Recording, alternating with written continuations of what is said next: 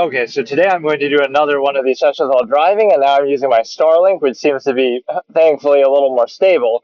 Even though it's raining, even though it's cloudy, it still seems to be pretty good. The only issue is my battery that I use for it, I've charged up to 100%, the battery bank, power bank, but that only lasts like 2 hours at full percentage. So I can only do this for like 2 hours at most if I wanted to. So that's, in the long run, that might be an issue. I'm surprised it lasts that short, and it takes like 12 hours to charge. I got to charge it overnight, but no, that thing burns out fast, or this thing's very energy consumptive. So that's okay. That's a trade off, and it seems to be relatively stable. And so what I have now is the consideration that we're going to try to actually get into doing this, which I've been trying to do for a while, but now it's easier to take it seriously if I don't have to worry about constant crashes and stuff. The only crash I might have to worry about is if I crash in real life in my car because I'm driving, but whatever. It doesn't matter. Like, there's some fallacy with that. Like, oh, it might be distracting, but it's really not. Like, it's like you're talking on the phone or you're talking to somebody next to you, right? It's not requiring you to do anything, right? That, whatever. You're not like texting or something. So, yeah, let's go. Episode one, we did what all did we discuss? The social contrivance. So now, episode two, we're going to discuss emotion and bypassing critical thinking and logic and reason. So again, these are all things I discussed in my old debate format, which you probably wouldn't know about because it wasn't that big, and obviously I didn't save a lot of it from there. So let's just establish the premise and the framework. So human beings are animals, which is not a negative, right? This is sort of the ego framing fallacy that goes into it. Human beings are animals, right? And the only thing that separates us from animals is what? We can do it as a multiple choice question: A, B, C, or D. A, the heart; B, the soul; C, emotion; or D, the mind or self awareness level of intelligence, right? So it's actually D, despite all those other fallacies. There's no such thing as the soul, right? We just attribute that to other things that we manifest in our mind. The heart, animals have hearts too, but the way we mean it, kind of in terms of emotion, otherwise, right? So none of those things are actually applicable. What actually defines a human being and separates us from animals is our ability to think, our self awareness, our level of intelligence, right? All of that. So it's all about the mind, not about emotion, not about the heart. That's actually what defines us. So you should be weary and skeptical of a society or any power structure that tries to undermine that, that tries to trick you into believing in something else, right?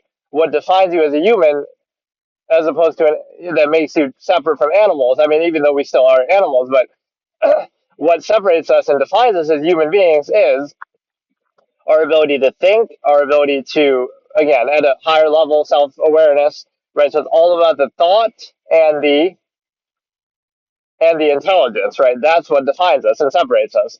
So it's not the ego, it's not emotion, it's not the soul, it's not morality, it's none of that, right? Those things can be a product then of, well, like morality can be a product of that. Okay, now we set rules and we make laws based, again, with our intelligence, we come up with all this, that's fine, but that's still a functional basis. That's not actually what does it, right? It's all about, again, the self awareness. So there's this attack on the mind and this attack on thought. So you always have to be weary of that. Why would society tell you that thinking too much is bad? Oh, you can't think. That's horrible. Like if you're alone, right? If you're alone a lot, oh, that'll drive you crazy. But really, it just gives you time to think outside of the inhibitions of contrivance. So now, oh, now you might see the flaws of it and not go along with it, and see the contradictions of society. So you should be able to think as much as you want, and it should hold up to it. Otherwise, it's not a sound process, right? So you see a lot of this being skirted and cheated in society in general, not any specific one, but just so you see in every era of human history, there's a way to sort of bypass thought, right? That's what a false absolute is about.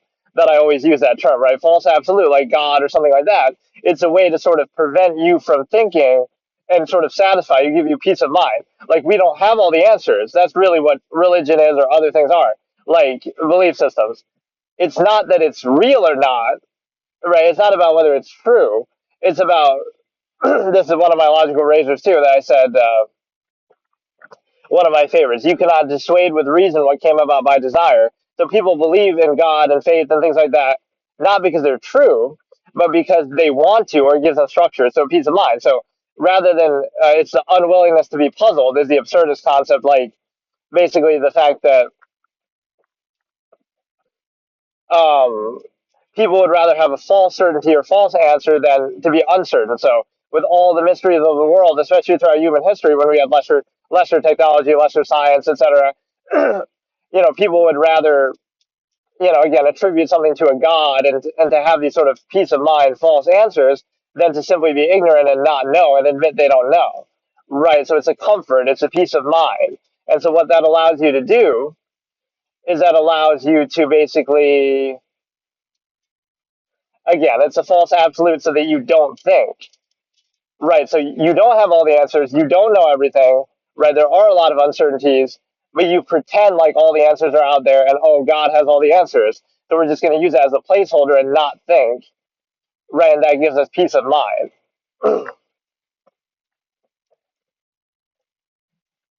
which is why I heavily criticize that aspect of it, because then you're sort of just in this very controlled, subversive state where you just kind of defer to this unseen authority. But what are the chances that overlaps with society and overlaps with power structure in place? It'd be one thing, okay, you're out in the jungle and you're living off the land by yourself. Right now you believe in some spirituality. Okay, that's fine. That gives you structure. But when it's exploited for, which it is largely done, especially through our history, right now it's exploited for that. It's exploited for the to control you and to achieve certain subjective ends. One of the best phrases I have for that is, again, peasants working for promises of heaven. So you have the priests sitting up in in their lofty place, eating nice food, all this kind of thing, and you're struggling in the fields and you're working like a slave almost, and you're doing it because, oh, but God will reward me and God this and God that. But if there was no God, then what would you do? You would hold it accountable in this lifetime. You wouldn't be so willing to put up with all that. So,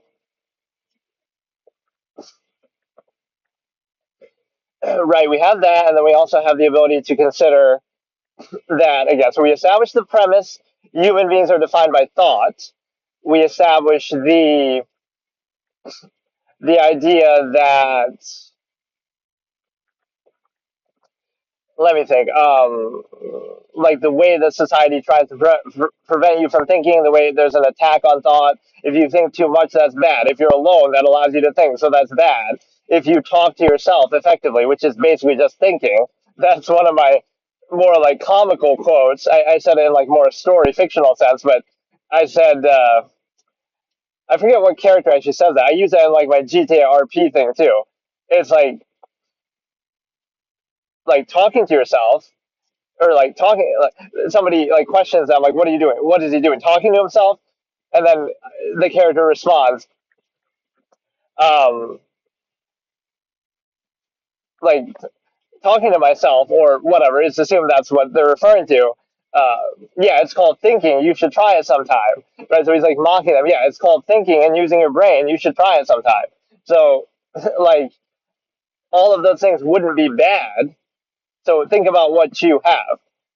You have this objective mind that's capable of infinite objective thought and consideration, in contrast to the limited physical state that you're in, right? Your limited physical body, your myopic senses, five senses, and whatever's in front of you, versus your infinite objective mind that can think about anything at any time, regardless of what's in your physical state. So those two are separate. So the question is, do you reduce the mind to the body and say, like, okay, I'm only going to think in terms of what's in front of me in my limited myopic senses and physical state?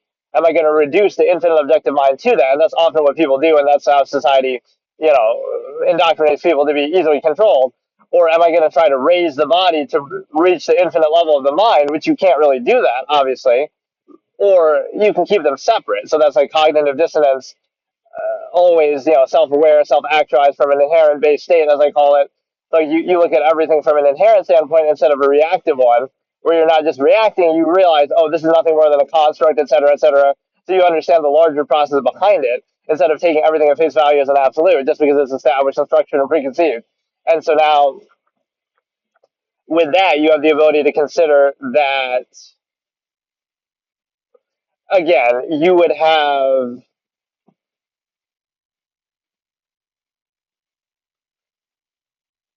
I better check the mic sometimes because I don't know why sometimes it'll just mute on its own. Right, like right, like it seems to be working here, but I don't know. I hate that. That ruined my little horror movie tier list. So I had to do it again. So my point is that again, be weary of a society or a power structure that tells you thinking is bad, thinking is the enemy. So distract yourself with what I call folly, favoritism, entertainment, escapism. Just occupy yourself with some functionalism, half-mass zero sum means. Distract. Keep yourself in a constant contrivance state through social contrivance where you're always distracted and like using the lowest form of thought, which is speech, right, reduced into a lowest common denominator in a collective social contrivance sense, instead of thinking freely and objectively, right, always be reactive. So why would any of that be necessary? You should be able to think as much as you want, and it should hold up to that. And if it doesn't, that shows you a deficiency of the contrivance state or something that you're doing. And so what happens is you can't fall for the trap either. Don't fall for the trap of being convinced that thinking is bad, right? Oh, talking to yourself is bad, or thinking is bad, or using your brain is bad, being objective is bad, being smart, or not even smart, but like thoughtful and thinking about everything in detail. Like, oh, that must mean you're slow or you're stupid. Like, you don't understand this process that's absolute, even though it's not absolute, and you're kind of aware of the larger process. You have some inhibition. It's not absolute. You're holding it accountable, right? It's not about like failure to achieve a false absolute. It's that it's not absolute. So you have some inhibition there. Be weary also of the fact that again, it's a process that needs to censor reality.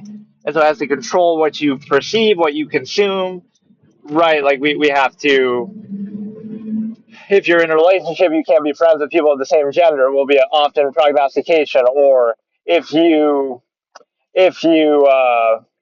I don't know, certain things you can't consume in the media. You can't, things will be censored, or in a broader sense, like, I don't know, just like all the perceptions have to be controlled. Everything has to be curated for you, basically, right? Why should that be necessary? You should be able to see everything and then determine for yourself, right? So there's all these steps of subverting thought. So be weary of that. You have to be weary of, again, that thinking is bad, that thinking is the enemy, and that again, like a contrivance state is absolute and unquestionable, even though it achieves that state, that appearance, by bypassing critical thinking rather than satisfying it. So a good example is indoctrination in youth, right? Why would this be necessary if society is a sound process? Why would you need to, from a young age, before people can even think for themselves, right? When people are really young, we have to indoctrinate them to our societal standards, and therefore they're not able to critically think about it.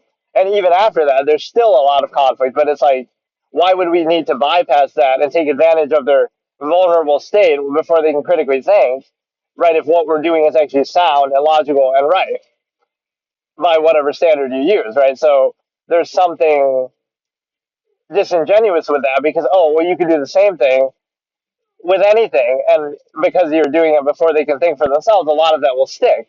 That's why you see a lot of leaders like World War II Germany. There was this group called the Blank Youth, which I won't even say, but like they try to get you when you're young. So it doesn't matter whether you think, oh, our process is more benevolent.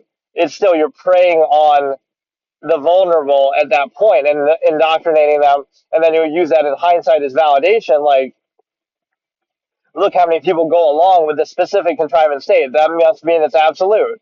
But by that same process, it was never held accountable, right? People aren't doing that because they thought about it critically and came to a conclusion. They're doing it because they were indoctrinated before they were old enough to think for themselves, and then they just kind of go along with it. Or if they don't, then they're sort of held in check and punished by the contrivance state. Like, oh, look at you being so rebellious and defiant to this thing, to this contrivance state that you didn't choose, that you were indoctrinated into, before you had any ability to critically think, right? But now, oh, now you're being defiant. Like, you never chose it in the first place. So, and now you're finally holding it accountable, but oh, we can't have that. You can't hold contrivance state accountable because then it'll be invalidated or revealed as arbitrary, interchangeable, specify. You wouldn't be able to specify. You could do count, even if you say, okay, here's a criteria, like, oh, it's functional and it works. But so, okay, so if we have a different structure that's more functional and more productive, then there you go. Like, there's no, right, it's not an absolute then. It's constantly accountable, constantly changing. So all it would take to invalidate that then, based on whatever pretense or standard there is, right, would be, okay, it's based on productivity, but then you could be more productive. So then does that validate you? Or, whatever the criteria is. So you have to create that. There's a lot of that fallacy to do with what I call the false inherent contrivance response, that like you take this indoctrinated state that you're in after that exposure to society and indoctrination in youth and the result, and now you look at it like, oh, this is how people naturally are. This is absolute. Of course, this is the way things are meant to be. Instead of you realize, no, it's an artificial created state. Now, whether it should be that way, whether that's, that can be questioned, but no, you should acknowledge the inherent man. This was a pretty key term, too, in that format. Like, inherent man, how we would be naturally in nature, right? What is our natural state versus what we're trained into being by society. Now we can understand the difference and make sure, okay, that we're actually agreeing with what we've been created, like how we've been indoctrinated, instead of just, oh, blindly accepting it. No, go back to the inherent state and then decide for yourself what actually has a logical basis, when and how and why.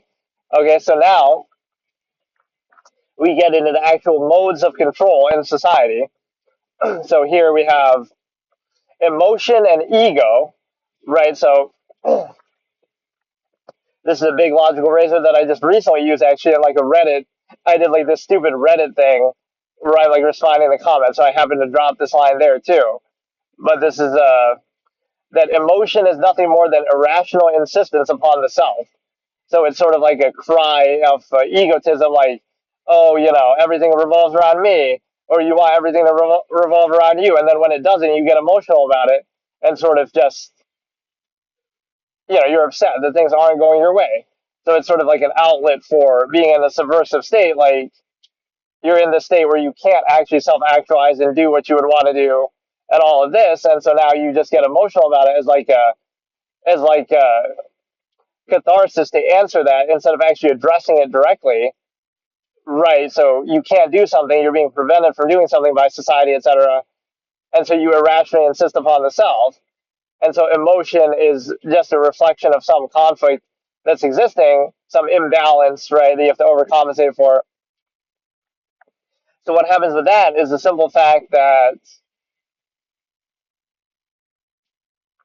again, emotion is nothing more than irrational insistence upon the self. It doesn't serve a purpose, right? If you want to do something logical, productive, functional, then just do it. Or if you can't do it, then don't do it. But it doesn't serve any purpose to get emotional about it, right? So even to best achieve your own self-interest, it would be logical still, it would be best and most productive still not to be emotional, right? Either you do what you're trying to do, whatever your intention is, whatever the desire is, you either do it in your self-interest or you don't.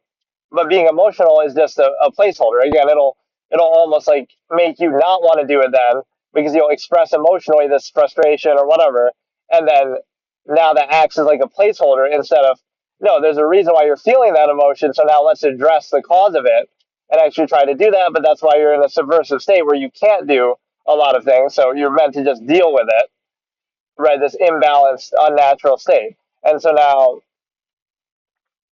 what happens with emotion is the fact that, again, emotion is rational insistence upon the self.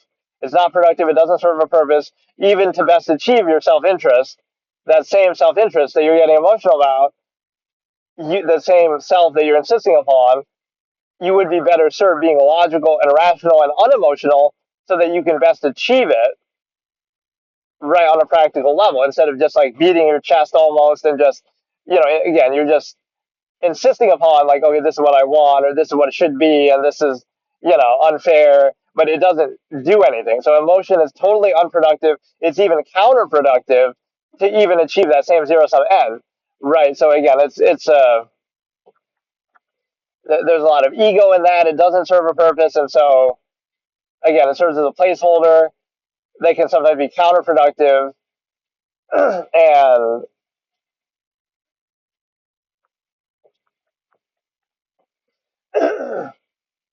so it's a similar concept like with objectivity, right?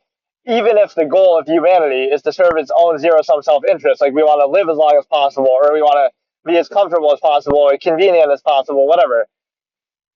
What's important with that is don't, just because you want something to be the case doesn't mean you should pretend it is. So it's like, oh, there's an afterlife and people live forever, and there's heaven and this magical place, and all these wonderful things.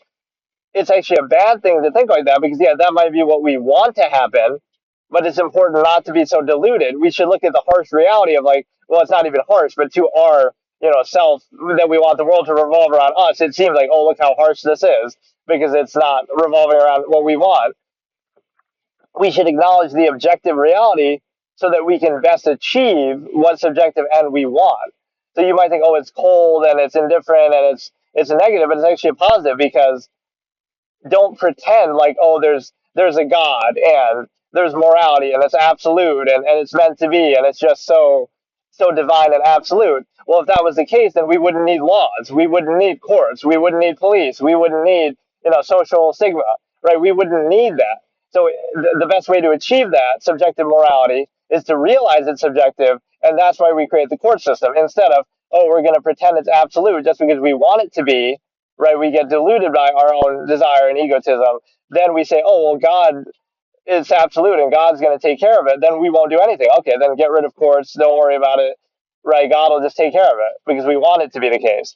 So realize it isn't so that you can make it so on the subjective level, right? So that's where being objective to achieve a subjective end is actually a very rational basis. And so even to best achieve your own, again, subjective zero sum self interest, you would be better suited not looking at it from that framework, like, oh, I'm looking at it, the way I want to be, the way I want to see it, because that's how I want it to be. But then you're going to delude yourself, and it'll mess things up, because now you're not looking at reality and figuring out how to best deal with it. You have to resist that temptation again to go for what you want to believe, right? See what actually is true, and now you can try to make it what you want, instead of pretending it already is that way, and then you won't do anything. And then the next part is the egotism.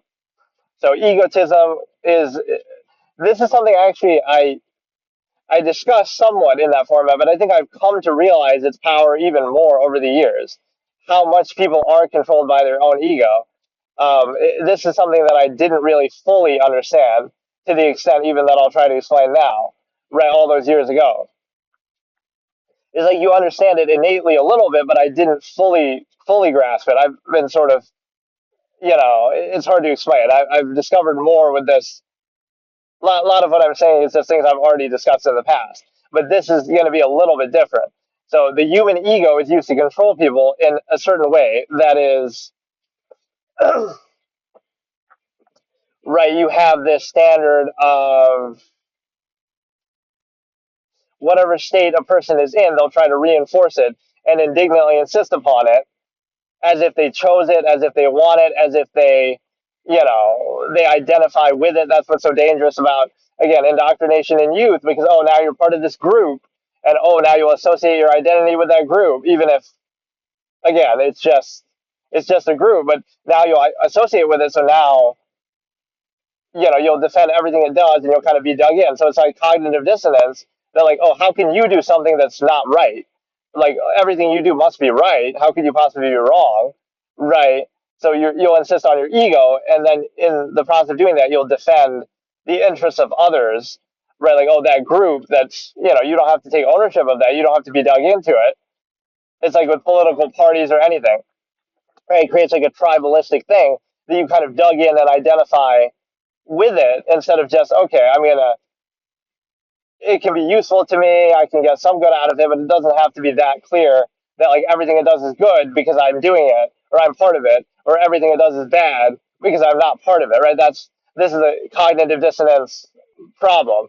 Right? If a person does something, or they're part of a group, or they're part of society, or whatever certain structures, that must mean it's perfect and unquestionable. Because how could they possibly do something that isn't perfect and isn't right? Right? How could they doubt themselves or have that? But it,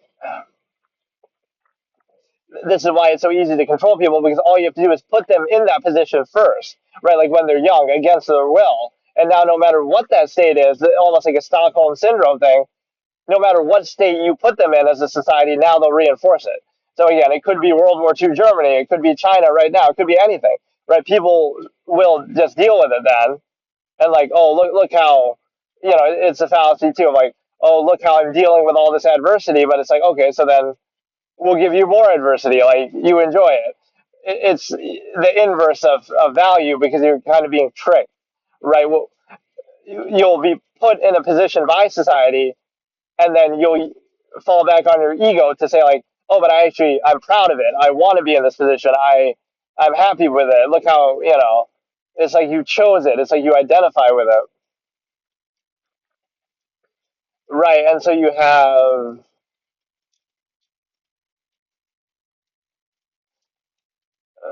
you get people in groups, and it's easy to control them. They'll kind of dig in and like not be nuanced or objective. It'll be like, oh, I'm on this one side. I'm part of this group, so that's it. I'm just everything this group does is perfect. Everything everybody else does is wrong, right? Instead of some nuance, like I'm actually going to have a standard and say, well, this one thing is good. This other thing could be improved. We're going to have a little bit of nuance and self awareness and self reflection and objectivity, right? That's hard for people to do, and it creates like this infinite variable of options then. Well, if it's not perfect, then you could do something else that's more in line with this, and then that's not going to be perfect either. It's inconsistent. So, right. So people want to believe that everything they do is absolute. So they indignantly insist upon their state, whatever it is, that you can control them by sort of putting them in that state in the first place. Right. So by the time they're old enough to think for themselves, oh, now they're already in this state. So now they'll indignantly insist upon it as though they chose it, as though they want it, as though they identify with it, they associate with it, even though they didn't choose it in the first place. You get this even with certain things like at birth, right? Like again, this absolutist who sees through, absolutist philosophy sees through all these superficial things. So there'll be like pride, right? Pride in a person's country. Well, the only reason why you are proud of your country is because you happen to be born there, you happen to live there, which you didn't necessarily choose. Especially, I guess, if you move there, you could choose where you live, but like you're just born there, so now you are proud of it just because of that. So that means that by that same arbitrary basis, it's interchangeable, because if you were born somewhere else, you would have been proud of that. So it's again, you're proud of wherever you live just because you live there. So it's a non-basic self, ego, right? There's no actual criteria. You're not saying, oh, I love this country because of blank reason, this reason, that reason. It's all secondary to, oh, you love it because you live there. So if you live somewhere else, you would love that. So you're just insisting upon your ego and yourself, right? And that which is nearest to you, the nearest postulant. There's also the ignorance insistence, where like, oh, I've never heard of that kind of fallacy, or defining everything by your own limited myopic worldview, in the sense that your limited perception is used as like some special credible basis, even if it's so myopic and such a small fraction of the collective human capacity of knowledge that we have. So it's one thing like, okay, your perception is limited. That's understandable. Everyone's is, right? But it's another thing to treat that in special regard. Like, so anything you're familiar with is more valuable because you're familiar with it. Anything that you're not is less valuable. There's no actual criteria being used there. It's just you're insisting upon your own ignorance, basically. That like, okay, whatever I don't know, I'm gonna pretend isn't valuable, and then anything I know is valuable. You also have that non-choice reaction basis, indignant insistence with respect to race. You know what I just remembered? The first time I discussed this, I think I was playing something on stream. I just remember it. I associate this discussion with that. The non-choice react. I was like playing Majora's Mask or some shit. I don't know why I remember that. And I'm walking like up and down in town, like by the guy, by the banker guy or something.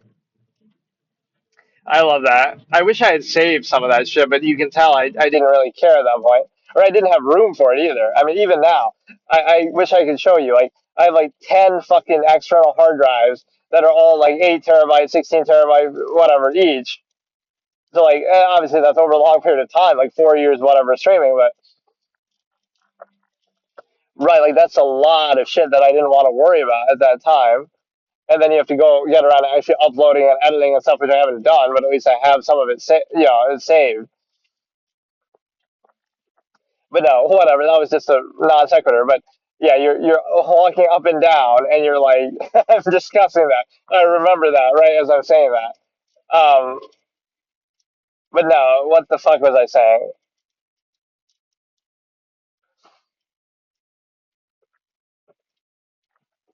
Yeah, like non-choice reaction of race. So like you're proud of your race, and I get the false duality of this too. Like, oh, you feel like maybe this race has been mistreated throughout history, etc. So therefore, you're trying to like overcorrect and take pride in it, but that's still falling into the same trap.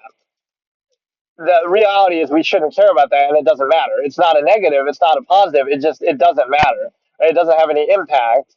Absolutists would be more like not for like moral gratification, like oh look, we view as everybody as equal, and look how righteous we are. No, it'd be more like for cynical reasons. I always use this example.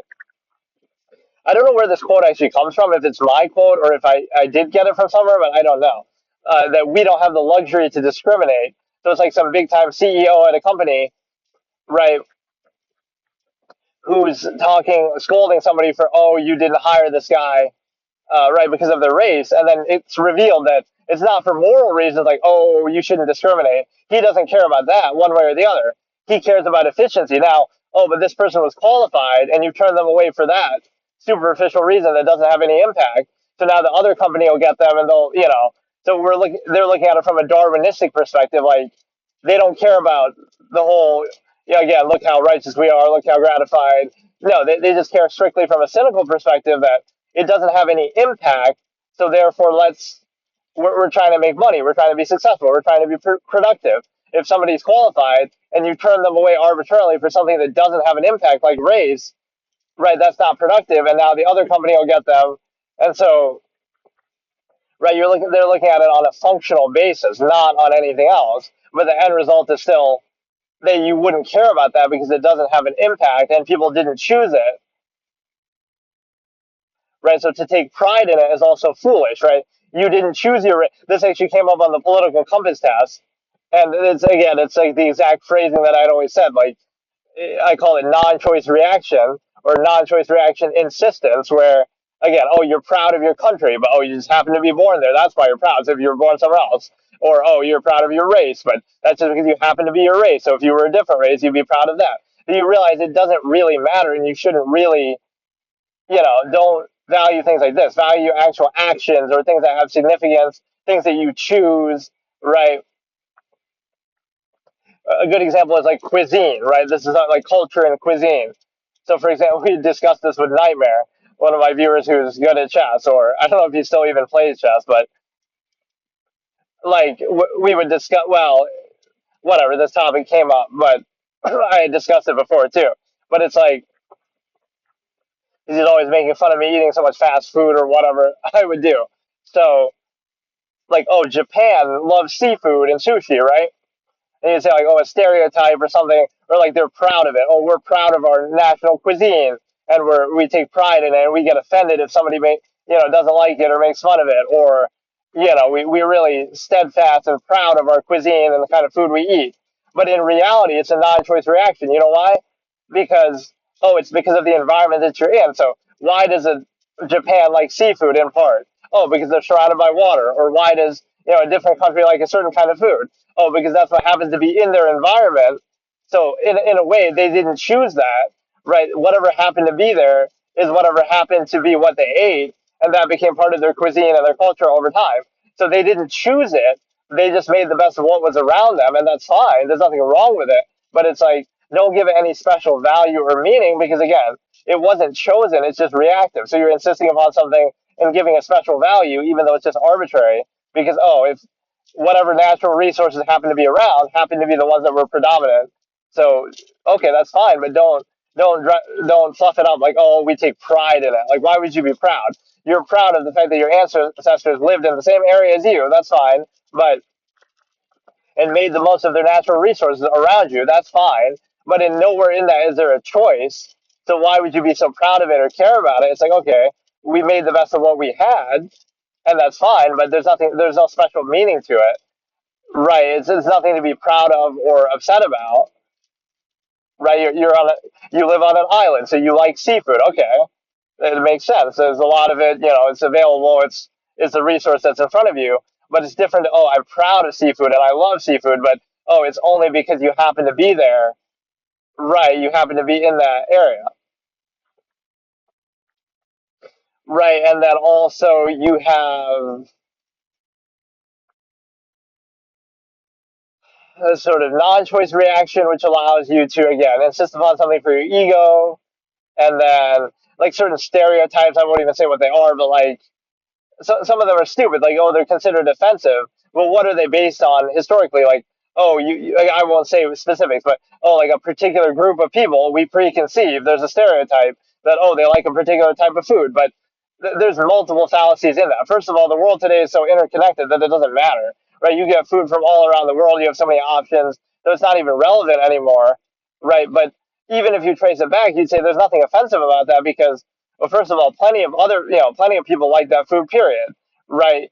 So you say, oh, this certain type of food, but billions of people might like that food of all different, doesn't matter, all different kinds. And again, there's nothing wrong with liking a type of food. So I don't see what's offensive. It can be, it's a stereotype, but if you trace it back far enough, you'll say, oh, why does this group like this type of food necessarily?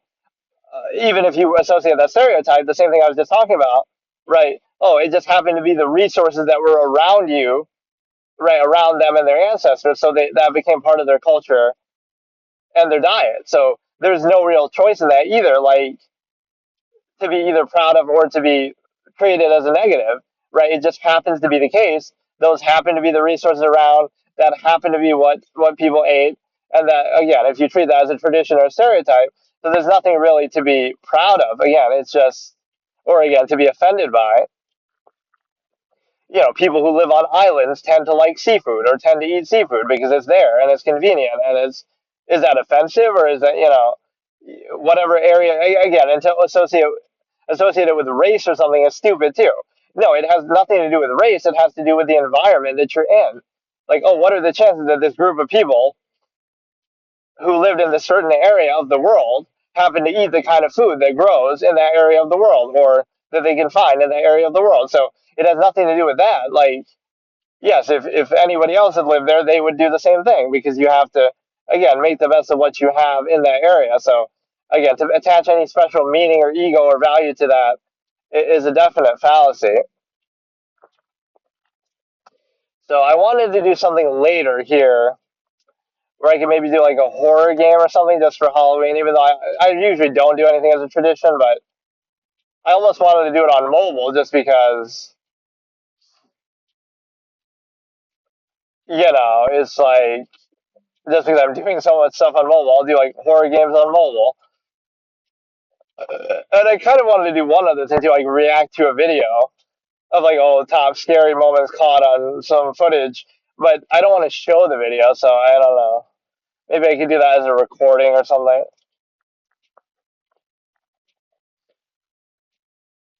But yeah, that was a good discussion. So again, emotion and ego, be weary of those things that you're controlled by or that you define yourself by that you don't choose in the first place. Let's segue into a superficiality protest that I talked about, where again, people often define themselves by things that don't have an impact. So, for example, in a subversive society, everything meaningful is controlled, right? And so you can't do anything about it, or your ability to do anything with or about it is limited. So, what do people do? They get passionate and focus on as an outlet, like things that don't matter, like sports or entertainment, or again, even they define themselves and take pride in their identity by like, oh, what kind of music do you like, or what kind of, you wear certain shirts or logos or fashion, or you have certain piercings and tattoos and all that. That's a form of expression, but it's subversive in nature in this sense that you focus on and care about and express yourself in all those ways that don't have any impact, that aren't significant to your life. They're just superficial, right? Non impactful, as if to make up for and overcompensate and serve as a placeholder for all the things that you don't have a choice in, right? So all the meaningful, important things are controlled, but you focus on, or what you're left with is to overcompensate with all the things that don't matter. So sure, get as many tattoos as you want. Doesn't do anything. Doesn't improve your life. Doesn't have any impact. Get as many piercings. Get as many. Get as much jewelry, clothing, logos. Different T-shirts, different your band, your music, your entertainment. None of that actually has a meaningful impact in your life, but you define yourself, or people take pride in that because all the other significant areas are covered or controlled or monopolized, so you can't have much of an impact there. So you instead have to do it this way. So it serves sort of as an overcompensation. So, right, like you're trying to fill a void or do something, but again, as much pride as people might take in stuff like that, they don't. Not only does it not have an impact, but again, it serves as like a placeholder for if they didn't do that, now they'd feel more accountable that they have to do something actually significant. Right, but then they sort of satisfy or distract that urge by saying, "Okay, we're going to care about the superficial level because of that basis." I had actually presented that like as a whole book. That's what I called it. That's why I said superficiality protest. Like I'd written it like a mock book where you're like going into society and showing like all the superficial things that are valued and why not only are they not good, but they're actually bad because again of what I was just saying, like the placeholder effect. And so like take away all that, pretend society's a nudist colony and everybody's at peace with their natural physical state, and it's not a stigma, they're not controlled by the stimuli acme, the natural body is just treated as such, it's no big deal, everyone's at peace with themselves and their state, and you don't care about superficial things like clothing and overcompensations like that. Now you would have to focus on something of actual significance, or you would treat everything as a baseline and let it speak for itself. Right, so imagine that society again, nudist colony, neutral, minimalistic. Right. Now you don't have to hide. You don't have to overcompensate. You don't have to be at an imbalanced state where you have to censor reality. That's another use of that term. Like, oh, the naked, again, it doesn't matter, but the natural inherent state of a person, their body, it's treated as some fringe, big deal. Like, oh no, we saw this celebrity little thing on, the expression I use here is repression leads to obsession because society represses and restricts that. Like we try to kind of control that. Now people obsess over it. So, oh, we saw this bra strap of this celebrity, or we saw this little slip of their bra, or whatever. Right? We see a little cleavage. We obsess over these things as a society, when really, oh, it's just a natural part of the body. It's just that everybody has those parts. Like it's just a natural thing, but we obsess over it because we restrict it. So now it becomes like some big deal when really it's just a normal, natural part of life. So right? That's the key operative phrase: is repression leads to obsession. Instead of, oh, it's just a normal, natural thing, so it's no big deal. That would be the way that we look at it. Right? That's a good logical razor as well. And that's why I have like a million of these. So I feel bad for not having kind of cataloged them a little better. I guess I don't even care. Like, oh, if somebody steals it, that's not. Oh shit.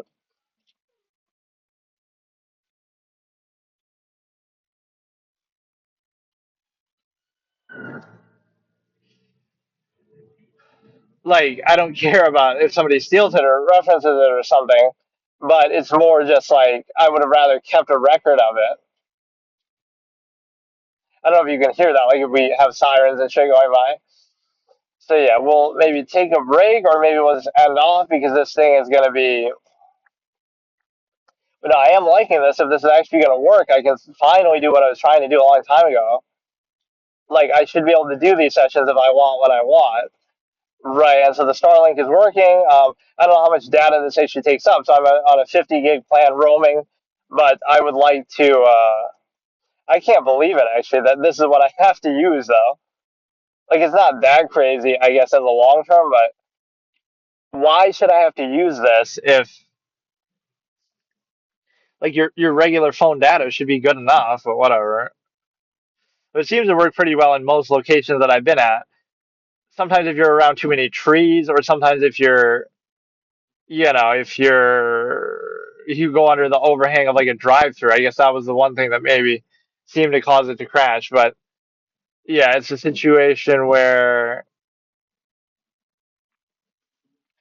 okay, so that was episode two. Again, these aren't going to be the most organized yet, but a lot of good little tidbits from the past. And again, the real difference with this is this time I'm not going to make the same mistake. I am going to upload these to YouTube in some form, even if it, again, the visual of this is not exactly compelling.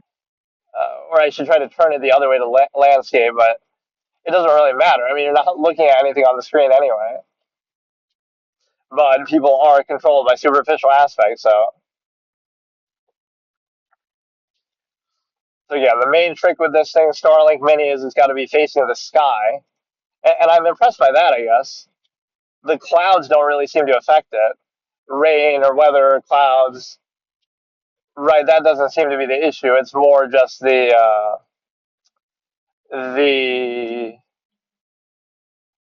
whether there's just a clear path, like physical objects in the way. So like, what if a plane goes overhead? Could that fuck it up, or like anything in the way?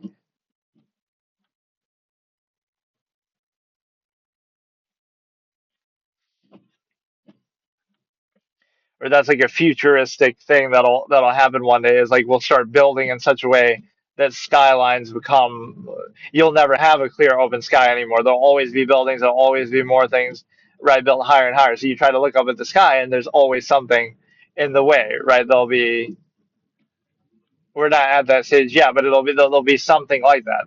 There'll be certain advertisements in the sky, there'll be certain, technology, things like that. There'll be certain, I don't know, just the structures, right? Because it's so much empty, open, free space that's not being used. So it feels like that's the way. Those are the two unexplored frontiers. The deep ocean, right? The depths of the ocean, those are sort of untapped, and there's a lot of potential there. And also the sky, and then also obviously space. So yeah, let me try to figure out what we want to do here. Again, that battery is probably at 50%. That's crazy, man. Or oh, I guess it held up a little better than that. It's still saying 2 hours and it's like 80%. So even though that was like probably 40 minutes, so maybe it was whatever. It keeps fluctuating, but it is a bit of a power guzzler, this thing, which is fine, but you would need like a little backup one or just a stronger one. It's not like I'm intending to do these for super long anyway, right now, but I'm just saying if I wanted to do one like all day, right, I should be able to without having to end off or switch, or I could like switch to mobile data for a second and then it shouldn't crash, and then switch to another battery, not a battery, but the power bank.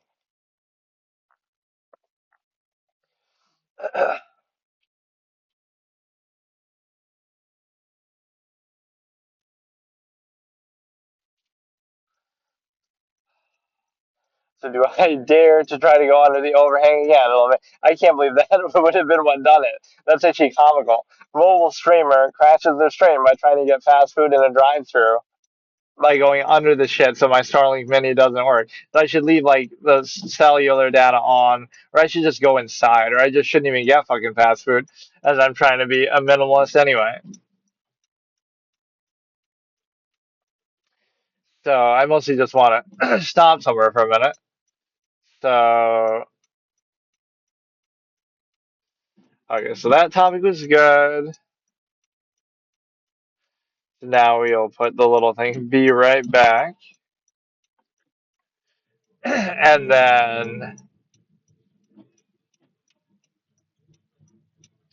The main difference is, right, again, with the cult of personality aspect that happens so much, is that you would basically be in a position to, um, right, if you show your face or something where you are, or stuff like that, people would actually care about that, or that would actually have some value to it. Let me compare one thing. Like, okay, so this is on the. It shows the Bluetooth icon because I'm using the Bluetooth headphone, even though I'm not trying to use it as a mic. So now if I put that away, let me compare how this sounds between the mic now, right, with apparently the Bluetooth messing it up. Maybe that's why I muted because the battery disconnected on that. I put that away. Now, how does it sound on this, right? That could be the fluctuation. So, okay, we'll end there, I guess, and then this is kind of what I want to do. If I'm driving or something, I can do these little bite-sized sessions.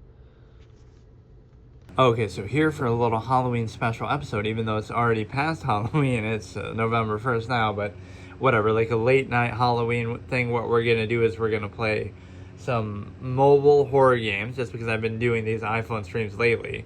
Otherwise, I was thinking I could do something on PS5 or something else, but I feel like this kind of fits because we've been doing this series anyway. Like, there's a bunch of random stuff on iPhone, so it seems fitting. So we'll look for some mobile horror games, and we'll do them as permadeath as well, like I've been doing with a lot of these. So it's like if I die or whatever, reach some sort of failure state, then I can't play it anymore and I have to move on to the next one.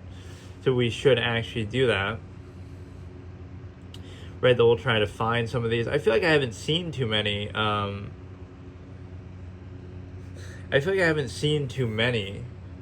Horror games, actually.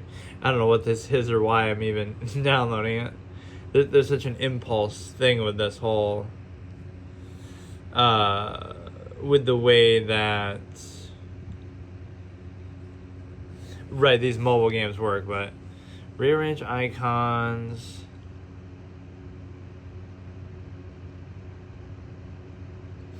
So some of these I kind of want to separate, or I want to put in the little box on the side here, which I can't do. Right, we keep making that one bigger, and then we do this. I don't remember even downloading this, or I guess I just maybe misclicked it just now. So yeah, what could be more terrifying than this? Like, I'm not the type to really get scared. Maybe I'm desensitized, but you would think it'd be advertising, actually. Like, okay, show us some horror games for Halloween. There's no reference to it. Yeah, let's see if we actually get scared by a mobile game, no less. Like, yeah, we'll treat it as permadeath. We're obviously doing it on mobile. Yeah, well, Immortal doesn't really count. Oh, this one I guess I did download. I don't want to do ones necessarily that are on PC, though. Eyes, Horror, and Co-op. Like Granny, I know, is on PC. Playdead's Inside. Is that really even a horror game, though?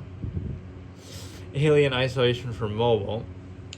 Hello Neighbor. I remember playing a little bit of that, but then I forget what really happened with it.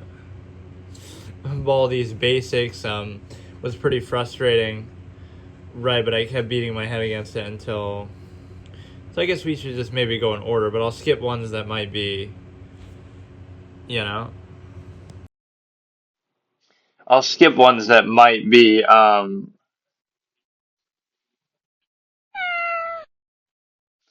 PC, or that I feel like would be better played that way. So let's just try this. This one I guess I did already have downloaded for whatever reason. Current Night 1.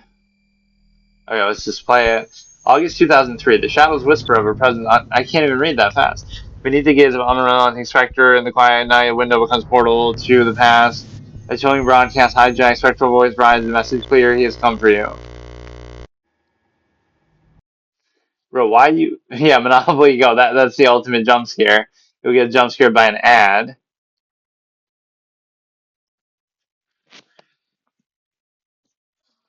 I love this feeling. This is like turning Monopoly into Mario Kart or some shit, Mario Party. But no, like these late advertising things, like, oh, Halloween's already over, so now, right, you'll still see all these ads. Right, I hate how it's, it's one thing if you get an ad, but it's so pervasive. Like, you just ruined my immersion for this whole thing. Touch anywhere on the screen to move the camera. Touch anywhere to move. Your goal is to survive. Can you? I doubt. Okay. Basically, you're like one of my viewers who watches. Somebody seems to be knocking. You better check it out. What if I don't want to, though? Wait, the movement alone is super awkward. Like, right? I love that feature in games of just the auto opening doors. Like, they all have a gravitational pull. Father, good evening, my child. I sense a dark presence in your home. Do you feel it too? I mean, maybe the fact that you just jerked in like that was really is that really a worthy jump scare? Like, that's my problem with the whole horror genre. Is that, like, it goes for all these cheap shots and there's no deeper meaning or theme to it. That's what I was saying in like my movie review assessment. Like, why I criticize, or I like this. Like, I'll do this for like 10 minutes. I'll be talking here, assuming it's paused, but then something will actually be going on and I'll die when I'm like monologuing. But what I mean is they don't have like a deeper meaning or theme to them, right? Like, think even of your favorite horror movies or some of the best ones ever, right? Like Halloween or whatever. What's the deeper theme to it? Like, okay, Michael Myers is evil and he wants to kill people, and that's it. Like, okay, there's nothing more to it, right? Some of them at least try to do something more, like, you know, the Signs, M. Night Shyamalan, Mel Gibson loses his faith, he tries to get it back, kind of, that conflict. The Exorcist is like that too. Um, there was something I had just thought of that I wanted to say, but I forgot. Oh yeah, like there's one thing I can't help. I hate to interrupt, but um, this game that scammed everybody, right? Wait, why isn't this playing the sound anymore? This game that scammed everybody, that it was on Kickstarter and then people donate and then it was never made, and not only was it never made, but the same studio made a different game, like Welcome to the Game, instead, probably partly with the money that they made from that. Like, it's still not out, probably after all these years. You'll be waiting for this shit for the rest of your life, like as if you were 32,000. Like, I don't get it. I don't understand. 15 strangers. Or maybe I should actually play this. I mean, it's not going to be on mobile, but early concept demo build.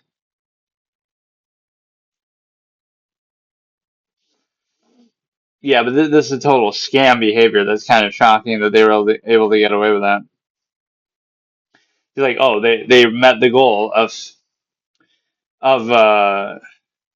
15 strangers, but does that mean they actually have them, or they're, oh, we'll just eventually do it? Like, I don't get it. Is it ever out? That's truly the most terrifying thing of all, that you would be you get fucking scammed. Like, both this and even the forest, how it stayed in beta for so long. Um, what was the horror game in 1999? Silent Hill, Rise with Strangers TV movie. I doubt that's related. I just don't get it. Like, you can't even get a straight answer. Is it out or not? Like, how do you even get it, or what?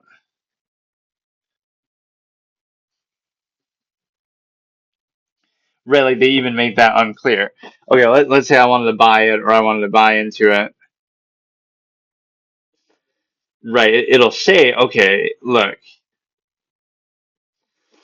$42,000, right? So 15 strangers. So that's their goal, but did they actually do it yet or not? Uh, if you're a YouTuber, please scroll down. Please watch the video, see our vision for the project. It's showing you all of them, but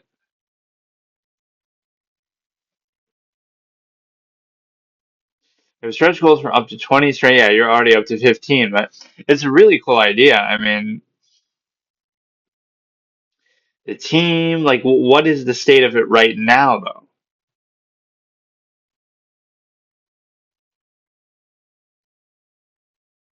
$50 reward. This is the biggest scam shit I've ever seen, and welcome to the game and other things could come under fire for it, too.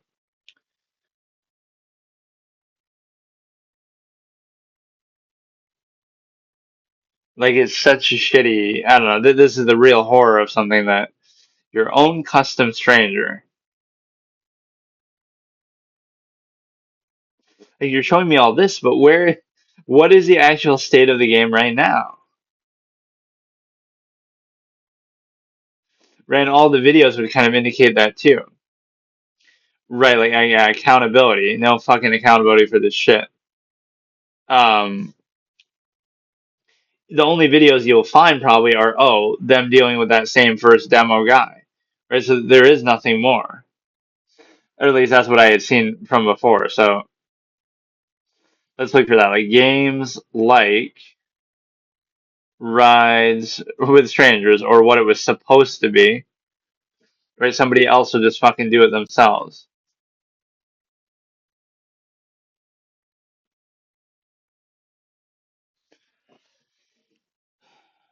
Games similar include Don't Chat with Strangers, Welcome, yeah, Welcome to the Game, made by the same fucking people. Um,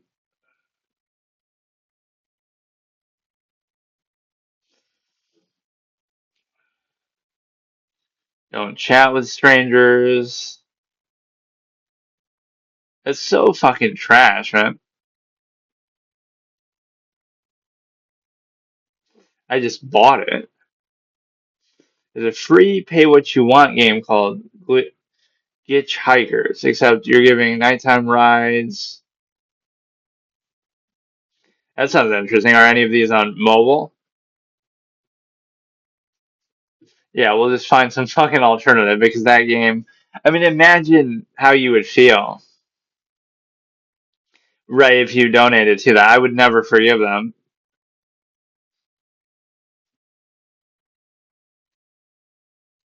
Not only do you not make it, but then you make something else basically, off the back of it.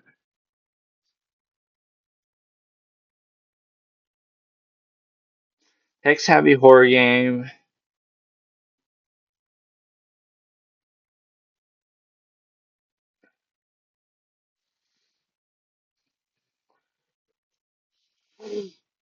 Don't chat with strangers. Horror hitchhiking rides with strangers is happening. What a fucking lie. It's not happening. It's never happening. 10 years later, it still didn't happen. Like, yeah, really, at what point do you get accountability for that? So they can just not do it and just keep the money and never make it? Rediscovering Faith, again, demo. Alternatives to rides with strangers.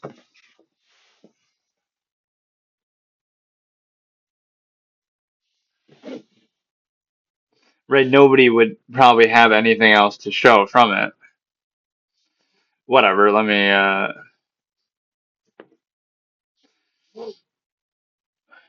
don't know, I just find that very upsetting. It's obviously not on here, but I would see maybe there'll be something similar. Oh, it's giving me actual apps. Okay, let's keep doing that. So the boiled one. And what would make this interesting is it is life or death. If I die, we don't get to restart. And a lot of these games are like that, where they're kind of one-off, little. You're meant to like do them over and over, and sometimes you get like almost hard locked. Like in Baldi's Basics is like that, where sometimes it feels like you can play it perfectly, and you know what I mean. You're just stuck. You can't actually do anything, right? You're just guaranteed to die. No, I don't feel anything, even if you do not feel it. The presence is real. What, like God? Is that what we're doing here? No accountability, false absolute. Stay cautious and keep a Bible close by. Trust in the Lord's protection. I don't believe you. I'm a cynic. You left too fast. Feed the cat, take a bath, clean the pool. Every day there'll be tasks you can do. Each task to make the bald one less angry and accelerate the night. Click any of the something. Okay. I mean, I didn't really mean to do that, but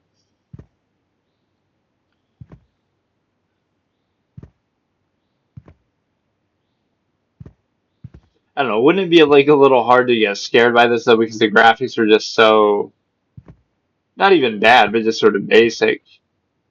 But yeah, horror games. I guess I don't like either horror games or horror movies because I feel like again they're like jump scare heavy. They're very not lacking in sort of redemptive qualities and anything. And the movement is so awkward that I'm not going to be able to even do anything. Right, like if something's chasing me or whatever, I can't do shit with this. If you keep that knife with you,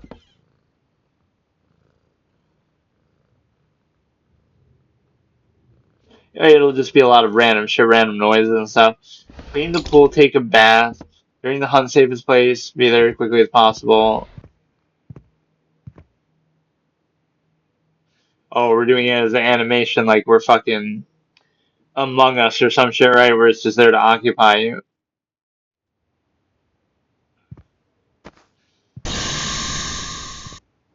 Okay. So, I mean, again, that's how it's going to be. Like, I didn't even do anything. I guess I'm just dilly-dallying, taking too long. You can still continue. Actually, I can't.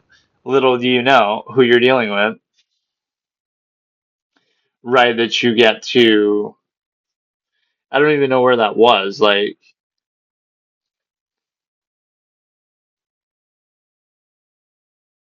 oh, it was in there. All right, we want to delete it.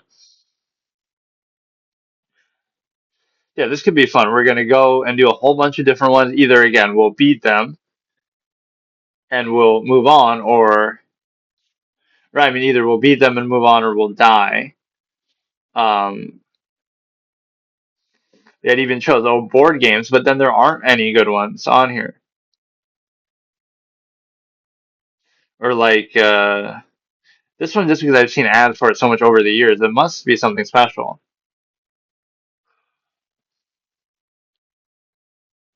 I'm not gonna do it now. I'm just saying. Monopoly, the board game, game of life. Still looks pretty interesting graphically. Board game brought to life. There's just so many interesting things on here. Honestly, like as much as I make fun of mobile gaming, there's something to it. Like treat it like the new Flash games, right? In the early 2000s, it's very hard to scroll sometimes off that side of the screen. Um, like the same way I would treat Flash games in the early 2000s, right? It wouldn't be the main thing that you would do, or it wouldn't be like, you're expecting the highest quality, but it's kind of like a fun little thing you do here and there in the background. And I have like one bar here, which I don't get. Is that based on my, that can't be related to my Ethernet, but I don't have any other, I'm not, I don't even have cellular on or Wi-Fi, so, right, I'm using Ethernet, so it shouldn't even matter. Ethernet adapter. Let me look for one. Yeah, yeah. Let me look for this.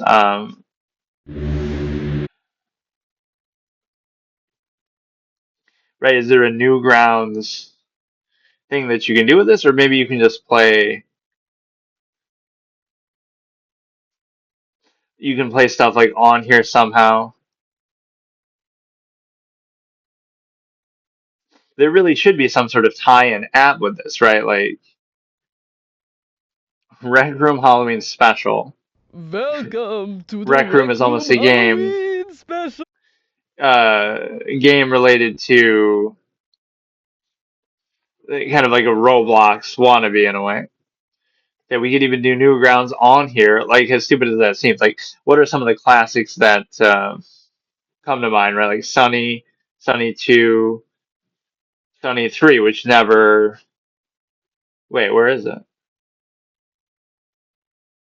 What are we? Mobile only. What does that mean? I mean, you should be able to still do it. What? How is it not compatible with your device? Like, what do you mean, dude? Or like Sunny? There's just certain things like I'm curious if they even work on here. What about like Thing was kind of cool. Or no, there's just tags. Um, that was a classic one of Bobo's Big Adventure. Like, let's test one more thing. If we can do, like, what if we try to do this? You should almost be able to, or there's gonna be some shit like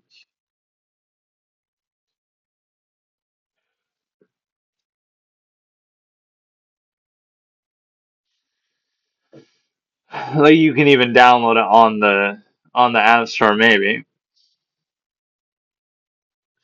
Right, like that just feels like a mobile worthy thing, but this will be a little more like the MMO. I don't know if the actual game is on here.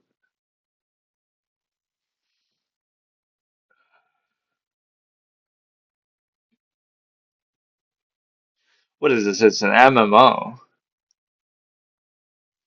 I've been playing a mobile MMO. The graphics style, that looks kind of cool. I'm just getting so distracted when I'm supposed to be looking um for the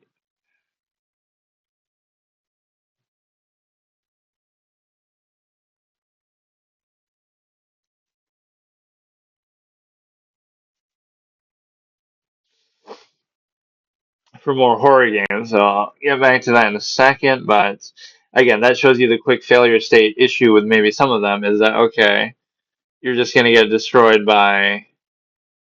I just love the sort of overload that this represents. Like, there's just so many things. It's like maybe no quality control, right? Quantity over quality. It's just kind of throwaway of an experience. And so now, one thing that was actually an issue is the volume of this seemed too low, or I mean too high.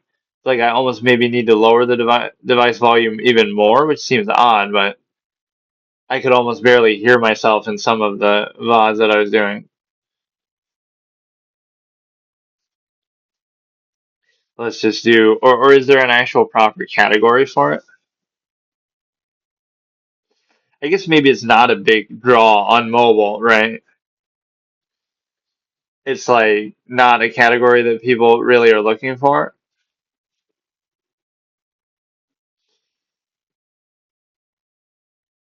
We have Rust at home, Rust at home. We'll just go in order of these. I'll skip Granny because again, I'm pretty positive that's on PC and it's just not something that I care about. Limbo even. How can that be free though? I thought that's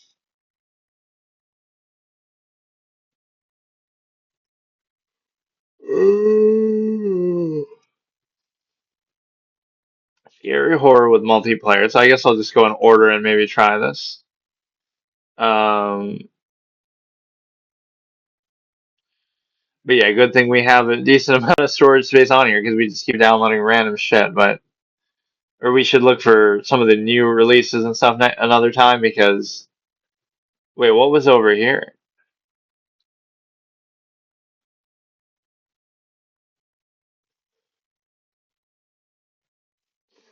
Wait, there was something next to Starlink. What happened to it?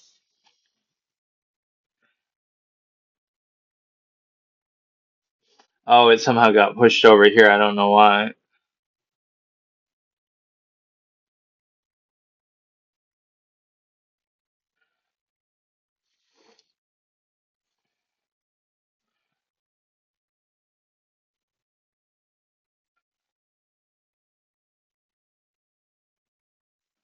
Fuck, that keeps happening. I'm probably never going to use this filter thing anyway, but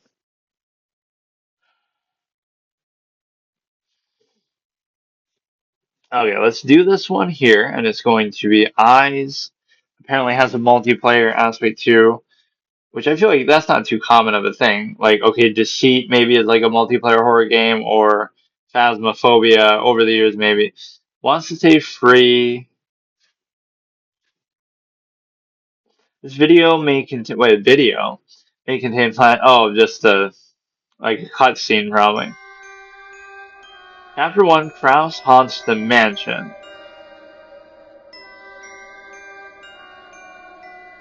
We should have to play it on the highest difficulty too. It almost makes it like stupid where, you would do it like, not that you're trying to die, but you're trying to do it high stakes as possible. Apparently the owner of this place, Mr. Miles, was a very rich man.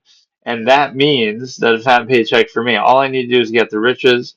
Man disappeared some time ago. Just one job and I'll be set. One day away from retirement type energy. Control the character using this. Okay. Of course, the controls on all these are kind of abysmal. Review the story in the journal. Many occult titles. Look how that stupid Dynamic Island 2 fucks up some even of the UI. Like, what even is that? Could be atmospheric and stuff too. Don't get me wrong, but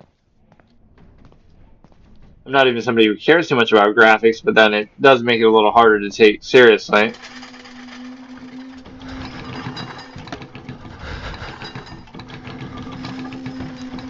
Whole place is off. How did you get even in here? Through the chimney or some shit? Like we were just standing here, so what the fuck?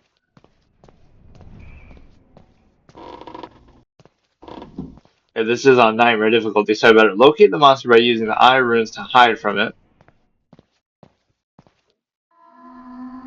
You never came, you promised.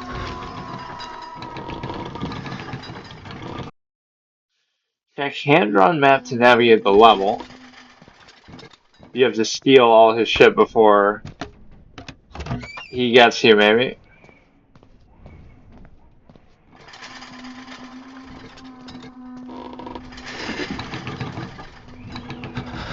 I have no idea how this really works. I mean, you get the eyes, and you get the. It almost makes it seem like I'm trolling it. Like, okay, I'm trying to get these to end as quickly as possible, but you know what I mean. Like, it'll be high risk, high reward. Like, if I can do it, fine. If not, I don't really care because we're just trying to get a variety of stuff in here. But let me try to. It will be on high difficulty again. I won't do inside. Kill It With Fire isn't really a horror game at all, and it was kind of boring, and there was like no high stakes to it. Or you know what game could kind of freak you out, if that's even on here? The grounded one where there's like big spiders and shit. Well, I like the graphic style of that one. Yeah, those kind of games could be pretty good on here. Like, oh, The Last Stand. Speaking of Flash games, like some sort of or there was this cool ad for something that I keep seeing. This is gonna turn into like some really long series actually for me, where I just delve into mobile shit, and it's actually not that bad. But one thing I'd like to do is get it to do it more in full screen. Like the landscape mode can kind of be. Oh God, Jesus Christ. What was it? It's like some sort of zombie survival thing. She's like a kawaii Japanese girl in the thing, in like a RV, and it's like driving through, and I don't know, it's like a cool ad the way they show it. And I might have actually gotten the wrong one of these. I was getting this to see, oh, the fake mobile game thing, but I don't know if this is the same one that I had gotten. Right, like this, it's Last Z survival shooter. It was like Last War that I got. Last War survival. That's three.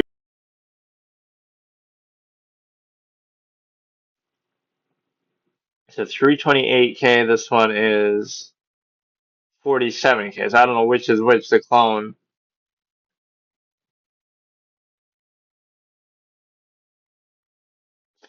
shooting gallery. I actually don't dislike that mechanic either. Right, that's not a terrible thing, but just rather than the numbers, I'd rather it be like just all power ups or something. But um, again, tower defense could work on here. It seems to have really good graphics. I'm just a sucker for graphic style. I want to see what that one was though.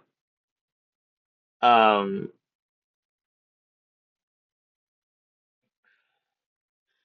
it's like yeah, again, that ad is somewhat avant-garde, artistic, or something weird. Like let me see if I can figure out what it is. I might have even taken a screenshot of it. It just is a pretty well shot trailer. Let me see.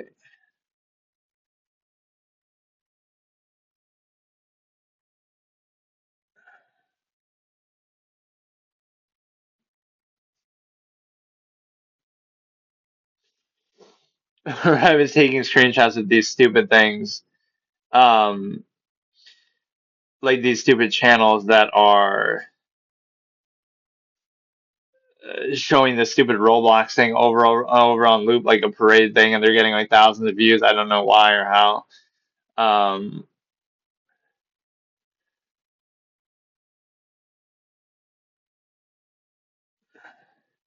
what the hell is it?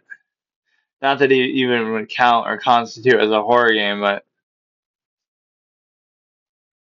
or now it'll be a fake ad. But I guess that doesn't even constitute what they're saying the gameplay is going to be. Right, zombie game mobile RV ad. Really, what is that? Keep getting ad for this game, but people are saying this is AI generated, and the game isn't actually like this.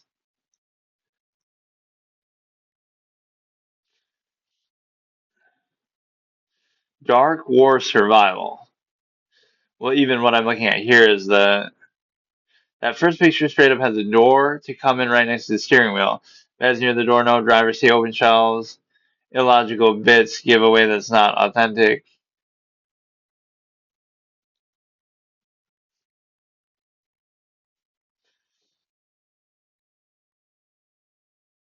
So zombie survival in an RV. I played that mobile ads game. So you have what is it? Dark War Survival. Yeah, there is some deceptive advertising. I might already even have it.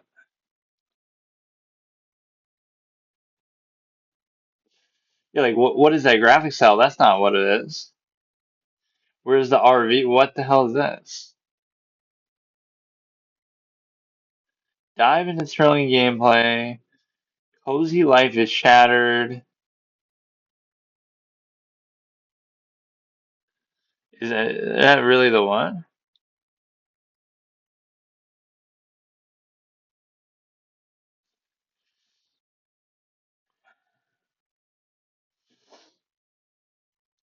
Or we could look for like survival type stuff on here.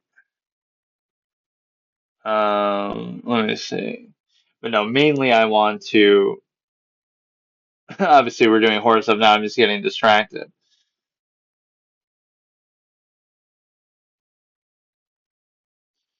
Whiteout Survival was a good example. Like those are the two examples I'll give, even if I didn't play enough of them to really say for sure.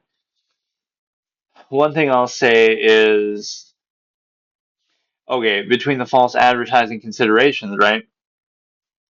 Whiteout Survival was completely false advertising from the perspective that it shows you in that little ad, the little mini game ad where you get to cut up the bears and get the meat and walk it back and cook it or whatever. So that doesn't seem like it's in the game at all. And I actually looked up even to that extent, right? That you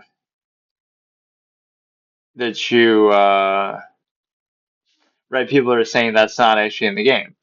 Compare that to the other one, the last Z and whatever, right, with the lanes and stuff where you're moving side to side and getting the numbers and doing all this.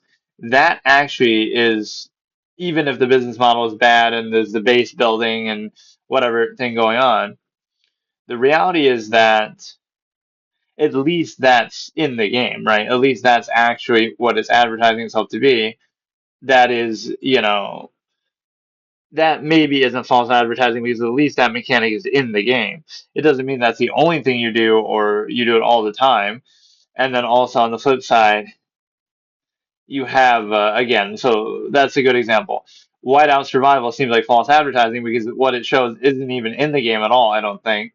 Whereas with this, with the Last War thing, at least it is real. It's just maybe it's not the main focus of the game, or they kind of embellish it. Okay, so let's continue with this. We have horror games. Again, we've died pretty quickly in both of those. I'm not the biggest fan of this movement.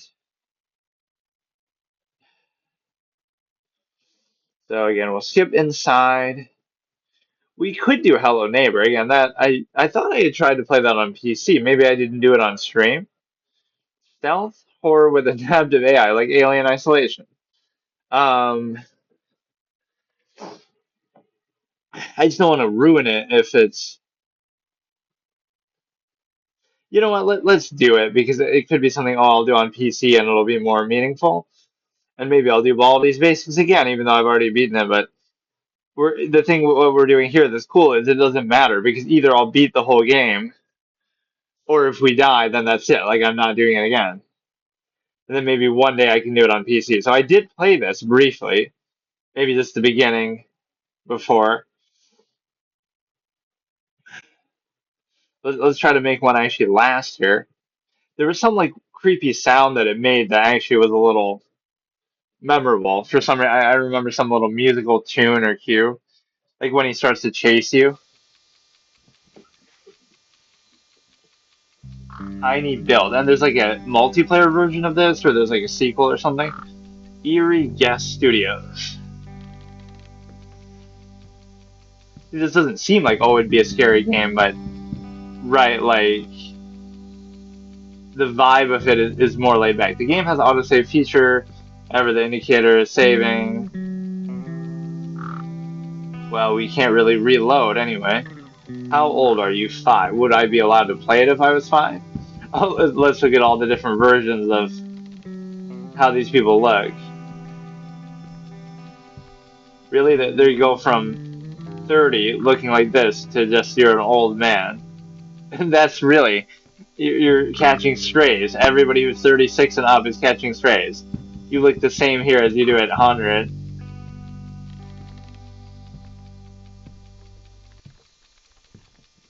Actually, an ageist game. Let's boycott it. Okay, fuck me, I can't do it. Not that it really matters, but or does it mean like the character you want to play as, their age? Fucking. Alright, not to track. So Act 2 and Act 3, we'd like to offer you personalized experience. Well, not really giving me a choice there. So Walker, but see, that's what's gonna ruin it is the controls. Like, right, you'll fuck it, whatever. You'll fuck up and die because of that. But I like how, in a weird way, mobile games are now at a state that's like better than, console games used to be. Not maybe too long ago, or it's gonna catch up. The main issue being the controls, which you could get like some sort of controller add-on for this too, I'm sure.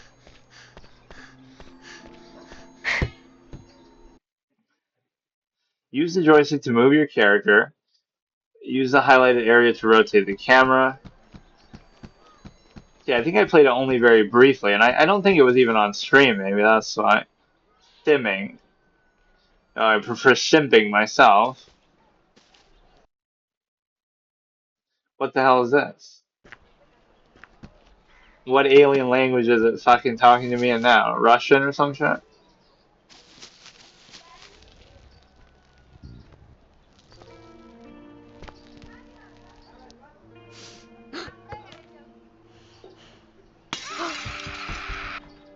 Eh? Huh? But this is on like a rear window moment where like you hear stuff going on in there, so you suspect the worst.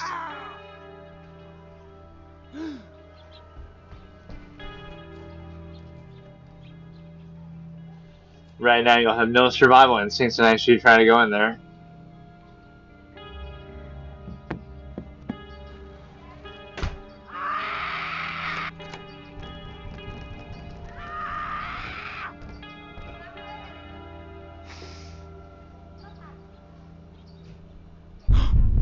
You're not very well hidden at all. Or wait, was that scripted and supposed to happen or what?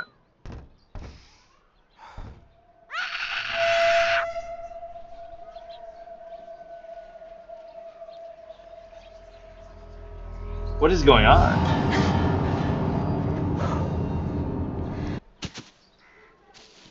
I don't know if that was supposed to happen or if that counts as a death. I'm so confused. It didn't feel like I could really move there, but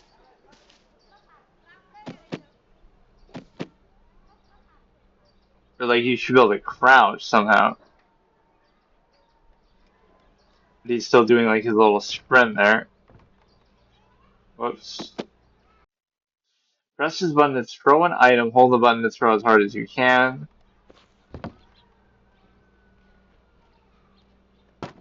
Yeah, I think the controls are what just somewhat ruin it because it's going to be hard to really figure out what you're doing or react quickly if something's happening. It's possible we already died there and because like it just kind of reset, so it's not like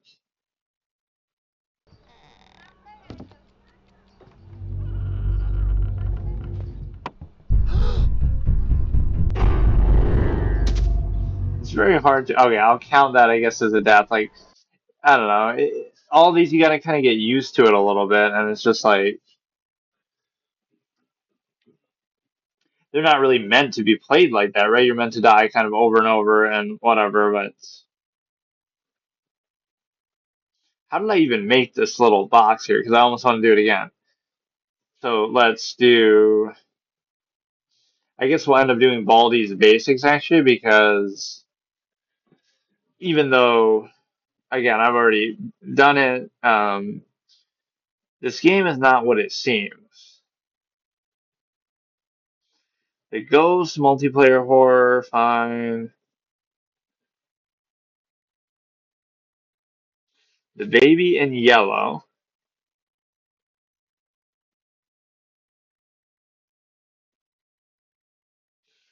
So we'll do like okay, we'll try to make a thing for just these. Um, right, just a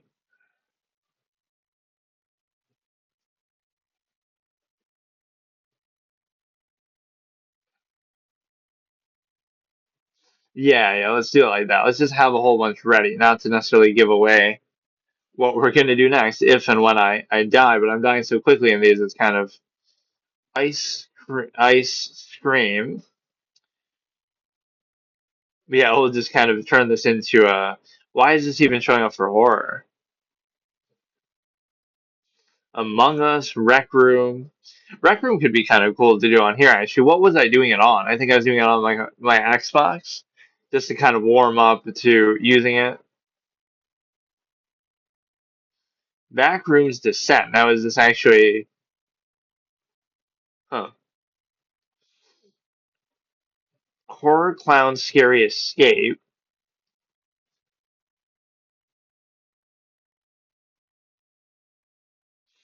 Asymmetrical Battle Game. Mr. Meat Horror Escape. Emily wants to play. I know it's on PC. Okay, maybe that's enough here. Let's just do Zombie Neighbor Action Games. Is that the name of the company or what? Yeah, Rec Room is again almost like a Roblox wannabe. Baby in Yellow.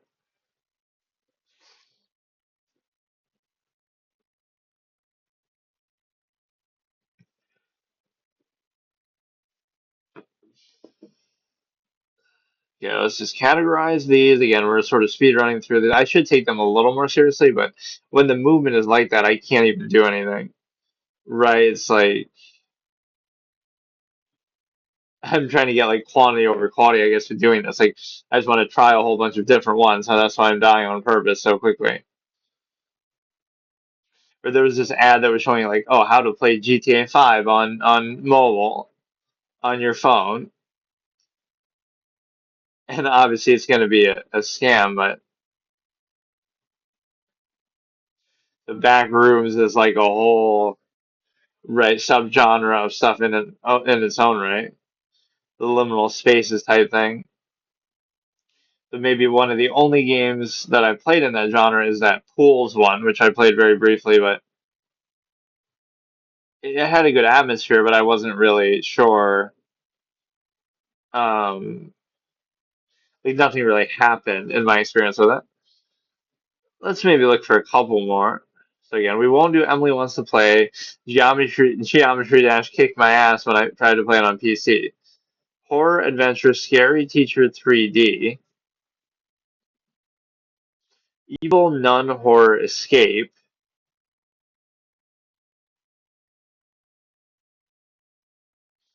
Offline games, no Wi-Fi games. It's interesting that you would even have or Alien Isolation on here. Scary interactive text stories. That sounds interesting. There's just so many. I mean, there's nothing. Stealth horror game with AI.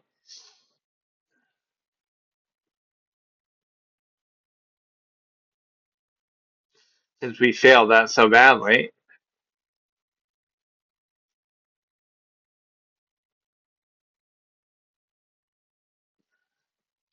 17 plus. We're gonna get mature shit even on here. Escape prison. Fridge horror game. New sensation horror game. Or yeah, I got to be careful, I guess, with that. You got to make sure that yeah. How would you that could fuck you over, right? If something is like a adult rated kind of thing, right? We'll get in like the wrong category of mobile games here. I didn't even consider that. But I mean, most of these should just be stuff that's either on PC anyway, like Baldi's Basics or whatever, just par for the course shit. Okay, that should definitely be enough. I'm not going to go through all these anyway, but nothing really that stands out as being too interesting to me right now. Duolingo kind of moonlights as a horror thing because he keeps threatening you, like, oh, if you don't study, you'll whatever. He tries to be all funny about it.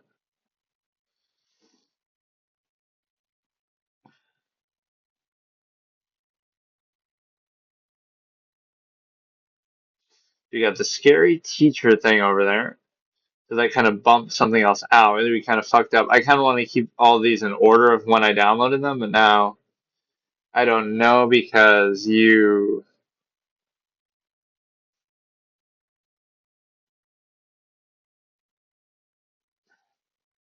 this wasn't even this full. There's a space emptier, but it's because of that rank filter thing, maybe. And then this page looks the same. This page looks the same. Or didn't we have something else on this page though? Oh, see, that got pushed over too. I kept trying to set these rules like, okay, I don't want it to get past the second page, and I don't want it to get past the third page, just so we don't keep downloading infinite shit. But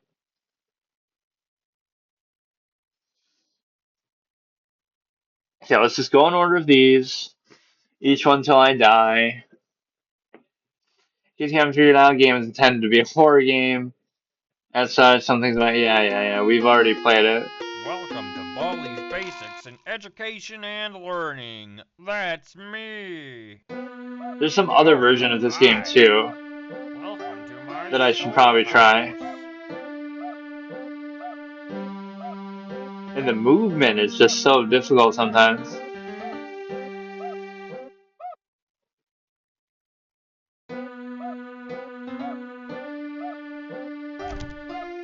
Oh my god. I mean, you'll die just because of that reason alone. Now it's time for everybody's favorite.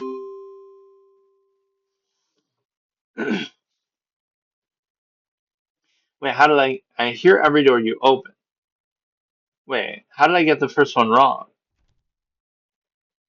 This kind of puts you at a disadvantage.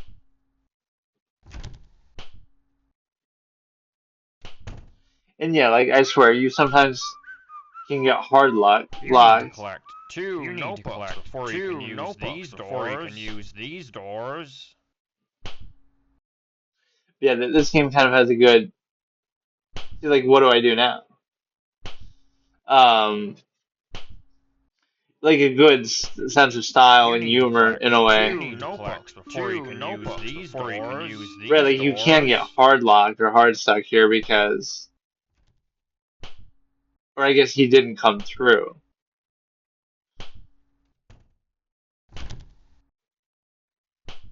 Sorry was too lazy to add more subjects.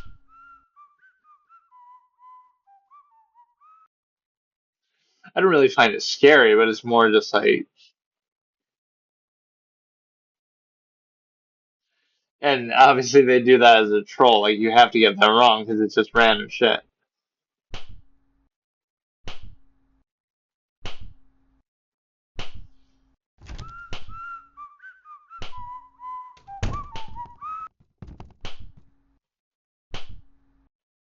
I mean, the movement makes it just impossible, man. Just in general on these, why do we get a fucking fidget spinner loading screen? For two notebooks, which kind of in the same ilk of, like Slender, the 8 pages and shit. I wonder if that's on here. Not only am I not finding this scary, I'm finding it kind of a little underwhelming. Um,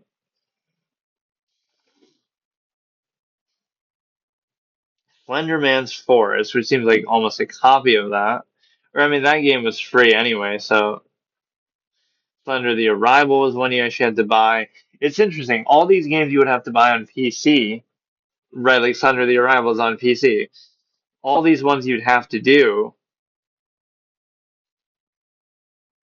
right? Are actually free on here, and they have in-game purchases, I guess, which is odd. In-app purchases.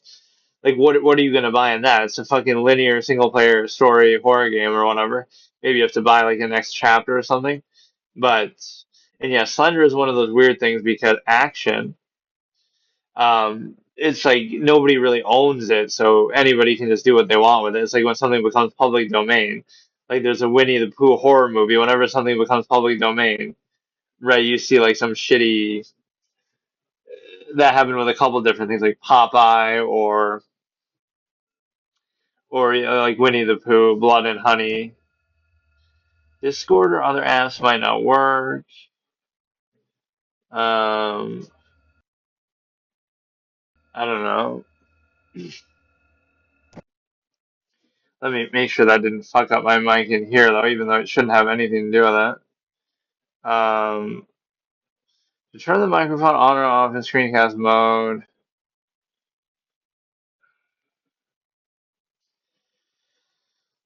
Okay, let me try to do one of these where I actually last a little bit though. It's not like I'm losing on purpose, but I gotta just do something with the movement, I guess. Wade. Um, what was that one thing? Destiny had some game that was trending on here, which I can't play, of course, because yeah, like Destiny Rising. First mobile game in Destiny franchise. I don't know if that's a good thing or a bad thing.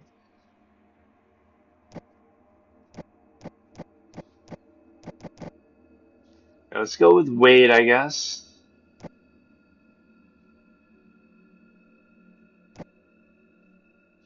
This will be also on. I like to read a manual on the game. Enemy Little Goodwilla type Ghost. Little Goodwilla moves slowly, but in chase state she is much more faster. What is this grammar?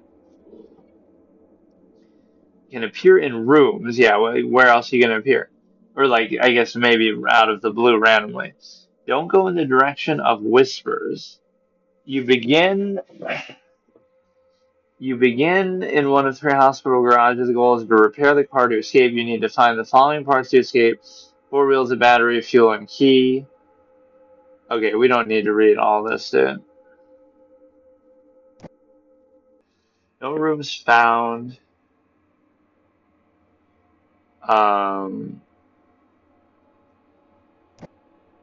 Create room. Like, I don't mind doing this solo. In fact, I almost want to. Walkie-talkie. You can choose custom mode in rooms. I mean, I hate how quickly some of these are ending. It makes it seem like I'm trolling or throwing, but when the movement is so awkward, I really can't do much with it, right? First apartment building. October 30th. How fitting.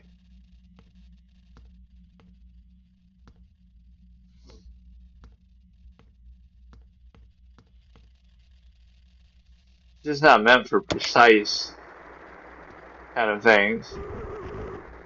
Listen carefully, you're stuck in a cursor. They couldn't afford a voice acting budget.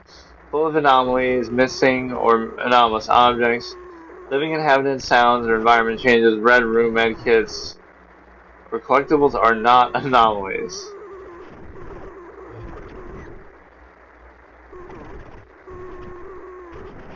Be aware that monsters are not anomalies. They just like saying the word anomalies a lot. But that's going to be like your source of light, I guess.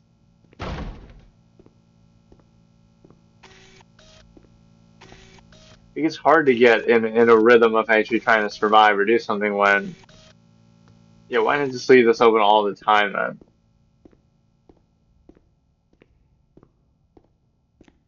Every horror content creator's dream. Oh, we're exploring an abandoned building and we'll find something here. Right, and we'll try to fake it.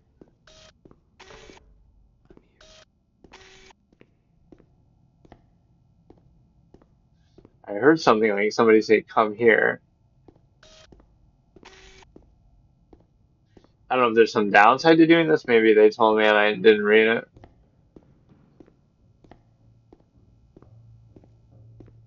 You know, pull the fire alarm. That'll bring everybody out.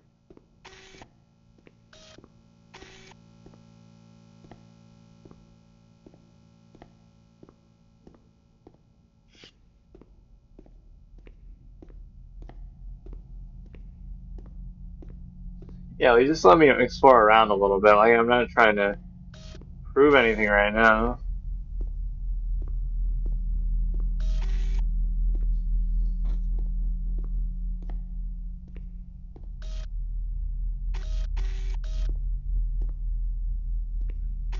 Or yeah, sometimes it's a good principle, and some games like, oh, just be crouched all the time. There's no disadvantage, right? Only get up to run. Otherwise, you should always be crouched.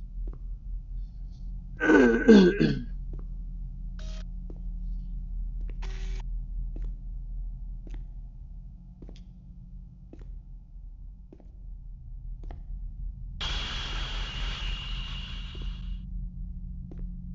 not able to interact with anything as far as I can tell, but sometimes you'll be guessing too, like whether something is scripted or whether it's actually a threat to you. Like, oh, was that sound supposed to happen? And like, you can't do anything about it.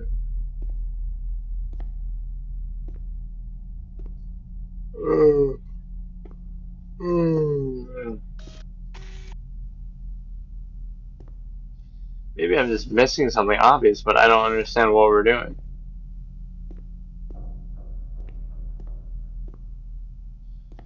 You're invited, Halloween party, October 31st, 8:30, 123 Anywhere Street.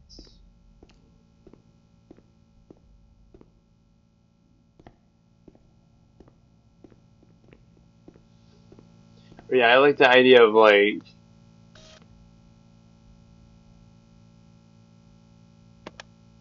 if things, kind of like where things keep changing on their own over time. So like, oh, that wasn't there before, or now something's written on the wall that wasn't there.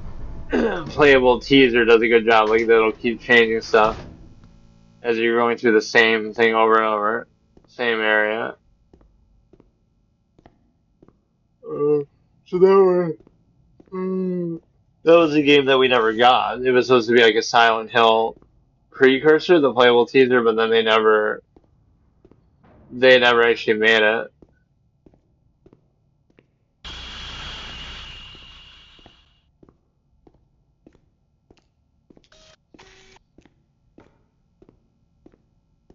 At least this one we're lasting a little bit longer, and not to jinx it, but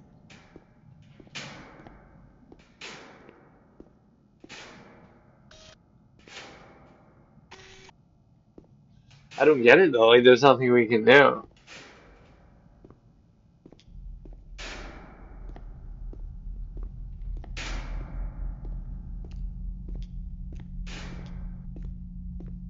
I don't know what I'm even supposed to be trying to do. There must be something else we can interact with.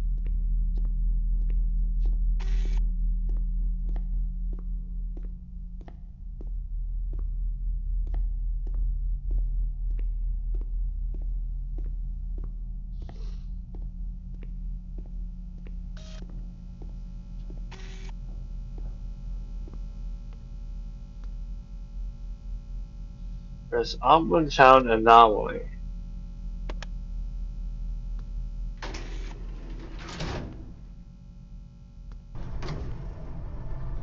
Anomaly removed couch.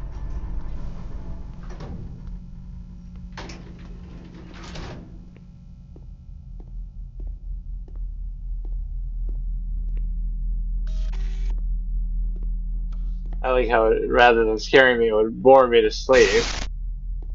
And as I say that, they try to go for a cheap little scare, but it's again, it's always a cheap thing to do.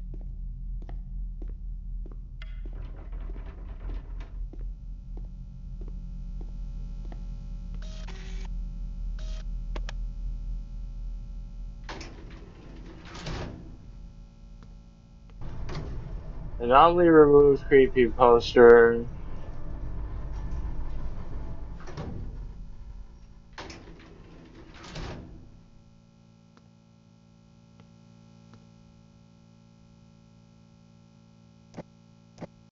Okay, you know what? I don't know what the point of that one is, but we didn't die at least, so that's fine. The one that I'm kind of intrigued by is the text stuff that it was saying like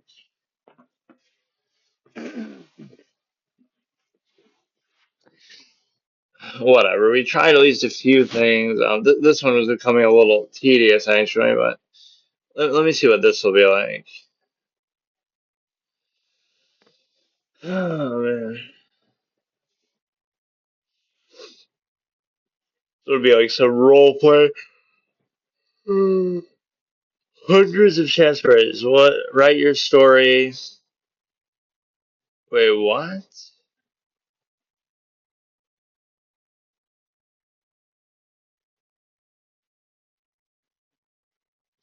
Wait, but how?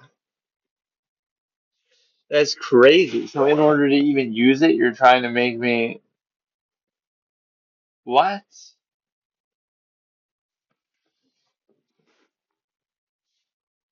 No, that's stupid. Like at least let me try a few free stories and then I'll see if I want to do it. This is the wrong way to go about it. Purchase was successful. Okay. Knock out who's there. 0%, 16 minutes left. What does that mean? Oh, 0% red. I was in a shower and I felt someone was watching me. Who can this be?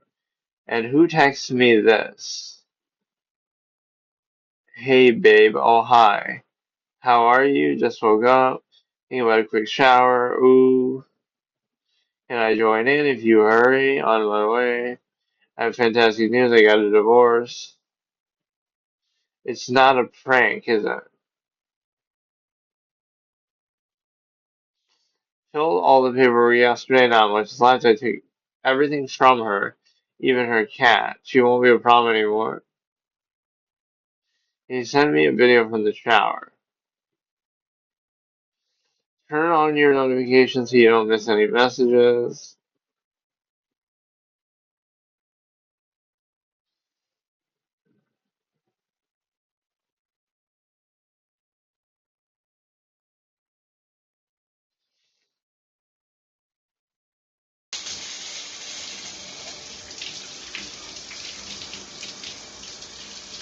Just don't show anything questionable here. What is this? Why are we getting... They're trying to really role play it out over here. Okay, so what have... Oh, I have to keep, like, clicking this. Actually, wait, who's filming you? I've just finished. Grab your clothes and get out. Wait, but then why would they show it?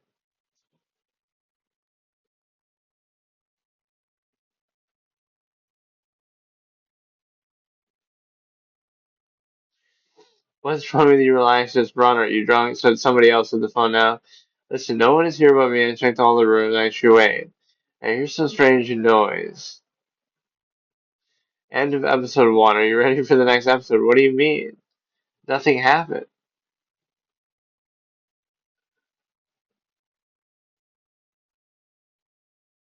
Knock knock, who's there? She's so pretty in the morning. Who are you? You'll find out soon when the cops find this hole. I mean, if they find, we have more than enough time to play. Don't worry, be smart.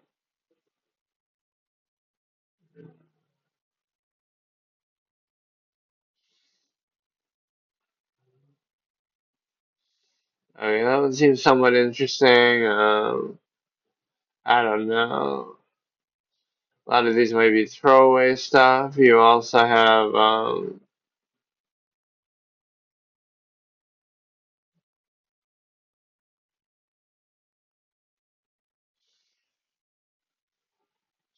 that's too bad. All these horror games are actually putting me to sleep. Now I'm going to be too tired to actually do them.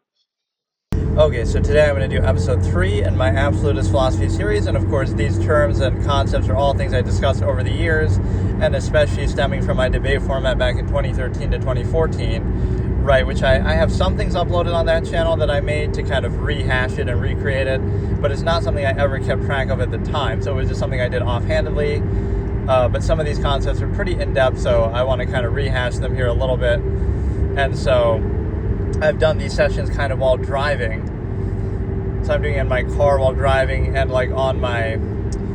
I finally found the solution. It seems like, not to jinx it now, but I sort of finally found the solution to the internet problem that, it would always crash and stuff on mobile data and whatnot. So I have the Starlink Mini, and I'll give it a probably decent review based on this experience so far, not to jinx it.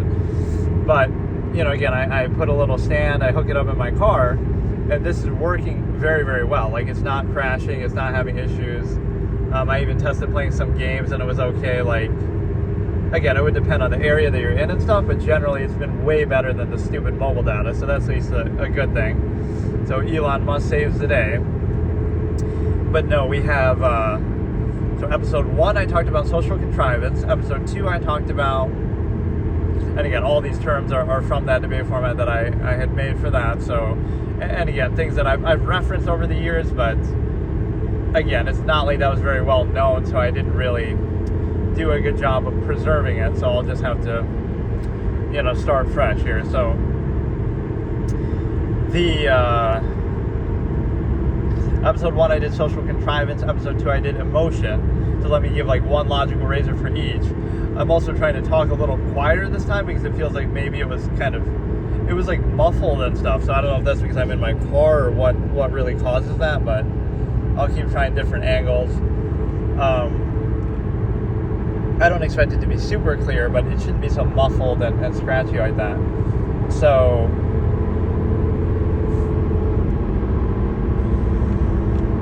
and I'll do it in this landscape format just so it's easier to see the screen. Not that there's really anything on the screen, but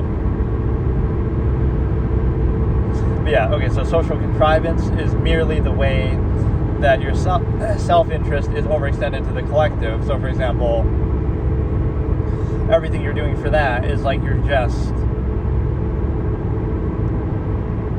that's all social interaction is. It might seem like something more when you go delve into it to a deeper degree, but you're just kind of appealing to people's egos as a placeholder for self-interest. So, like, for example, take away social interaction, and then, okay, people would just pursue their own zero-sum self-interest with no inhibition. But instead we say, oh no, we got to be in a society now where instead of fully practicing your self-interest, you would, or whatever it is that you would do, it doesn't even have to be self-interest, but whatever, instead of doing what you naturally would do without inhibition, now you cut it in half. You say, okay, I'm not going to fully do it, I'll do it in part, and then I'll defer to this collective contrivance state, mass of people, and then in exchange, I'll sort of use social gratification as a placeholder for that value. We say, oh, don't you feel so good about this, as if to make up for the fact that you're not actually pursuing your full measure or self-value there. So you're supplanting gratification for actual value. Then emotion is nothing more than a rational insistence upon the self. That was a key logical razor from that as well. Which, again, is pretty self-explanatory, but when you say, like, emotion isn't even productive. So let's look at the two scenarios. In scenario A, you get emotional because something isn't going your way, or you want something, and it doesn't do you any good. It doesn't do anything, right? If you weren't emotional, but you still wanted that thing, you could do one of two things. You could either pursue it and think about the most rational way to go about that, or number two, you could not pursue it, or maybe you feel like, oh, you're helpless and you can't do anything. But in either scenario, being emotional doesn't help. So you pursue it logically and rationally, not emotionally, to try to best achieve it, or you don't pursue it, you can't, you're, kind of, it's out of your control somehow, so then you just don't do it. But the emotion represents kind of an imbalanced process, right? It's often society or, external pressures and so forth telling you what to do. I better make sure the audio is actually working on here because it always fucks up. Hang on. That is so weird. So it did just crash, even though, again, I'm just praising the Starlink and even saying how it doesn't do that. But whatever, generally it's been better, but I don't know if it was because of that or as soon as I go to look at my VOD on my other phone and see that the audio is working, it crashes on here. And again, it's totally unrelated. Like that, I'm not even using the Star, I'm using the mole down on that. That is kind of against or different than, let's say, your inherent nature. So, like, when society sets in place that, oh, you have to be with one person and you have to marry them and you have to live with a white picket. I guess I did sort of jinx it there. It did just crash a couple times, so I should almost turn off whatever, like, crash protection there is, like where it restarts the stream, because that's the most annoying part. I'd rather it just crash and stop, because now I have like 5 VODs, and then I'll have to download them each, and then it messes them up when I go to edit them. Right, that's the most annoying part about the crashes. So maybe I gave this thing too much credit. As soon as I'm praising it, right, giving it a good review, right, crashes for really the first time since I've been using it. The only other time was when I went like under the overhang of the shit of like the Chick-fil-A drive-through. But maybe that makes sense because, oh, it's, whatever. So, like, anytime something's overhead or something like that happens, right, it could cause a problem because it needs, like, an open view of the sky. But if it's just for a few seconds, it shouldn't be a big deal, like a bridge overhead or if you go through a tunnel or something. So, what I was saying is, again, emotional is a rational insistence upon the self, even to best achieve that self-interest. Right, it wouldn't behoove you to be emotional. You can be logical about it to reach the same end. It shows you like some sort of subversive state that you're kind of valuing something that you don't really value, and then that you wouldn't really do normally, naturally, and then overcompensating with emotion. So this is a good example, like society and marriage. So like society wants you to get married, society wants you to be with one person, society wants you to have white picket fence, like all these preconceived expectations, right?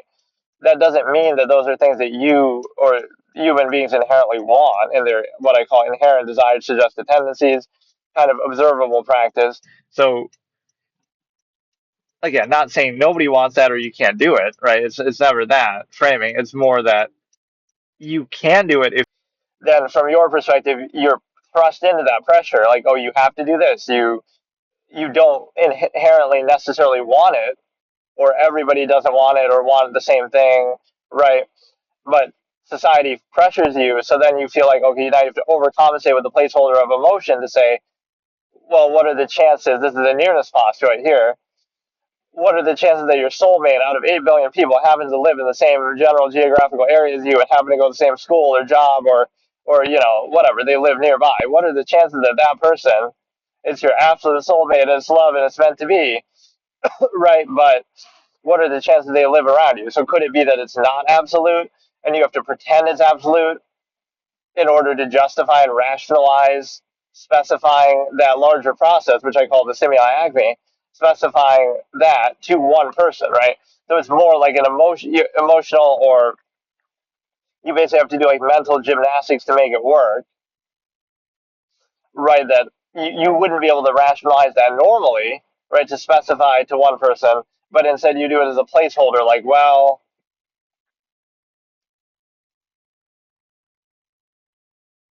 it's a placeholder where you bypass critical thinking. So like what, like let's try to define it. Okay, why are you with that one person you're with, whoever, example we might use. You'll say, oh, it's because they're so good looking, they're beautiful, they're handsome. Okay, but by whatever subjective criteria, even how you define that, describe it in great detail, we can break it down and understand that um,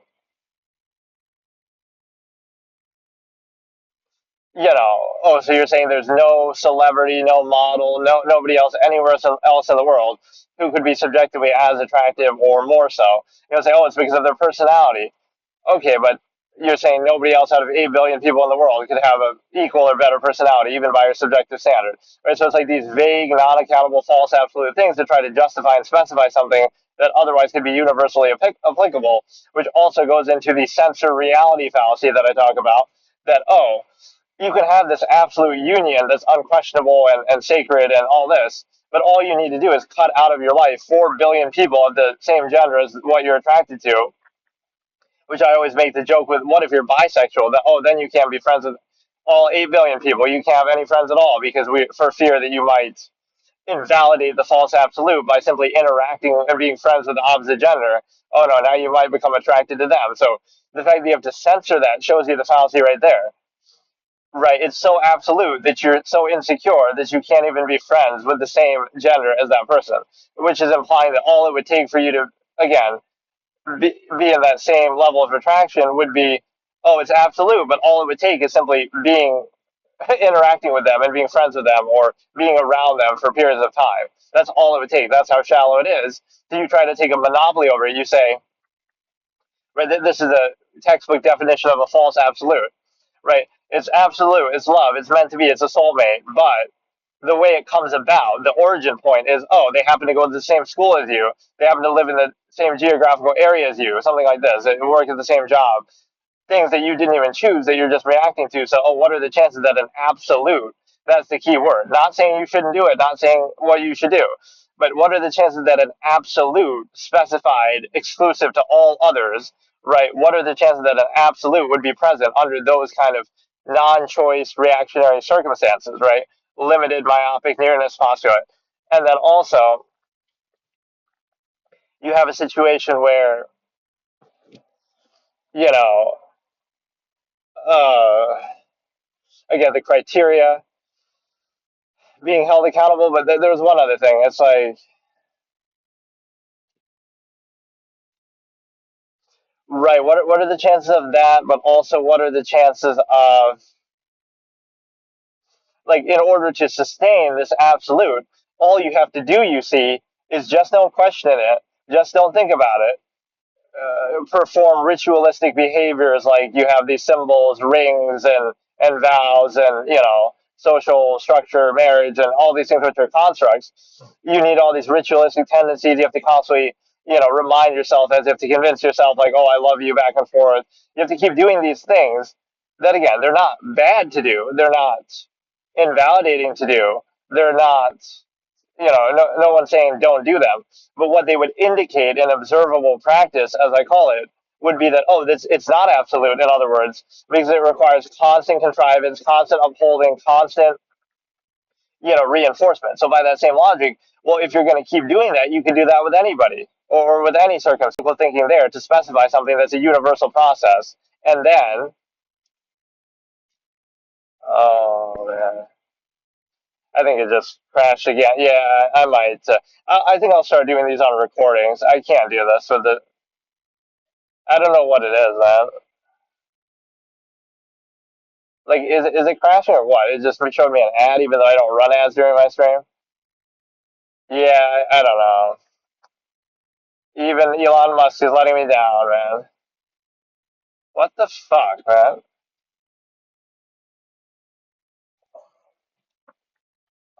Yeah. Oh man, that's crazy.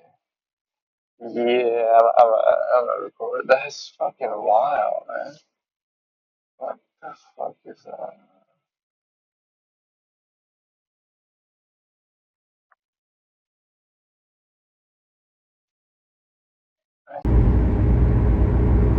Okay, so we'll try once more, but I'm pretty much of the mindset. I don't know what is causing this to happen now. You could say maybe it's like the overhang of the trees on the side of your, like above your car, sometimes as you're driving, right? Like maybe that covers up the satellite quality. But I was driving on the same route, before, and I wasn't having issues, so I basically give up. I think what I'll start doing with these is I'll record them. I'll just record them as audio, and then I'll upload them. Find that that's like the ritualistic nature of.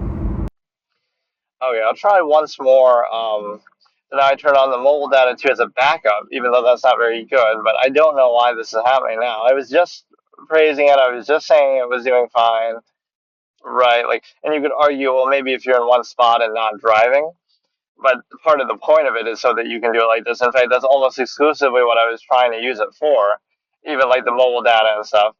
It keeps crashing today constantly. I don't know why. Could be like some outage type issue in the area too, but again, it can't really be that I've exceeded data usage because I have a 50 gigabyte plan thing and I've only used like 5 gigabytes of it. And the hilarity of this that really just triggers me is that look at what I'm actually streaming. I'm streaming the screen of the phone with like a document. Like I could just stream an image. I don't even, have to share the screen, just like a picture, just like a blank, like channel art. Like you're not even doing anything, but yet it's still crashing. That's what boggles my mind. So let me just try to finish the recap. So the second thing I was saying was when society pressures you to do something and then you have to overcompensate with gratification or ego, right? To say, okay, this person is the one and only, and this person is the end all be all. But no, maybe this would help is that you have like the cellular data just as a backup. So if it was gonna crash, then it'll switch to that, then it can switch back. Like I don't know how it really monitors that, but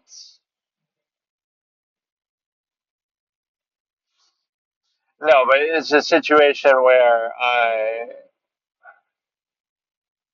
again, you specify the symbiotic or any sort of larger process.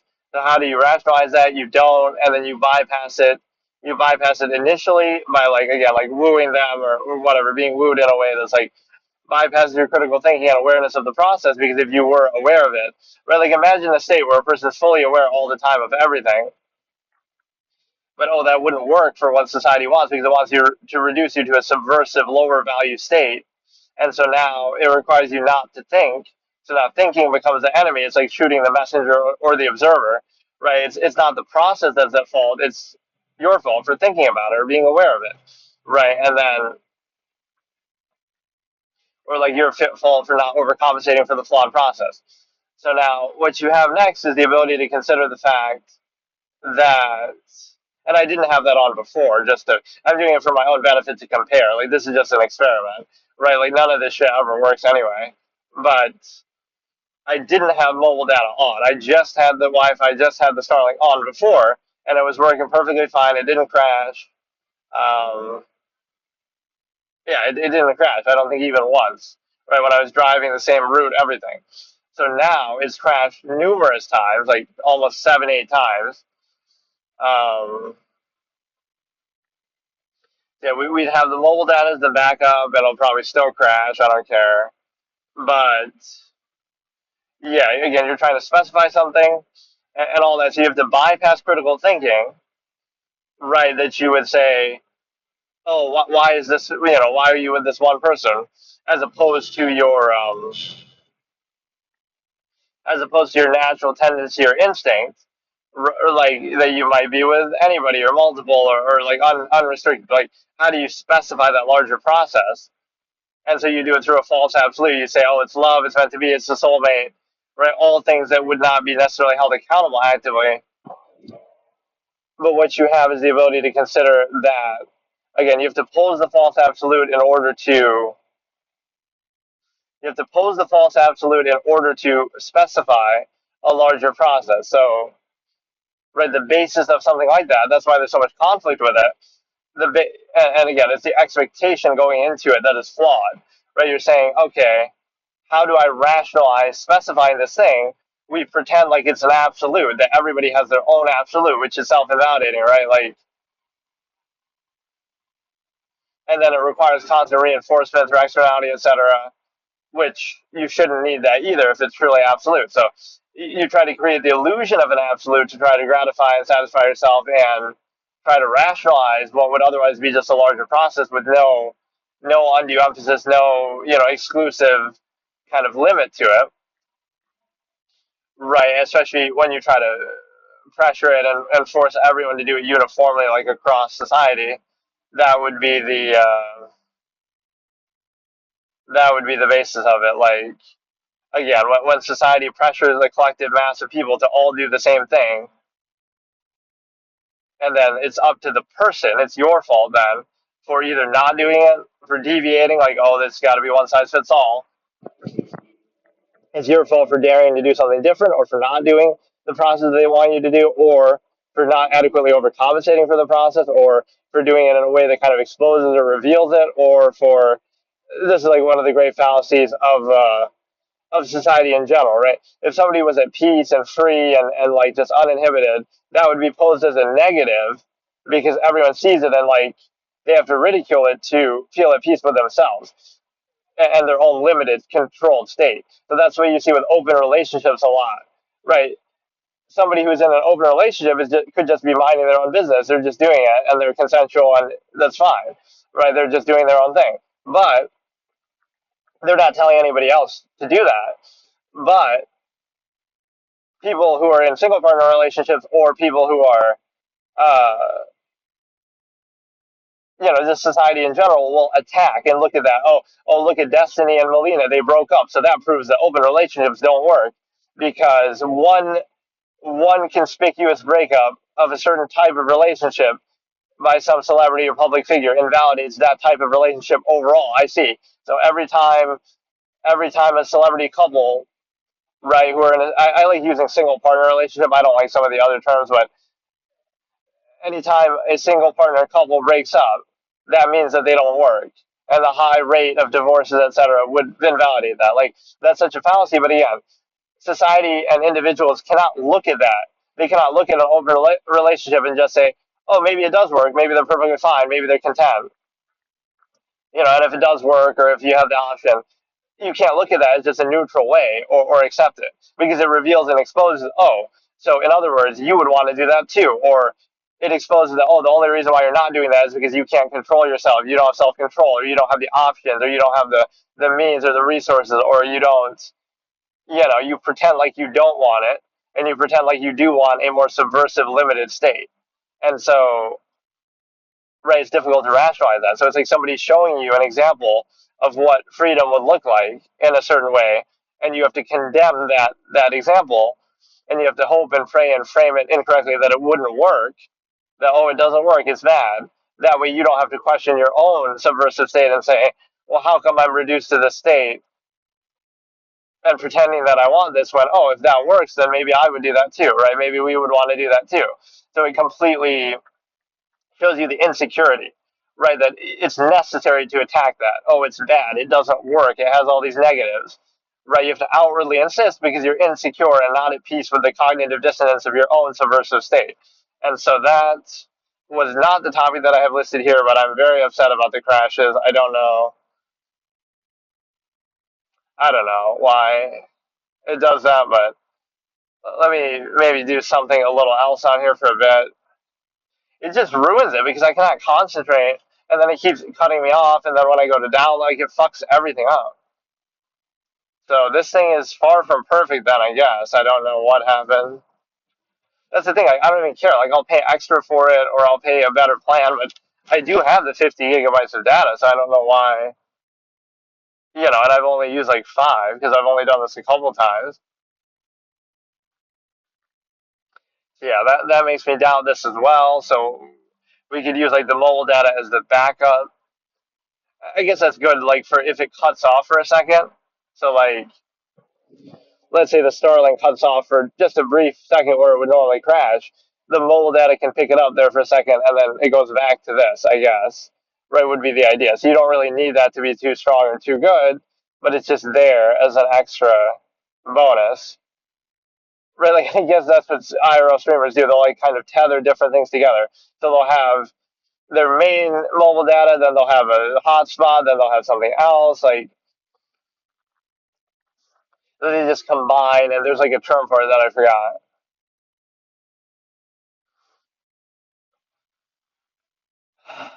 Or yeah, like, the thing too is, what if I want to do, like, a super long stream now? Like, okay, I want to do this all day. I wouldn't be able to do that, number one, like, while out or while driving, especially. Right? I wouldn't be able to do it because that battery pack will run out. So I would need a better one for that, because that only lasts about 2 hours at 100% charge, a battery bank, which I don't know if that's a fault of the power bank itself or the Starlink, that is just so energy consumptive, which it definitely seems to be.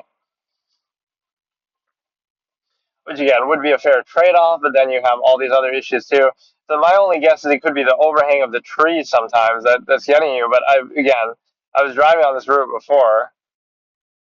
So again, if I have a mobile data best plan as a backup while also using the Starlink, while also using, I'll have to do that too, the mobile hotspot from my other phone. Like, how many things would I have to do? I mean, I'm just curious. Just to stream a fucking blank screen of a notepad or something, not even doing anything on here. Yeah, I won't do the poly favoritism discussion. Then I'll just save it for next time. But yeah, this would be a good series to bring back. I kind of want to upload them though more. See, I'm usually delayed when I upload stuff. It takes me like 2 weeks to, honestly, to get around. And you might think how, but like, I don't download my VODs until, like, okay, let's say today, normally like Sunday, let's say I'll download my VODs of the week. So I'll download, like, from last Friday right to this Friday. So we'll go from what days even are these? I already forgot. Um, Friday would have been 31st, so it'd be like the 24th. So yeah, today, let's say I would download the 24th to like the 30th, right? But then I still don't edit those. I edit the ones, I'll download them, but then I'll edit the ones from before that. So the ones that I'm editing right now would be not from the 24th, it would be like from the 17th. Or no, wait. No, I'm even wrong. It's even further back than that.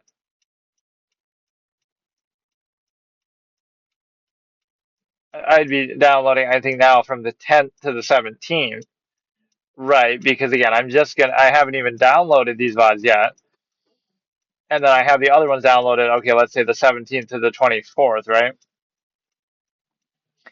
But I haven't done them yet. I haven't edited them yet. So I'm always on a delay, which for most things doesn't really matter, right? Like, it's just a random video. But if it's something like okay, like I did something Halloween related, then I have to make a point to try to pick that one out and at least edit that sooner if I want to upload it for that. Like something time sensitive, or like when I was doing those Permadeath first playthroughs of games that just came out, or when I was doing something else like that, time sensitive. So I'm not too happy about that from the perspective. That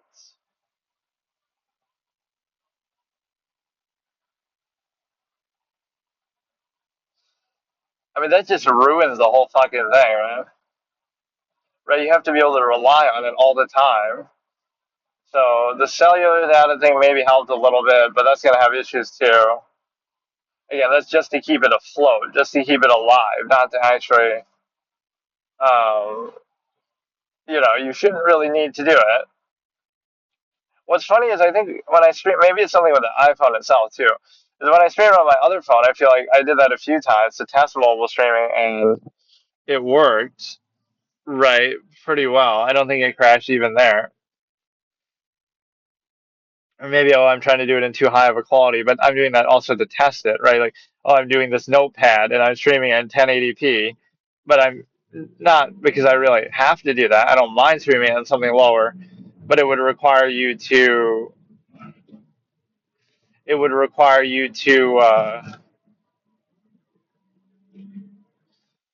show that can it do that. So if you can do that, then I can do whatever I want. Or here's just a basic fallacy. That none of this has to do with actually what's on screen either. I'm false advertising my thing, but it's like for example, on an individual level, people are held accountable. Like, oh, look at this person doing this, and they're closely observed, and look at their idiosyncrasies and social this and that. Right? So you judge people harshly on what I call the initial level, like if they're in front of you. But this is the rule by omission fallacy that so somebody's sitting up in a fancy whatever in an ivory tower in a skyscraper, like a big time CEO, all these kind of people, out of sight, out of mind.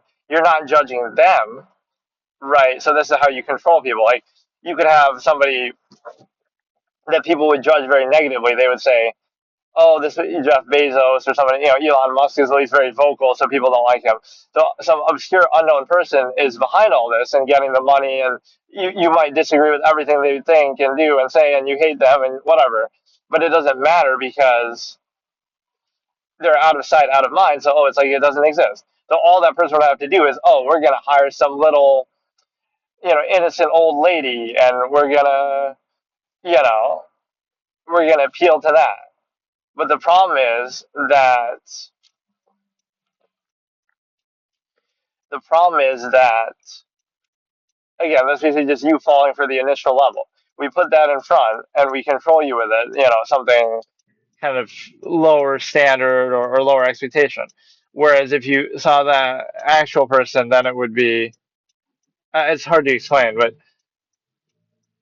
so like that's all they would have to do to control you. The same exact person that you would object to somehow, right? Whatever it is that you have issue with, you would be okay with it if they just put up like a sort of,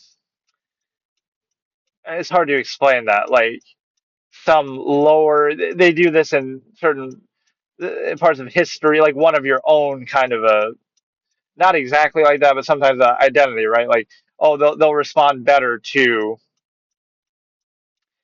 that, right? So give them what they want to be controlled by, right? Like, let's use like colonialism as an example, right? Like, they'll get somebody to, let's say the British would colonize India, and then they would get some Indian leader there already, or right, someone who is Indian to enforce their mandates to some extent. So now, it makes it seem a little better than, we're not going to do what the British tell us, but okay, we'll do what one of our own tells us, even if it's on behalf of the British, right? Like, it's just putting that little buffer that shows you how easily people are controlled by things like that, the appearances or the level of, again, like this superficial performative aspects and things like that. The real point is, like, you're not aware of the larger process, so you're only reacting to what's being shown to you, which is carefully curated and censored out anything that they don't want. So you see how stupid that is to take that seriously. Like, oh, we're going to harshly judge the idiosyncrasies of this person, right, who's there all the time, who's here every day, whatever, right, like always in conspicuous view, but we're not going to pay the same attention to the person above them in charge who's out of sight, out of mind. So you almost give them some benefit, right? Because they're not there, you assume the best or something neutral or positive. And because they are there, now you pick on every little thing, right? So it just shows you, again, rule by omission is this term, very, very important term, right? So the difference isn't necessarily in standard or quality. It's that, again, one of them is there, exposed to you all the time in full view. So therefore, you say, uh, now you'll judge and critique every little thing, every idiosyncrasy. But on the flip side, you have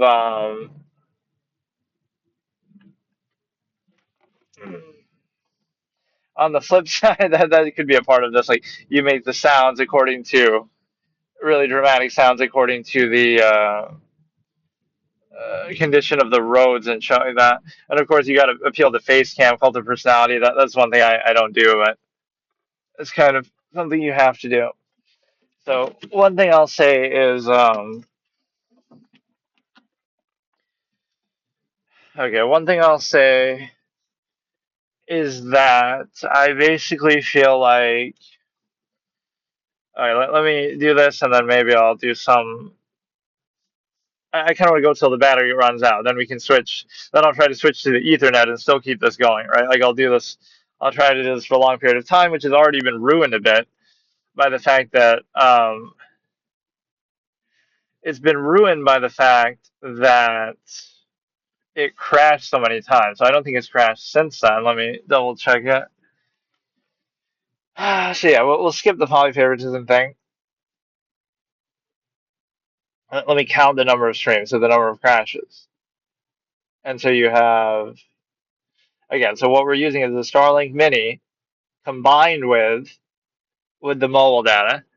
And so that might hopefully be enough to keep this alive. So we have, again, 1, 2, 3, 4, 5, 6, 7, 8, 9. Incredible. Just incredible. So that is 1, 2, 3, 4, 5, 6, 7, 8, 9. Okay. All right. So what I was saying is, let me. Oh, I can test that too. Like if I go under a drive-through overhang now, that would normally cause it to crash. Then it won't because uh, yeah, I'll try to do this as a long session. So I'll see like if I switch from like let's say the Starlink to an Ethernet, like I want to see how long can it go uninterrupted, right? Even from this one. So we have these, so then I'll have to go somewhere like that I'm going. Then I'll try to switch to the Ethernet, but leave this on, and then I'll try to, keep going without having to restart. And then we could do something else.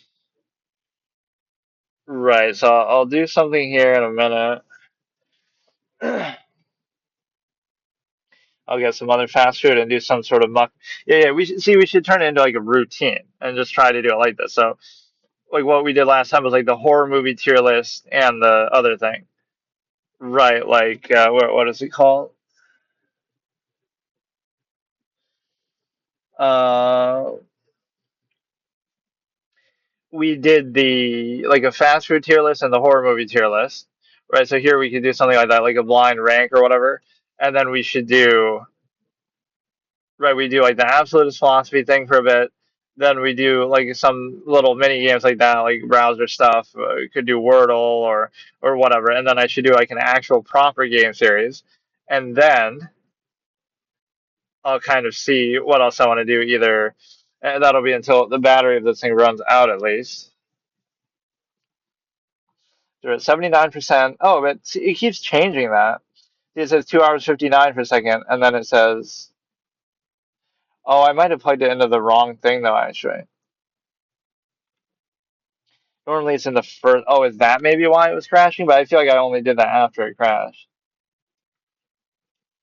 It's in like the second one. Right, there's like 2 slots on there. Whatever, I'll leave it for now, but yeah, so let me think. That's like the itinerary, right? Let me actually do it on here. All right, now. So we got, all right, we can do an absolutist philosophy episode, like for example, while we drive. Then let's say we stop for a bit, we do like browser,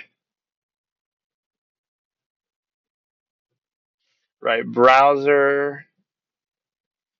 games. This could be like the blind rank, could be like Wordle, could be like a tier list, things like that. Then we can do actual games. So like we have the ongoing chess, permanent chess thing with the chess universe or other things, or just other random things of the day. It could be maybe some more horror stuff if I'm in the mood for that because of Halloween. So whatever, because I tried to start doing that and then I fell asleep. So that and then I don't know. That was kind of a good itinerary there. So let me try to test this under most circumstances here. Right, I just want to see that it's going to work consistently. Um, or maybe I should do that. I should do like a, not that I'm even showing it or that you can even see it, but what if I do like one of those things that's like a list, auto list generator or something, right? Oh, even this you can put in this orientation. I didn't even try that before. Um, the like fast food picker wheel, right? Like you would just choose this, and then I would have to go with whatever it says. And I feel like one of these showed your IP, which is actually so stupid. So let's see what. And of course, it's a Sunday, so if it chooses Chick-fil-A, we can't even do it. But let's see. Okay, Taco Bell, I don't even eat though. So Burger King, McDonald's, drive-through. Well, walk-in, drive-through. Arby's, Taco Bell, Wendy's. Let me do it more realistically for my sake, like whatever is actually around me, okay? So I'll actually do this. I'll let this decide. And then I should also do it for the menu to decide what I actually get from there. Like, let's see what is around me. We have Popeyes around me. You have KFC. You have Dairy Queen. You have, McDonald's. This is kind of a fun idea. McDonald's. You have Burger King. Um, you could do one of these, although I don't want to wait right now, honestly. Although that's much more efficient because then it can last you the whole day. So maybe that would be practical. What else is here that I could even eat?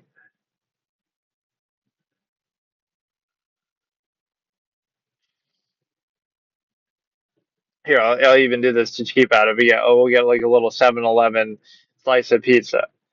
Right, these are all things I normally eat. And of course, Chick-fil-A could be a possibility if it was actually open. So let's choose from here, and I'll actually go with what it says, right? I'll actually do it. Again, you got Popeyes, KFC, Dairy Queen, McDonald's, Burger King, Pizza Hut, Domino's, 7-Eleven. So I guess Popeyes is what I was kind of thinking and craving anyway. But McDonald's would maybe be my least favorite here, or oh shit, and I'm sitting right next to that anyway, Dairy Queen. Okay, I'll go with that. But no, there's like this whole philosophy you can have that is like a philosophy that like you should try something different every time. It's like, oh, I should try something different from there, but I'm not going to. But like just as a general life philosophy, right? Try something different every day, or try like a different food, or try like a different activity, or something like that, right? Don't just keep doing the same thing over and over and you get caught in some repetitive routine. So, okay, let me go ahead. We'll get that, we'll eat that, and we'll do some. Again, that's kind of while I'm eating, right? Let me try to explain the logic of this a little bit. Right, let's say that's while driving. Then this is so stupid, but I kind of like the idea of trying it. This could be like while eating something, or again, just like taking a break, stopping somewhere. And then the other games could be like, the normal hardwire type experience. Right. Games, or you could also do the debate format or something like that. But That's just more freeform because then I may as well just do it on PC because then I'll be in I won't be in the car anyway. Let me try to mute this so that I'll mute this and I'll try to get the food Dairy Queen as it commanded us. Okay, so here we go. We let that this could be a whole format in and of itself, even though I won't show it, like obviously when I'm eating. But we got the Dairy Queen at the request of the spin the wheel. So you can do that as like a challenge. Like, oh, I'm going to do the spin the wheel. Let's spin the wheel, decide my diet for 7 days or something like that. Even though I guess I was choosing the criteria in there, but what to put in there. But yeah, you could let the spin the wheel actually dictate your diet. So they made a cardinal sin already, right? Which is they forgot to give a fork, and I don't have any in my car, so I'll have to go back around and get that. Which that is pretty wild. So yeah, what do I get from there? I get the 4 piece. Let's do this. IRL, cult of personality. Like, why do we care about all this inane bullshit? But apparently people do because this kind of thing does actually pretty well. Really, what is it that IRL people do? They're just going around doing random stuff. Is it really insightful or anything? But no, you have I get the 4 piece. It's a honey barbecue chicken strip, and it's very good actually.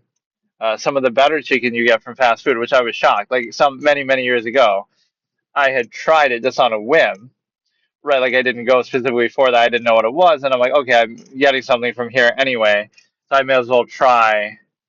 I may as well try some actual food from here, and then it was so good that the chicken is actually so good that it's been one of my favorite things to get as of recent years, and so it's kind of a surprise, right? And so again, it's a honey barbecue chicken strip meal. You get a fry. You can get a drink. I didn't get a drink because I've been drinking these things. I have one of them here. That is like this Tampico iced tea, and it's actually the peach one, but I typically like the lemon. But they were out. It's only like $1 per bottle in Walmart, so it's actually a pretty decent thing. I do like those. There's like an iced tea Tampico, and it comes in like little bottles. So yeah, so I'm drinking that. Again, it comes with a fry here or onion ring. So I'll actually go back. I will actually go back, and I guess I won't mute or go AFK again for that because that'll be quick. And I'll test the theory. Like, oh, I don't want to share somebody's voice or whatever that is on here. Like, oh, you could use it to dox me if you're some super detective, or oh, you could do it like oh, it's invasion of privacy or something. But it'll just happen to be in the background. Right? Like sometimes you can't help that, or it's like if you're filming in public, right, and people happen to be in the background, you're not making a point to show them, so you should be allowed to do that, right? Like you don't necessarily need their permission. But yeah, let's actually show this that they forgot my fork. So what an epic moment here. This clip will go viral and may get 1 million views if I actually showed it with video. Like this is the kind of thing that people actually like. So we'll do this, and then like I said, I'll do some of the browser stuff. I'll do some of the browser stuff while we eat. It's kind of a fun something, kind of less intensive, just like a tier list or something. But you'll be able to actually hear it, so you can tell I'm not making it up.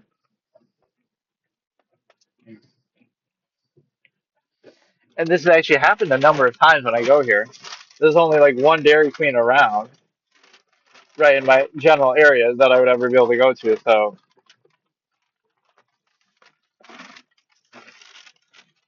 I'm probably one of their best repeat customers, actually, because I go there. Well, I guess I'm not in this area as much now, but I would. You probably can't hear me super well now anyway either because it's like on my little side console. But see what fun and exciting things happen when you're doing this. Like I may do that at some point too, where I can show the video. I just won't show myself, right? And you can try to dox me in a reflection or dox me in some based on where I am or what I'm doing. Like not that it really matters, but I just don't. It's not even about that. It's more like you know what I mean. Like I always don't believe in cult of personality and things like that. So like I just don't care. Right? I don't want that to be the focus of anything, for better or for worse. Right? So you could. I have some expression that I had written in a short story some long time ago. Like You could be a prince, you could be a king, you could be a genius, you could be the world's first trillionaire. I use that one character as an example whose name starts with an A that I won't even say, but right, you could be the world's first trillionaire. Okay, I cured cancer, I terraformed Mars, I made renewable energy. So therefore, everything I say and do should be regarded highly because of that. And cult of personality, favorable reaction, right? Everything you think about that.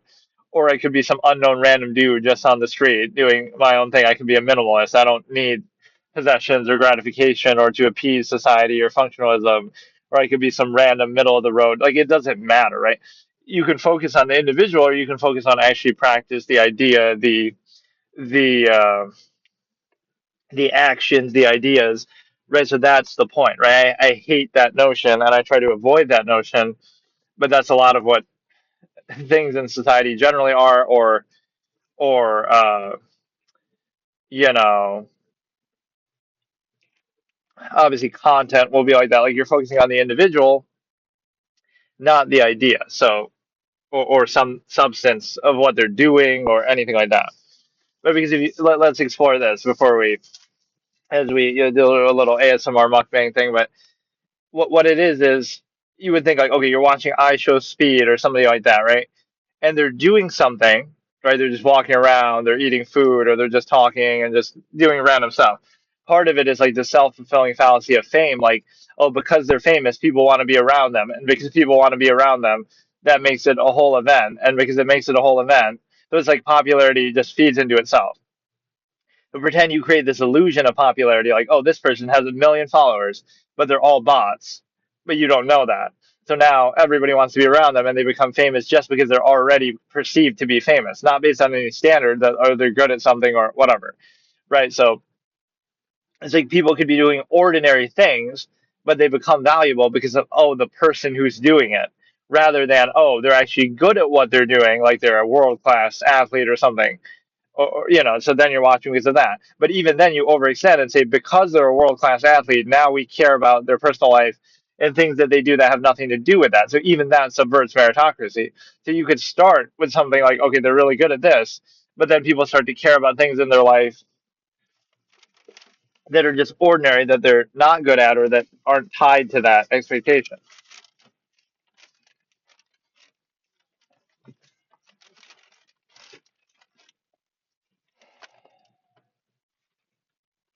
Okay, so we'll do something again, one of those middling forms of I always hated doing that, and I would never do it, like eating on stream because I would just rather go AFK. But in this context, it feels at least somewhat justifiable because we can do something kind of low. Everything we're doing here is kind of low caliber anyway, like not very demanding or crazy. So, okay, so here we go. We got this thing ready. Yeah, you have to realize that's the perception of people that I reject, but it's something that people react to well and sort of, you're trying to create the necessity or expectation of value. So you say, either what I do or say would have to be interesting and valuable. Otherwise, there's nothing else. Right. So, like, oh, if my commentary is boring, then okay, then people won't watch or it's stupid because that's all I'm doing. Right. You can't rely on, oh, look, he's handsome or he has a face or whatever. Like, certain people, cult of personality, are focusing on their setup, their background, their anything. Right. You reduce it to what I'm doing or saying has to be substantial. Otherwise, there's nothing else to lean on, right? No stimuli acme, no cult of personality, none of that, right? So, all right, so let's do this eating segment where we get to, again, what was I saying that I was going to do? And I should actually change my title in the middle as I'm doing this. So we'll go, um, wait, here we go. I forget how to do that. This thing works pretty well, the Prism. For some reason, Streamlabs is having its own issues, like even unrelated to the crashes and stuff. This has just worked better, not to jinx it too, because I was just praising the Starlink and then that was fucking out. But no, we got, um,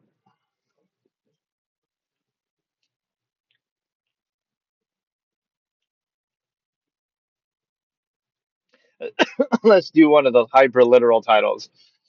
As chosen by Spin the Wheel Epic Browser Gameplay or Epic Browser. Yeah, like just say something hyper literally that sounds ridiculous, even though that is technically what I'm doing. So, ASMR Mukbang Dairy Queen as chosen by Spin the Wheel Epic Browser Games. Like, you cannot even explain what the fuck I'm doing or what that means. In fact, let's use Spin the Wheel again for this. We'll do. Um, I'll let it choose between that. So, will I do a tier list of something? Will I do a like Wordle? Will I do a blind rank? Or will I do a browser game? Which I don't even know what that would be. Like all these kind of constitute that anyway, is what I mean when I'm saying that. But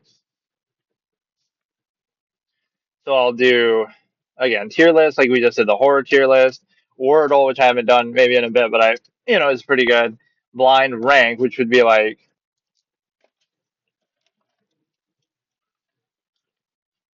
a blind rank, which should be like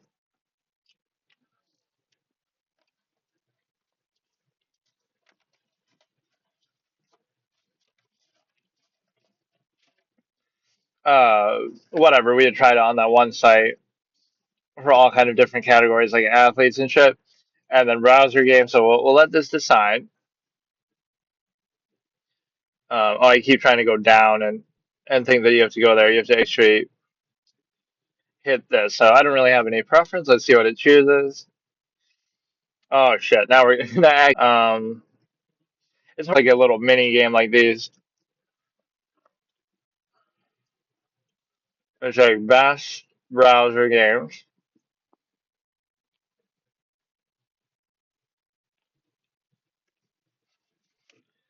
right? But these will still be like too much. Or I don't even necessarily want flash games, but okay, let's try this. World's largest text-based RPG. Free to play, but am I gonna have to? Players are only allowed one account per person owning multiple accounts strictly against the rules and will be punished with game bans or deletions. Please do not attempt to create or use more than one. You will be caught. Wow, they're so aggressive about it.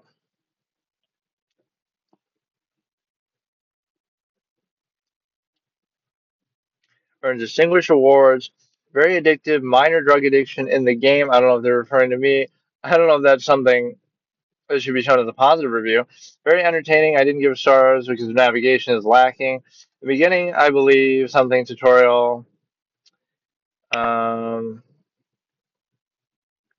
I mean, that could be interesting, but I don't necessarily want to make an account. What I mean by this browser game category here is more like, oh my god, something like non-committal that you're meant to. You can just do as like a one-off thing, right? So like Wordle is a good example. You just do it, and it's like a little mini game, and then that's it. And you can do as many times as you want, but it's kind of like this short, self-contained thing that isn't like a full-on game. So it's like a little mini game. So those kind of things can be cool here. So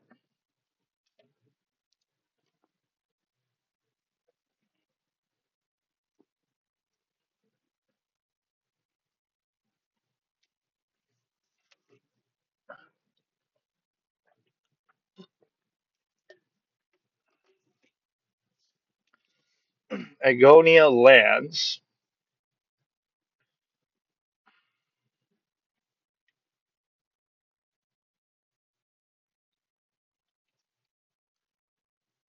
Ragged foliage, unique canyons, barren wastelands. But see, this is like too much of a. I don't have to make an account. Like this is like an MMO type thing, but it'll be like a choose your own adventure kind. It could be cool. We're finding some interesting options and suggestions, but it's like it's not quite what I mean, right? Like I don't know what term to use exactly for that. If I said like Okay, something you could do in your browser that isn't really a full-on thing, not like a full-on game, but a one-off little. Yeah, like this is a good example. Guess the rank, or maybe like GeoGuessr is kind of like that. So let's. A lot of these I don't even know because I don't play these games, so I shouldn't even do that. Right? I should do like chess because I'm actually familiar with that. Not that I really know what I'm doing, but basically, if I can't comprehend their style of play, they must at least be 2000 plus.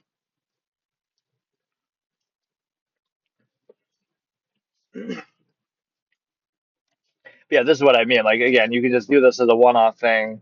So let's do survival, I guess. Okay, let's just watch what they're doing. I don't have to keep tapping this shit though. There should be it just be an autoplay option. Fuck. Again, if they're just outright blundering pieces, that can give it away.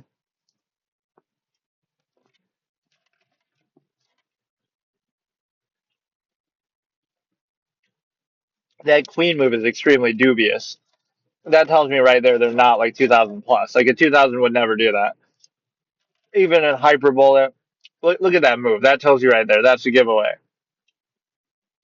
This is all normal. You know, you could explain this is some opening, whatever. Fine. Right? I can accept that. This move right here, right? That move right there is dubious as fuck. That is not a move that anybody ever makes. I guess it's because you're sort of pinned, so you don't want to leave yourself pinned, but I can guarantee you this is not a 2000. Both of those queen moves are weird as hell, right? That's not a good move. I feel like nobody ever does that. But then again, what do I know?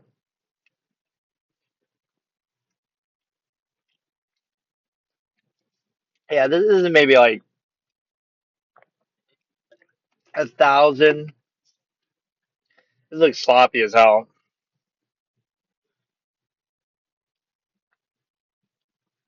But maybe my conception is wrong because like what I define as weird moves, maybe there's some line to it.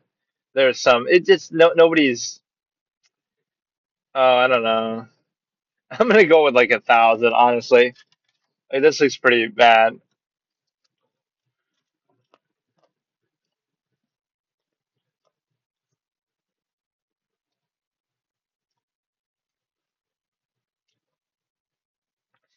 and it tells you the time format too. So in a 10-minute game,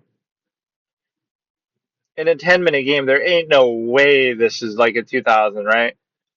There's no way.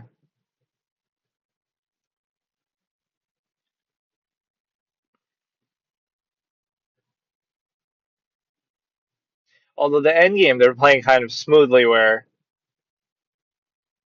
oh, see, all of a sudden in the end game, they become like actual professional players, though, like they know what they're doing. I'm gonna go like 1200, but it seems like pretty shit to me. Like some of what they're doing is just so bad. That's impossible, man. See, that's not even accurate because you're telling me that's a 2071. Now, why can't I play against 2071s like that? You can play literally a fucking 1200 on chess.com and they play better than that. Like, what is that?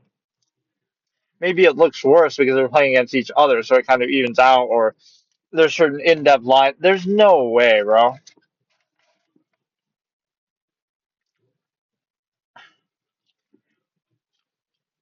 Some of those queen moves are goofy as hell. But I thought it was supposed to keep going. Why did it stop?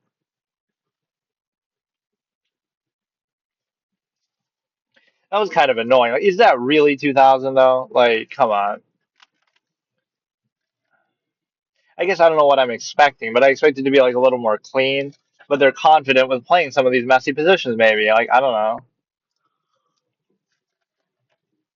Like, I may be too OCD with my expectation. Like, it has to be a perfect pawn structure. It has to be so. I don't know. The end game kind of showed that they kind of knew what they were doing, though. Right, they suddenly started to make some super accurate moves at the end.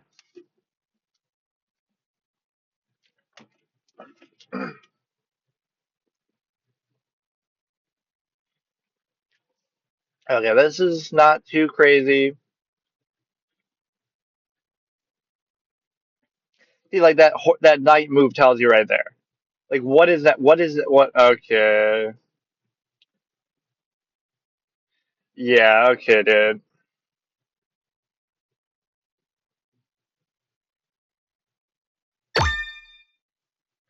Correct rank is 2168. So 2168 gives up a pawn there. Like maybe it's all part of some larger line that I just don't understand. And they're moving their knight and they're moving it back. Why can't I continue though? Like,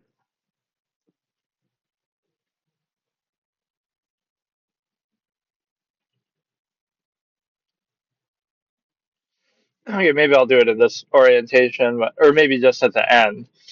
Okay, let me try once more. We get the 3 lives effectively, even though I keep resetting because it won't let me move the page after that.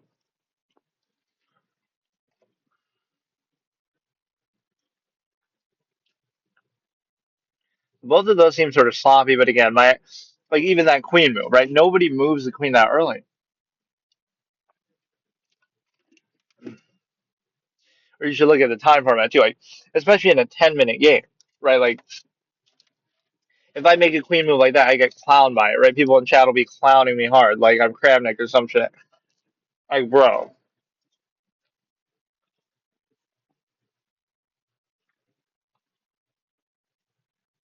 I appreciate their willingness to trade, but I mean, what is the rhyme or reason to any of this? There's some positional understanding that they have here.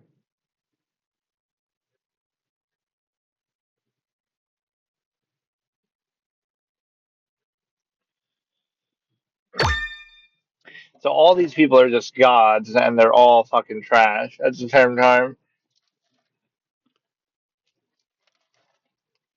Or my stream is actually quite delayed here.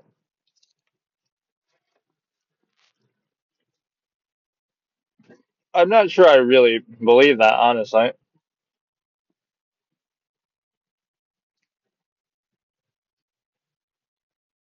That's like browser mini games. I don't know how to explain what I'm looking for. Slither, IO, social deduction. Yeah, like Wordle. Or yeah, even like that was pretty fun. The Scribble IO is kind of fun. Let's actually do it. Or let's do another. Spin the wheel to decide. Okay.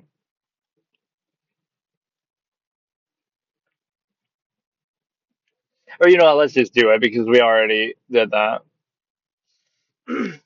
But this is always fun because I was pretty good at guessing, but then I realized there's like a professional community, and they started that was actually one of the funniest things ever. I'm doing it randomly, right? And I'm doing it like on a Sunday, and I name my title "Guessing God Scribbles a Eulogy for Their Opponents" or whatever, right? Like I do one of those titles that sounds a little dramatic, and then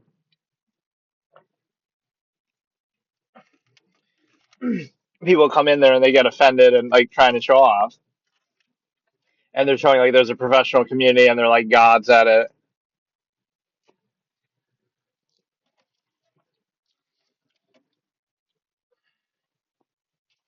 So the only issue is that we do have a bit of a stream delay.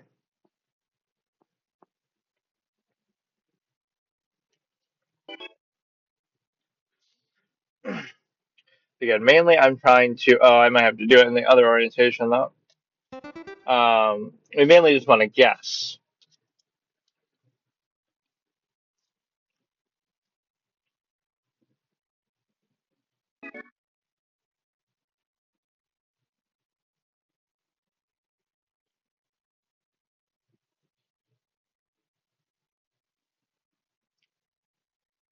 I kept not being able to type there properly. A flag, or it could be a specific flag, country, which I can't remember. The guy in green. Oh God. I don't even acknowledge that.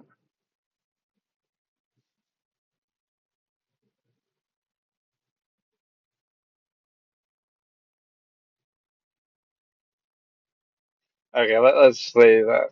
No, but I hate when people write it out. I'm in the lobby by myself and I'm still losing. And like it'll never catch up, I guess, right? If it's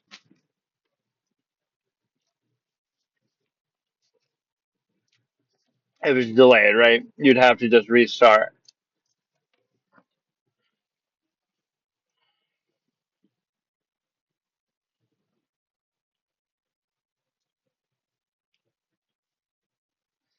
You remove stream ads delay without stopping the stream. Like let's say I go AFK for 20 seconds and I consider that like a blank, so we can just skip that.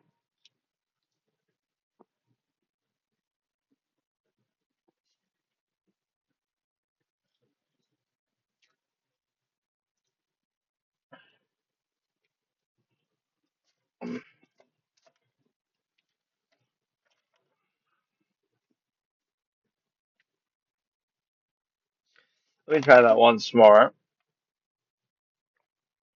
What does it take to make transportation, defense, and energy work? The expertise you'll So get yeah, at this is what Barnacard. I'm kind of trying to show. Hands-on These are experience, things I would do. state-of-the-art facilities, Would and I do them like while FAA-approved eating? certification Maybe. courses. Maybe I You'll would do learn that to make sometimes. I just can't about remember. anything work Like, at see, I would do like Barnacard, a hard mode for a including long your period of time, future. right? And let's say I was doing that Luigi's Mansion super hard mode, and or sometimes they have these bots to draw for them, basically. I hate the writing, man. Like I do a hard mode for 5 hours, then I take a break and eat something, and then I might do something like this while waiting. Like even chess, that's how chess came to be somewhat. Like would I be taking a break?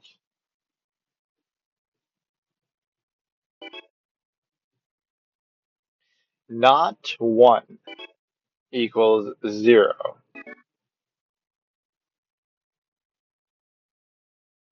Fuck. Not one, maybe two.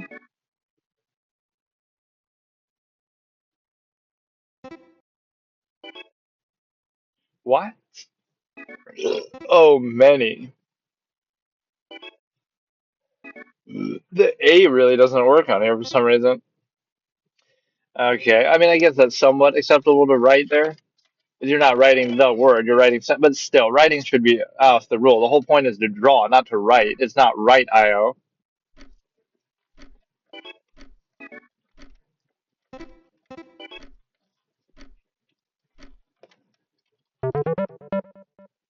Yeah, people, kind of the community can sort of ruin it sometimes with how stupid they are. I'm always surprised how active this is too. You always find a lobby, even though that first room had only like 1%.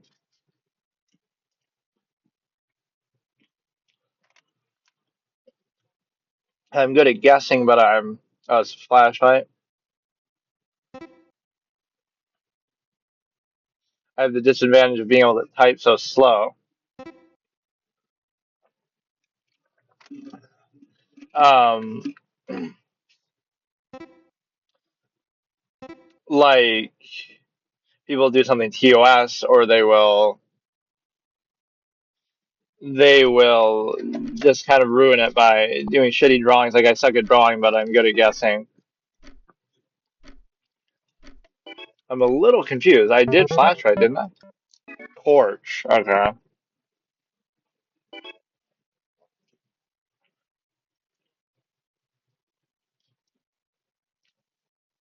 I can kind of accept that. You know, I was on the right path, but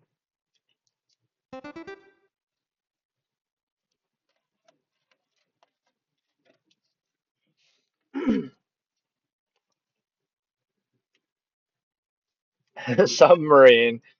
I love it. He's like trash. Fuck me with this mobile fucking typing.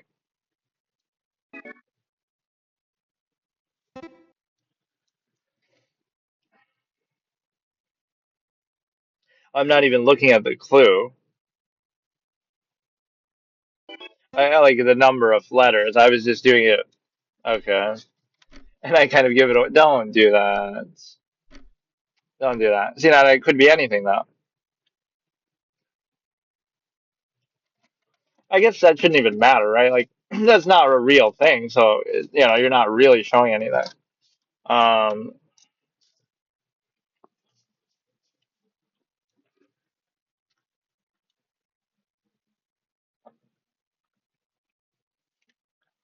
that's the problem with some of these things, though. If you get, like, food like this early, right, when they first open, right, like it's kind of early in the morning, it's never as good as what it normally would be like for lunch, right? They're kind of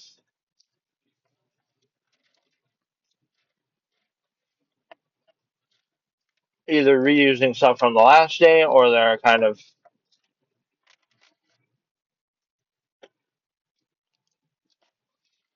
whatever in a rush or some shit. So,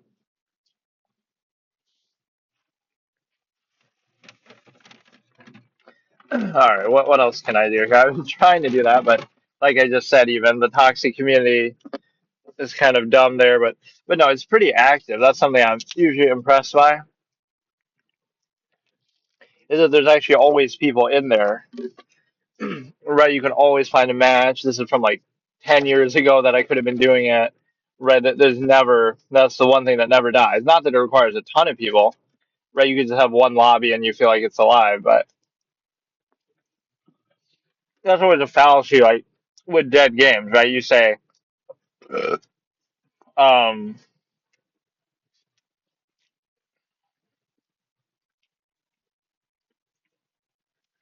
right, like you'll say, oh, this game's dead.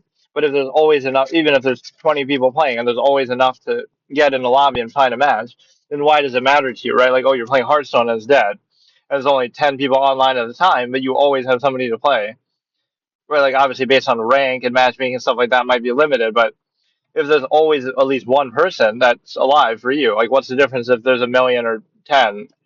You know, you almost wouldn't be able to tell at that point. They're sort of testing the stream delay and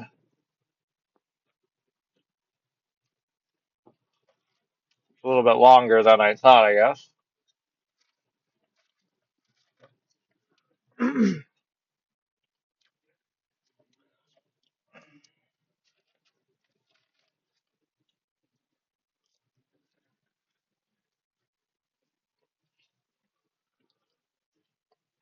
I should almost read some of my own YouTube comments and reactions to stuff like that people do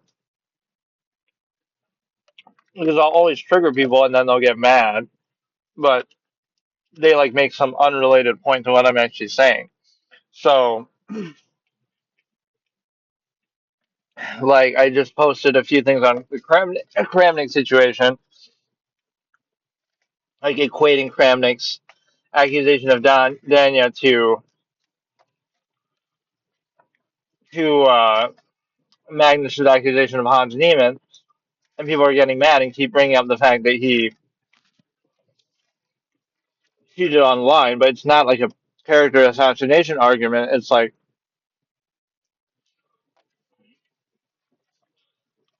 you're over the board.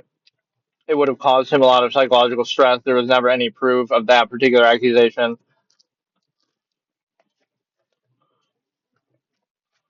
Because by that logic, you're saying, oh, he did something bad in the past before, so that means he's guilty of anything he's ever accused of, which is not how it works, even in a court of law. Like, you can't use past history of a crime to have suspicion of that particular crime, right? That's always kept out.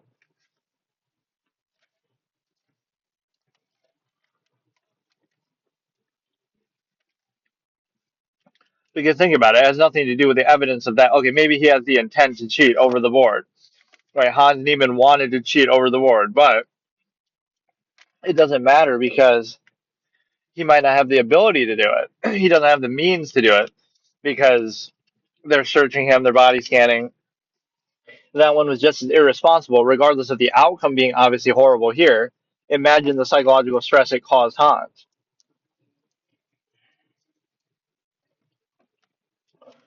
So I would totally stand by that. Like, you're even bringing up kind of why the treatment was unfair. So because Hans has done something in the past, it's easy to pile on and accuse him of that, even without any evidence. Like, why is that an acceptable thing to do? Right? It doesn't have to be a defense of those past actions. It's just saying the two things are totally separate.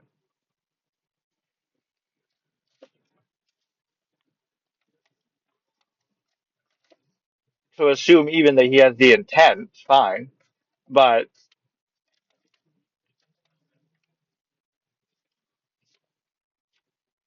it doesn't mean anything else.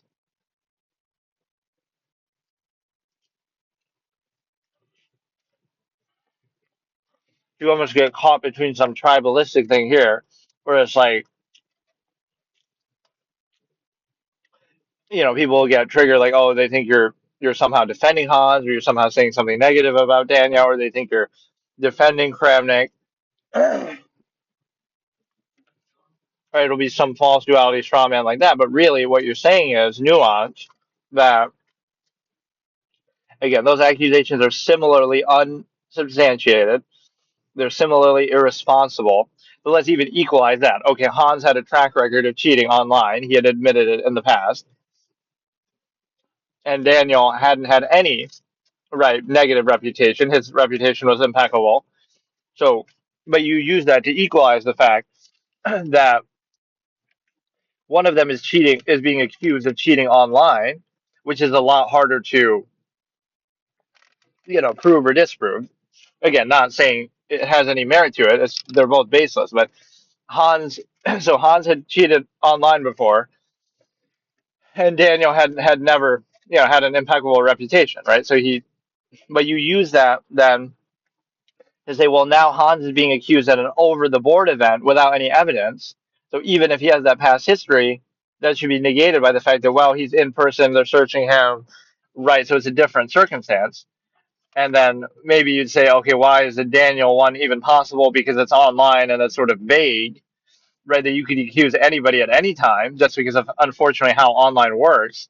Neither of those have any credibility, but it'd be one thing if you accuse Hans of cheating online, right? Like, okay, I'd always be skeptical of that, right? That I can agree with. At any time, I would never want to play him online because you never know, right? What he could or could not be doing. But at an in-person event, that's why it's equally irresponsible because you're accusing somebody with an impeccable reputation, baselessly, of cheating online, which is baseless, obviously. But then you're accusing somebody with a bad reputation, but of cheating over the board, which is completely baseless too, because there's no evidence to it. Again, the media piled onto Hans. There's articles, CNN stuff being written about it. There's big streamers exploiting it for content. So I know people want to focus on this situation now, but I'm analogizing it like just because a tragedy didn't happen with Hans doesn't mean that that behavior and that treatment and that reaction wasn't completely bogus. So imagine the same situation, right? You're bullying Hans, you're making fun of Hans, you're ruining his reputation, you're causing him psychological distress, you're falsely accusing him of cheating, you have news articles being written about it piling on, other great player, grandmasters piling on, you have big streamers exploiting it for drama and content. So just because it doesn't end in a tragedy like this doesn't mean that it doesn't have the makeup that's very bad treatment, that's a very bad reaction without any evidence that your character assassinating, jumping on it, jumping on the bandwagon, no evidence, right? Hyping it up, drama, all these people going along with the news articles being written, big outlets getting involved. That seems like the same setup for WoW. Imagine if something happened with Hans. Would you then care about it? Or see, I'm more concerned with the nature of the process. How you get there is the issue, right? So again, a tragic outcome certainly will draw people's attention, but I'm concerned with again that was just as baseless. It was horrible, right? Treatment, and so it shows you the same thing could happen again and again and again to other people, regardless of again the outcome. But that's just a bad process that you're able to get away with a baseless accusation because oh, it's Magnus making it.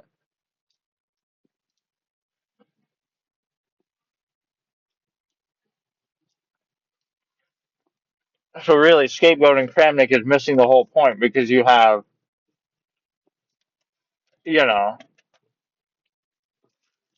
you have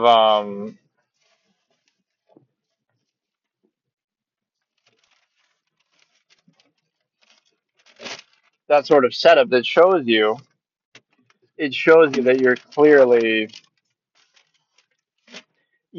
people are looking for drama, people are willing to make baseless accusations. It was a horrible, horrible occurrence. But people, again, that's what people said. Basically, what I was saying, I should look at my own comments. People are getting mad and saying, but Hans cheated online, which I even acknowledged in the video. I even mentioned that. But so your character assassinating him and saying, okay, because he did something in the past, he must be guilty then of anything he's ever accused of, even if it's baseless and without any merit. Right? The two have nothing to do with each other. He did something in the past, but we're not talking about the past. We're talking about, okay, this event, this venue, this means. Again, online is a totally different story. So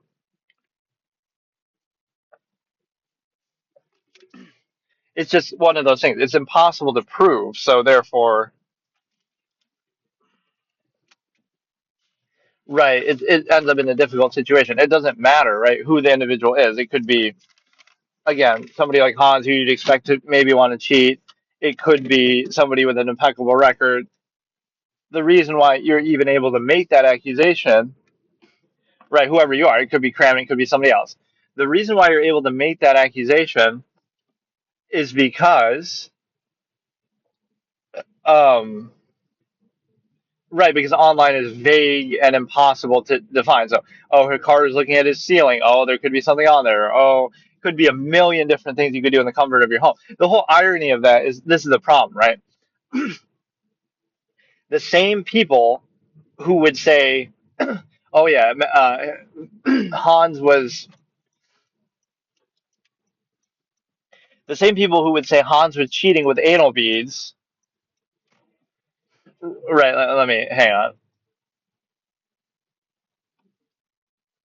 The same people who said that Hans was cheating with anal beads at an over-the-board event in a highly vetted venue with arbiters watching and X-ray scan, body scan, all this kind of thing, right? All these preventative measures in place. But oh no, Hans was somehow still able to sneak in there and be able to cheat despite all that, despite not being able to find any evidence, right? So you would believe that without any evidence that he would do some elaborate, over-the-top means of cheating in an over-the-board, highly vetted event, but you would not believe that anybody, again, forget about the individual, but I'm just saying that somebody could possibly be cheating online despite their, being on webcam. Like, again, anybody, it doesn't matter.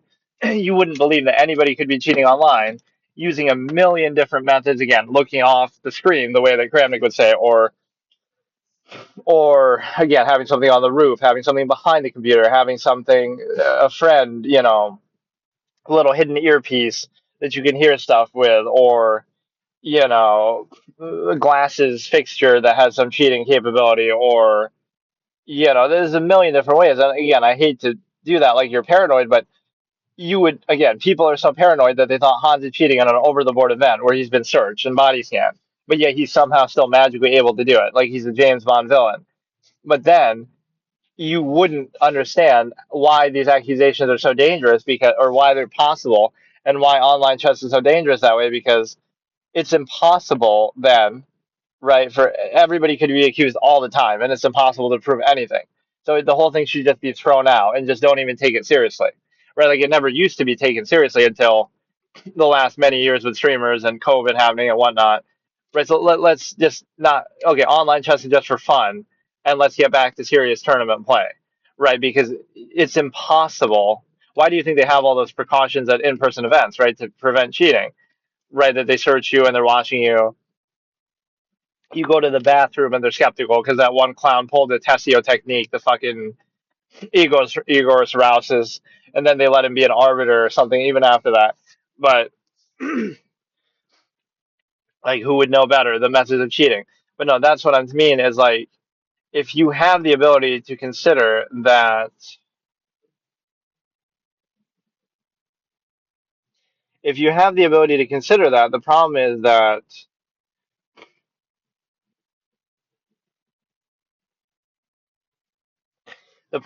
you're in a position where you put yourself at risk of anybody being accused anytime because it's such a vague thing, right? So you think, oh, somebody being on webcam, and again, in a general sense, forget about the specifics. I'm talking about it broadly.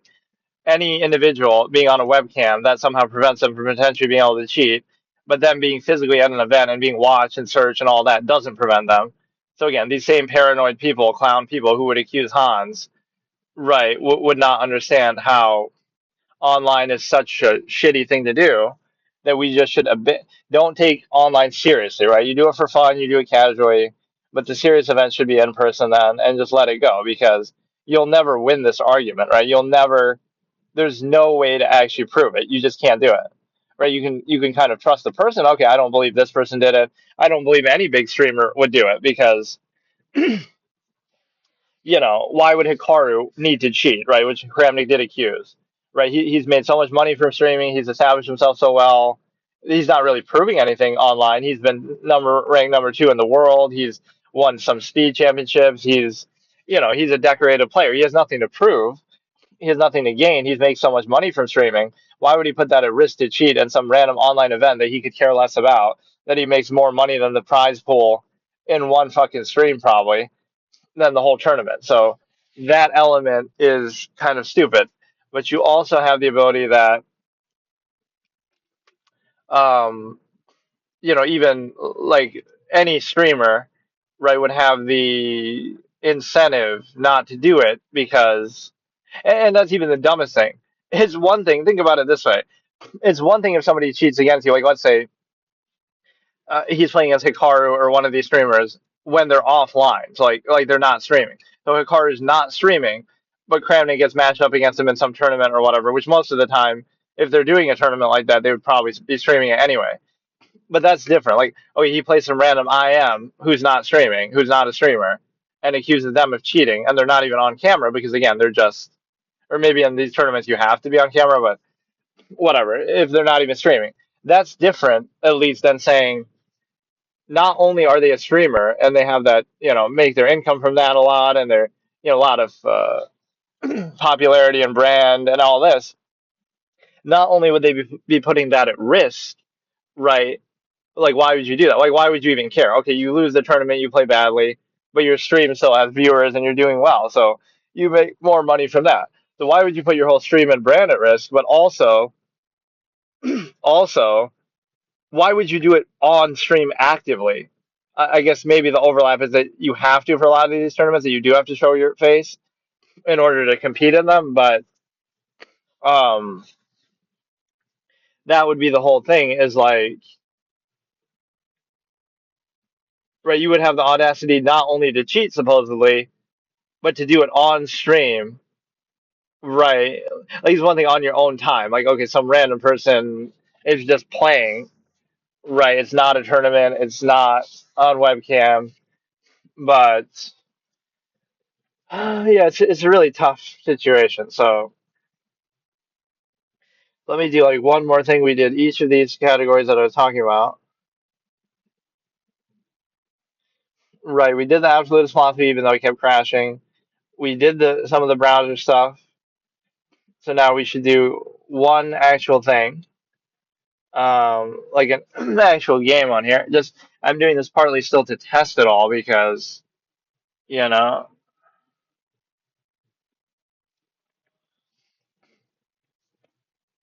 there was one thing I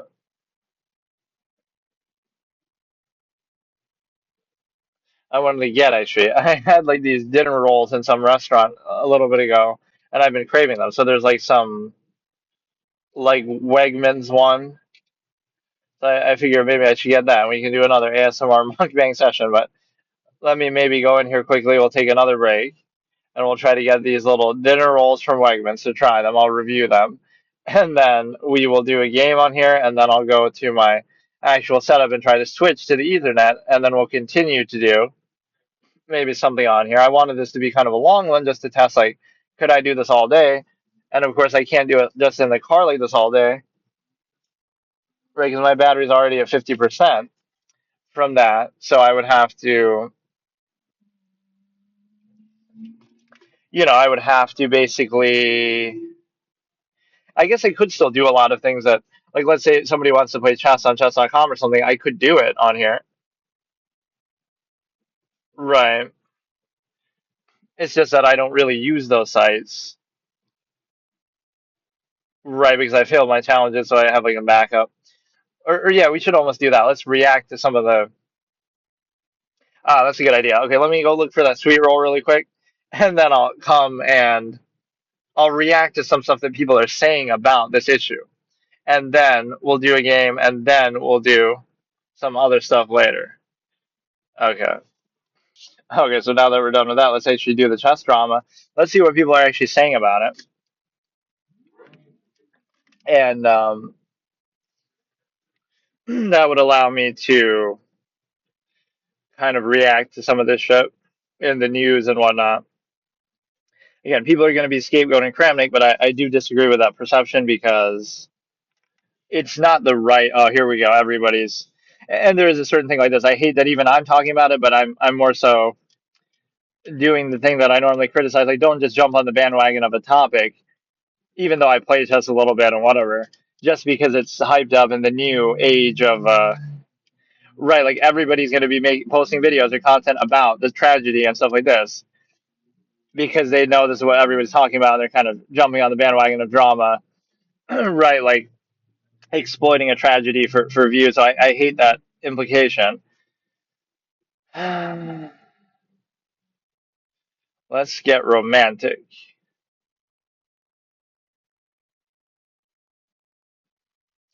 So let's see what people are saying. I tend to get triggered by stuff like this, but it's okay.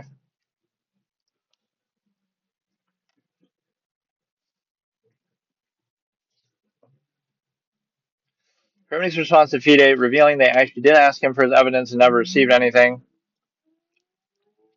I was going to, but first they need to comply with my arbitrary demands and meet my unreasonable standards. And really, the problem is FIDE is not the issue because that's not online. Right? A lot of these accusations are made online. It should be Magnus who's being asked for shit by FIDE. How about that? Yeah, well, let's roast Magnus. Like, what evidence did Magnus give to FIDE about the Han situation? Oh, right, nothing, because there was nothing. FIDE to take some action, so do you want them to punish him? I feel like, again, FIDE should honestly stay out of it because a lot, again, if I'm not mistaken, this is all like online things. So it should be chess.com.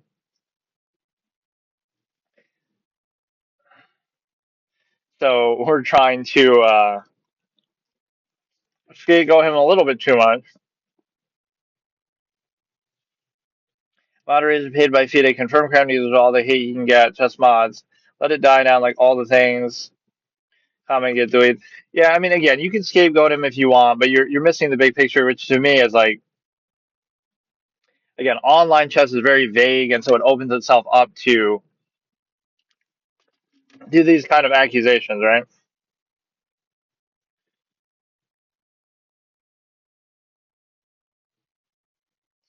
Right. It's just not a good system of doing it. Blame the websites, blame people, the community for taking online chess seriously, for taking accusations like that seriously. Blame obviously Kramnik for doing that, but it's a bigger problem. So again, why didn't we do this to Magnus when he falsely accused him or Hans? Right? Oh, because a tragedy like this didn't happen, thankfully. But he did the same thing. He made a false accusation. He consistently doubled down, bullied. Mainstream media bolstered it. Drama seeker streamers bolstered it. Like, and I was consistent. See, this is actually some credibility. Watch this. This is why it's good to actually upload stuff to YouTube, which I never really used to do in the past. But here, can I do this? I go to YouTube. Let's react to my own video on the subject of Hans Niemann cheating, which happened pretty early on in the process. So this gives me some credibility because again, I'm not saying for sure anything, right? But I was skeptical about it, and I said let's reserve judgment until we get some information. So I was basically saying, So now the snail's gonna do the fucking work, and I can just sit here and turn it into, let's talk about Hans Niemann, the evidentiary basis of him cheating. let's see Right? what we So have the here. point is that people This start was out. Let's see from how much 2022, October 27th, right? Maybe close to around when it happened, I forget.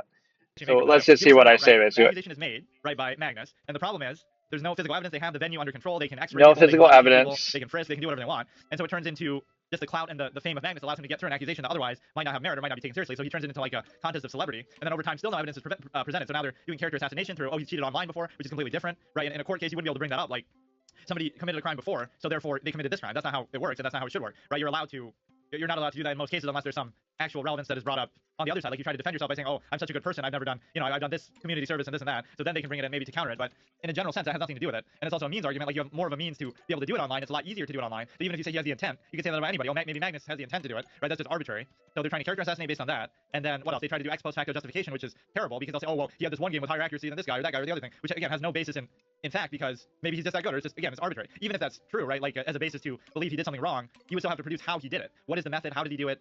Is more important because otherwise other people can just do it too. So it's not even helpful to the overall health of the game. So even if you suspect it, it doesn't actually make the case at all, right? You need the method, you need the means, you need some sort of physical evidence of how he did it, which you really wouldn't need as much online, or it'd be harder to produce because you can't watch every move of what everybody's doing. And you're also really kind of insulting these venues. Like you're saying, oh, all these years that we competed in one merit to it, right? Like it's just sort of like one of those interesting little tidbits that doesn't prove anything. So you could always go to other players and say, okay, there's an anomaly game here. They had this game where they had ridiculous accuracy. Like wasn't there that game between Dinglerian and Hikaru where they both had 99 accuracy? And it's like, okay, maybe they were both cheating if that's the case. How can you have such a perfect game? So you can say that arbitrarily across the board. So the two things you really need are physical evidence, what tool or method did he use, and also as a preventative measure for, so to make sure that everyone else isn't doing the same phantom technique that supposedly is being presumed. The speculation of, well, first of all, the preconceived notion that, okay, he's cheated in the past online. At least if he cheated over the board in person, then it's a different case, and you'd be very keen to say what the method is. But the assumption in these environments, like an over-the-board tournament, is that they're closely vetted. So really, it's not even up to Magnus or Neiman to do anything or to say anything. That's why the accusation is so weak, because it's up to the venue, right? Like it's up to them. We suspect him of doing this, or he did it in this manner, or otherwise. That's why the website is so stupid, because it's like, let's say he wants to cheat so badly, but he's just not able to, because it's not that easy to do.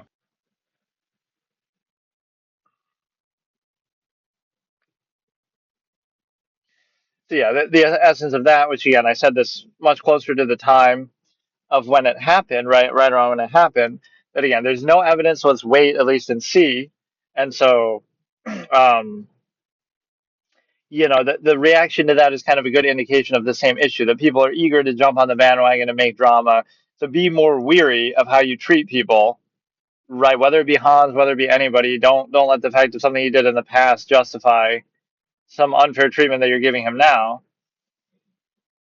And so that was the point, is like,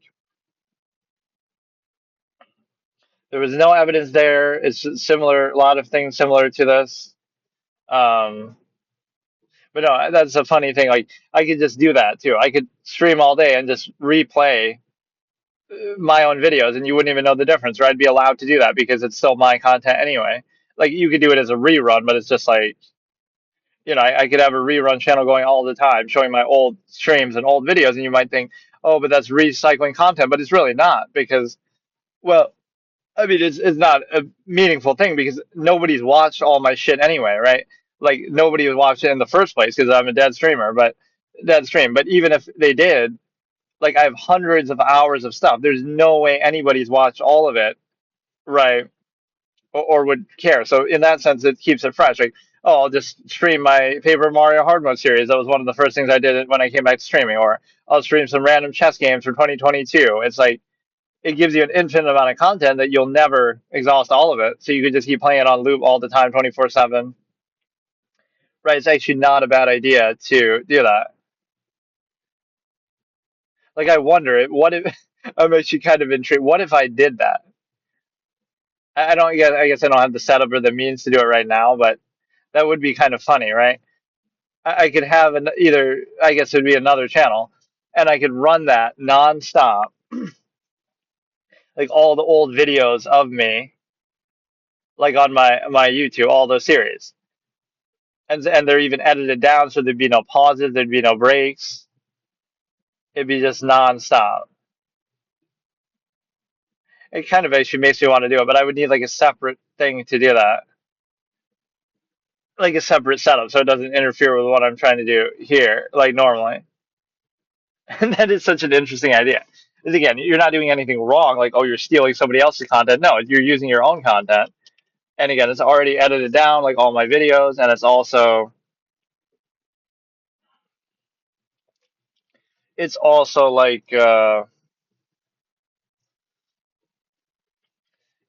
it's going to be stuff that people haven't seen anyway, because again, I'm a nobody unknown clown. I can understand if I'm a big streamer, but even then, like imagine how many hundreds and thousands of hours the XCC has or big streamers have. What would that mean? Like, nobody's seen all of his stuff, so he would always have something, replaying that he could do that would be fresh to people, and it's new to them, right? Like, oh, it's I'm using old content, but it's if it's new to you and you haven't seen it, then what's the difference, right? It wouldn't matter. So let me. What was I even doing? Oh, I was doing the chess drama. Okay, I don't know. That concept is just so funny that you would like to leave it 24/7, and I would just have to occasionally pause it for a second to kind of change what I'm doing, right? Like the different videos.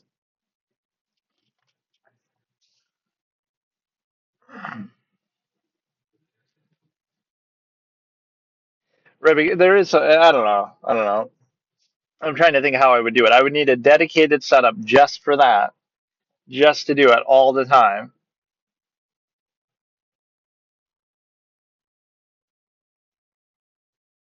Okay, let's react to some of these. Investigated for bullying. Like, is bullying a crime though, really? Like, how do you define this? Everybody's just trying to exploit this. Let's start holding bullies accountable, like Magnus Carlsen, who bullied Hans Niemann, who is vaguely aware of the chessworld drama. Magnus and Hikaru are calling your behavior this shitty. You know that's a truly shitty person. Okay. I mean,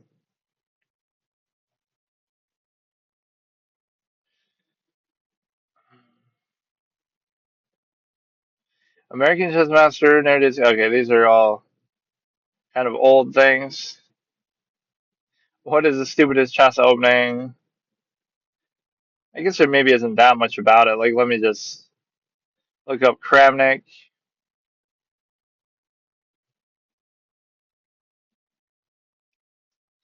But no, let me think about the logistics of that. It's just such a funny, stupid idea, but there's probably things that people do. So I would make that, right? And I would run old videos, like my old episodes, things that I have on my YouTube, which again, that's an infinite amount of content. You would never catch up because I'm even still actively uploading stuff now. So you would do that, and then um, I'm trying to think like how would I actually do it? Like if I wanted to do it now, right? I would need a computer dedicated to that all the time, which doesn't have to be that strong of a computer, I guess, but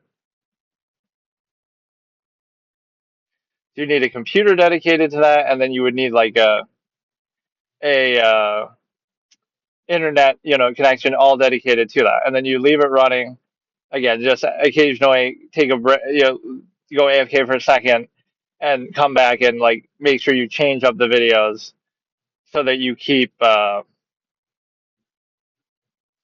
you keep it fresh, so you're not just repeating the same ones over and over. Let's just read some stupid stuff to do with this here. I think my battery on this is probably getting low, so I'll just go till it runs out. Like 25% left on there.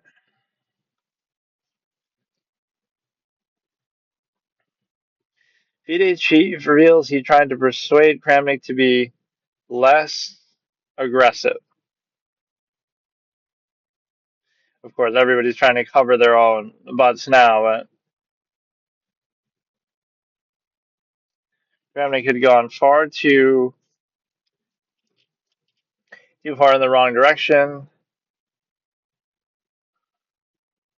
Yeah, like you can't completely tear the guy down either, still, because he has such a reputation in the chess community. Like you can't completely tear him down. Answer 2 hours after the email, or he's actually addressing this shit. One thing I'll say is he's definitely not doing it for clout or attention because he doesn't care. He's not the type to do that. At least he might be doing it because he's salty for losing games. They accuse a lot of people, but For some reason from FIDE lawyer, no response received from FIDE since.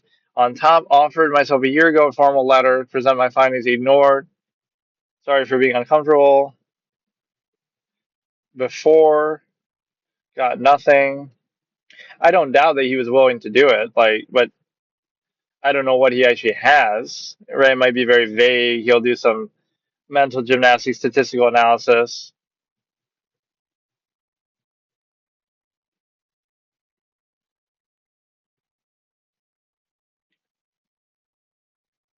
Thank you for your proposal.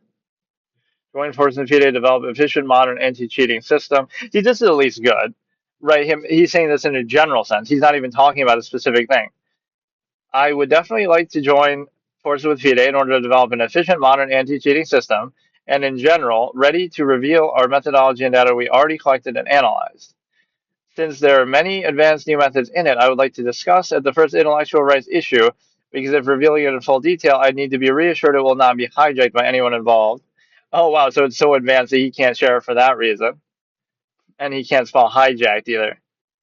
Another important point, kindly ask, who exactly will be involved? I like this, though. He's making his demands and all, but he's being very fair in this letter, at least. I apologize for being straight and somewhat harsh, but the level of most anti-cheating specialists working these days and methods they develop and use is not on the level of the challenge. Furthermore, I have reasons to suspect that not all of them are unbiased, have similar objectives to do their best. Detecting such cases, unfortunately, working for man, this is very a couple of years on this, I must be honest with you. The existing anti-cheating systems, at least in respect to professional chess, aren't on the level of the challenge. Therefore, I kindly ask you to inform me about the concrete specialists that you plan to involve in this project. In my opinion, there must be at least, and he has the credibility to say this from, being a world champion. Like, okay, he wanted to take this issue seriously. So maybe you should have listened, because then we could have been sure about what. So it's bigger than just him. Working full time is that's the thing. This is a fallacy. What's my logical razor for this? Um, the way to win an issue with social Darwinism is not to criticize what somebody else is doing, but it's to do it better yourself. So this is the issue of FIDE or chess.com or LeChess. Is like, yes, maybe Kramnik's methods are bad and he's a clown, but you're the governing entity. He's just a player, but you're the governing entity, FIDE, chess.com. So you have more resources and means and expectation and responsibility, right? Kramnik doesn't have to do anything. If he's not obligated to. And now, when you make the accusations, it's different. But so you can criticize Kramnik's methodology, but what is chess.com's methodology to stop cheating? It's evidently not very good, or detect it, or be sure whether somebody is or isn't. LeChess, FIDE, what are their procedures? You can criticize him as much as you want, but they must not be doing a very good job themselves if all this is able to happen and have any credibility at all. If they were doing it right, then you wouldn't even have any question, right? You would know for sure anytime somebody's cheating, or most of the time, or you would know that somebody isn't, and you would be confident in that, and so such accusations wouldn't hold any weight.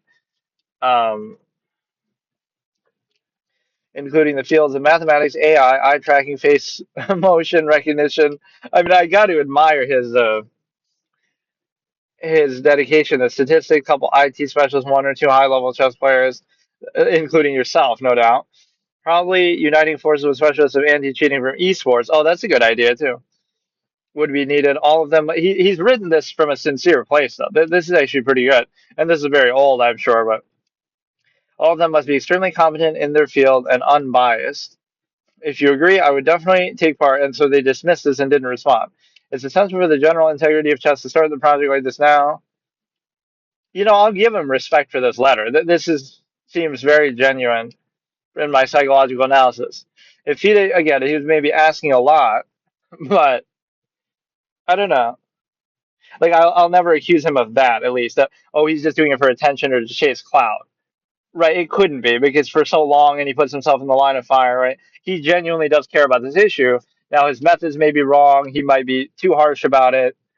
It's sort of vague, right? Those are all issues, but I don't know. Let's see what Wikipedia's biased self will be will be doing. Wikipedia is actually very biased on certain things. Like if you look up stuff about Trump,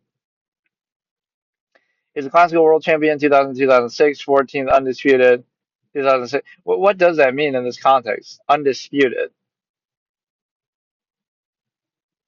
Maybe like in every category. Kramnik lost to Vichy Anand, which that one isn't talked about much. Obviously, everyone talks about the Anand versus Carlson one.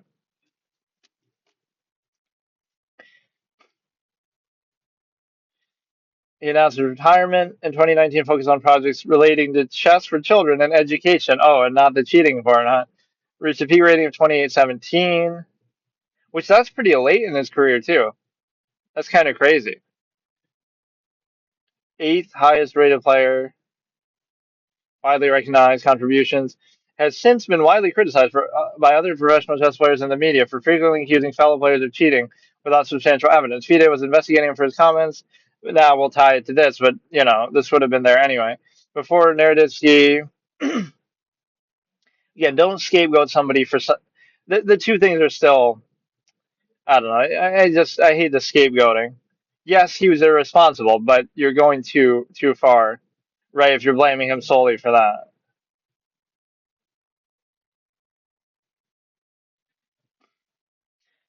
And he came very close actually in that. What was it? In the one that Magnus won, and when he beat Anand, in that candidates, Kramnik was like one game or one move away from beating Magnus or winning it.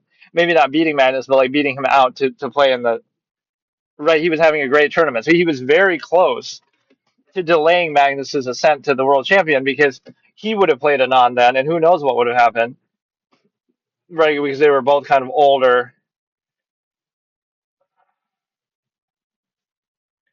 Anand retains. Contributions significantly shaped opening theory in chess. In 2012, I don't know exactly how many lines he's established, but you get the impression that for the last 10 years, we've only been using his ideas. His stamp on opening theory is much more significant than mine.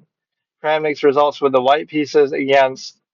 Yeah, people always said Anand is just like he just takes what other people use and does it better rather than coming up with stuff himself.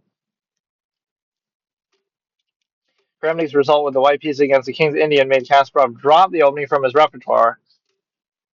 So what you're saying is, let's assassinate Kramnik. You're saying Kramnik killed Kid. Kramnik killed the kid. Oh no, horrible. Meaning King's Indian defense, right? Kramnik, use that as the clickbait title. Kramnik killed the kid. What a horrible guy before he ever did this cheating scandal. And caused the opening to drop in popularity from top level. Wow, so you really credit him with that, though, single-handedly. His use of the Berlin defense in the 2000 match against Kasparov led to a massive increase in his popularity. Was the world's leading exponent of Petrov's defense for much of his career, and also revived the Catalan opening.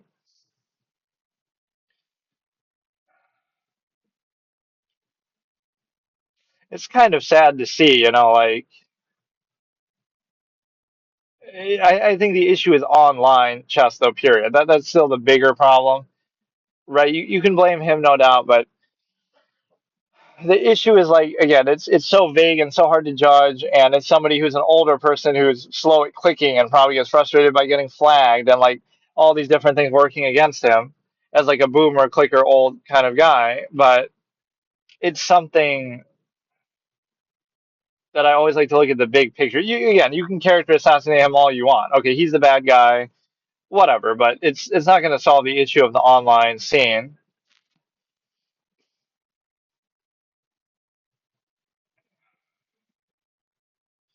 Right? They're all trying to just blame him for everything. Just world. Let's read some of these stupid ass articles too.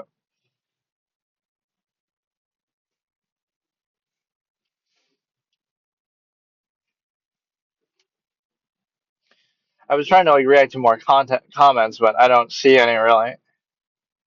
In his last Twitch stream, 3 days before his death at age 29, typically, okay, this.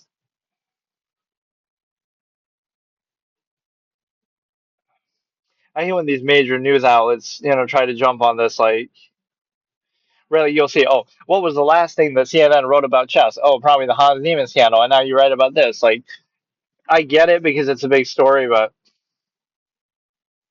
and previously persuaded to be less aggressive. Well, it didn't work, so you weren't convincing. Now, this would have been before all this, 4 months ago, so I would like to begin by recalling some facts.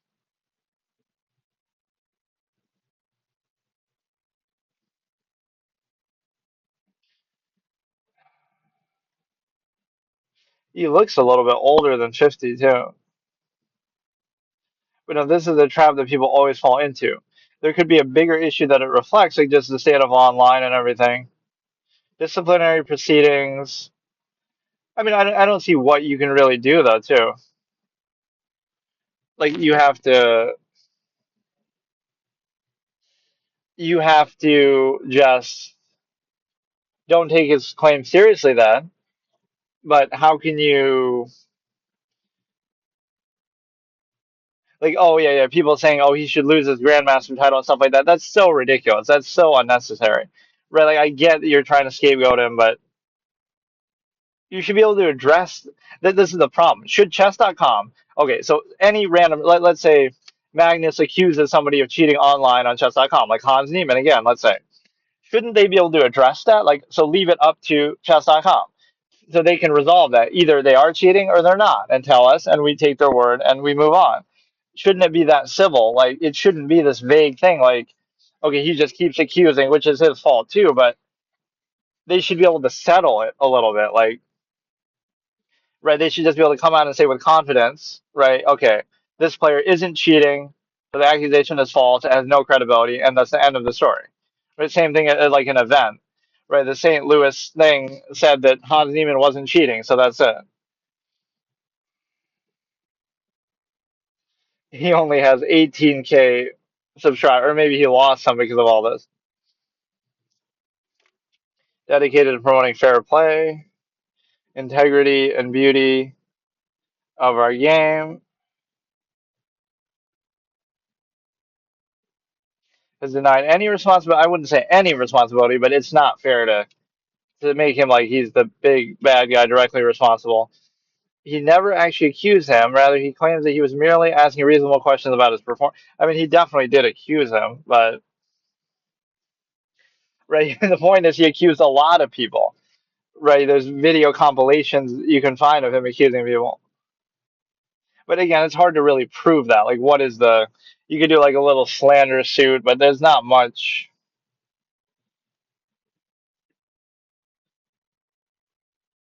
Yeah. What exactly did he say? Statistically impossible suggested he was part of a chess mafia. Like, meaning streamers would protect him or something. Broader campaign to get what he believes to be wise. Yeah, so use that same logic. Yes, it was an irresponsible accusation and he shouldn't have done it.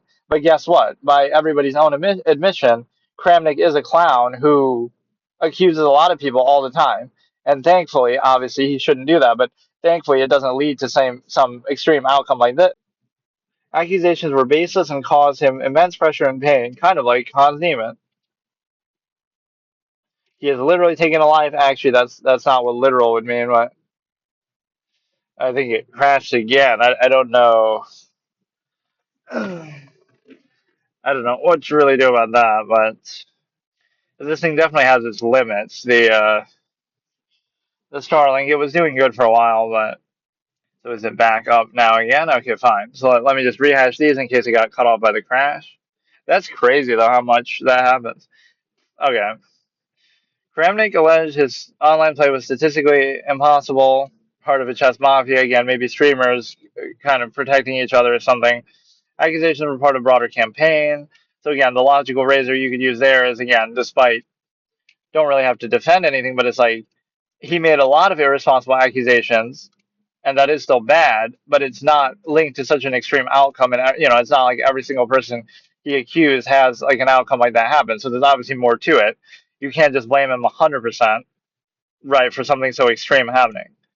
After the death, he doubled down on accusation, called for a police investigation, and threatened legal action. Other chess figures, again, this is kind of, he literally taken a life, except it's not literally at all. And then, such stature brings responsibility to uphold principles of fairness and respect. But see, his defense would be then it's their fault. It's FIDE's fault. It's chess.com's fault. It's the chess's fault for not having a better system for this, such that he would even feel the need to do all this or that he'd be able to get away with it.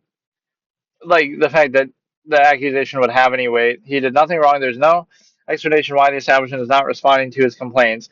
Even if it's a conspiracy, they should still be able to settle that better. He's the one who cares about the game and keeping it clean, which I don't know.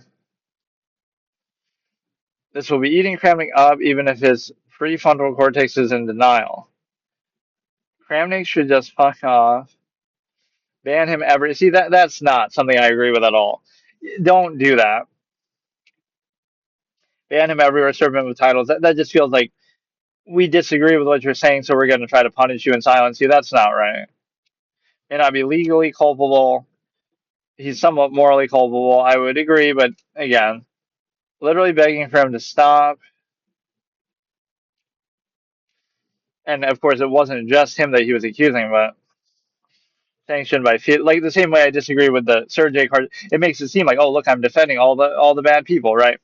But it's more just that you can disagree with something and criticize it, but leave it up to the authority to. So again, nobody should be taking Kramnik seriously. That's the real solution, right? So I defend his right to say, what he wants to say, but we shouldn't give it weight and severity, and streamers shouldn't prop it up, or these organizations should fire back, and chess.com and LeChess and FIDE should all take the right side. Like, they would, if they all come out. Okay, LeChess says narrative he has Rebecca Harris might have been his alt account. I can't remember. He's never cheated. There's no proof of him cheating. And chess.com says the same thing. And FIDE says the same thing. And everybody else says the same thing. Then shouldn't that solve it? Like, why does Kramnik have that much power, right, that we shouldn't take so seriously? I don't care what it says. Talk to a panel of experts. They all agree this is plausible. Oh, he's making fun of like how he sanctioned, like again, Sergey Karjakin, what he says in his personal time, despite how much you might disagree. Right. It's just you're overstepping because okay, then the Iraq War U.S. players should have been banned during the Iraq War. Like it's just stop posting about the psycho. It's interesting though because that's my reputation for objectivity that would piss people off in the past too. It makes it seem like you're defending something, but there's two separate things, right? Carjacking can say something you disagree with, but he's not the one to really blame for it, right? He's just like, for example, if he said the opposite, like, "Oh, the Ukraine war is bad," you really think that's going to stop it or solve anything? So it's just you can say something bad in your own time in your social media, and that has nothing to do with what you do if your livelihood is playing a board game, right? The two are separate. Otherwise, that assumes that we vouch for the claims of everybody all the time, right? That we got to ask every chess player what their opinion is on social issues, and if we disagree, then we got to ban them too, right? It makes it too broad and non-accountable and selective, right? And so this notion that you have to agree with everything somebody does to value them, to let them do their job, which has nothing to do. It'd be one thing like, oh, if they're running for politics or something, right? But you play chess, you move wooden pieces on a board. You should be able to still do that, even if we disagree with what you say. They're separate. And then this also, like during the Soviet Union, right? Some of the best chess players came from Russia, and you had these epic matches with Bobby Fischer. But oh no, those Russian players should have been banned because oh no, it's the Soviet Union and they've done this or that, and some of those players would support it and say positive. Like, come on, it's so stupid. And then even here, like people want to ban him and silence him, but that's not really the solution at all. I feel like, right? You're trying to scapegoat. I feel like I'm going to run out of battery before I can even do anything. But and these crashes are making me really annoyed. So what it shows is I can't really do it for a long period of time. Like it just won't.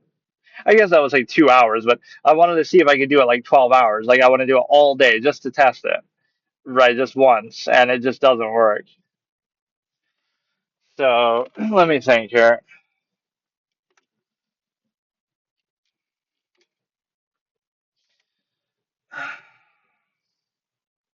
I kind of want to play something now, just briefly, just to test that too. Not that it doesn't work, but you got to be in like maybe just the right spot. But see, it's like I was in the same spot for a long period of time, and it was working.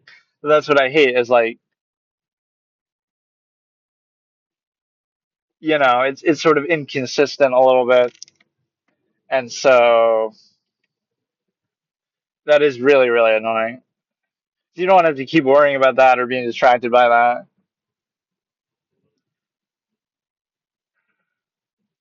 Okay, so speaking of being in the mood for chess, let me do this. We'll do a game of the chess universe, and then I'll try to.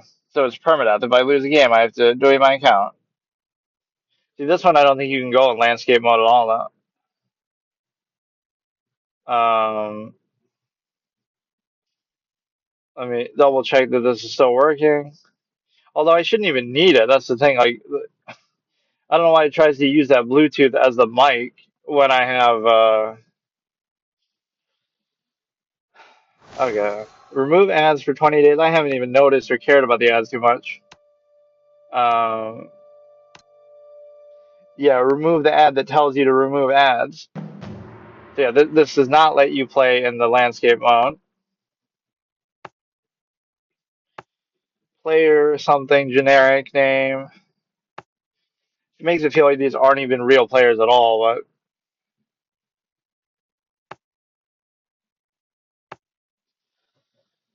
all right, so let's try to take it seriously again. Don't let the goofiness of the game itself make you think that it has to dictate your level of play or something. I like how this became like my ultimate time sink sort of category, though. I won't even say I've taken it that seriously. It's just more like, you know, I haven't studied ever or anything like that, but it's just something to do. The Darkster Bishop becomes an issue because I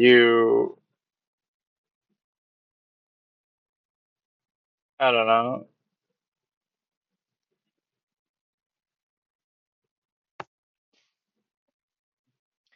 you can pull it back and then you can raise the pawn, but then it'll be blocking it. Right, so this Darkster Bishop is going to be trouble no matter what. So here's where you have to sort of make a big move here to trade it off or do something like that. Maybe I should change my category and stuff too, but I'm just kind of pissed that that won't. After all this, I still cannot get it to reliably work. Like, what would I have to do, man? What kind of $1 million big streamer fucking setup would I need to get this shit to work consistently? It just doesn't work.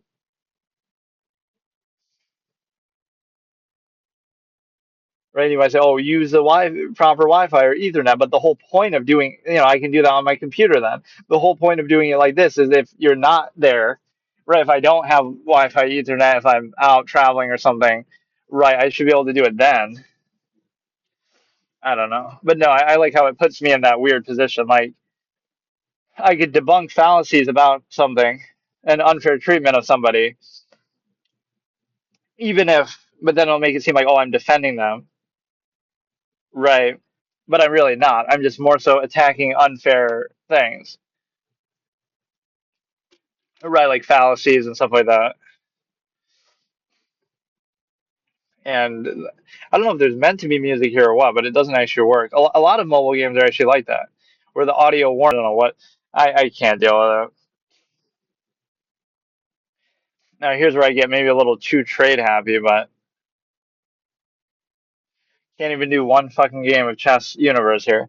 Or maybe it's because the battery on this shit's about to die. How about that? 9% battery. Yeah, it did crash again. That's too bad.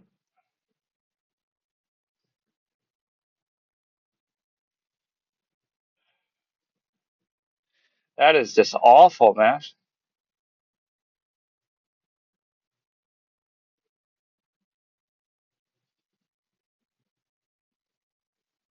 They just make these simple moves and safe moves, and it works out.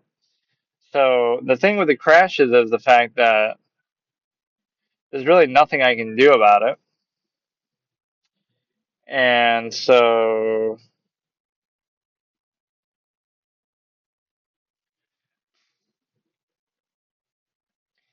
we have the mobile data on, we have the Starlink thing on, it's just not good enough.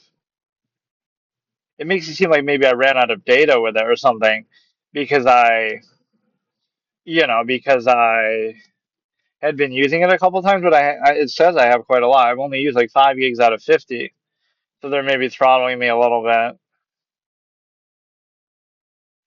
This is the one singular purpose that I got this for, even this whole phone for, and it just won't do it for me.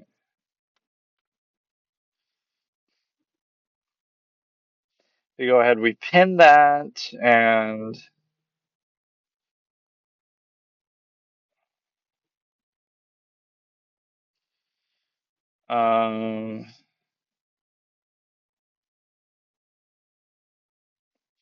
right, we got the double stack.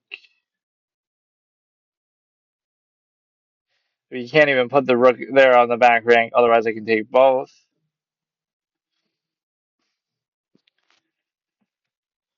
Oh, man.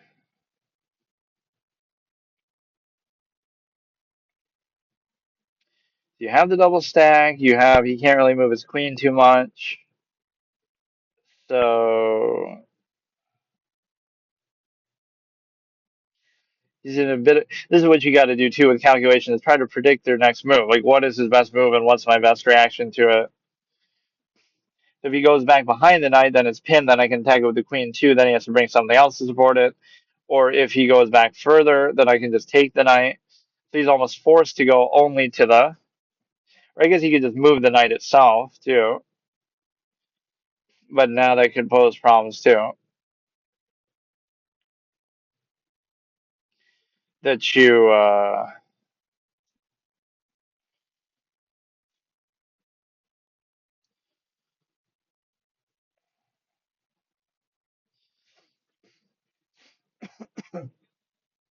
So you would think you should be able to take something here, but if I take.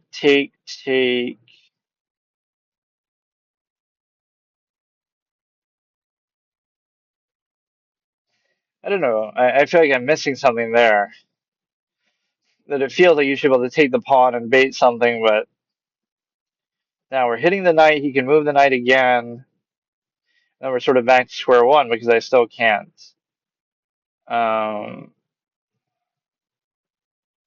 Right, like we should win a pawn at least out of this. Oh. Oh, okay. Is this going to be the end of? I fucked up because I thought he was going to take with the. Okay. This could be the end of the whole thing because no way. Now we got to hope for a draw or something. I give up. Let's just see how it ends. That's so dumb because again, it's like, did he do something amazing or did he just? He's in a very like stalemate possible position too.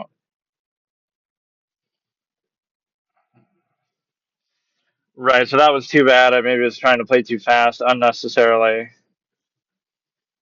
and so this will be the guy who ends my run of this game, which is fine. Which is unfortunately one of the only active chess games on here. Now my battery on that thing is gonna die, which doesn't even matter because it's constantly crashing anyway. Let's let him have his moment. And then I'll try to actually do some like mobile horror games. That's what I was trying to do for like Halloween, but now I'm in the mood for it, even though we kind of missed the boat with it. And the problem with a lot of them is the controls weren't the best. Come on, get a stalemate. Give me another chance. Uh,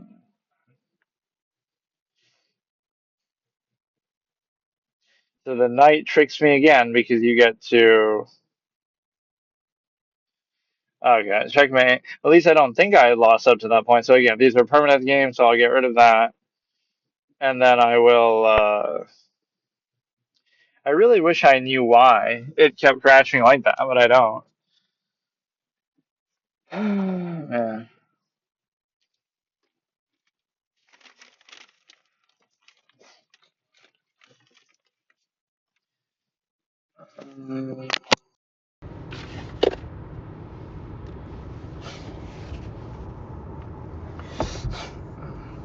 So let me try now. I'll try to go to a different place, and again, the thing might die, but then we'll try to keep it going on the mobile shit. It might be because actually of this. Let me try something, even though it will crash again. So let me see. It might have not crashed there at all. Oh, I spoke too soon. It did. Oh my god.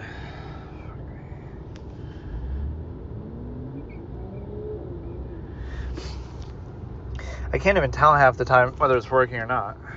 So I think it just crashed again, but at least that one is justified because you,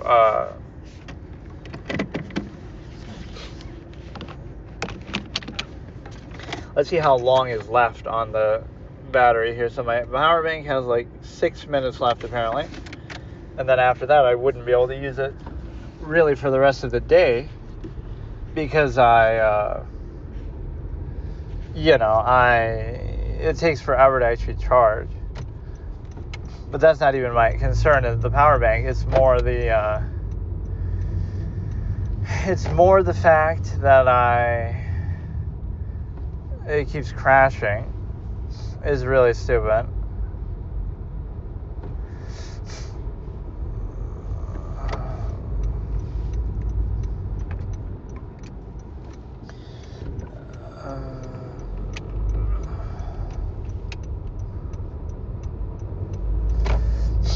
So let's see what I can discuss here. We did the absolutist philosophy. We did obviously some little browser games while eating and whatnot. We did some other shit like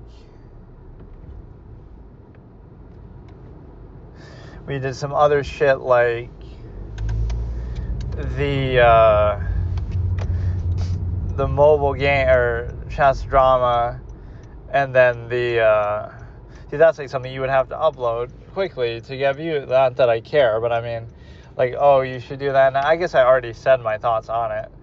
Again, he's to blame, but it's a bigger picture you got to worry about. But again, some of that will be framed as like so you're defending Kramnik. He's that guy who defended Kramnik.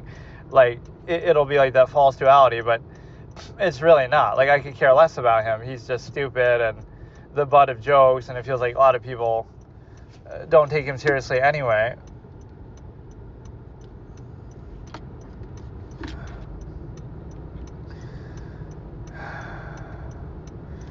Or let's look at this larger process concept about superficiality and appearances. Like, if you judge people by that, it's only going to be shallow and skin deep, and like, don't take pride in things you didn't choose necessarily. It's like, oh, your name, you didn't choose that, or how you look, you didn't not necessarily choose how that looks. Like, broadly, obviously you can work out and stuff like that, but I mean, like, generally, why would you take so much pride or any pride in what you're doing or what you didn't choose? Right, like that. So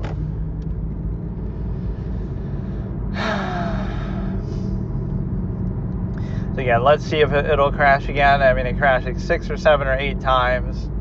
And again, it was on the same familiar route. That's why I'm doing this mostly to test. Like, I can never get anything to work, so I don't know what more I can do. I have to get like a hotspot on top of the Starlink, so that way, I guess that's really what you have to do. You have to tether them together.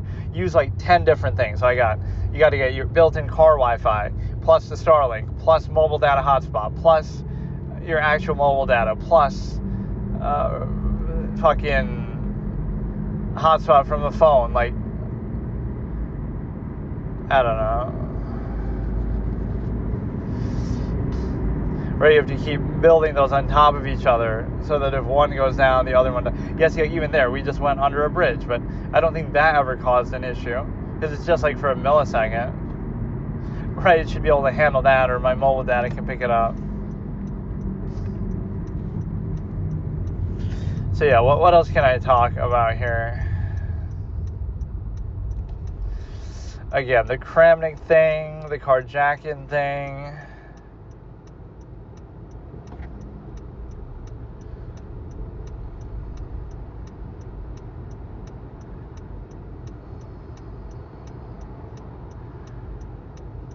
Right, so much bias in the FIDE landscape. So maybe carjacking would have been which I know that's not how you say his name, but he could have been the world champion because he was, instead of one of these now, like Ding, or like Ding wouldn't have even been in there.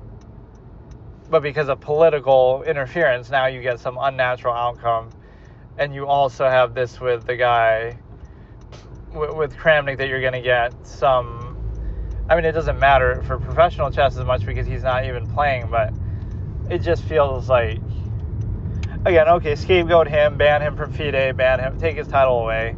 It doesn't actually solve anything because, in this instance, the damage is done, but also you're ignoring the big picture, which he's even tried to bring attention to, which is like, okay, the landscape of chess online and cheating and stuff, that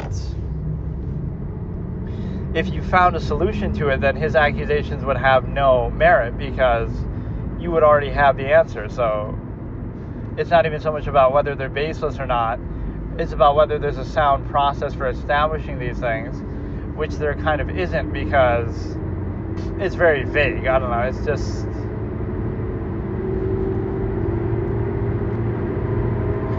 Right, like it's very hard to prove a lot of the... Like, how does chess.com decide how to ban people? And even when they explain their methods, it's very bogus because, oh, this person has some unnaturally accurate games, but okay, then they could just disguise it a little better, like deliberately make a couple bad moves, but still, right, like it's too... I know people want to believe that it's perfect, but it's so flawed, right? The system of detecting that or punishing that is very, very flawed. You just have to have the honor code belief system that people aren't doing it, but right, it's a situation where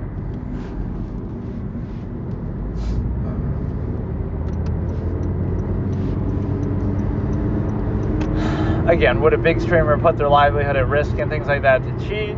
I would not ever assume that.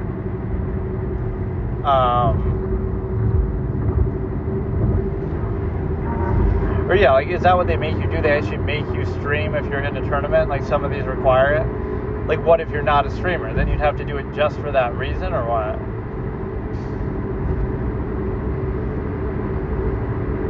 But again, it makes it seem just too easy, and so that's the real boogeyman, like I said, that it's impossible to prove or to hold accountable or anything like that, that you have...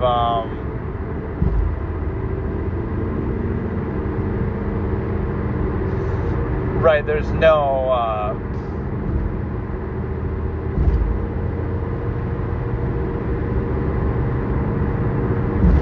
It's just some unsound process. So again, you'll point to the symptom, not the disease, that the issues behind it are like that, where,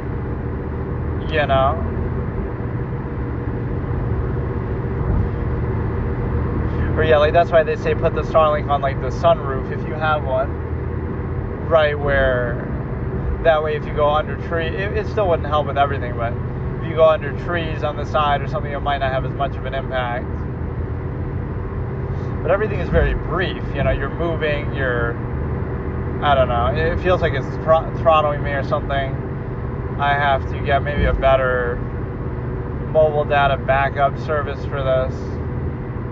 So I'll have like 2 or 3 multiple things that all individually should work, and combined they still don't work, like...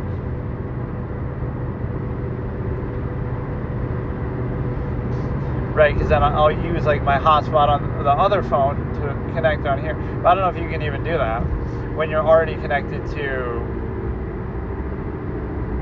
you're already connected to a Wi-Fi network, the Starlink, and you're already connected to my own cellular data. So now can I connect to another Wi-Fi network, the roaming or the hotspot?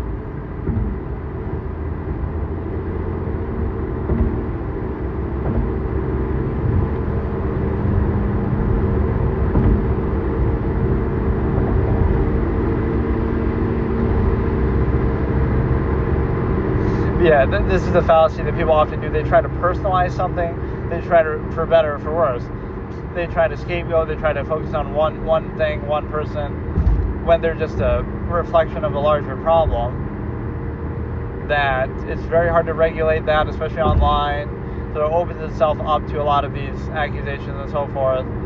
And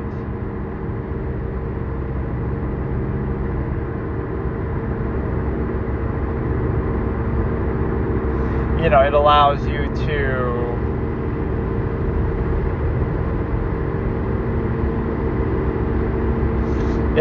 to basically do it in such a way that you get to, I don't know, again, it's vague, but my solution would be more like, again, hold these sites accountable, but also just don't take online chess as seriously. Like, okay, play it for fun, but it shouldn't be that big of a deal. Like these big prize tournaments and stuff, I would rather see those just be in person, right? So online chess should be treated a little bit less seriously. Like, okay, it can be fun, you mess around, but it shouldn't be like the end-all, be-all of what people are doing, because it was never respected like that before. Whether because of the cheating implication or whether because of the whatever, like it just wasn't always taken this seriously. Because forget about even the streaming of the tournament space, right? Like any random person you're playing at any time could be doing something, right? Like, so you're saying even if you think the webcam is preventative of something, then what does that mean? Like, okay, so if somebody's not doing webcam, or if you can't see that, then they could be cheating and you wouldn't know. Like, it's like these makeshift solutions that people try to come up with, but you would never really know. So it's vague. So I find the whole online process flawed.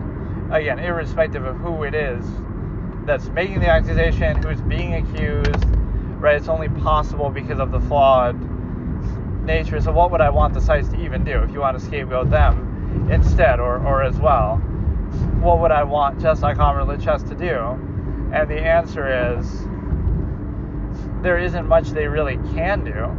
You say, oh, they can have some anti-cheat that like monitors what's running on your computer the way that some games do, but even that, like the Vanguard Valorant shit or something, because they don't have to be doing it on the computer then. They could just... You see, chess is one of those games where it is so easy to cheat in it compared to, like, Valorant or something. You would need, like, an aimbot, and that's a little bit more, you have to actually be running it on there and so forth. With chess, like, what's stopping somebody from having a phone next to them or a friend next to them or any other million different things available? Or some of my older videos might start to get flamed now, because I made one like, oh, Kramnik did nothing wrong, or is he actually right? And this was obviously before all this happened. But like, again, saying the same thing, that again, the accusations are so difficult to deal with, to a fault of online chess.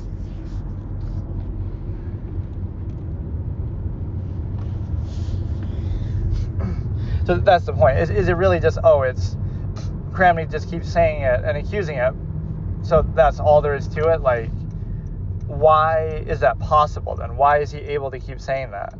Or why does it hold any weight at all? Right? Because some people believe it, I guess. See, that's the thing too. It's like, I don't believe it at all. I'm skeptical of, I wouldn't say that he's, credible in making that accusation. So that's my issue, right? Like, I don't believe it at all. Right, I'm disagreeing with it. I'm saying he's a clown. But even then, right,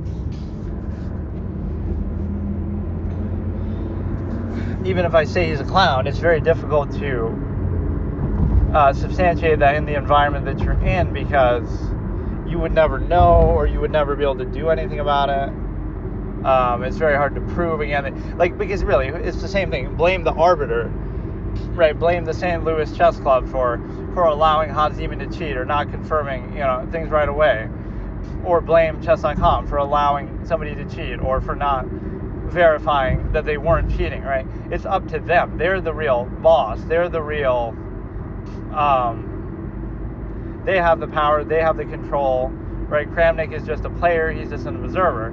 So chess.com has to do something, which again, it's easy to say that. Okay, what would I have them do? And so, because I've kind of had this discussion the other way too. There are people who are banned for cheating, and you look at it sometimes, and it's so vague. Like, how do you know they were cheating? Oh, we don't know. But they just had a couple good games, so they must be cheating. Or, again, some big streamer complains about them, and everybody reports them, and they get banned because there's some unknown random person who maybe just had an exceptional game, or maybe, like, even forget about Kramnik and this. Now, think about Hikaru, right? Hikaru has accused some people of cheating online, right? Some random people.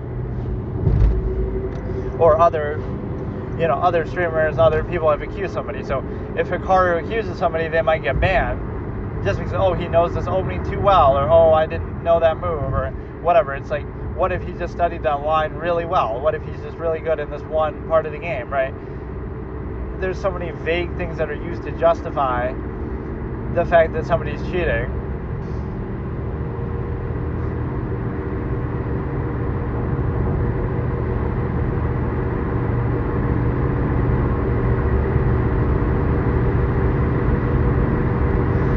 Right, like this sort of ex post facto justification, you can never produce the method. You can never say, okay, this person's banned for cheating on chess.com. Oh, so how did they cheat? We don't know. Did they use something on their computer? Did they use their phone? Did they use a friend who was sitting next to them who's a good player? Did they have somebody across the hall in the window holding up signs? Did they have, like, we can't even know how they supposedly did it.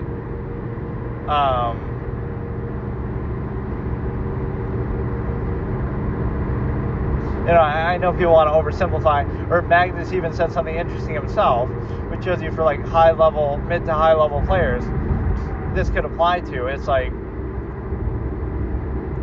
Magnus said,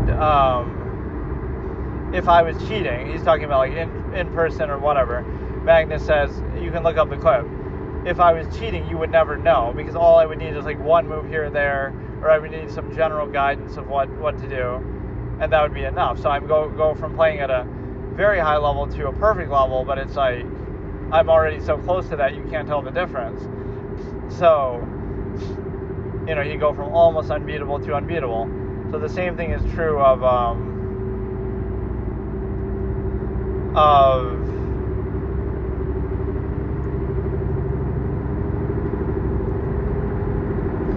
the same thing is true of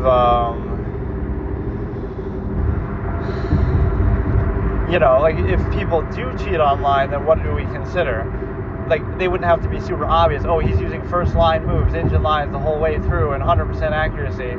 It doesn't have to be like that. It could be a very good player, like a 2400 IM, and he beats a GM because, oh, he used one move here, or he, deliberately will make this second line, third line move, and it's still good enough to win, right? So this notion that it would have to be super obvious is also false, right? They could disguise it by like, okay, they'll play most of the game themselves because they are pretty good, but then just a few key pivotal moves they'll play really well, or they'll deliberately make a bad move here and a good move there, so it seems to balance itself out.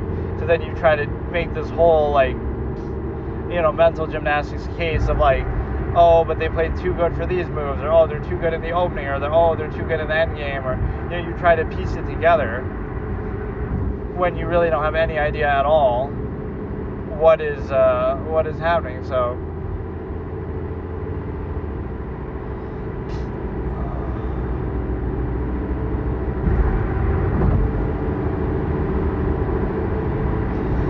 right, so again, it's very vague. The same way that people do get accused of cheating, it is very inconsistent and arbitrary. So I find that kind of annoying. And it's also a situation where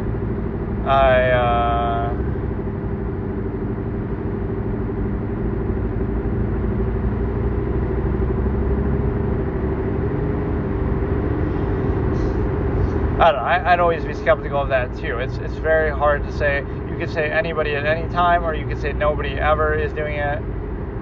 Some, people are false. I'm sure that's happened. Like, people have been banned even though they're not cheating, right? They're falsely accused. Some big streamer gets mad and accuses them, and everybody just jumps on the bandwagon, right? And they just go along with it because they're not a streamer themselves, or they're just some unknown random player, right? So, oh, if Hikaru accuses them, it has credibility because he's a big streamer. Or if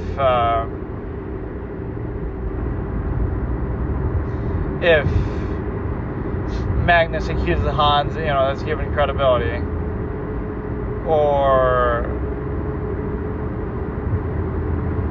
yeah, I feel like Magnus didn't face any repercussions for that. So if you're going to take away stuff from, like, that should be the basis. If you make a false accusation, regardless of outcome, let's not use the outcome and tragedy to justify it.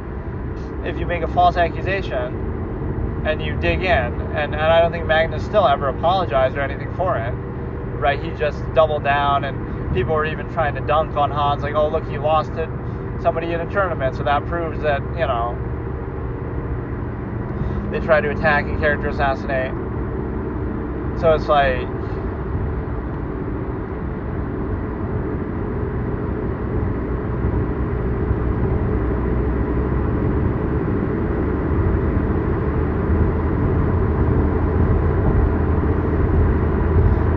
what that proves is the fact that,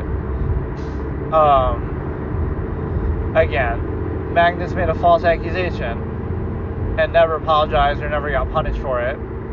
Kramnik makes a false accusation, and maybe many, but still, and doesn't apologize or doubles down and doesn't get punished for it. So now people want him to be punished. The problem with that is you have a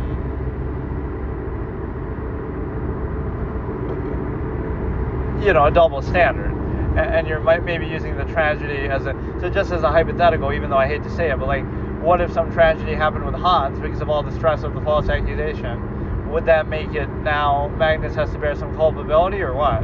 Because it was never proven and it's unsubstantiated, right? And so Hans in that accusation was not cheating, right? It's never been shown that he was. And the funny thing with that is he even loses that match to Magnus. He wins the one game. He wins one game against Magnus. Then Magnus comes back and beats him in that set, right? In the overall match. So like that shows you. So what? He was just cheating in the one game. And obviously that's when he says chess speaks for itself. Oh, that must be him hiding the fact that he's, it's one of those stupid preconceived things, like when you've already decided something, now you try to piece it together, right? Like ex post facto justification instead of,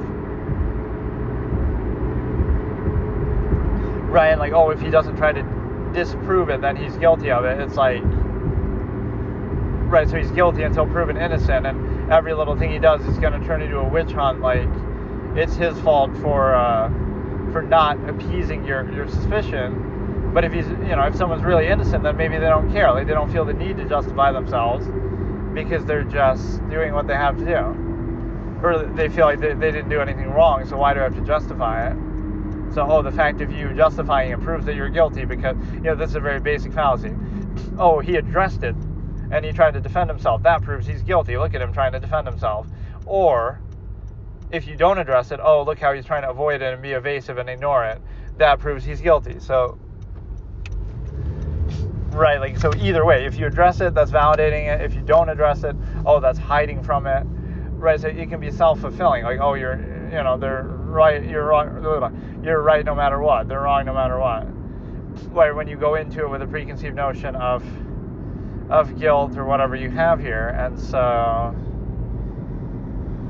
oh, man. So now I'll try to switch to my Ethernet setup here. I'm actually very upset that it crashed. Like, I was building this thing up that it's going to work. So I don't know what to do about it. Let's see if it crashes even in the act of me doing this. It's like I'll keep it connected to these until the Ethernet is hooked up. And then... So even with the Starlink plus the mobile data, it's still not good enough to not crash. Right? Because it still crashed actually just a couple times right now. That is so fucking crazy. Okay, so here I'm back on Wi-Fi despite all the crashes, whatever, so this should work pretty consistently. I just keep trying to do it on mobile data or on the Starlink, and the Starlink was working good for a while, like in my car, but it just they're neither consistent. So what we're gonna do here is what I was trying to do on I did it like at midnight on, so technically it was the first, right after Halloween. I was trying to do like a mobile game. Obviously, these are all mobile games, but like a horror game gauntlet where I go through different horror games on here, and they're all permanent. So if I die or lose or beat it, then we move on to the next one. And so I'll do that now instead, just because I got me in the mood for it, and I was kind of falling asleep, and I couldn't really, do it for very long. So we'll try that now, and then one stupid thing happened. So I was using the screensaver feature on this for the first time, right, where I hit this, and then what happened is I have my stream running in the background, like on my other phone, just to watch chat and stuff, right? And so what happens is after a while, it starts to play an ad on the side of the screensaver on my stream. So it's like we're getting ads on the screensaver for even a platform that I'm paying for. Prism Live, it's like $10 a month that I'm paying to even use it, which it does seem better than Streamlabs, and Streamlabs is free, but I don't know why the whole mobile streaming experience is so bad. Like I make fun of it in a basic way, like just imagine streaming on mobile. It's kind of stupid, right? I would have always said that. But this is beyond that. Like the kind of internet quality is the issue. Like mobile data can't handle it, no matter what plan you have, no matter what provider. Nobody can handle it, right? I don't know how IRL streamers do it because whatever. So I think these were all horror games that I was looking at. The main issue, because I was dying in a couple of those pretty quickly, the issue that I was having with it is the fact that the movement is so awkward on here. But yeah, so and we don't have to just do these. We can do more. We'll probably die in all of them super quick.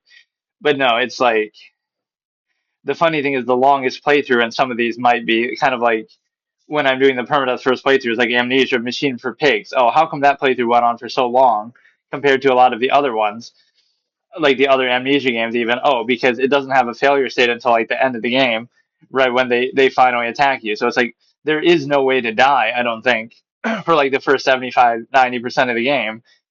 So as soon as there's a failure state, I might die right away. Right, and they'll try to lull you into a false sense of security. But that's the thing. The reason why a playthrough goes on for a long time um isn't because I'm actually doing better or like, oh, look at me, I'm surviving. It's just, or because the game is so good or something. It's just because they don't even have a failure state there at all. So let's try the ghost, which I think this might have been actually multiplayer. I can't remember. So like, did I do this or I can't even remember. Or no, I don't want to. Match is canceled by the lobby owner. No, but I want to see. Can I do it in single player or?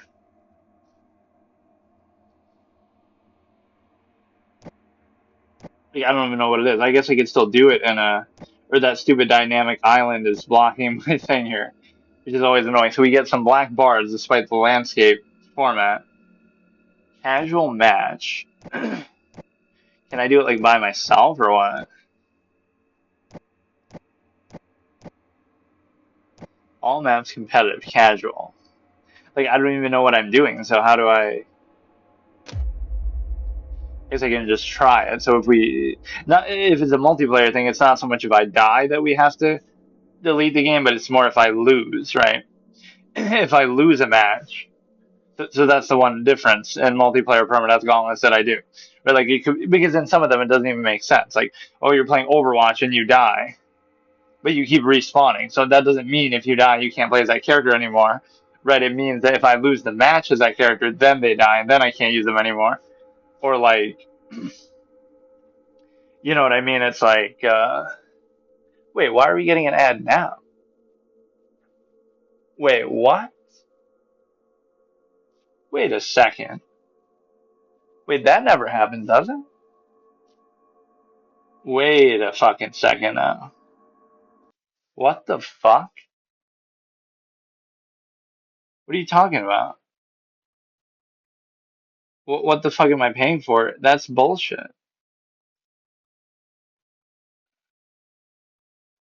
Oh, don't tell me I have to. Fucking, why does Streamlabs have to be so shit anyway? Okay, let me look something up because that's not right. Maybe that's been happening and I just haven't noticed because I'm usually doing it while driving or something. Prism Live showing ads. Like, why? Why is it showing ads? YouTube. It doesn't connect. Needs help. That is so weird. Nobody's even written anything about it. And I thought I was like, even if it's like, oh, you have to pay for that. Why are streaming services showing ads now? Have ads to generate more revenue. What?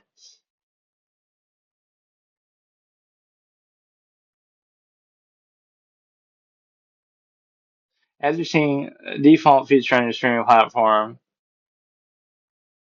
Wait. No, but that can't be right either. Stream display.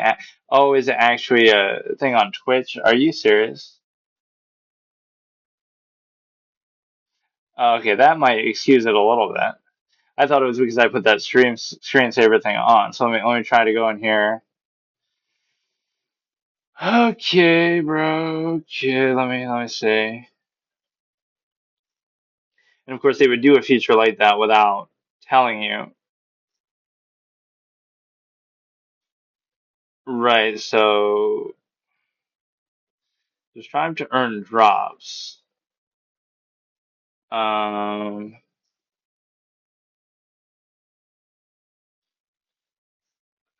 Channel block terms in chat. Where would you even be able to change this? This is crazy, man. Let me see in Twitch in general. Okay, Twitch showing ads on stream, like as a pop-up kind of a thing. Ads on video player while watching. Twitch is showing ads on stream pop-ups through a new picture-in-picture format, where a smaller stream appears alongside a muted ad. You can experience this because streamers can enable these ads, but I didn't. I don't want it. I didn't put it on. Stream display ads.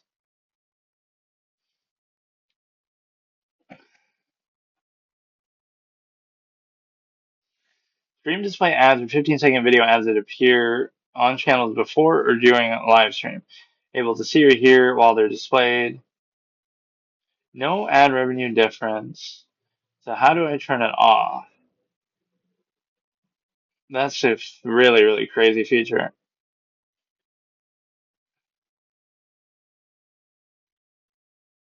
Enabling, I didn't choose to enable. New ads manager. Like, I've never done anything with ads. I've never tried to do anything with ads. Right, I don't run ads. I just.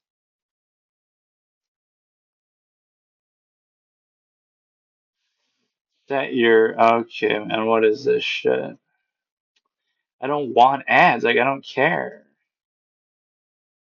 Nobody's watching this anyway to be able to. But no, they should at least tell you that or make you have to choose it.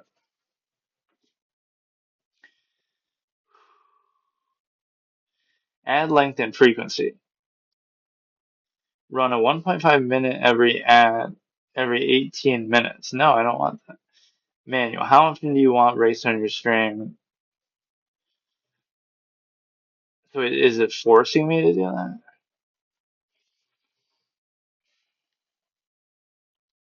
How many minutes of video ads do you want to run per hour?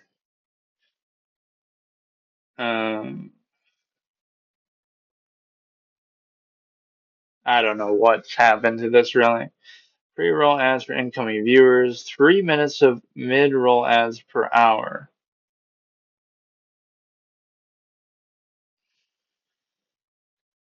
Man. Run a 0.5-minute ad break every 60 minutes.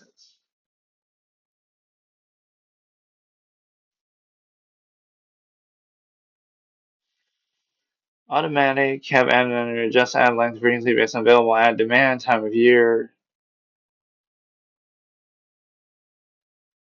Run a 30-second ad break every 60 minutes. I can live with that.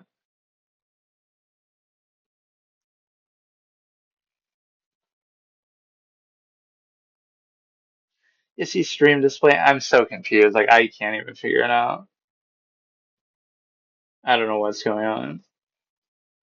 Right, like it just happened when I had it off. Or maybe that's what it means. Like that counted as like one of the scripted ad breaks. But it showed like that. That's even worse. I'd rather just be a straight up blank ad than, like an ad video instead of messing up the stream. Disable pre-roll ads by running mid-roll ad breaks. Every 30 seconds of mid-rolls grants your channel 10 minutes of no pre-roll ads. Every 30 seconds of mid-roll grants you 10 minutes of no pre-roll ads. Yeah, I don't know, man.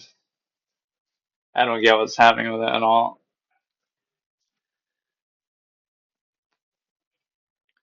So, I mean, that should not be happening. Maybe it's something to do with mobile, because like what if you're on PC and you're doing something, then it'll block part of the screen? Like, that's so dumb. Okay, let me just try to do this.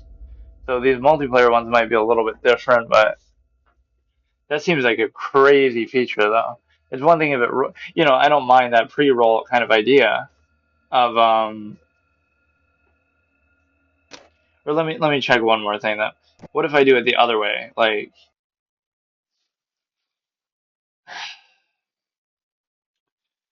okay, one more thing. If we do it the other way, what it means is that,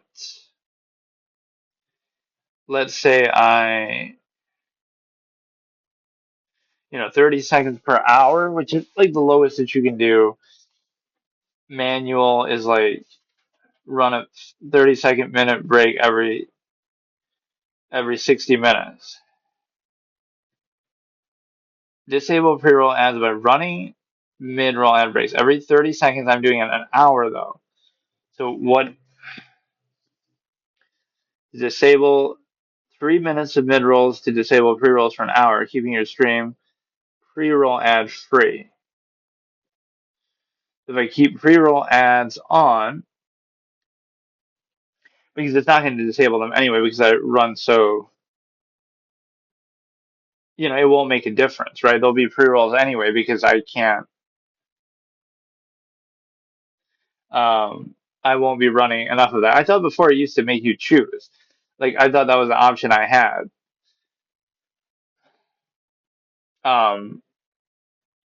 Yeah, see, there it is again. I don't know what that is. I really don't know. All right.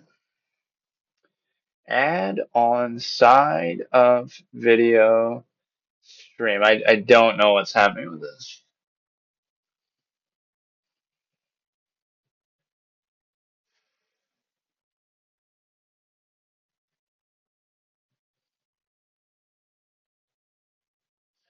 Stream display ads, which I have turned off, but it's still doing it. So I kind of can't believe it.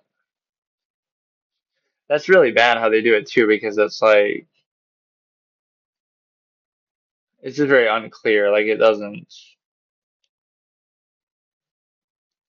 it made me think that the prison thing was actually doing it too. I even just blamed that.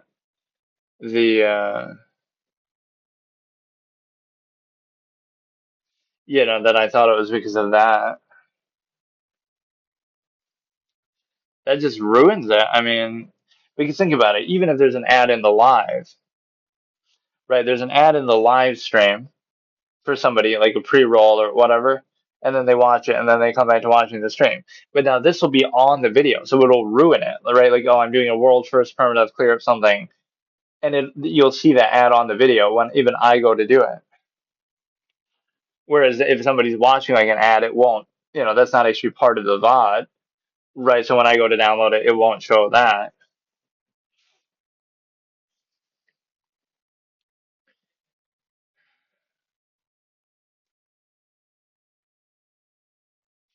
YouTube's new side-by-side ad. Keep your video on a screen in a smaller window while the ad plays next to it. They only show up if your stream is on normal latency. You've turned on auto mid-rolls. Oh, but this is YouTube. Okay, let me try once more, otherwise I'll just let it be and let it ruin my VODs even more. What a horrible, horrible feature, though. Twitch, stop. Ads on side of video.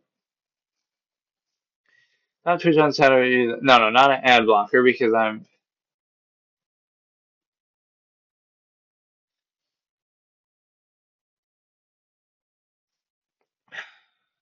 they're saying it more from the viewer's perspective.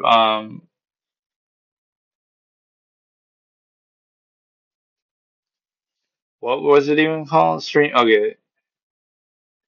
Stream display ads. Organically integrate your brand message. Turn off. Which again, it is turned off, but it still keeps doing it. So mid-roll ads for your viewers to disable pre-roll ads or subscribe.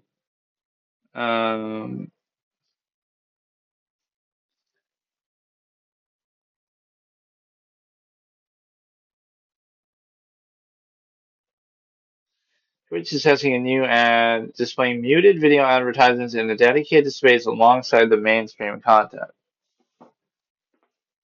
And then now we see another ad on the side above my chat, but that at least is okay.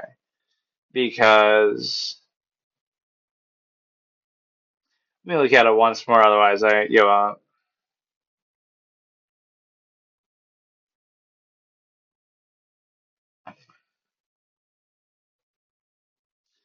It's really, really annoying, man. Because like at my stage, I don't really care about ads and I don't really want anything. I get that they want to do something with it, but I don't know.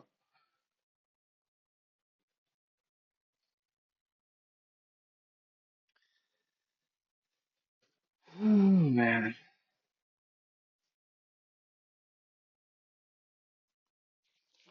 Let me look at it once more. Stream display ads. The way it's showing it is like a little banner there, or it's like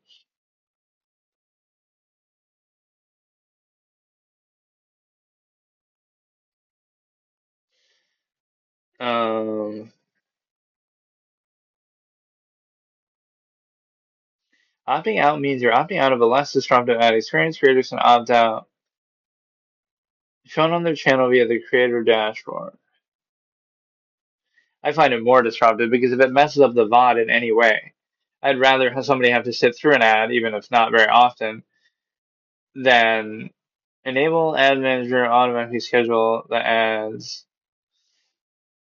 Again, so the settings I have are 30 seconds per hour and enable pre-roll for incoming viewers, which that's okay. Right, so you click on the channel, you watch an ad once, and then that's it. I don't expect you to watch again. I'd rather do that than run ads. 30-second ad break every 60 minutes. Disable pre-roll ads when okay. The stream display ads are off, but they still keep showing up, so that's okay. Alright, let's just actually try to do this. I hate that so much. Okay, so we got. Yeah, I'm actually genuinely triggered. I'm looking at this. I got my. That is the funniest thing ever. I'm watching my. I put the Be Right Back screensaver up for the first time, right, on this Prism Studio because I've never used that before. I normally just let it run, and I even was using like the notepad where I put like Be Right Back, right? I just do that.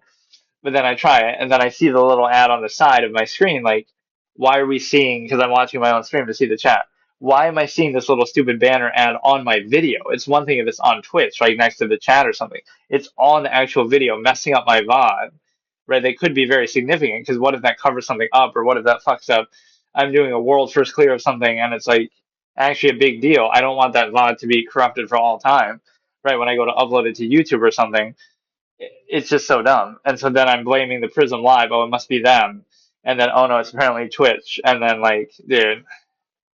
Okay, so let's actually do this here. We're going to try this game. I don't know exactly what it is. It's apparently multiplayer, so that, I mean, that still counts. I'm literally that dude, like, oh, you can't do permadeath in a multiplayer game. Like, just watch me. People were getting mad at that for EVE Online, like, or like shocked at that. You can't fucking do permadeath EVE Online. Right, like an MMO or something. Because yeah, what if you just get ganked? I'll do permadeath in the PvP server, and people were doing that. I think in Hardcore Classic eventually, like permadeath in a PvP server. So if you get ganked by somebody, you delete the character and start over. Like that's so crazy. But no, even in multiplayer like team-based games, the only difference is again, it's not if my character dies that I lose. Either I can't play as that character again, or I'm just done with the game overall. It means that if you lose a match, right? So like you're playing Overwatch, okay, I play as Mercy and I win 5 games in a row, and then and I'm dying in those games, obviously because you respawn. That's fine. I guess you could do like a deathmatch mode where you don't respawn and count that. But if it's the overall team-based mode, right? I'll play as a hero. Like okay, I'll play as Mercy till we lose a game, and then if I lose, then I can't play as them ever again. Like well, for that playthrough, like I'll go through every character and then I won't come back to the game for a while. Maybe 6 months to a year, right? And then we get to reset. But like that's a pretty high stakes thing. And then I often don't even come back because I tend to not really play the same games often or over and over. So right, we did that with Smite. Like okay, I'm playing Smite for the first time, and I go through every single character, at least that I have available or unlocked. Like as we go throughout the run, whatever's free or whatever's available, right? So and so I play as each one until I lose a game. So it's kind of fun to kind of compare, like, which character did you do best as? I won like 8 games in a row with Cerberus, so that ends up being a very iconic, memorable thing. And so you try to see who does best, who has the best streaks. You get to compare. You can make a list at the end. The playthrough gives you good variety because either you're going on very good win streaks to play the same person over and over, and they kind of grow on you, and you get to practice and get better, or you lose, but then you still get variety to try different ones every time you lose. And then when you get through all of them, the playthrough's over, right? That's how I mean. I'm saying it like as if you were doing it, but this is a format I always do. So I guess I could skip this one if it's going to be annoying. I just want to see what it's like. Is it going to be like Deceit or something? But no, it's like so again. I've done that with Overwatch, with League of Legends, with all these different kind of games. So you start off, you play as every. So again, it's a great thing like when a game first comes out too. Like Marvel Rivals, I did like one episode of it, but it'd be the same thing. You go in, you're going to a new game you've never played before, whether it's just because I haven't played it or because it just came out. And again, like, oh, I want to try every character. So if I, the only reason why I wouldn't try all the characters is if I go on a really good win streak, in which case that's worth it. Then I don't mind playing the same one over and over. But I have to earn the right by winning every game. Or again, every time I lose, I get to switch characters, so it gives you variety. You get through all of them, the series is over. There could be a win condition, like, oh, if I get to a certain rank before losing, or more like the win condition is sometimes if I get to play as every character, which in some games is redundant because you might start with all of them, or they might have like a free rotation that kind of covers up. But if it's like one of those games where you have to unlock every hero, right? So by the time you play through and lose with all the ones that you do have available, you should be able to earn enough currency to buy the rest and be able to play as the rest. Right. Is kind of the thing. Either you want to unlock every hero or you want to at least play as every hero once.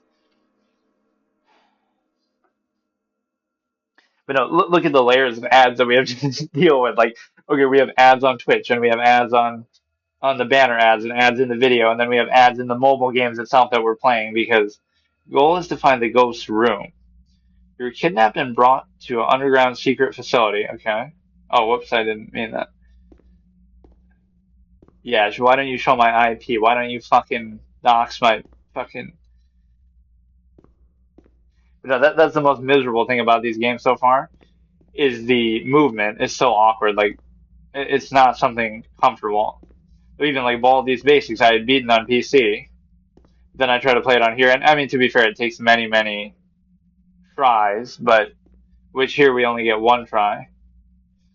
But you know what I mean? It's like the movement is just not comfortable. You're kidnapped? Okay, dude. What? What happened?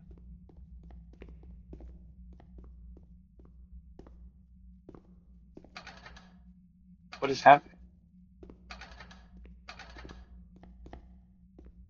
Why did it just let us do that once and then put me back in here? Left the game, disconnected by user. I mean, I'll give it a try, but I don't know what's really going on. EMF level 5. EMF reader. I mean, this is more like phasmophobia, I guess. I don't know why I was thinking deceit. EMF reader detects ghost presence in recent ghost activity. Use EMF reader to quickly find approximate ghost area room. Ultraviolet. Use your UV flashlight to detect ultraviolet evidence. Ghosts can leave handprints after interacting with the doors or light switches. Freezing temperature. There's too many rules. Like, I don't really care enough to get invested in this. Let me try to sneak up and kill this person. I don't know. This isn't the kind of game I wanted to play per se, but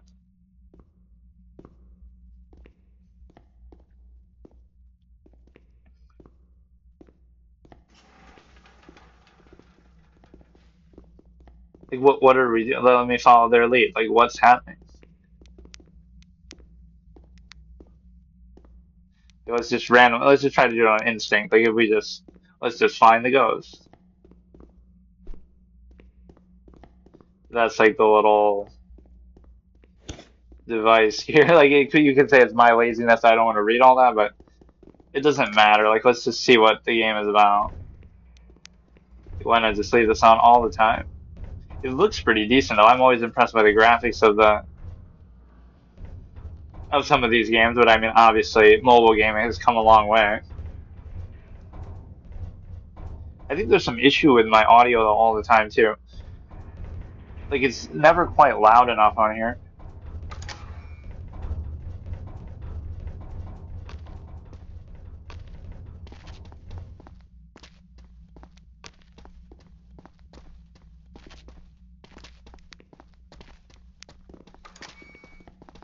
Yeah, ladies first. I'm trying to get you to open the door. Um, yeah, I was just doing that horror movie tier list, and I was kind of bashing horror movies. Like, my biggest criticism of them is, okay, they might be jump scare fodder and all about the, just the gimmick and the monster and the rules of how it works and stuff. But what happens is, um, they don't have like any deeper meaning or theme to them, right? They're sort of skin deep, as I say, like a skin deep slasher movie, where it's just there's no actual attempt at some message or meaning or value. And the reason why is because find bones 1 of 10. Like, what is the failure state? Is it going to come after us or what?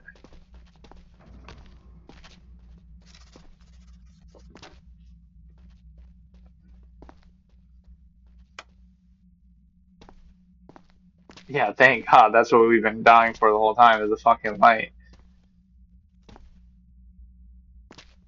But no, I like some of the presentation. Just, graphics and stuff aren't bad.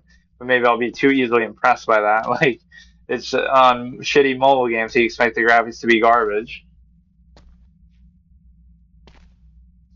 Yeah, it's sure the moving and the walking in some of these is miserable. Fuel required. Somebody is bleeding. How do I get out of the screen? Um, or this is like the run button, or it's not even working.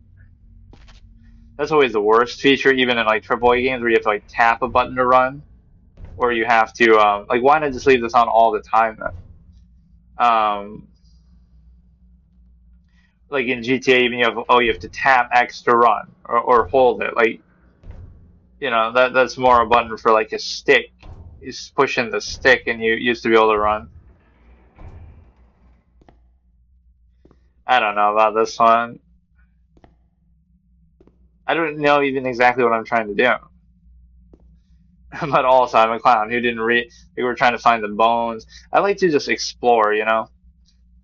People even complain about that in like single player games where like I'll do that. I'll just deliberately not read stuff. And it's not even like I complain or that I mind it. Like I just kind of want to figure stuff out and just do things.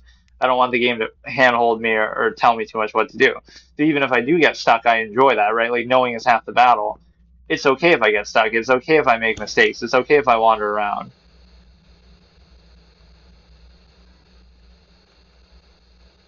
I don't know if it's asking these or what's happening. What? Um, right, like knowing is half the battle. So people always treat it like a zero-sum experience. Like, oh, look at this guy getting stuck. What a moron. You should know all the answers and know exactly what to do on a blind first playthrough. Like, that's fine if you want to turn it into an ego thing, right? This is more like about single-player games. But, you know, the ghost will use this as like a noose and tie it around my neck and kill me like that in some dramatic way. But no, if you want to turn it into an ego thing, like, oh, look at this blind first playthrough and I'm the ghost. I just phased through her body. Look at that. Um, you know, you're a first playthrough, and oh, he doesn't know how to do this or that. But it's like, what if you embrace that? Like, okay, I don't want to know everything, and I want to figure it out. I want to experiment. I want to do whatever I feel like, make my own build, do something different, maybe than what you're expected to do. Like, you know, you're just trying to have your own experience with it and figure things out. You're not trying to do things in an exact, perfect, uniform way. And that's half the fun of it. Is like, you know, you might not know exactly what to do since it is a blind first playthrough, but you'll be like deliberately doing things that are a little, you know, like a style. Like, okay, I want to build my character in Dark Souls, like strength only character, right? I only want to put points in strength. Now, I've never played the game, you know, at this point, it's my first playthrough. I never had played the game before, obviously, so I didn't know, but I'm just doing that. Wouldn't that be fun? I want to be like an all strength only character or like pick only one stat, right? And then, oh, I end up getting the Black Knight sword, and then people would complain about that. Like, first they'll say, oh, what a dumbass, he's putting all the points in one stat, right? As if I'm not doing that on purpose, just because, oh, that could be interesting. I want to see what that plays out as, like high risk, high reward, you know, glass cannon, maybe effect or something like that. Some say we're test subjects, part of an experiment to see if humans can detect signs of paranormal activity under terrifying conditions.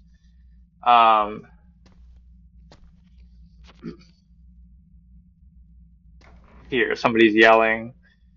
And so maybe I'm the only one who has the flashlight. Or maybe that's the ghost impersonating them. Not only am I not scared, I'm kind of bored actually, but I'm kind of treating this one. Oh, is it trying to create threats like that way? This could be cool, don't get me wrong, but I'd rather do something like this on PC, I guess is my point. Right, it just doesn't. Whatever. But this just shows you the quality of mobile stuff now. It feels like, I don't know, you can just find anything on here now. Any genre, um, anything you would possibly want. You want a competitive first person shooter with esports, you know, fucking, you could do it on here by today's standards. Found hand bone. That's also my favorite pastime activity. Fuck. Um, I heard something. But yeah, like the portrait ghosts from Luigi's Mansion were so iconic with their personality. Like the way they present that is so cool, right? Like, oh, Neville's reading his books because that's what he always wanted to do in life, and you know, there's just something about the way they present it. It's not about it being scary. It's about like they each have their own personality and hobbies and just different distinct element. But no, what I'm saying about the blind first playthrough thing is the fact that I want to see how long this actually goes on for. Like, what the fuck is this? Okay, I could be fucking around and not doing what I'm supposed to do, but then it should punish me for it. Like, it's just letting me walk around like a clown. I don't know what. We have phasmophobia at home. Phasmophobia at home. This game, but I don't know why I'm so impressed by the graphics here. Like, just anything that doesn't look like total shit on mobile, I'll be impressed by. oh yeah, like the blind first playthrough, like knowing is half the battle, so you choose something. Okay, that Dark Souls 2 example, or not Dark Souls 2, Dark Souls 1. I want to make a strength only character. Just pick one stat and just commit to it and see what happens. Right? So people are saying, what a dumbass. He's making the suboptimal build. He's putting all strength. What an idiot. He doesn't know this or that, right? But it's not about whether you know or not. It's that you don't care or you don't, you're just going for a certain build that you want to. Oh, there's another one of those ads. I'm very confused by that, actually, because. Or maybe it doesn't affect the VOD. Maybe it doesn't. Maybe it just comes up there for a second and then. I mean, it doesn't seem like there's much I can do about it, so. What I was saying is, yeah, oh, there's something hidden there. What a dumbass, he doesn't know optimal build, this and that, assuming I'm trying to do that and not just do whatever I feel like. But it's also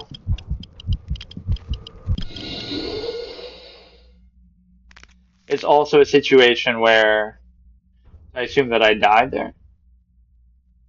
I don't understand what's even happening, but and those are happening so frequently. That's what's pissing me off too. The whatever, but you don't know the optimal build, and then guess what happened later? By putting everything in strength, or now I'm able to use the Black Knight sword, and it's like, I guess maybe somebody could revive me here. Now I can use the Black Knight sword, and it's like, oh look, he's using a busted build, broken build, even though they said before I didn't know what I was doing, and I had no idea that that even existed.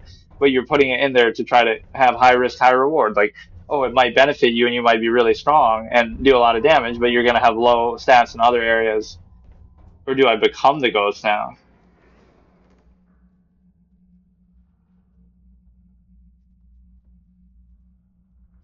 Um, right, so you're making the trade-offs. Like, I made that also all intelligence character, and then it's like, oh, I can use Soul Spear, but I didn't even know what Soul Spear was or that it existed. But again, you're committing to the one stat, and you might be benefiting from that, but you might feel that, again, you're going to be like a glass cannon, high risk, high reward. That just happens to be the preference that you want to go for. So,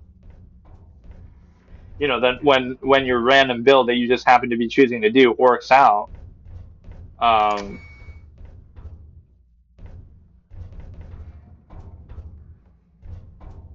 what is this?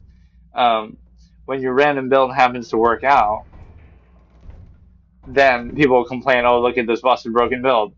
But when you do it in the first place, oh, he's a moron, he's an idiot, as if he should know what he's doing on a first playthrough. Assuming that you even want to know.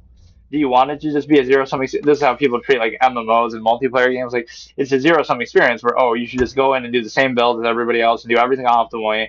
And now it's just a matter of execution, right, of some preconceived formula, kind of like openings and things like that in chess. But the problem with that is the fact that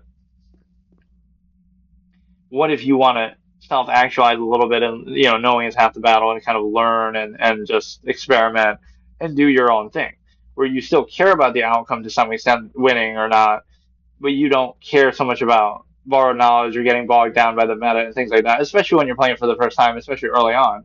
They preconceive and treat it like it's some sort of a perfect thing. Like, you want everything to be so perfect and meta and all this, but you're just trying the game out. It doesn't mean you want that to be the end all be all like competitive scene. Like in chess, like, oh, you want to be a professional player and you want to win every game. It's like, no, you want to try to, even though those two don't go together, because you would draw every game, not win every game. But it doesn't mean that that's your intention. Your intention could just be to, let me just try it out, let me just experience it, let me do what I feel like doing, let me do what I enjoy, what I find interesting, and what that allows you to do is, then later on maybe you can do all that, but you treat it like a zero. I have no idea what's going on. Am I the ghost? Am I supposed to be doing something? Fuck. What is this shit, dude?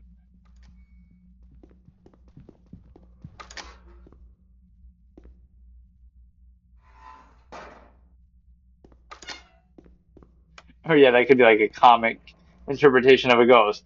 The ghost opens the door, then you close the door, then the ghost opens the door, then you close the door. Just keep doing it over and over. Inactive.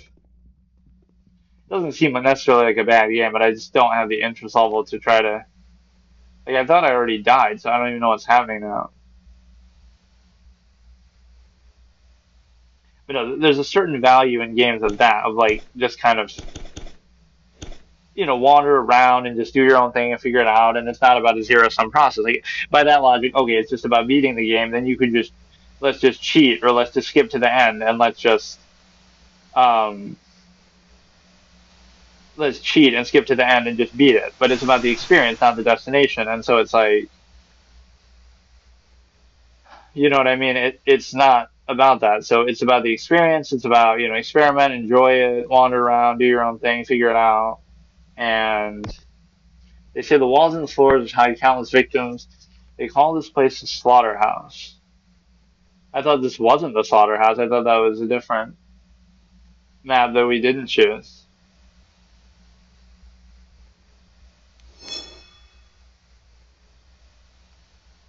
Yeah, 1 of 10, and then, that's like the biggest form of bait content, or not even that it's bait, but like playing a game for the first time, right?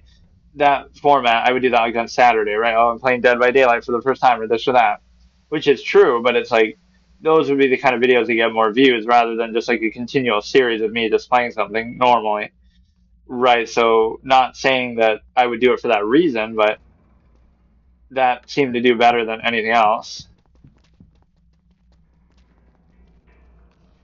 But yeah, the sense of like wonder and mystery and like, okay, I just want to have an experience with the game. Like, it doesn't matter whether I'm doing it right. It doesn't matter if it's optimal build. It doesn't matter if it's perfect. It doesn't matter if yeah, if you became the ghost, then you could just sabotage it and die on purpose, and then you'll win as the ghost. Um,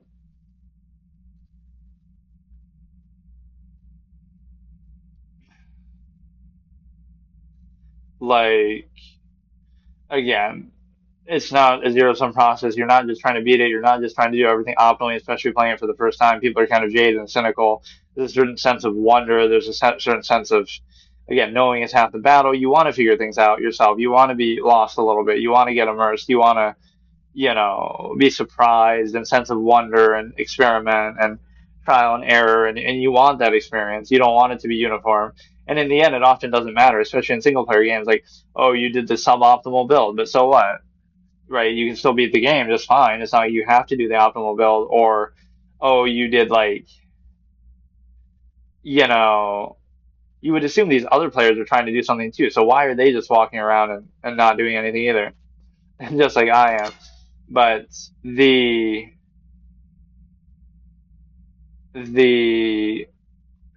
again, you don't need an optimal build, and you maybe have your own preference, right? Style, you like a certain way of doing things.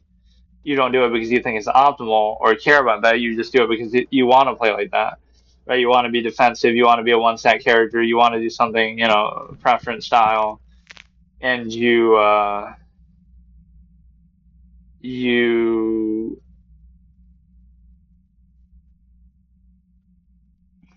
again, you want to be sort of sense of wonder and discovery and just kind of everything be fresh. That's why I consider things a spoiler that maybe are weird. Like, I'm very pure with that. Not so much a story spoiler, but just a spoiler in general. Like, even knowing how mechanics work or builds, or I don't want to know any of that, right? But people treat that like it's just a foregone conclusion. Again, especially in MMOs and multiplayer games and stuff, it's like you have a sense like, oh, all that you should just know all the meta automatically and just do it and do the same thing everyone else is doing, and everything is like a preconceived foregone conclusion. And again, now it's just a matter of mechanical execution of these foregone conclusions instead of theory crafting, experimenting, figuring out for yourself, trying different things. Knowing is half the battle, right? That's why people are sometimes stupid with they'll complain in an MMO or something that in multiplayer stuff that, oh, everything is stale and boring. But meanwhile, you look everything up and you kind of do all the metagaming, and then you say it's boring. Versus a single player game where there's like an honor code in it. No, you want to play a single player game blind, and then you decide for yourself, you lost. Okay, thank God. I don't know what the fuck is even this game, but remove ads, or oh, maybe that's why. Maybe the ad, no, but it couldn't be because it was, this is the ad, obviously, but I'm deleting the game anyway, so it doesn't matter, but no, what I was saying is, like the optimal build or the yeah, maybe the multiplayer ones are not the sort of thing I should do here, but yeah, what I was trying to say is that you are put yourself in a position where I don't know, you knowing is half the battle. Oh yeah, yeah. Like with single player games, there's a certain respect that people would go in blind and try to figure things out for themselves and experiment. And if you don't do everything perfectly, that's fine. That's part of the experience, trial and error. You'll come up with your own build, your own interesting thing, right? Naturally, that's fine. Instead of everything being uniform and optimal. But with multiplayer stuff, people get egotistical or overwhelmed because their MMOs are so big and can take so long and whatever. So then they look stuff up, but then they'll look stuff up and then complain like, "Oh, the game is so easy and so simple and such a foregone conclusion, and this is broken and this is imbalanced, and everybody's doing the same thing." But you're only doing that, or you only feel that way because of the unnatural aspect of looking stuff up. So imagine if you did that in single player games too, like, oh, do that in Ocarina of Time back in the day. You have a strategy guide and you have all this, like, oh, that game's so easy if you look everything up and you have guides and help look stuff up every step of the way. So you could do that with anything. So that doesn't denigrate the quality of a game. That's just more so the community that you go in with a foregone conclusion. So that's almost an opposite interpretation of MMOs. People might use that as an insult to say, "Oh, look how simple classic WoW is, and it's been metagame to death, and everything's so obvious." Not only is that not true, but it shows you how complicated they are that you would give up trying to figure things out for yourself, not even attempt to do that, and use like add-ons and guides and wikis and theory and like metagaming external resources. So the fact that you resign yourself to using those things shows you that it's so complicated that you wouldn't have been able to figure it out for yourself, so you don't even try to do it. So compared to again like a single player game where you would try to figure it out and you would do that, like you would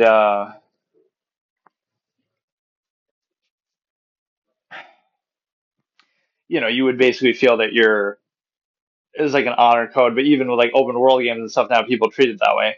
So I always say that when people say like, have games gotten worse or something like that, or everything feels so like uniform and like has gaming changed or have you? So like, oh, games are boring nowadays, but is it the games are boring now, or have you changed the way that you play them? Not only are they not simpler than games in the past, they're actually arguably more complicated.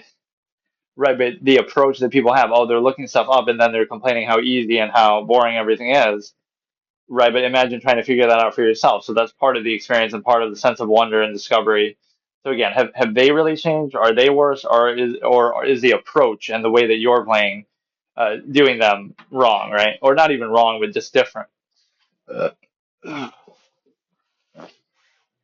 Because in that sense, people have sort of been corrupted by that a little bit, right? By the multiplayer mindset. Like everything is a zero sum process, and so now it's just about the mechanics, not about the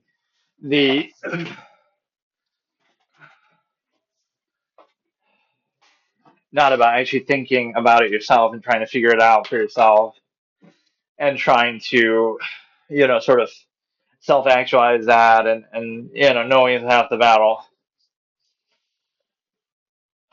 All right, so we'll try something different here.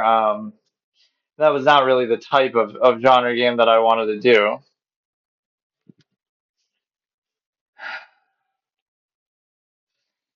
Maybe it's something with using the screensaver that fucks it up. But let me use this for a second right now. Okay, so let me try to do like see now we're taking a break for a second after that kind of underwhelming, disappointing game.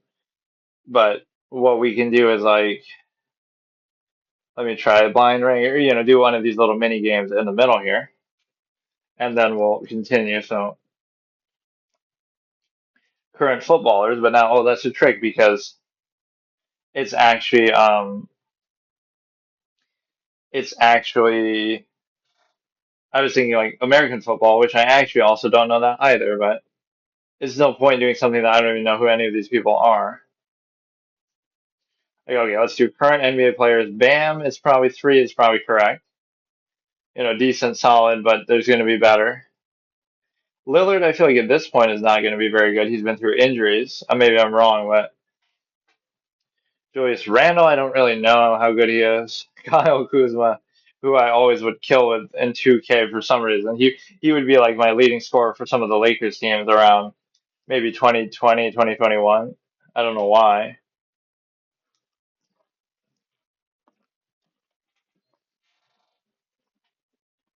He had like this weird way of moving that was really good. Like he could sort of play like a post player, but he would move in like a slithery, interesting way.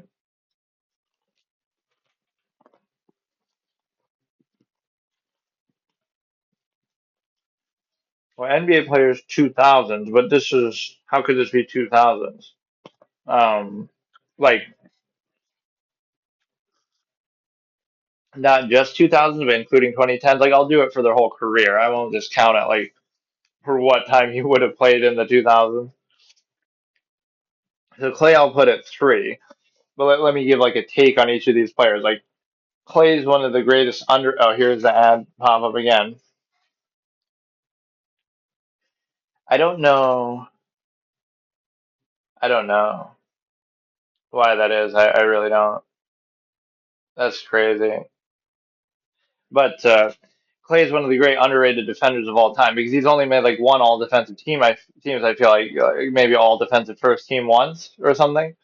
But he was their greatest perimeter defender for a team that won 4 championships, that won 73 games, right, that had all these deep playoff runs, final runs. He was basically their Scottie Pippen. That he could be like a secondary scorer, and he could be their best defender, best perimeter defender. He would be the guy guarding often Russell Westbrook and James Harden or players like that. These great perimeter players. It wasn't Curry doing that, so we don't give him enough credit for doing that even if you don't see it in the regular season, he's the one actually doing that in the playoffs, right?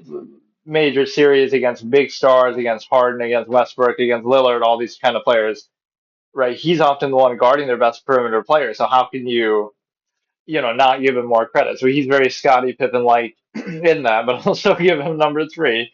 And we're doing this based on like their whole career. So I would have to put Gasol below him. Embiid could be like second. Howard, would I put? I'll put him 5th because he's a clown. Jimmy Butler first. Like I don't know about that, but yeah, I feel like Clay is definitely underrated as a defender, which is kind of surprising, but I think that's true. He only made like one all defensive team or something like that, which is crazy.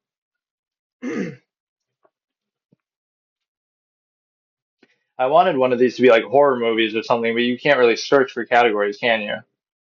You just have to go with whatever shows up here. High score 8644. Red pill, blue pill. What is this? Okay, let me pick ones I actually know something about. Legendary athletes, maybe. NBA team movies, TV shows, which I never even really watched TV shows, but what does this mean, red pill, blue pill? Like in this context. What does that mean?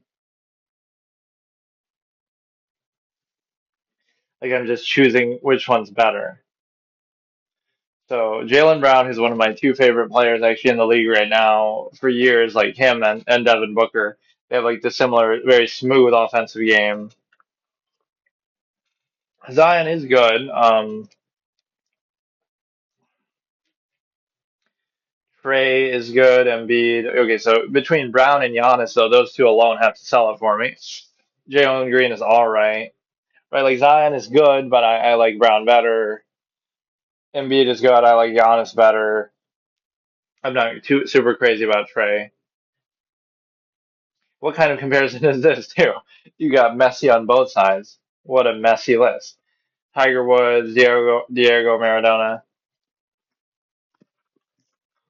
I mean, even though I don't know the left side as well, it almost feels like that has more clout because Kobe, as much as I like Kobe, it's kind of redundant. Look how bad these lists are that they would repeat stuff. That's so dumb. Fight Club, Memento, Inception, Lord of the Rings. Let's see, does Lord of the Rings mean the whole trilogy? Because if it's just the first movie that we're counting, I'll actually go left because Memento is so good. Okay, let's go here. Celtics, Pelicans, Grizzlies. Like, is this all time or is it right now? These both kind of suck.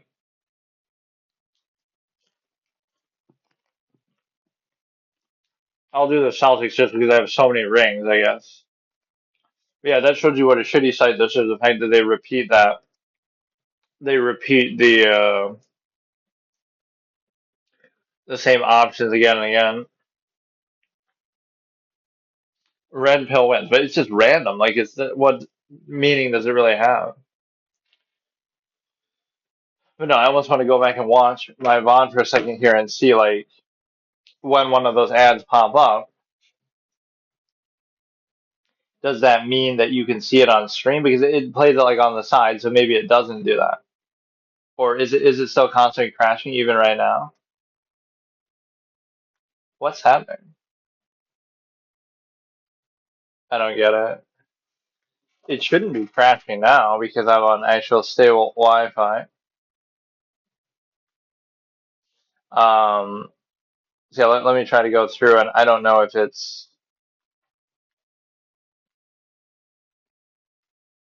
I can't really tell. I'd have to wait till I actually see an ad and go back and test it, but if I just sort of skim through, I'm not really seeing where those ads are. Right.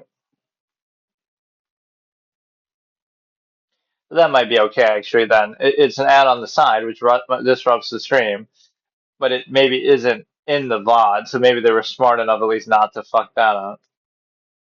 Right, that it would, because that ruins your VOD, right? That's a very important thing. You don't want that shit in there. I guess I'm not really seeing it here as I'm skimming through, but I do find that just very, very annoying. And again, I have it turned off, so I don't know how it's just doing that or why it's just doing that. But like on a personal level, like I wouldn't care that much about, I'm not making anything from ad revenue at this level, right? It doesn't matter to me. It doesn't affect me. So yeah, this is kind of cool. Like if you do one thing, like I'll do one of these horror games and I'll take a break and I'll do some little mini thing like this and then I'll continue. So it's like, yeah, I think it doesn't actually show up in the VOD, thankfully. Uh, yeah, Clay is low-key underrated as a defender. Could be a pretty reasonable take. Right, that I would consider him almost one of the best defenders of all time. So how can you have that if I just want to make sure it's not crashing again either? Okay, so let's do like one little more mini game here, then we'll do another horror game.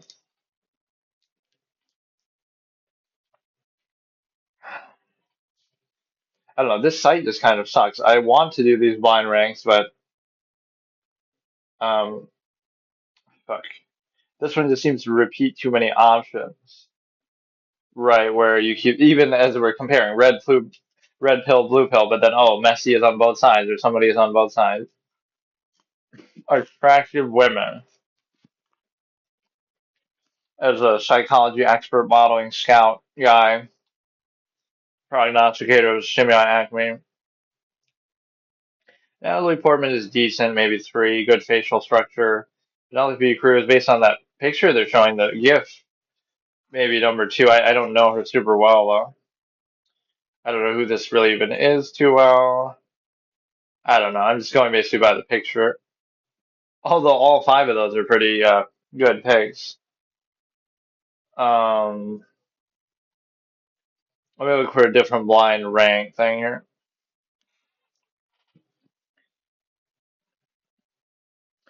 Blind rank these players.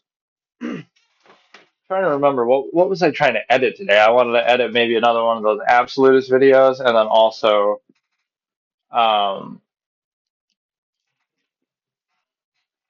also like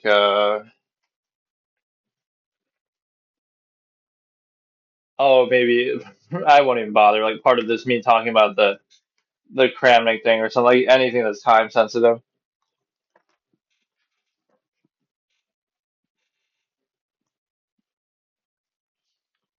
There's got to be a better site for this though. TikTok, but this isn't even. Well, why is it showing that? Yeah, that site just sucks though. I don't want the stupid ass filter. I just want the actual prompt for it. Ranking engine. Okay, rank beverages. But then what's the point? What? It wants me to enter the options, but then why does it matter what I'm choosing? What?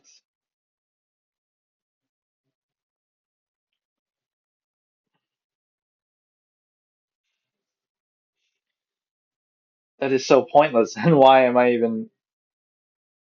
I can just do that manually. Then I'll just make a list of options and then rank them myself. Blind.com. Okay. Best team currently, even though I don't know NFL teams at all, so it's pointless.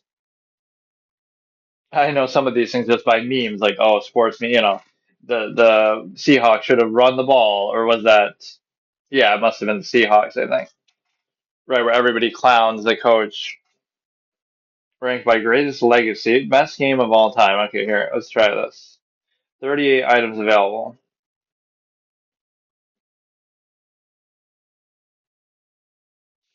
Okay, so this is 5. Haven't played it, so I guess I'll just do that. I mean, I don't really know.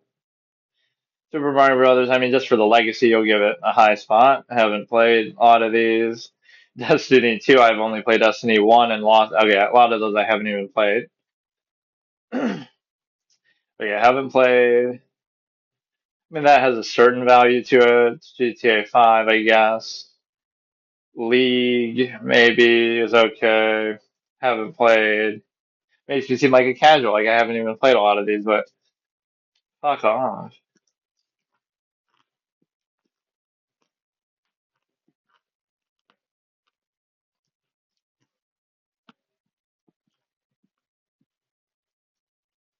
Yeah, but this site always seems better. Most underrated, which these all seem like mainstream games anyway. Why are they all so limited in their scope, man?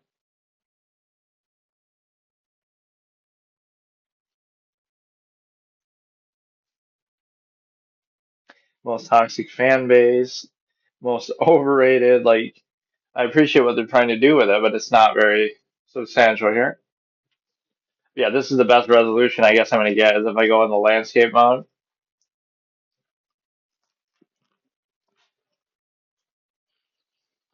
But it seems to work pretty well on Wi-Fi, so maybe I should give up the whole car attempts to do it because that's just pissing me off the Starlink thing. It just would not want to work.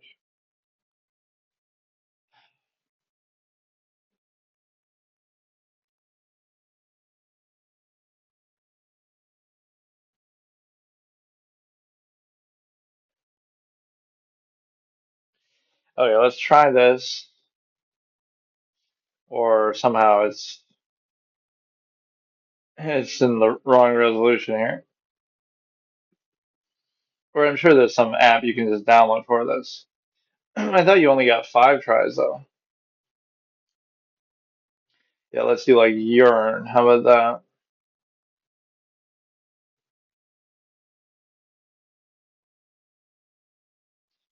Too short. Okay, something's not working.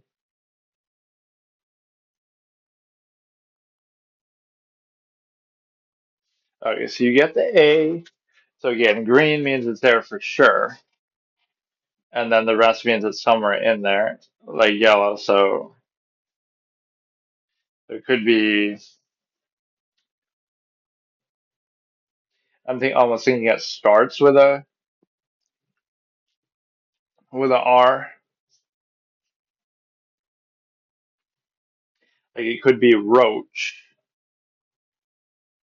Right, that's not a bad attempt here. It's not there either, and those are all different letters. So now you could do, it's kind of tough to say, like, what could that second letter be then?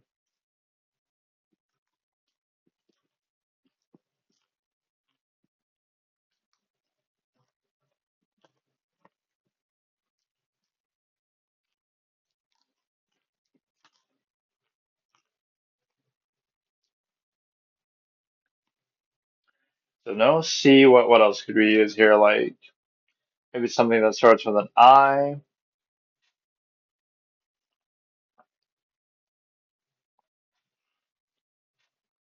Yeah, why does that ad come up? I gotta maybe make a Reddit post or something about this myself. I don't know why. So frequently, like every fucking 2 minutes it's doing that. What a horrible fucking feature. Which, as far as I know, I have it turned off, but I don't care. Roach, let me think.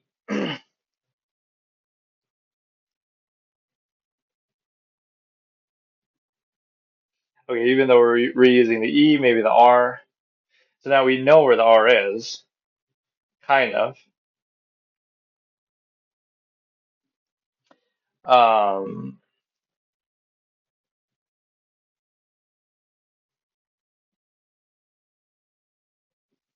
so this is kind of a little tricky. Some of the words they use are very odd.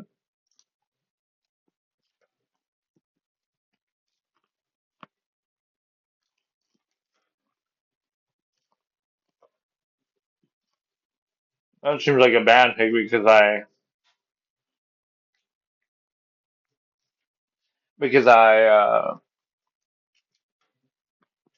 am reusing too much here. See, we could do Permadeath word. I'll do it till I lose. Fuck. What the heck could it be? So it starts with a blank RA is all we know that we have. Could be like brain. No, but the N isn't there. I'll still try it. Fuck it. Because we know the R is right. So it's bra starts with bra. What else could it be? Like brawn? No. Braid? No. I. Kind of a tough word. What the hell could it be? Bra? Like brags? I guess I didn't use an S. Could be. That can't be break. That's the only thing I can think of, honestly. Brags. I somehow didn't use the S or the. What the fuck was it then? Brass. Oh my goodness. They do use sometimes really weird words. That was actually a pretty good guess, though. I mean, I thought I had even tried to use the S before, but I guess I forgot.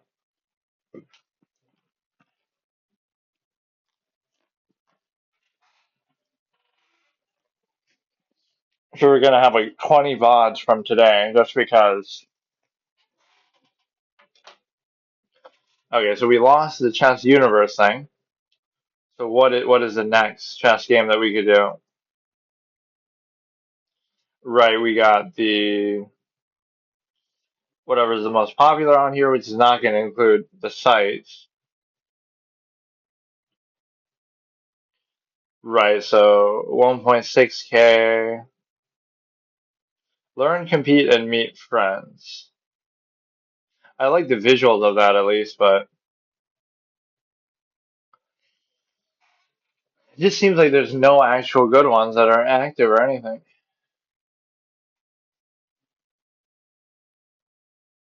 Was that really the first one I did too?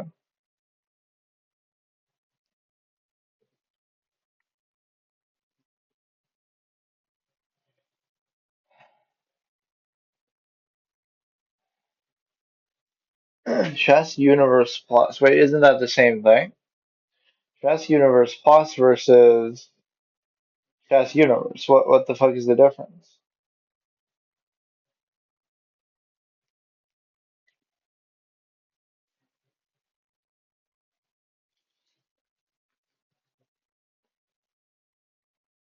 Is this a different version of the same thing that I could cheat and technically it's not the same thing, so Wait, but I deleted it too, so how come it looked different there? What's new? Play versus computer got bigger. I mean, this is definitely the same thing, so I don't even know where it is. Like, I thought I just deleted it. What the hell is the difference in these two?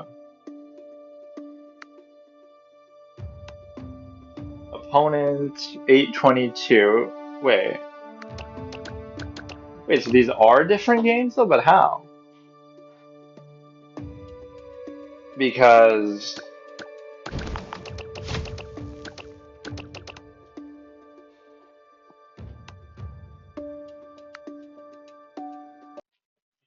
I'm so confused. What is this?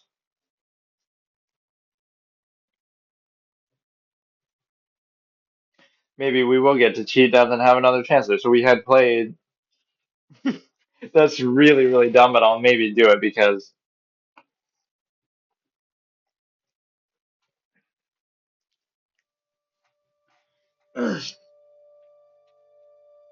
right, that's the one that we had lost in, I guess. Right, I'm kind of confused, but that one's not showing that I lost. So I guess I could do it. Right, but it even has my name. I don't understand. Match history. That must have been thinking that I was doing this, but I was doing the other one. So, I mean, according to this, I've won both of them, so I'll try again. That is so weird that they would have two identical games like that in there.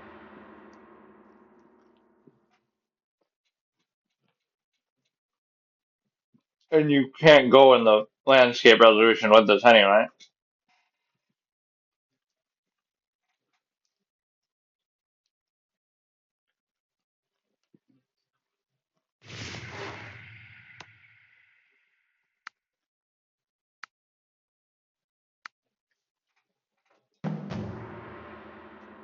People are scared of me that they're rewarding on here, but why don't they have names?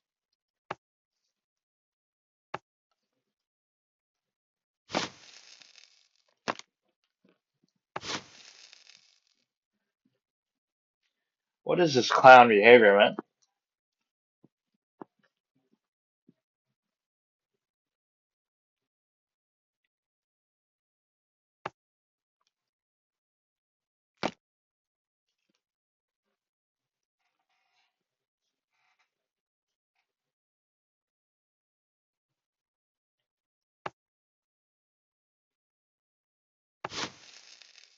Okay. Everything is covered. He's playing like a bit of a clown.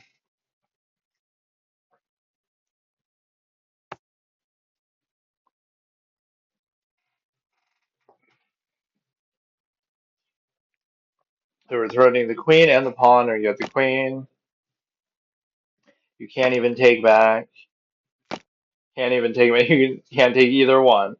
What a clown position that is. But I mean, you'll be able to take one, obviously, but now if you castle, I can take that.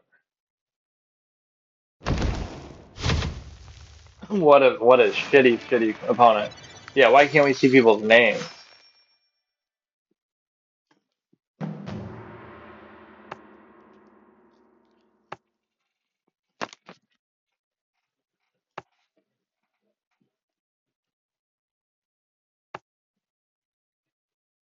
Right, makes it seem like a bot or somebody had shown like, oh, hi, Zelo beat in 2000, but it couldn't be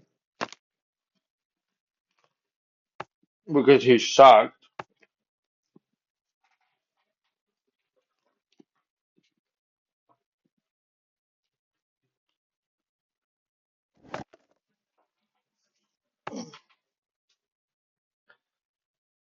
Hmm. Okay, so here we can. I don't know how, like, one game I just won't take it seriously and then I'll end up losing because of that. Right, like when I'm clearly better than most of these people, or Whatever.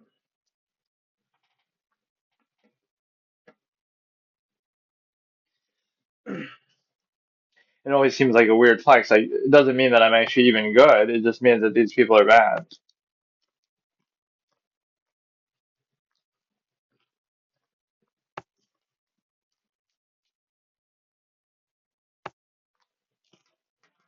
Hmm. Wait, why does it seem now like it shrunk down?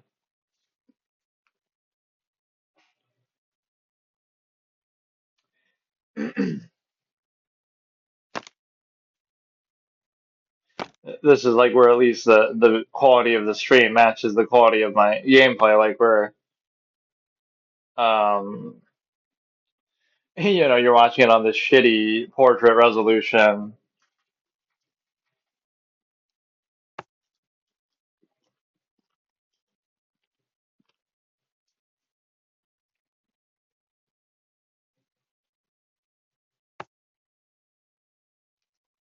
He had a free pawn over there on like C2 or oh shit.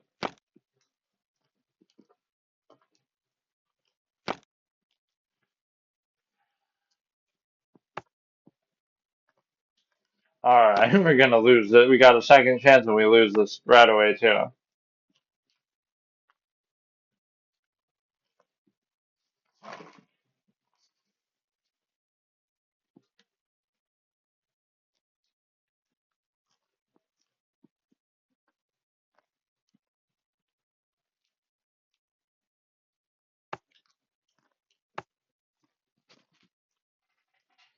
No, we should be able to. Oh no, but he'll check there, but he can't. We should definitely win in peace here at least because we're first of all we're already attacking the bishop.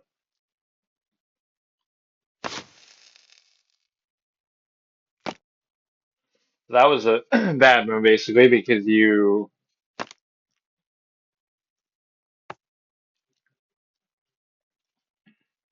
basically just gave up a piece for free and then we might be able to salvage it. Yeah, but I mean I'm just wondering my queen or he's giving up a piece here too. The material wise it's not actually that bad. We have the two rooks and then we have a knight and a bishop to equalize the queen, which is of course not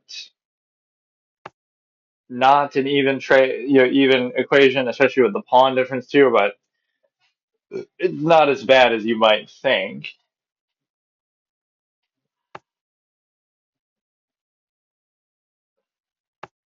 I mean, just keep harassing the queen. It can kind of be a weak link. He's certainly not. Kind of want to keep the rooks attached, basically here.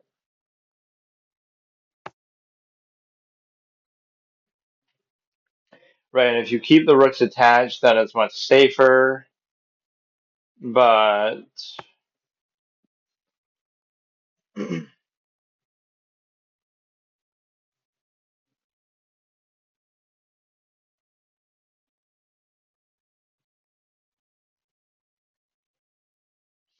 knight feels kind of useless, though. You can't really do anything. Uh,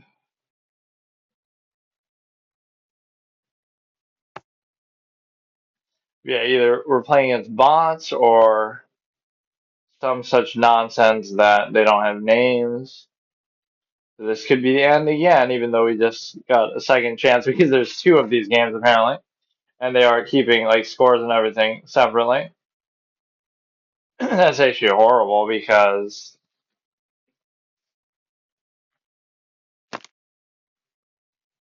I basically wouldn't have a choice there. Right, like I kind of backed myself into a trade that normally I love trading everything, but you can't do that when you can't do that when you are down by so much.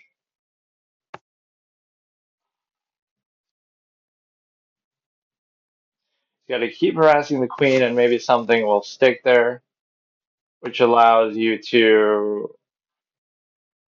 That could have almost been a back rank. I wasn't even thinking about that, but or that is in fact. Or I guess it's not. You can always try to escape with a stalemate, but it's I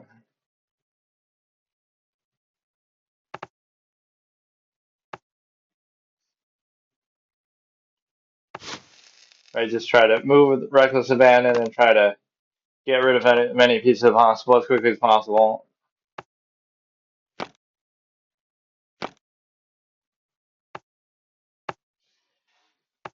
So whether it's a bot or not, we still get destroyed by it, as we're getting destroyed by multiple people today, easily. I like his little crown here, though. How it has like all the pieces on there.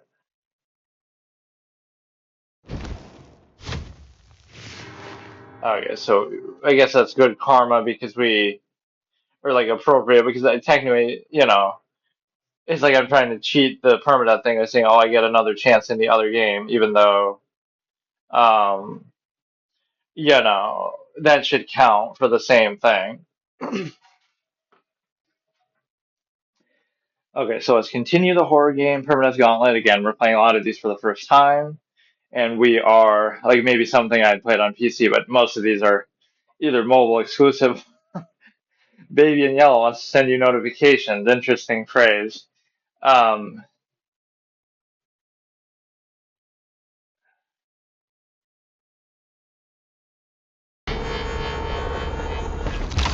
I love this. We're getting an ad on the side of our stream, but look at this image. I'm gonna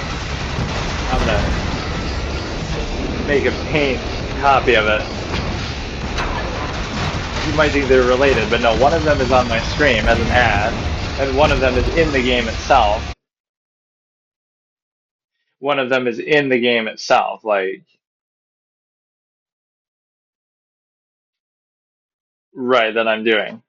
Act 1, the sheep. Okay, hang on a second because this messed everything up. I'm getting very triggered by those ads on the side. I really don't know how to turn them off. Because I have the SDA thing off, which is what it said it was. Right. And it should really make you have to enable them. Maybe it's something about streaming on mobile that makes it do that, but I don't know why.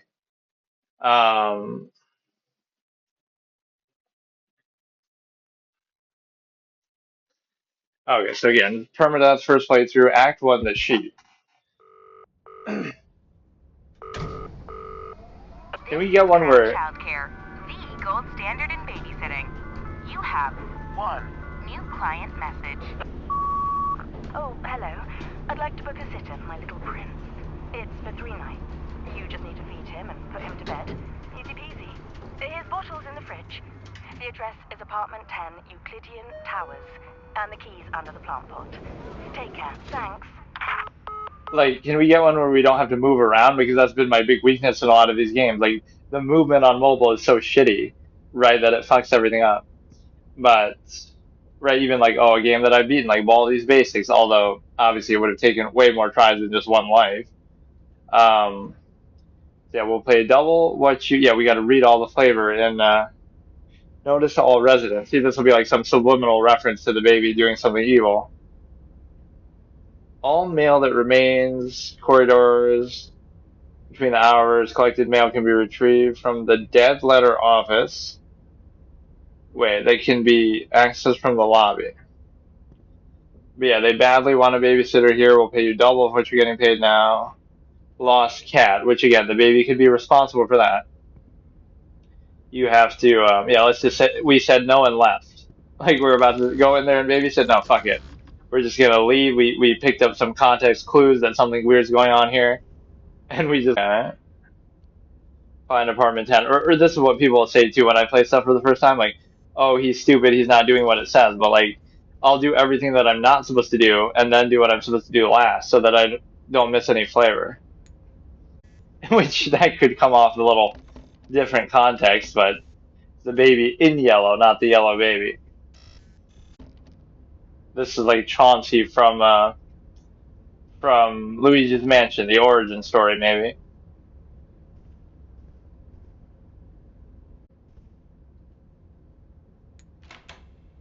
Like, I should have just knocked and asked for permission. Or I guess they're already The Baby in Yellow, jump scare title. But no, it's like, I guess we already had permission to do that. It is Lance Bass here, and I have been obsessed with Way to Playmaster break my for a immersion very that we long get. time. All right, let's do this. Spin. This was what ruins it, man. Jackpot, jackpot, jackpot. I'm trying to get immersed in the story and get scared and stuff. Like, there's nothing I can do. I mean, I have to. It's time for bed. It's like watching a movie on TV, right? Like, it ruins that because you have to keep wasting time, taking breaks, right? Watching it with ads. Time for bed. Is that what you think? Outfits and buy premium so you don't have to watch ads as you play this shit. Feed the baby, get the bottle from the fridge. To keep doing mischievous stuff behind my back when I'm not looking. Right, like Rosemary's Baby, the sequel. That looks a little weird when you pick it up. He's just going through a phase, they said. Right, this is the phase. Turn the tap on. I guess he doesn't look that scary if you, like, whatever, he's got big eyes and whatnot, but. And this is always, like, a weird trope in these games, like, oh, I don't have a reflection, so I must be a vampire or some shit, like. They obviously just couldn't afford to do that, or they want to keep your appearance generic. Well, kind of just. Why does that look like a ocean water or some shit? Changing mat. You're gonna have to change a demonic baby's diapers here. How scary.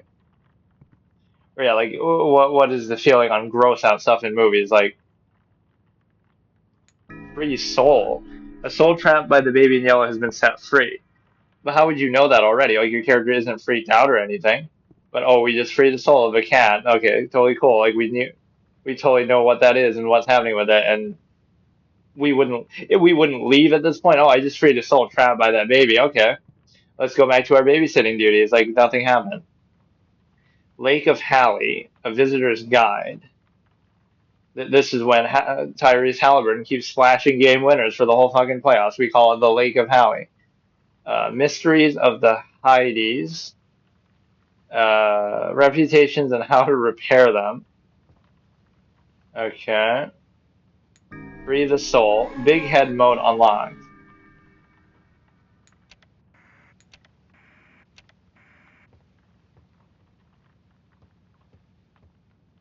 Toy buys.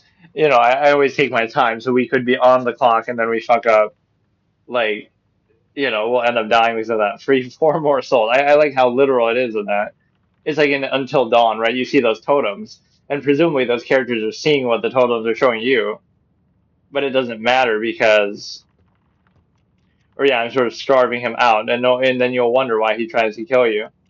That's the bathroom, but no,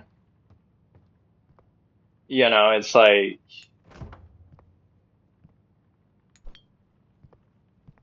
You shouldn't leave the fridge open like that and waste the.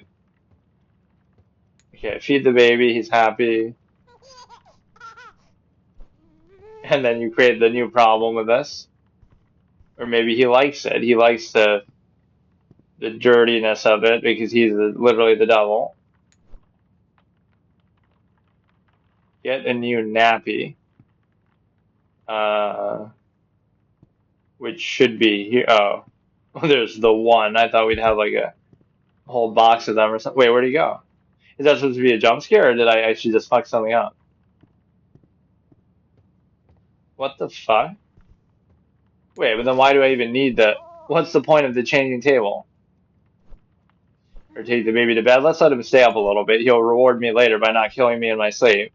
But we left the fridge open like a clown. Take a slice. It won't let us eat it, though.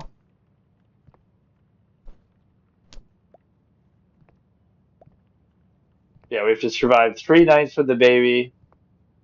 And we'll end up getting rats as revenge for them tricking us into doing this. But I love the lack of survival instinct by these characters in any of these games. Like, oh, it's 5 Nights at Freddy, and we're gonna... The first night we almost get killed, and then we still stay there? Like, why? Cooking for nappies. The only cookbook you'll ever need. Eat your inner demons. But speak no cook. Hear no cook. See no cook. But no, it's like,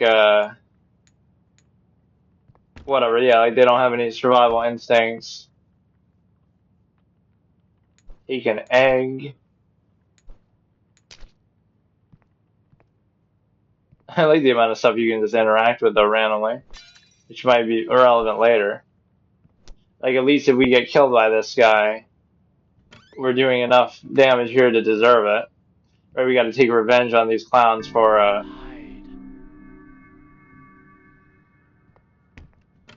we got to take revenge for them setting us up like this. Yeah, it's like the characters don't perceive the same things that you do as the player. Like they don't. Oh shit, that's actually a great invention. We got to see that one on Shark Tank. Something that automatically absorbs food like trash, but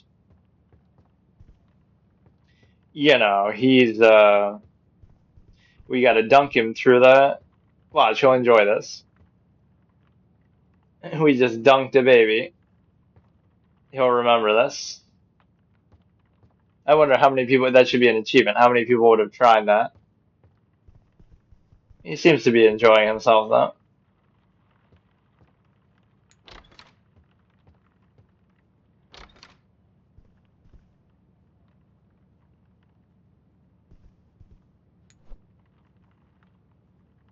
The way you kind of move him around is a little abrupt. Right? You're just throwing him down there. Oh, this seems like it would bother the baby though, because you're gonna have the laundry machine running right next to him. Snow. A curiosity in July, following such a sweet spring. It started when I took this job, but I was not the first. They are with me. Night fell the first day, and the hours dragged on. Still we cared for the child. We spoke of Hastur and Casilda in their absence, while outside the fog rolled in as the cloud waves roll and break on the walls. Oh, the sin of such innocent eyes, clear as crystal, understood by the ignorant and wise alike, more precious than jewels, more soothing than music, more awful than death. Then, as I fell, I knew that the baby in yellow had opened their tattered mantle, and there was only God to cry to now. All these horror games turn everybody into a poet too. Like they do that with the recordings in Amnesia or something. Right, like where they try to be so overly eloquent. The key to secrets.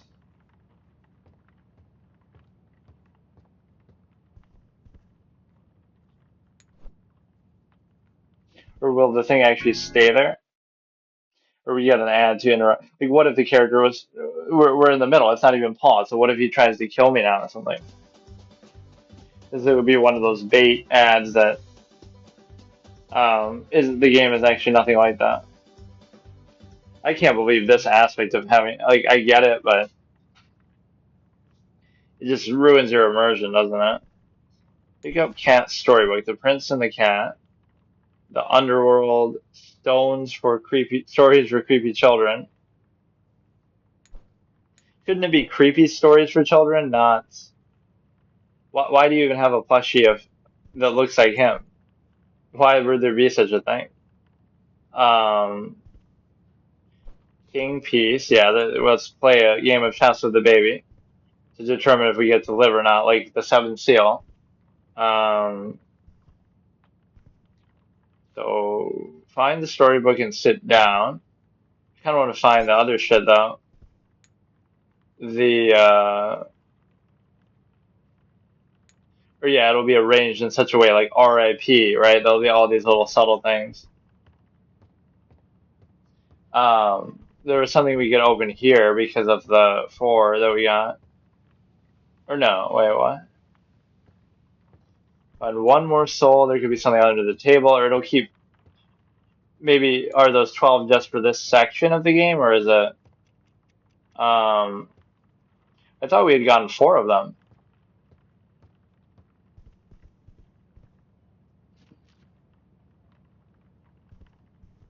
Yeah, they're really abusing these ads, though. You know, there's all kind of twisted things you could do that I won't even mess around with. But like, what if you put the baby in the washing machine? Like, fucking.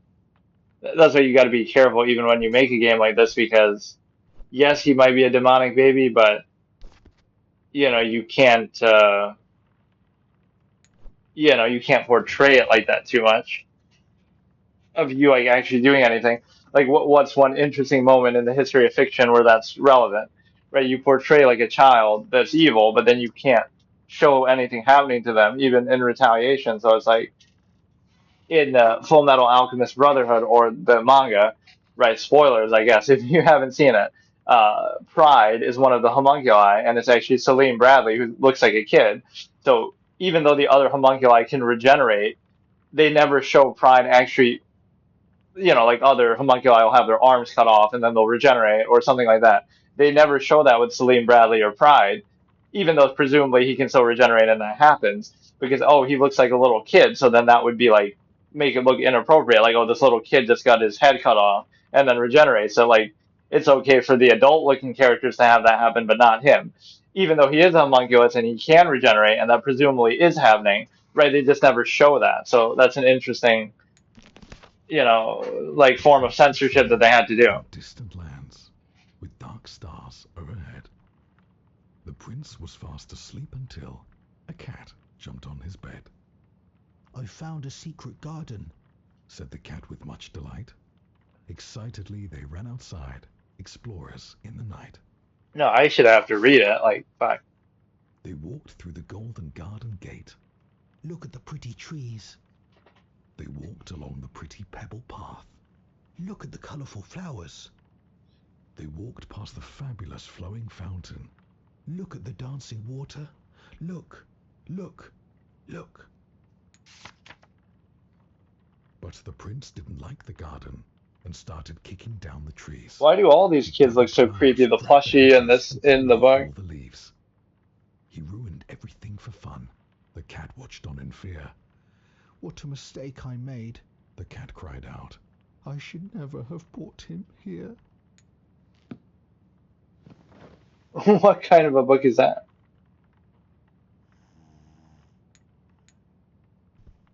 Leave and close the door. Now I got to keep an eye on him, though. We need like one of those little, what is it, the crib cameras? Just to be sure he's safe in there, not for our own safety. Wait for the parents, watch TV on the sofa, but you're not, the parents aren't coming back for like 3 days. Or maybe we have to do it on 3 separate nights. But yeah, like the characters not only have no survival instinct to these kind of games, but they won't react to what the player is seeing. Like, oh, the totems in Until Dawn that show you dying, and they just don't even show any reaction, like it's no big deal. And they'll just keep going on and doing what they're doing. So we heard that recording, or like how many red flags do you need? Right, you see all these creepy books, you see his weird eyes, you see references to some weird things in the elevator. You see whatever, this book is even a little creepy. Like, how many red flags would you need to actually leave this place? How bad, you know, the economy can't be this bad. American economy in 2025, like how much? He's not even here though. How much would you you know, how many red flags would you need before you actually just leave? The hell?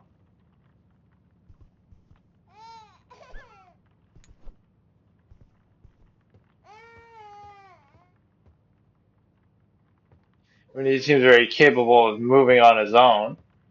The way he moved from the chair to there or something. Or maybe that he is for this.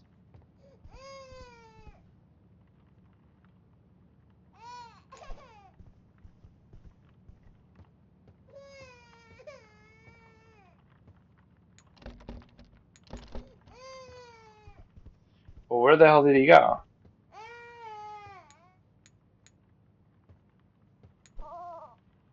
The way you just yank him like that. What does he want? Take the baby to bed. But I'm not the one who moved him here.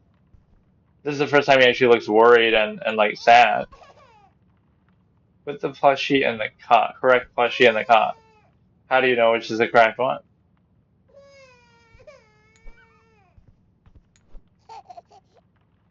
Leave and close the door. How would I even have known that? Just because he likes cats or based on the book or something?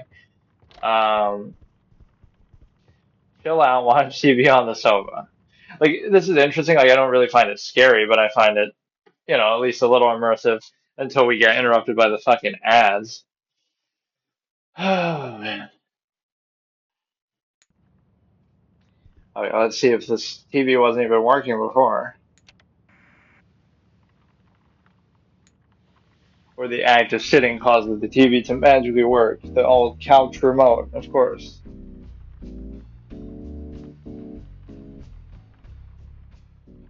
We're even watching ads within the game. How fitting. Um, some of these late night infomercials.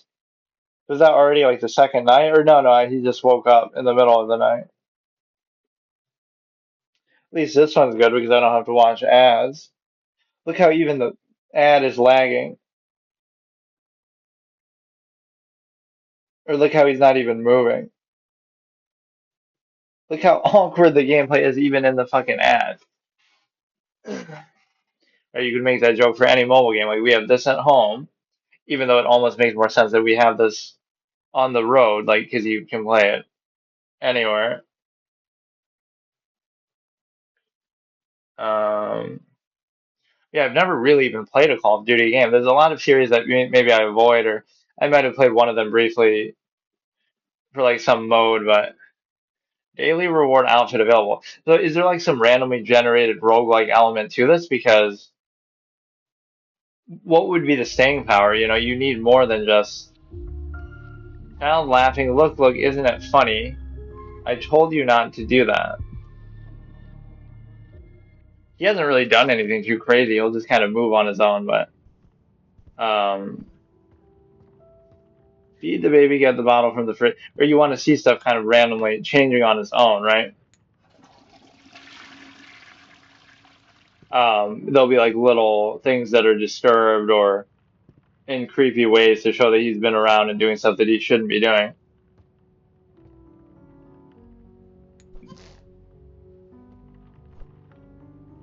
But look how they just ragdoll, and that's actually a little unkind of you. The Adventures of the Very Scared Little Rabbit, which is just a title screen the whole time, apparently, because they're too lazy to animate anything there. I wonder if this actually is on PC. What if I just leave? He's gonna get abandonment issues and closed for maintenance. Okay, so how the fuck do I get out of here then? How convenient. That's what traps us in here. Maybe like everybody else has moved out because the baby is tormenting them. I mean, at least we would theoretically have the option to leave. Like, what would even be the alternate route out then? These are all part. Look, I'm going to find a basic contradiction in the logic of this design. These are all numbered apartments, right? 9, 10, 11, 8, 7. So where would be the exit? 6. There is no alternate exit. So, this is under maintenance. Okay, so what do? We take the stairs, but there are no stairs. Or it shows it, but it's showing like it's an apartment number. So it doesn't even make sense, right? There's a sign that that's the exit, but so it's closed for maintenance, but there is no alternate route out, right? Because they're all numbered apartments. So I just found a factually, objectively contradictory element of design here that I don't think that's meant to be creepy. I think that's just an oversight. Where else could these stupid cat things be? Right, we got to be a completionist even in a game like this. Like, I wonder if it's going to punish me too much for this. Or yeah, what could I throw through that if I wanted to play it as like a mini game? Let's try to throw an egg through the basketball hoop. Right, if we, oh, that could be cool. Let's make an actual mini game out of this shit. You can kind of throw it with some amount of force here. I just hate the movement and some of these on that. What would really be the replay value of this, or why would you pay money? Wait, what? What? Or why would you pay money for it? Or I sometimes mess up like the jump scares and the scripted stuff in horror games because I'll kind of be nobody would expect you to just stand around and wander around and derp around for so long because I'm just doing commentary and I'm doing a whole spiel. So I'll be there, I'll miss like a jump scare, like I'll go into a room and then I'm like kind of looking away, right, and talking like, oh, before I do this, this is a funny story about this or that, and then you look in that direction, it's like, oh, there was a jump scare that you missed because I'm too busy, just derping around. So, well, we could just stay here for the rest of the time and you know, we could we have enough food to survive. We have this infinite bottomless pit of the fucking eggs alone. Pick up ladle, what's the point of that? I like how the objects do have some permanence though, like where they actually stay there. But how? And yeah, perfectly normal occurrence. Let's just go and feed the baby and not, like what the fuck are they paying you for this? That you have no survival instincts at all. That's what makes it kind of hard to take seriously, right? That's like a horror movie trope as much as we criticize horror movies, right? In that tier list. It's hard to take it seriously when one of three things happens, right? Number one is either the character with no survival instincts, they'll keep seeing the warning signs and they'll keep being stupid about it. Right? Like, let's just drive all night and drive to a different state and get the fuck out of here. Or let's just go if, weird stuff keeps happening. Or let's go to the police. Or let's go stay with a friend or something. Right? So the character with no survival instincts that ignores all the red flags and warning signs. Number two is the supernatural kind of stuff that just is kind of gimmicky and like vague, right? Like, oh, how did the monster's powers really work? It'll kind of just do whatever it needs to do that the story demands of it, so it's not really a clear set of rules and it can just do whatever it wants, and then when they need to beat it, they'll beat it. Like, it's not a clear criteria that they set. Right, like here's what it can do, here's what it can't do, here are its limits, let's make it feels more rewarding. It'll just be more random. Whatever it needs, it'll just do. And number three is again, like the sort of a similar thing, like getting convoluted by that. Like, how do we actually beat the monster? Or, I don't know, like just, again, the characters will be dumb. So if anything, it feels like anything can happen.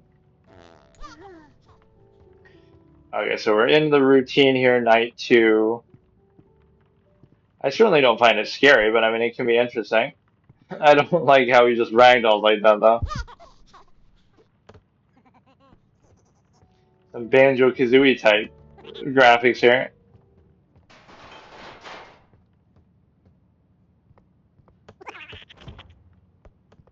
Now that's what they call having the runs, am I right? Like when you have to go to the bathroom or whatever. Wow, that's the runs, haha. Dude. Where the fuck did it go?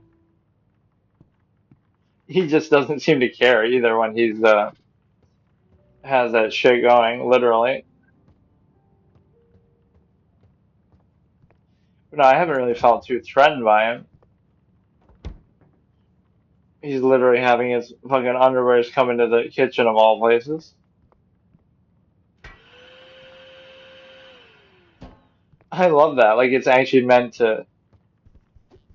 Oh, here we go. In this world, why does it have to do it at that time, man? At least do it in between chapters or something. Each one Raid. made me stronger, better. We almost have to try it at some point, as much as I hate to do it. Like, I don't have to give it any microtransactions, but because of its attention. I like how these ads are in such bad resolution sometimes, too.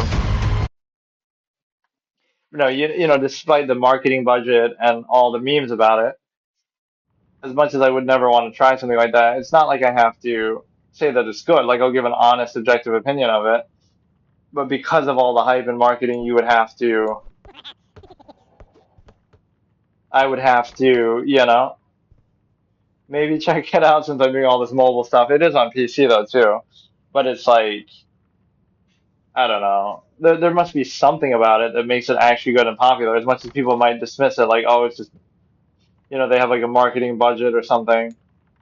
It's like, that's these handy clothes that are going to go and wash themselves. Why don't we get that same suction mechanic on the washing machine? Like, you open it and all the clothes get sucked in. Snow. Okay, it's the same thing Curiosity again. in July. Following He's such got a to have space that run. pretentious accent and It shit started too. when I took this job, but I was not the first. They are with me. Oh shit, he opened a door that even I couldn't open. First day. Come on, The man. hours dragged on. Of course, it's scripted anyway, but Still we cared for the child. an emergency break glass, not an emergency. Esther and Casilda in their absence. Or this is how you're like supposed to listen to the recording, like if you, Cloud waves roll and break on the wall. if you, Oh, the sin. you know, Such innocent eyes. Clear as crystal. if you are walking around like the old Bioshock effect or whatever. I'm trying to think like what game really did that best, or older kind of game that like originated out of audio diary type things. Bioshock made it famous, but I feel like that had been done and stuff before. I feel like Half-Life 2 would do that sometimes. Like you'd be walking around an area and Dr. Breen's recording would be playing in the background when he's talking shit to you and stuff. How could you have failed to apprehend this ordinary citizen? He's a theoretical physicist who had barely earned the distinction of his PhD at the time of the Black Mesa incident, right? When he's roasting the shit out of Gordon as you're going through what's that prison called? Nova Prospect, right? He's just talking shit to the Combine people. That's got to be one of my dumbest moments in just any sort of context. When I first played Half-Life 2, well, because I hadn't played Half-Life 1 and I hadn't, didn't know anything about it. And maybe they don't make it super clear, or I wasn't paying as much attention as I should have. When I played Half-Life 2 for the first time when I was younger, right? And I didn't beat it in that, like, right then, but I played a little bit of it, and I thought it was like, oh, it's about this dystopian futuristic society or whatever. I didn't actually know it was about aliens for some reason. I thought, okay, it's just some dystopian future. Somehow the fact that, and I played a decent bit of it, but then I didn't beat it. So somehow the fact that it's about aliens went over my head, which maybe that's good and that's subtle and they don't like make a big deal out of it. Like even all the things like, it doesn't have to be alien technology, it's just futuristic, it's just dystopian. Oh, even the head crabs, like, okay, they're just menace in the world. That doesn't mean they have to be aliens. Like, I'd have to go back and analyze, like, when do they mention that? And when does it, how clear do they really make? Because it plays like a dystopian story more than an alien story, is my point. Right. So in some ways it makes me look like a moron, but in some ways maybe it's subtle. Take the baby to bed. Or just try to, and he teleports, fine. I mean, you only have to survive 3 nights, so what's the worst that can happen? I swear I'm not trying to do that on purpose. He just ragdolls all over the place. The way you just drop him. Find the storybook and say, is it going to be the same storybook every time? That's no fun. Or we're going to read like the next chapter of it. Or even this keeps changing. When the rabbit came to visit, the prince said time to play. But his big red eyes, they scared her, and she didn't want to stay. Quickly towards the exit, the tiny rabbit hopped. The prince ran right behind her and screamed she must be stopped. What?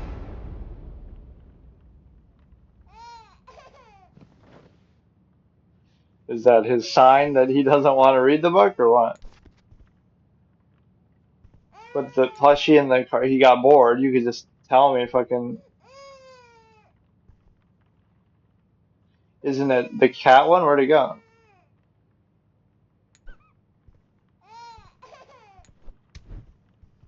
Oh, now he changed his mind though. How am I supposed to know that?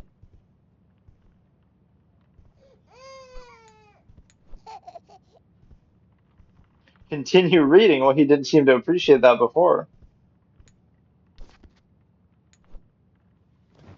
And I'm not even reading, or is that supposed to be my character's voice? Through dark corridors he chased her. Hop, hop, hop. A relentless, futile flight. Hop, hop, hop. round and round inside the palace, in and out of space and sight. Hop, hop, hop. The prince, he couldn't catch her. His heart was filled with wrath.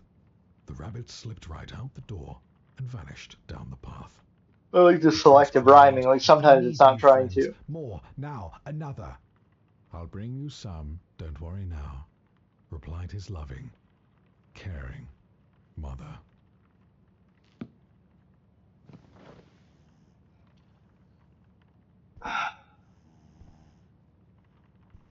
What if I take the plushie, or I'll put the other plushies in there, even if you don't want them?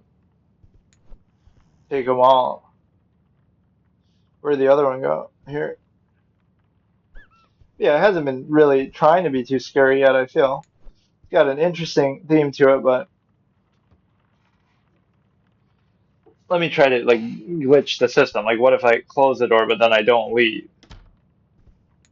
Or, you know, it has, like, a decent amount of flavor, I guess, but I just love to see, like, buy to pay money for something like, oh, $4.99 for premium. Like, there must be some replayability that you have, right? Like, we're about to either survive the third night or, you know, like it's already almost over. Oh, did I order that? Because we saw it on TV. We've been brainwashed by the infomercial ads. Or is that something that they maybe ordered? Oh, you know, we can maybe open a few of these. Balloon, basketball. Oh, we gotta get the basketball. Spawning lots may affect performance. Let's test that theory then. Fuck you. Or you can just do whatever you want. This will protect us. Let's test. Let's let it crash. You want me to test the performance? Then fucking test it, dude. I got an iPhone 16 Max Pro for this shit. I can spawn infinite toys and baby in yellow. Let's go. Let's go until it breaks the game. Fuck it. We'll tear a hole into another dimension. Or could it spawn like every chess piece and I could actually play a game of chess? And don't tell me stuff like spawning lots will affect performance. Like, I want to see this shit then. Show me how much it'll affect it. And we get an ad for all our trouble. Travel Town Merge Adventure. Yeah, the audio in some of these games is inconsistent. Sometimes it's too loud and sometimes... Okay, so here I'm going to continue the horror game, Gauntlet, Permadeath horror game. So we were in the middle of Baby in Yellow and then it crashed. And in fact, we were so much in the middle of it that we're even paused. So... seems kind of okay. It's decently immersive. Oh, I was trying to get it to... maybe that's why my stream crashed. But now that I think about it... but no, we were trying to spawn a bunch of shit. Like, let's see what kind of interactions we can actually do with this. Can you actually use it? We're going to have to defend ourselves if he goes full demon mode or what? Wait, how did I even do that? Oh, if you just tap out.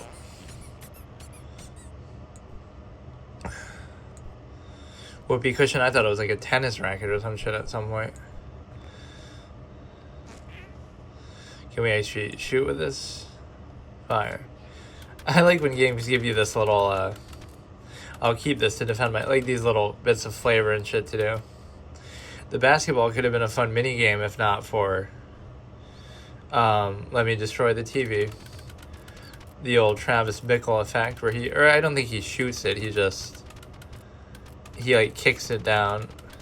Oh, it goes away though. Chill out on sofa with a little gun in my hand. How fitting that it's all shot up too.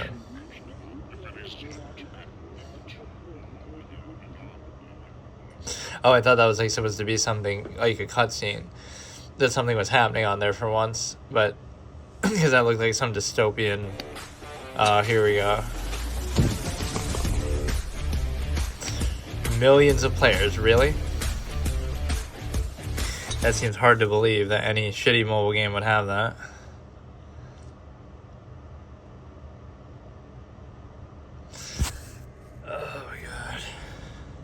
Good night, sweet dreams. I will show you my dreams.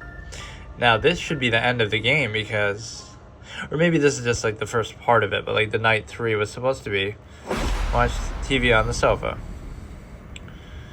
Yeah, I knew something was going to happen, so I didn't even take that seriously. That's too, that's like, too good to be true. That you have, so I guess we'll play through this whole thing because we have, I'm trying to kind of bait it into thinking that we've left, but to still stay here. Give you your little toy to make you extra settled, but yeah, this should be better now because I'm using the Ethernet, so I'm only gonna try to use it from now on for those like just to do the when I'm driving. I'm not gonna try to keep doing this because nothing I use really ever works for it. So like the trying to use that in the car and stuff, it's just so stupid. I don't know what people use, really. I can't even explain it. Find something to eat, perhaps a cheese toasty. I'm gonna have to like make it. I mean, this one wasn't bad, but I don't get really what the staying power of it is.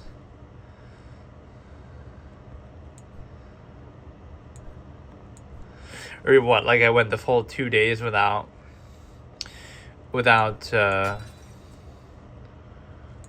eating anything, right? I've only been concerned. What the fuck?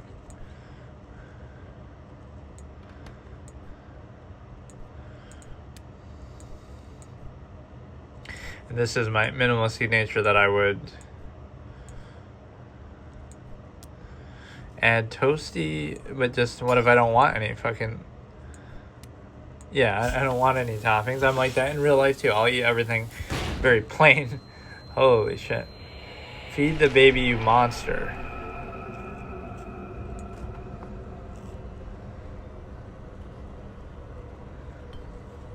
Well, I wasn't opposed to the idea. Like, it's not a either or. I was making it for them too. And now we're getting some cool imagery.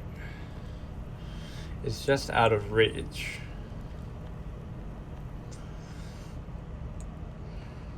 Babysitter wanted. Honestly, the first 2 nights weren't really that bad at all, though. It's, decent atmosphere, but it was kind of... I like my desensitized nature that way, too. Like, I'm so casual. Oh, look, the baby just teleported halfway across the room. Or, oh, look, like, you're expecting it, or you've seen everything before. And the problem with these kind of games, too, is they're sort of linear and scripted. Like, you can only do really what it wants you to do. Right? Either you maybe fail and die, or you succeed, but there isn't, like, much in between of variation or branching paths or something. I don't see what the crouching really has done so far either. It doesn't seem like there was a time where I could die or fail, right? I don't think there's a way to do that.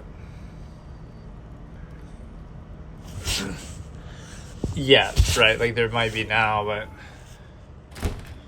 we ended up in a different room somehow. And let's see, the elevator is still going to be fucked up. There is no staircase leading out of here.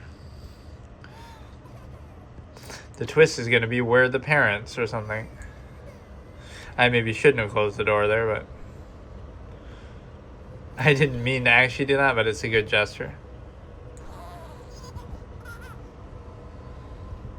So now it's going to start to become more creepy, but it practically has to because... and I don't like this whole premise sometimes because, like, of whatever, the O-Man or something. Because, like, you have to hold back because it's a baby and you can't defend yourself, but it's like... But does that mean I died? And does that mean, what did I do wrong? Just, like... I feel like this is break the emergency glass upstairs. What the fuck is this? mean, this is kind of cool, but I don't know if you can actually die or not. I was even just saying that, oh, there's no failure state. Then he turns into some fucking Dark Souls boss. Where was it? It was in here. I mean, I appreciate this part, but it's like, can I really fail or not? I'm supposed to, what, shove this in his mouth to pacify him? Incredible. What is this shit, man?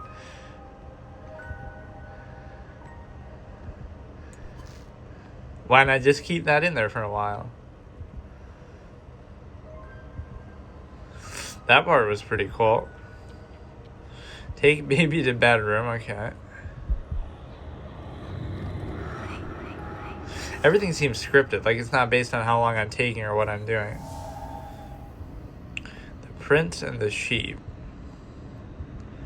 Same book that we've been reading it. Settle baby. I didn't mean to do that, but that looked very violent. I like knocked it down into the spike. Correct plushie must be the third one now. Let's play a game of chess with it. Yeah, can we maybe skip the book tonight? We're a little exhausted from all that combat. Prince and the Sheep. It was cold throughout the palace. The moon shone bright outside. The wind, it blew and blew. Oh no! The curtain was wide. The little prince was there and couldn't get to sleep. So he called out for his mother, "Please go and find my sheep." "I'm thirsty," said the prince. So the sheep fetched a drink. "I'm dirty," said the prince. So the sheep changed his clothes. "I'm tired," said the prince. "Let me count you." 10 out of 10 voice acting on that yawn. But no, like, goats are always associated, like, with the devil. I guess not really sheep, but... said the prince. Before I drift to sleep, he opened up his big red eyes and turned to face the sheep. "Come join me in my dreams. Stay forever in my head." Obediently, the sheep stepped forward. Its mind consumed by dread. This is like a Kindle ebook that we get the voice acting built in. This is so like Chauncey from Luigi's Mansion. We gotta, you know. I've beaten Luigi's Mansion super hard mode, dude. World first clear. You think I can't handle this? But again, to the extent that you have seem to have no failure state, I don't think it even really matters. Like, is that good ending, bad ending? I didn't do anything, you know, meaningful. That's the problem with so many games, is that they are scripted like that. Like, I don't know if that complete the sheet, or maybe there are like alternate endings. It didn't feel like there was much different that I could have done.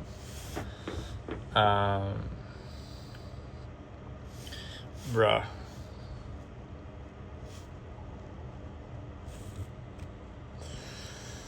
Oh my god.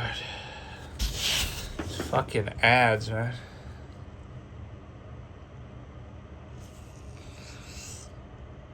Act 2, the rat. Oh, do I? You know what? I'm satisfied with that.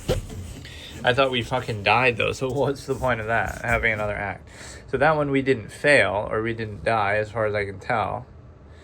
But, you know, a lot of these are going to have quick failure states, so I guess you have to appreciate the one that doesn't, because we actually got to do something there for a period. A lot of these are like Baldi's Basics or like Slender Man type thing, where you'll just get killed in like a millisecond, you know. So we can leave that one for now. Ice cream.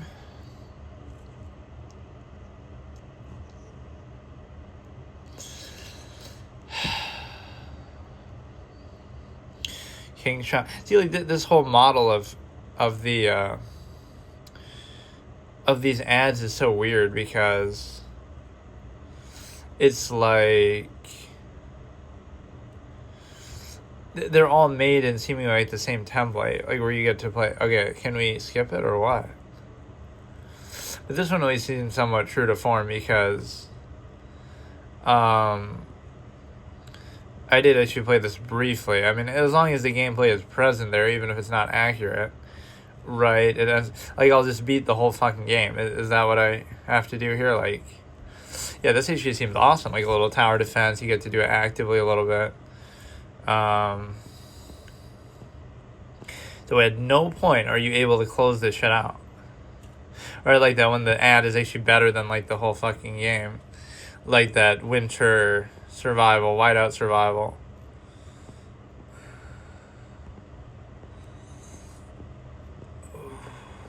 Now we try to do something here. Seems like the fence keeps repairing itself, sort of, but that gives you an extra fence to work with. But this mechanically is very cool. This ad is better than fucking Raid Shadow Legends, the game itself, or like so many full mode. Like, this is actually good. If the gameplay is actually like this. Which I feel like it sort of was, but I didn't play very much. I played like the first screen of it just to try it. Right, you keep doing these upgrades. This is really cool. Like, does it ever end? Do I win this ad? Like, I'm fucking... Imagine I'm permadeath ads. Imagine losing to an ad. Like, what is happening? Look at that. Dude, this could go on forever. Like, why even do this? Or am I even hitting them through that? I think I am, but...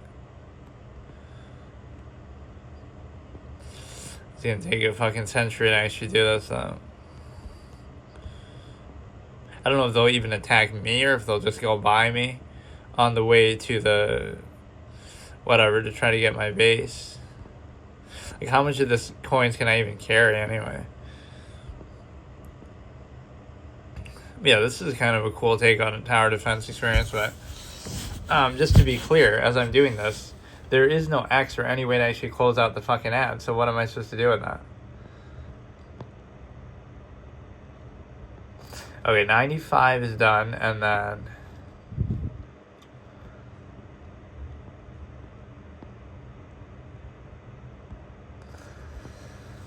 So now that side is going to be taken care of. I can't even tell what those are. Or just like knights riding in on a horse, or what? My ultimate nightmare, that I always hate knights in chess. It's actually a good mix. I love that. This one, whiteout survival, and that township thing. This is actually how you do an ad, though. Like, you're assuming that the game actually works like this, which in a lot of cases they probably don't. Like, can you win this or not? I'm just curious now. What the fuck, man? Look how long this is going on for. It's not like, oh, it's going to save my progress and translate it to the game. It's like, you know? And of course, you really have an infinite amount of those fucking knights.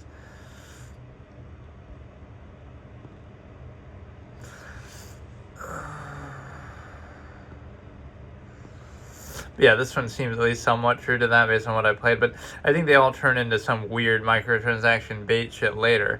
That's the whole fun of it. Like, oh, play the first little bit and then just stop playing once they introduce those mechanics.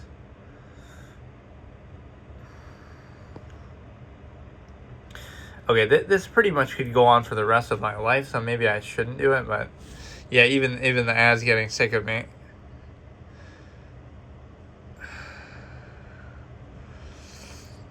Bro, can you close it out or not? This ad is being very resilient. Like, it won't let me... It will not let me close it. Oh my god. Like, the whole time I was genuinely waiting or expecting that. $2.99, remove ads during the game. Play without interruptions. You can still watch ads to get rewards. Incredible. Let's put it on the highest difficulty.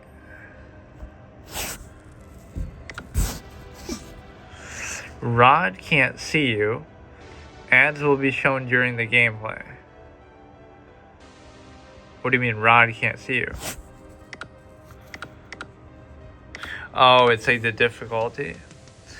Rod walks at normal speed, hears the noises. Walks fast, hears everything. Rod walks fast, hears everything. The night is darker. Okay. Why did it say ads will play during gameplay in that one as if that's part of the difficulty? Halloween is coming to Raid, and you're getting a spooky promo code. I will give Raid credit for its whole advertising budget. And it has like a Teenage Mutant Ninja Turtles crossover, I guess, apparently, according to the... There must be something to it. Hey, take a look around by sliding a finger on the screen. Look at the window and press the interact button. This movement is always so fucked up, man. Where's the sound?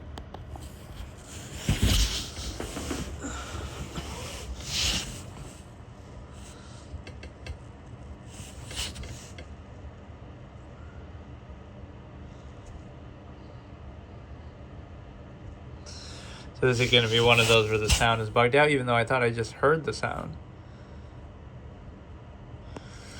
God damn it, why do they have to be so many issues with this? The boy needs your help. Find a rope in the drawers and get down to the street. Okay. Now wait a second. Didn't I just hear something like in the menu? So some of these games for some reason just don't work with the... Oh, don't make me do that. Don't make me do it. In some of these cases, you can just close the whole thing out because...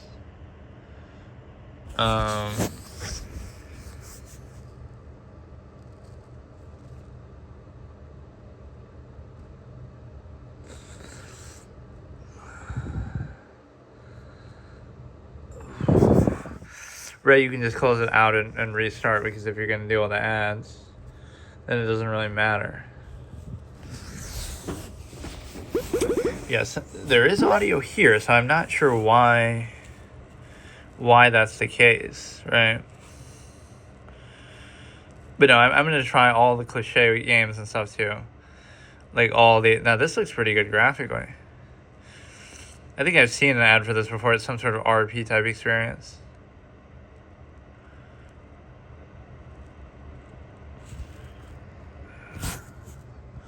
Yeah, RP. Open world multiplayer game.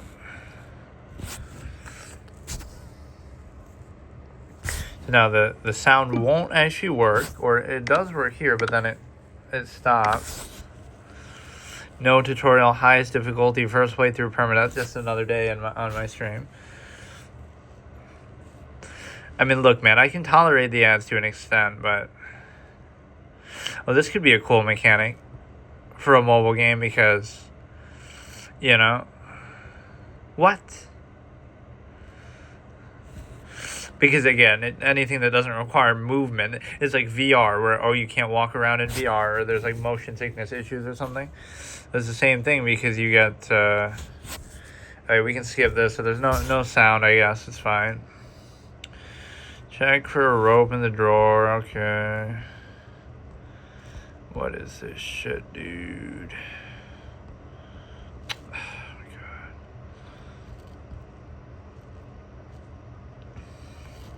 As if rope is gonna help us pull the kid in or something. Why do we have to leave through the window, dude? You can just... well, I guess you're in that much of a hurry, but... Oh, a rope to come out like that. Hide, okay.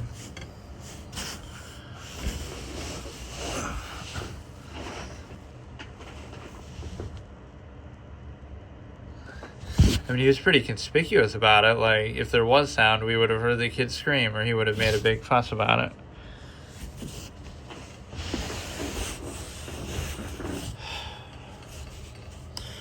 Exit the hiding place, drop the map, take it as soon as you can, but again, it's partly my fault with the movement, but... Oh my god, oh my god. Go to the van and place the map on the wall. The van? His van? Why would I... Why would I want to put it in his van? Like, how much freedom of movement is it going to give me anyway? You can't go far. Well, I'm kind of being chased right now, despite it not being very scary or... Like, what am I supposed to do, man? Look at that juke.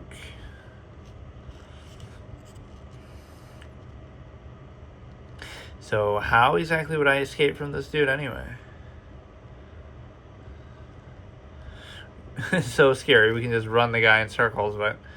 Or like if I hide in this shit. I don't know if I even trust it though. Like we'll keep having to circle around and do one interaction each time.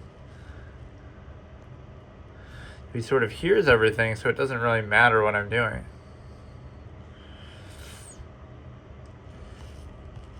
Okay, there we go. Now the kid could come out on his own, but he won't because he's...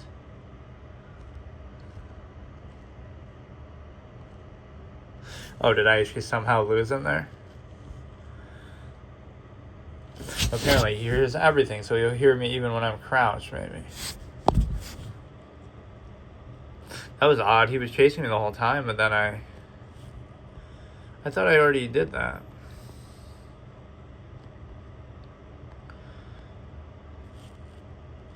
You need a key to free the child. Yeah, now I'll try to be sneaky and close the door, but then I'll end up locking myself in.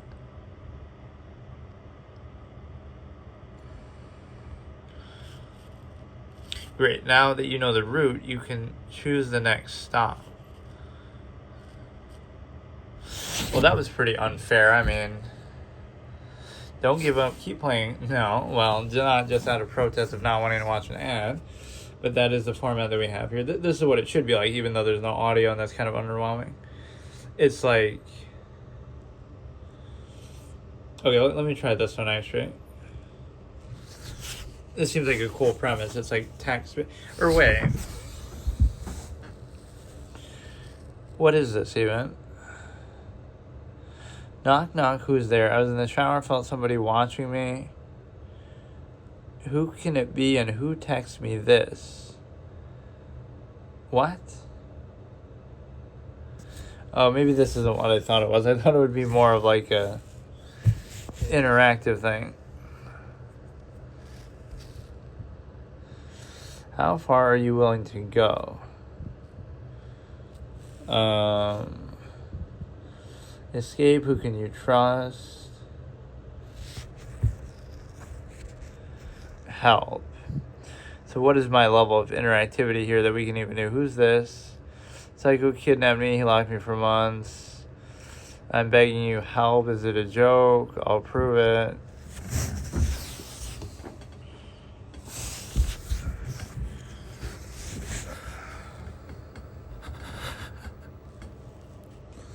It'd be kind of cool, like a found footage type thing. But yeah, what can you actually do? You can actually choose. He accidentally left his phone. He'll be back. We don't have time. Please. Where'd you get my number? Texted randomly. No, don't. They are all bribed. How would you say that so confidently? They're all bribed in what way? He staged my death, so no one was looking for me. He's insane, but he's insanely smart, too. Won't believe, they'll think it's a joke.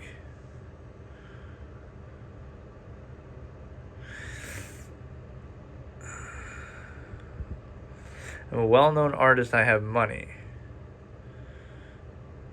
You wouldn't know somebody's number by heart, though, that you don't involve the cops. Tried to escape once. I mean, what is the interactivity, though? I don't get it. I want to see when I get to choose something. This could be a cool idea, but... Look, we're speedrunning it. What the fuck?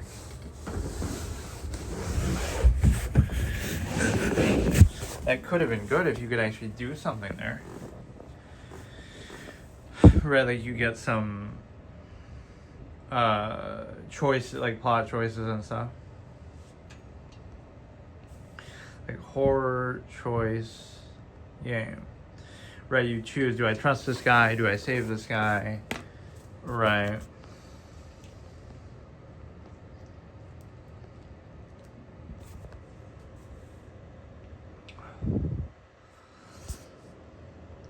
But there's so many of these neighbor games. There's like 2 Hello Neighbors, then there's this other one. I just want one where you just straight up make choice. Yeah, interactive stories, kind of like that.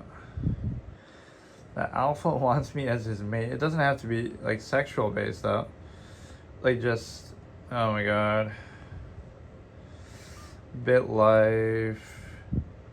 100 Years Life Simulator.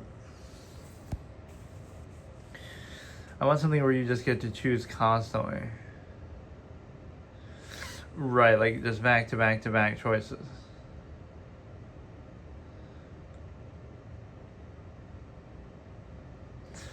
King's Choice, Murder by Choice.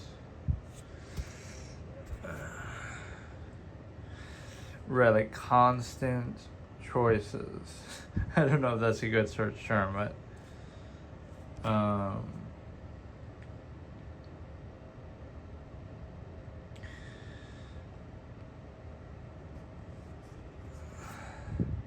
I feel like these games will have a lot of other bullshit in them other than just that.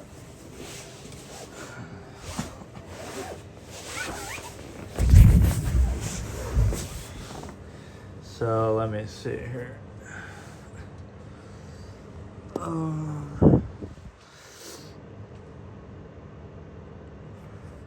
But you know, let me look at this just because I'm curious what. I just want to see how that would work. Right, it should just be non-stop. Every interaction is just a choice. You get to choose constantly. Right, even this is corrupted by the stimuli acme here. Okay, let me try this and then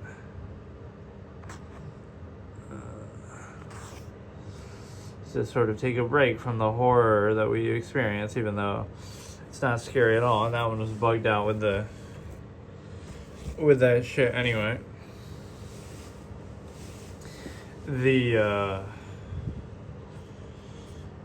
Well, I don't really want something that's gonna say that necessarily. We didn't die in the baby in yellow. Okay, let's try the back rooms, which is so overused as a trope. Right. Welcome pack. Person only, first time welcome pack, begin exploration. Or what you're gonna actually get to upgrade your shit. Well, I don't have anything there, but you're gonna make a pay-to-win backrooms game. Someone once said if you're not careful and no clip out of reality, in the wrong area you will end up in the back rooms. Beware, watch your back, pay attention to everything. Or wait, fuck. I should have chosen difficulty. Why does that look like such low resolution shit?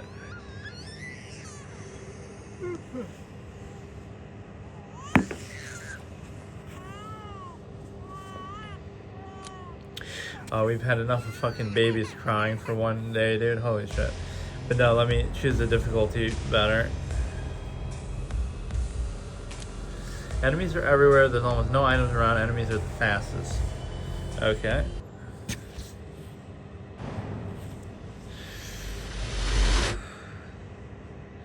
Like, I don't know what the definitive backrooms game is, right? Like, I played one of the original ones, but they're all kind of sporadically.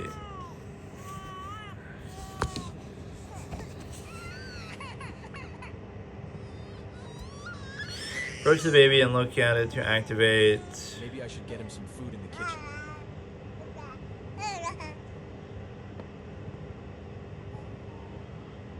Man, this look sensitivity is wild. Even the endless has an end. Wait, what? Was that actually me dying? All I did was crouch. I guess people use controllers or something on here. For mobile, because there's no way you're gonna play shit like this Right.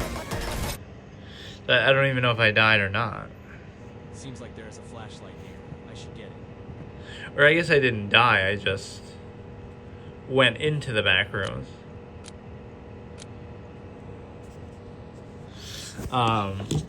Right, like, let me look at that for a second. Mobile, controller. Right, like, what is this whole trend? Where, yeah, like that.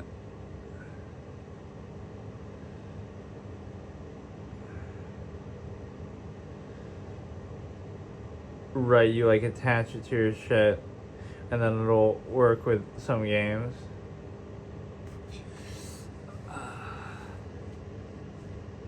Because if I'm gonna do this so much, like what I've been doing, I'm doing it more just as a gimmick, but there'd be some internal logic with this too, like you should either run all the time or you should crouch all the time, but you'll get tired.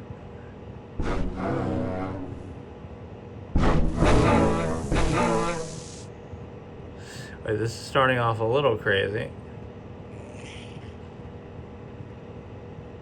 I mean, if it's such a linear path like this, there's only so much you can do. Right, and even as much as, running away seems like a good idea, it's also, shit. Well, it tricked me into thinking I died too in the beginning. This is how punishing it is, though. Right, my formats. We got a couple left, which I don't even know if I care about doing or not. I was trying to do something more substantial with this, but it's like really not interesting me that much. I thought there'd be something a little better.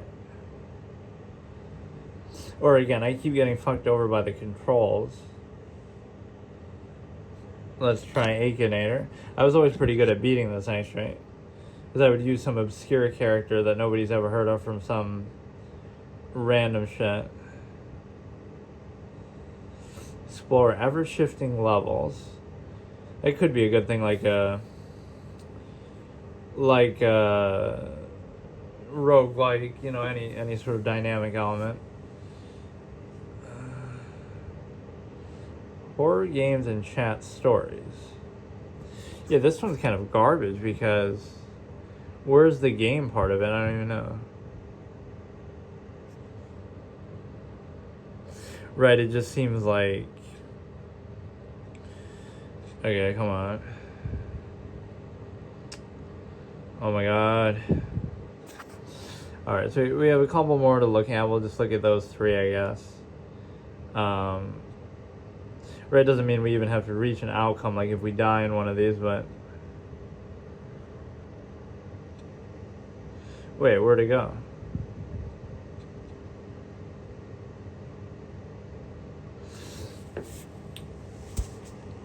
Wait, we pushed out Starling, so where did the fucking thing go?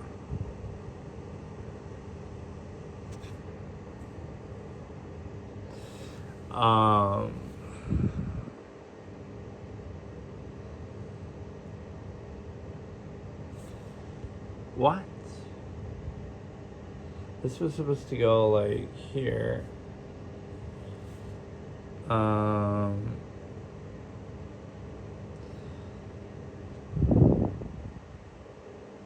Where the fuck is that?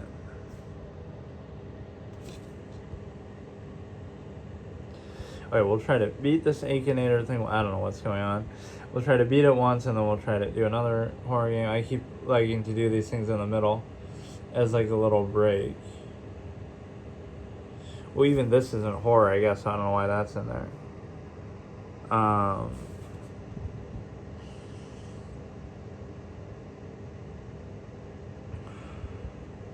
So yeah, let's try that. Where does he keep going? Why is it? Oh, I guess we must have deleted something else. Location accuracy. Your preferences have been saved.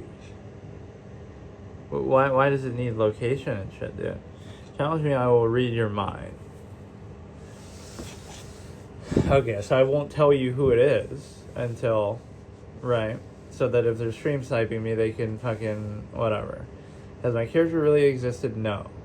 Does he have human skin? Yes. Not a female. Or you should try to guess and play along too. Not from a Japanese anime, not from a movie. Doesn't often wear a hat. Yes, from a video game. I mean, do they use a gun? Like, let me try to think.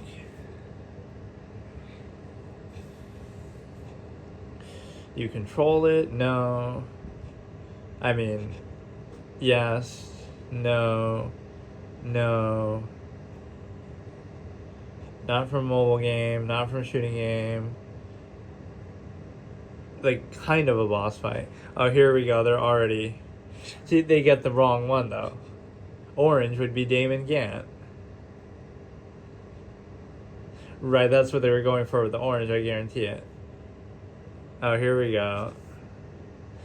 Like, how the fuck do you get that, dude? Like, that is it, yes, but... It's not the most well-known thing. Right, that was pretty impressive, actually. Or some of these things, like, there'll be games that you have to pay for on PC that are free on mobile, but then you have to do ads or something. So wouldn't you rather just buy them if you wanted it?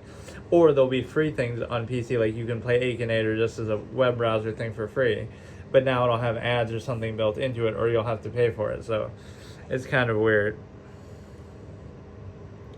I must admit, I'm finding these horror things kind of boring, but then again, I'm dying so quickly in chat that... Are you ready to be a hero? You haven't played Blitz Royale yet? Blitz Royale is Fortnite at full speed. Fast drops, fast fights, and it's built for your phone. 32 players, smaller map, random loadouts, and full wins under 5 minutes. That actually looks so good, like the quality of that. So many of these ads are shitty. Are you ready to be a hero? What's happening? New game. Do we get like a difficulty setting? Halloween mode, the house. Oh, here we go. They ruined me with these difficulty settings because I feel like I have to choose the highest one. The clown moves faster than you. He's chased you for a longer time. The house is darker. Not recommended for pregnant women. Wet? Wait, you're seriously saying that? Blitz Royale is Fortnite at full speed. Fast drops, fast fights, and it's built for your phone. 32 players, smaller map, random Mobile loadouts, first and design full with wins victories in under 5 minutes or Yep. less. 5. That's too fast though, fuck. 2 days ago, Beverly called me and said she came back to Derry. Then I couldn't contact her anymore. Somebody said the last time she was in the house. It's been 27 years since we last faced the clown. He came back. This is like it. We were kids when we last faced the clown. He came back or when they at least found out about it. Hope Beverly is fine.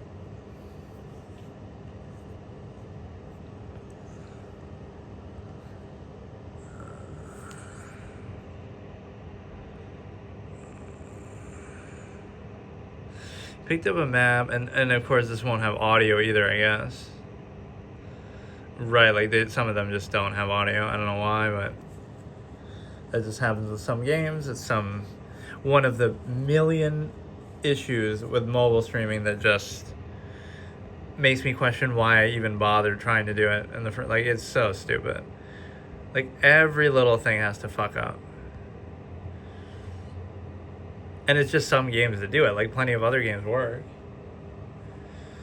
Hang on. Yeah, some of these start a little bit unforgivingly because they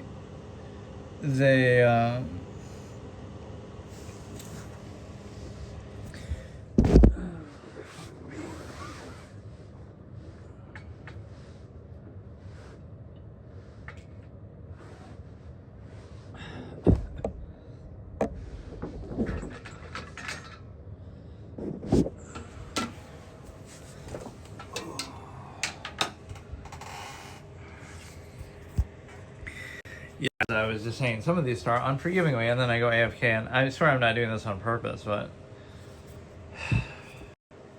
Let's just look at those last two, and then maybe find one more here.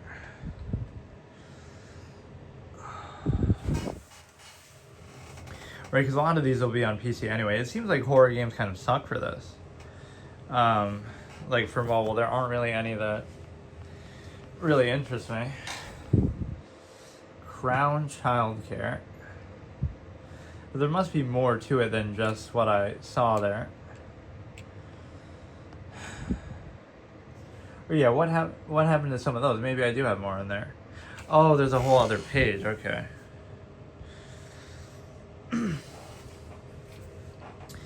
What is this? Fridge horror game.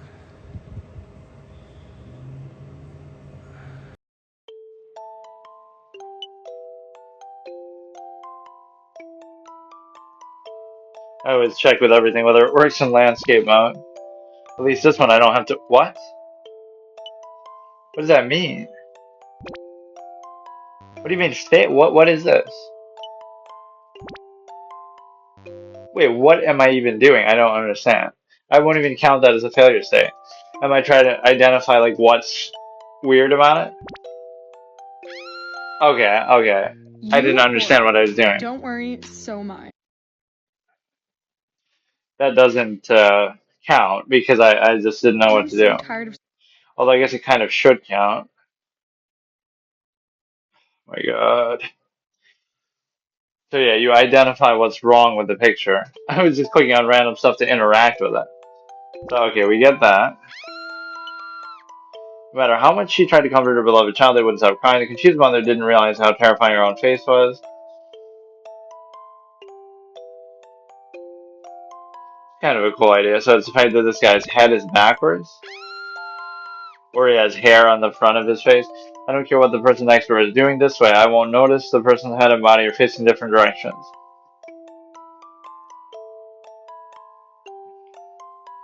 Could be the fact that the slippers are there, but I don't really know what that means. Grandma often takes walks while pushing a wheelchair. She had long been accustomed to her husband sitting there, but now he's gone. So that's like a sentimental thing. That doesn't even have to be scary.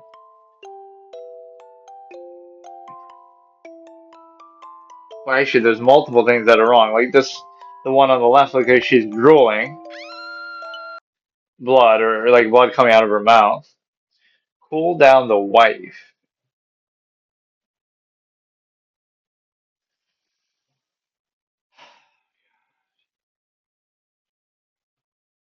Like it makes you have to click on that, I feel like. The one of the people laying there just been pushed from the top floor and died instantly. She'd secretly been dating a popular male idol, which led to her being punished by her peers. I like all the lore that it's trying to give you. He's holding like some sort of rope or wire, which doesn't, he's wearing gloves. This guy's looking all awkward. I don't know exactly what that even means. Nearby helped me fix my bicycle. By the way, he seemed to be holding a string. What was that? Oh, the brakes aren't working. So wait, maybe he sabotaged the bike? I don't even get it. One of those snowballs looks like it has eyes on it. Or maybe it's just the fact that they're in the car and they're suffocating. Okay. I'll consider that a failure, but I do like that idea actually more. That's a cool kind of... Let's see how they describe it on here.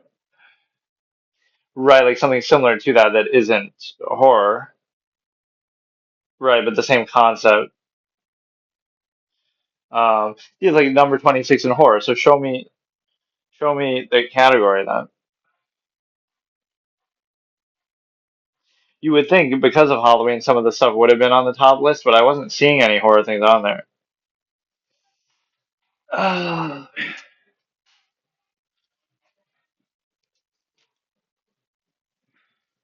Brawl Stars, Uno, like see, none of these are even horror related. NBA 2K Mobile, but this is kind of generic. Like what about the 2K25 or 2K? Like what is this? Fun and engaging, realistic ground using gameplay, variety of players available. But this is just like a standalone thing, which is weird because sports. I don't know why whole IO is considered that. Trivia. No, no. Fuck.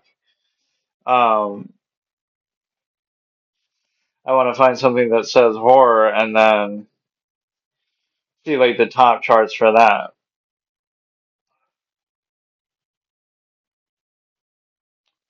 96 adventure. Like, why not horror?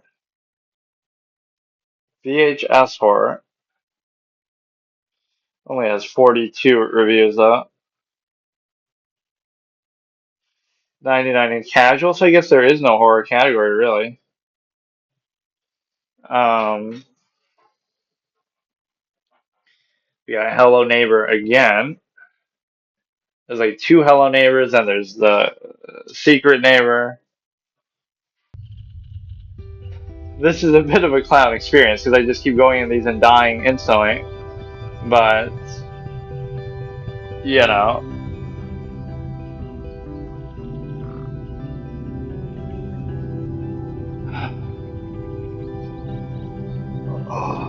So one of these is even multiplayer, one of these Hello Neighbor games. Game has the autosave feature, one of its indicators on the screen, your game is saving.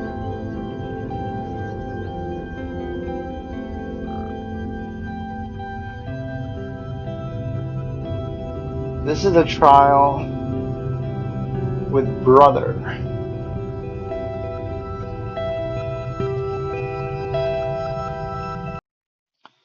Okay, let's just see how it works. I'd still rather have a system like that, even though there are so many free games too.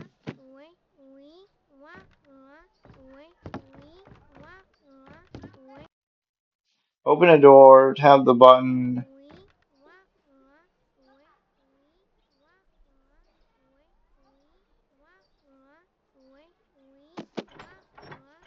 Or I guess I'm a girl.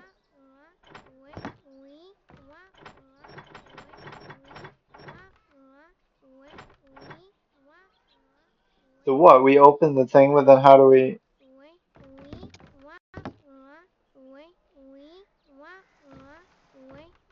What is this fucking noise you make?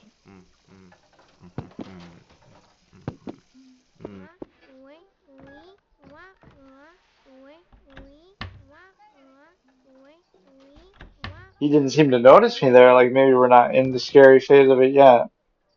Or you have,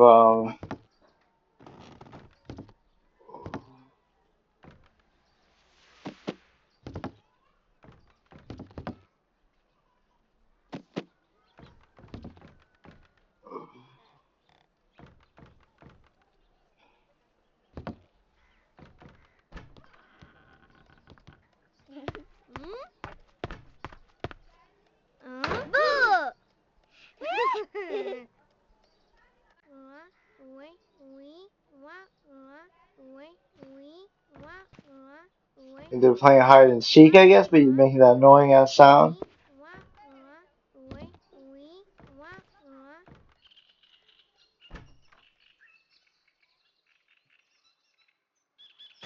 Wait, how did we end up outside from that? Then now it turned into grounded, where we, whatever, we shrunk down. What the fuck? What is going on?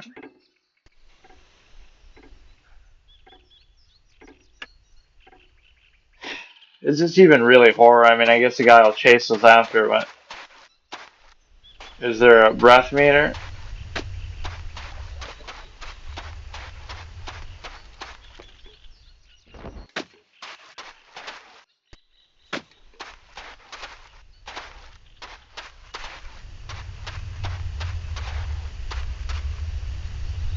Yeah, I like that. Grounded has that, like, there's giant insects, so like, arachnophobia mode, where it's like, if you're scared of, that's quite a badass thing to be able to say.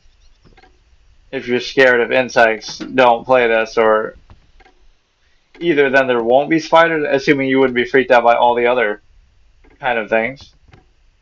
Right, like, at that point, you wouldn't need to be scared of spiders to be afraid of.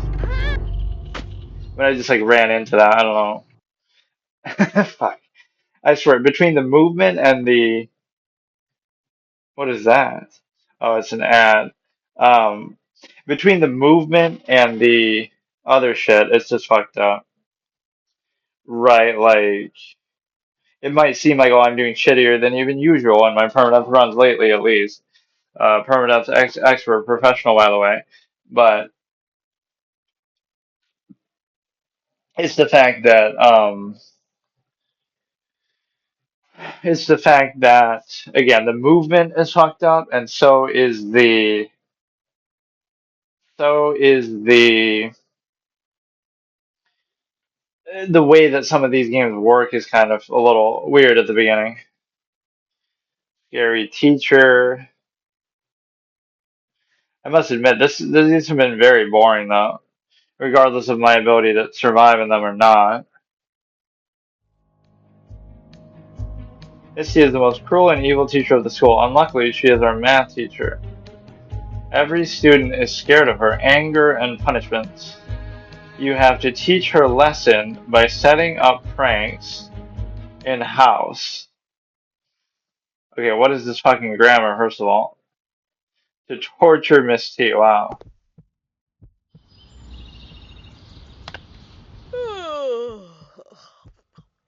Oh, what a pleasant day it is.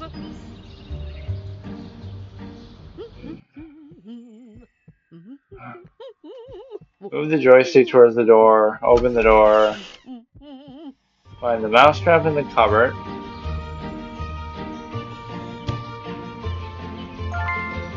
This won't be a horror game as much as like a prank game, which you can't get caught. Mousetrap on the table. Oh, so like when she goes to pick it up. That's a little bit excessive, dude.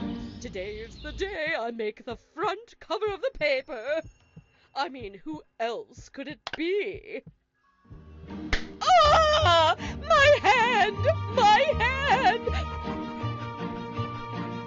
Oh, it hurts so bad!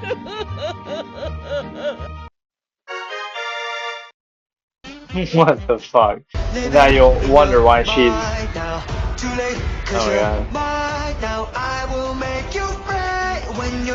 You know, now you'll wonder why she's out to get you.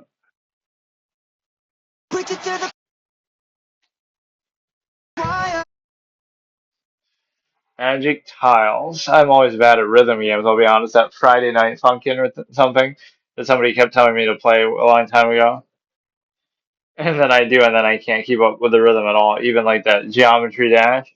Although that might not be rhythm based as much. But it was very difficult.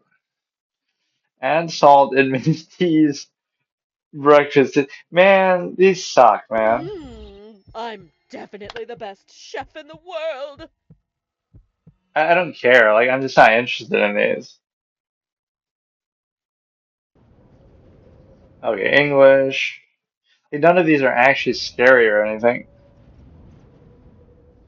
I guess I don't have a choice. Outsmart the maniac and escape from the house. Night in a cold basement. The beginning of... Oh, this is kind of cool how they're all like... Continuation of the game Mattel. Hide and seek in the basement of a maniac. Adele. My work took a little bit more time today, and I had to go home at night.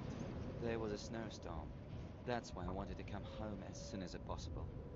My road went through a small forest. I was watching dim house lights. Really nice. Suddenly, it felt like someone was staring at me. I thought, maybe it's just in my mind. But the shadow moved, and I saw that someone was going through the forest and watching me. I felt creepy. A normal person would not walk in such bad weather.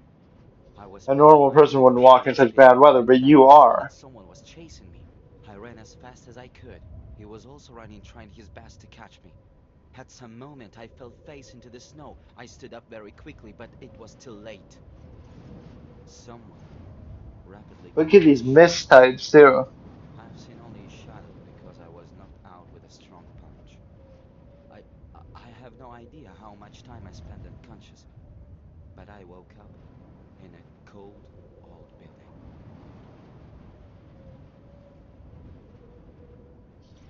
Oh, he won't say the last part? They couldn't pay the voice actor enough to do that. What the fuck? I was tapping for a minute there. I guess you can't always tell what my inputs are, but none of these are really scary at all either. Of course, I'm immune to being scared anyway, but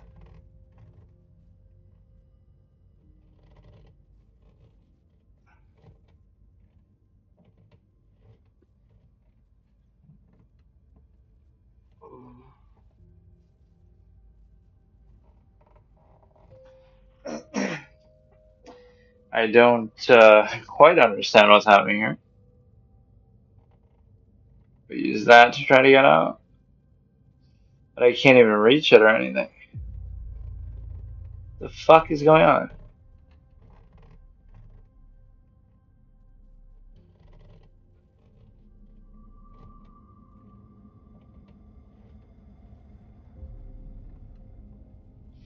I mean, I don't want to use the hint system, but I guess I don't know what the fuck Oh is no, going. my dad died. Wait, and my mom? At the same time? But I inherited $9.2 billion. I guess I'll be the richest kid in the orphanage. I have Right, to avenge my Swain, parents, good one. so I'm gonna spend the next 18 years training. I'm learning every martial art. Jiu-jitsu, taekwondo, you name it. But a real hero needs a strong mind, so we can't forget to meditate. Now I think it's time we visit my friend in the Himalayas. By private jet, of course. But why does this bat keep following me? Should I pet it? Oh, it bit me. Did it give me superhuman powers? Oh, nope, just rabies. Dang it! Create your own life in BitLife today.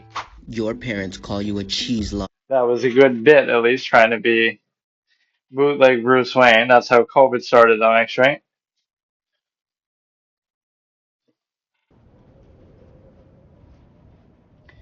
Okay, I even did that for like the hint, but it didn't. It seems to have some problem loading too. Oh no, my dad But I, died. oh, Wait, and my fuck. mom? Oh my god. Like you try to give mobile gaming a chance, but this is what you got, man. This is what you actually got. My work took a little bit more time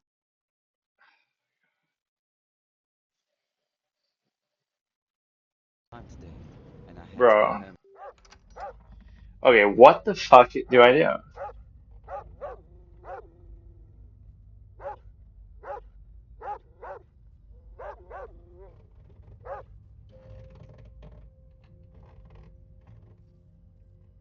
It looks like that one thing you can pick up and maybe use it to try to pick the lock, but I'm not seeing how you actually do it. Oh, you just most games don't work like this. You would not just click on an object to pick it up. There'd be some glowing light, or you would. How the fuck do you move? Oh, that stupid ass circle. I have to leave this fucking place. Yeah, just use the lockpick again. Locked on the other side. That's what a lockpick is for. Or like we're permanently crouched. It seems like.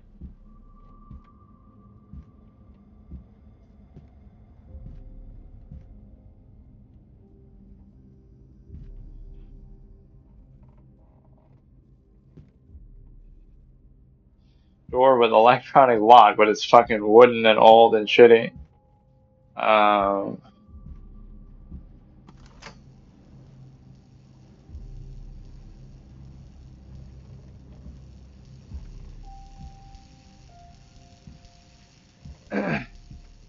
So that would have been like a torture implement, I guess, to use on us. You have,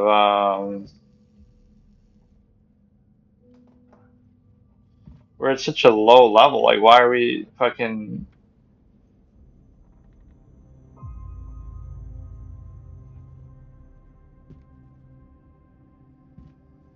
It's like, couldn't you just do. Oh, no, I guess the windows may be caged up too. I was gonna say. Plant wrench in a vise. I don't feel. Oh, okay. I can't see those fucking icons very well. Okay, different weather shit. We got a light bulb. Fish 1 out of 20 collected. That's really the survival instinct right there. Or again, some of these games aren't gonna have maybe failure states at all. But I swear this movement is fucked up. We turn on something electrical from there, which I don't know why even. No electricity. I mean, the electricity is right there. Like, what the fuck?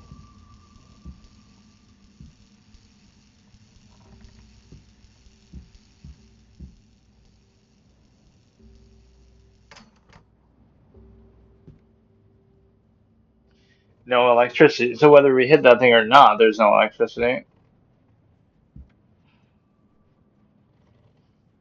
2013 calendar.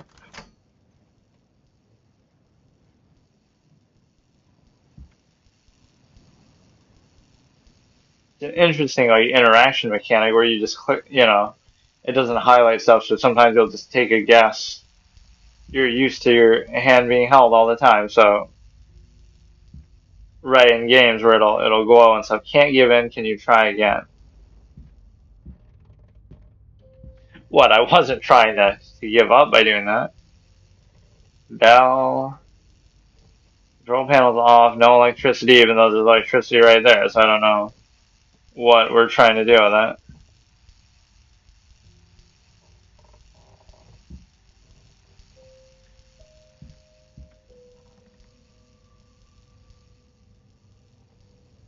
The fuck? Pick it up. I'm sure we can use it for something. Fire cabinet is locked and sealed. Fire extinguisher, break it. Nozzle, lever. We already did that. 0. What is the point of it?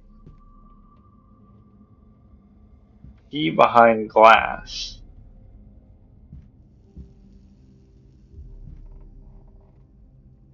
Key behind glass, so break the fucking glass. Try to use the wrench.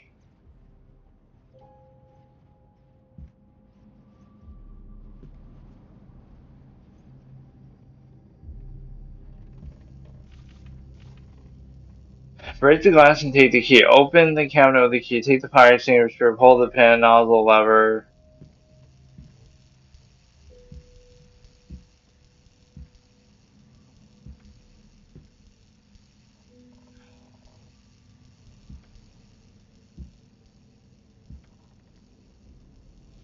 Broken wire.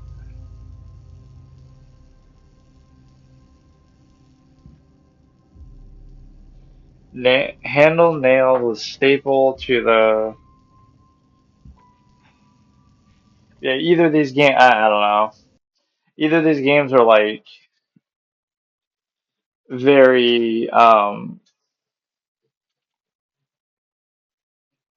They're not necessarily scary. They either have a quick failure state, which to be fair, I'm doing the permanent thing by my own choice. They're meant to do it like over and over, trial and error, or they're also meant to be like very like whatever. It's just not interesting. I don't know.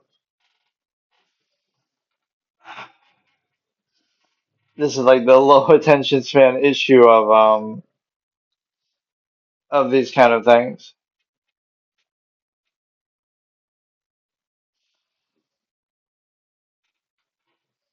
Oh, it keeps doing that.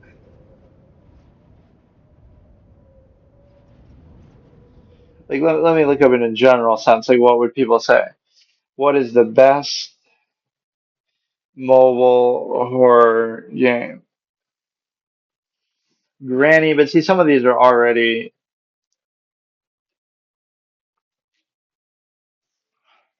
on PC. Year Walk. Let's see. Adventure role playing. It doesn't even say horror there. $4. You know what? I'm willing to do that just for the sake of just because we built up this horror thing a little bit. Right, let's try to do one proper one at this random dude on Reddit's advice, and then we'll do something else actually interesting.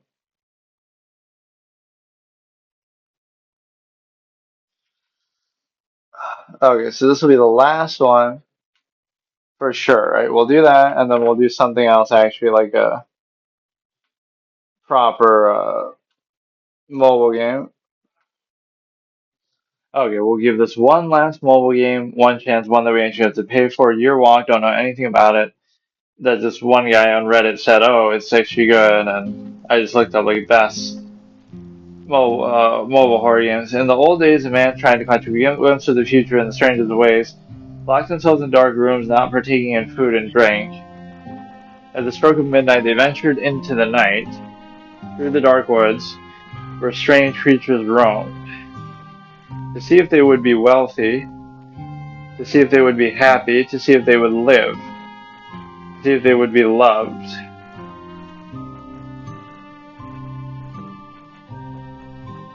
This is the last judgment of mobile horror games, which all suck, or they're all just on PC anyway, or they're just, I don't know, they're boring, they're not really scary. I guess I'm just desensitized, so nothing scares me, but in terms of, maybe the playing on the highest difficulty and dying so quickly kind of ruins it, but not really. Am I supposed to do something or what? What is this?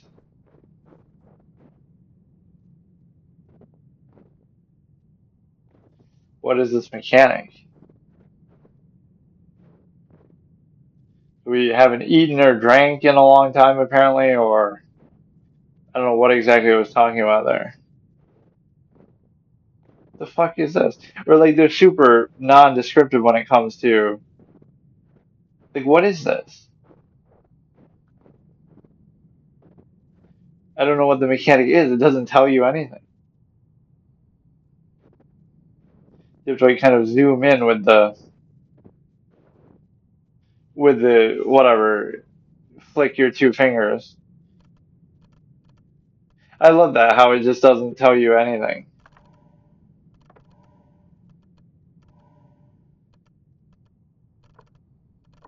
Well, how the fuck am I supposed to know? Or yeah, like when these games try to be like puzzle solving heavy, it's the reality that that can be a little bit weird. Like I know Silent Hill is like that, or maybe Resident Evil is a little bit like that. Like, oh, you're running for your life and you're trying to escape the monster that's trying to kill you, and then oh no, you have to solve some little crazy convoluted puzzle. What the fuck is going on? It's all about this like camera zoom mechanic that you kind of go in and out, which I can't really even do very well. Right, it's a little awkward, but I can't really show you the input. You got to put the two fingers and sort of zoom in.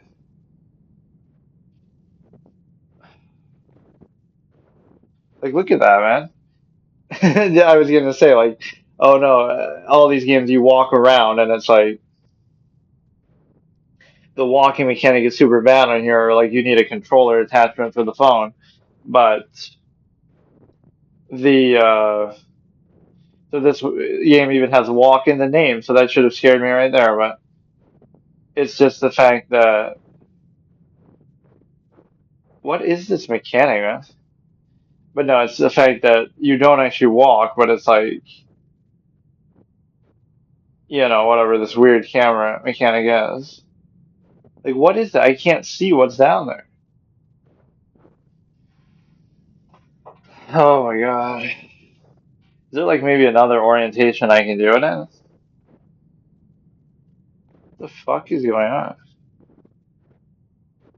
You can kind of zoom out and go back there, but now I can't even do that either. Um, oh, you just have to like pull in or out.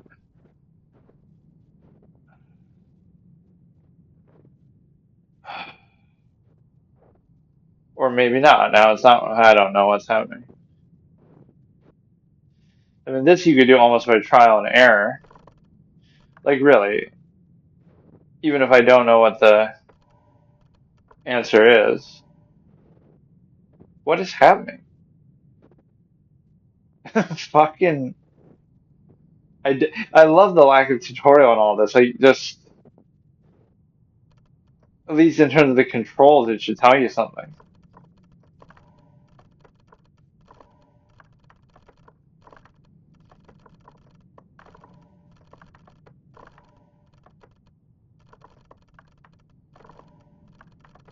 Just try every combination until you get it, but I don't know what feedback it's giving me and whether something is wrong or not. So you flick up to do that, to zoom out. So there could be a person in the background, but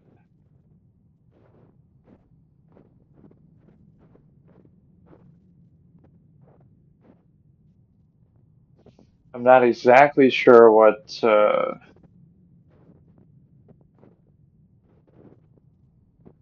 I mean, I'll assume I can't solve that yet. I don't know what's happening. So, and then when you zoom in here, it zooms in too much, so then you can't see that. That's what I don't get. How do I do this down arrow?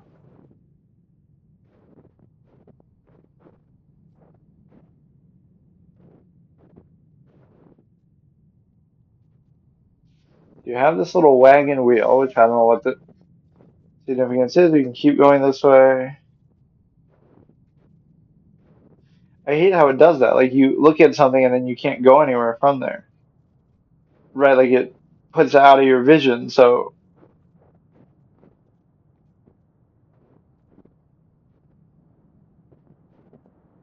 it's so weird how this mechanic works. You just sort of choose the path that you go to the windmill.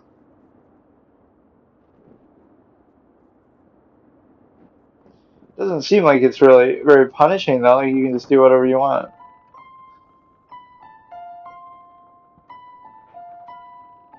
There you are. I've been waiting for you all day.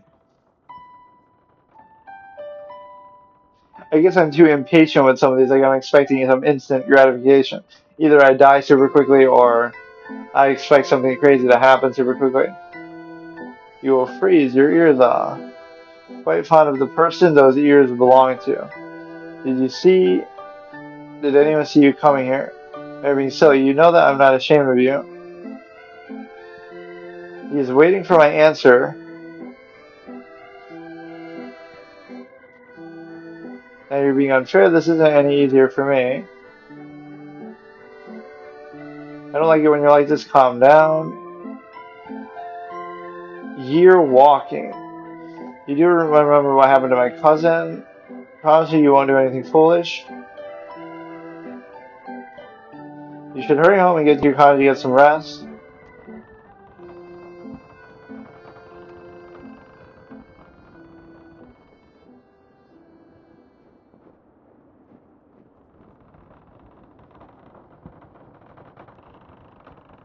Oh no, she's just gonna ignore me.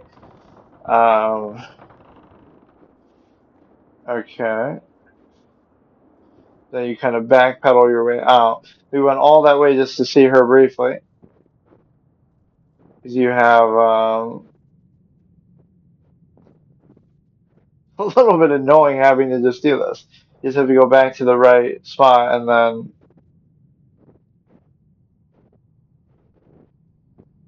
just keep backing out. And then sometimes it tries to fight you with it too. How the fuck do you go in there though? Or oh, it just automatically does it?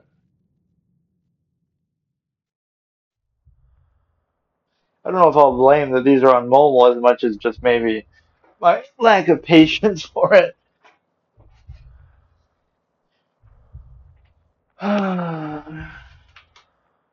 Right, it feels like mobile games should be quick and cheap and to the point. Like, just give me some immediate, instant gratification or some mechanic to just do. Right, I don't want to wait around all this kind of storytelling bullshit.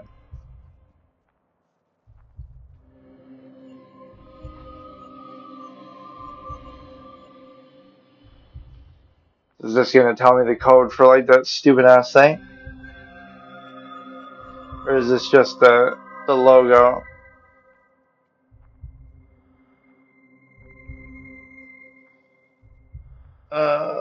Yeah.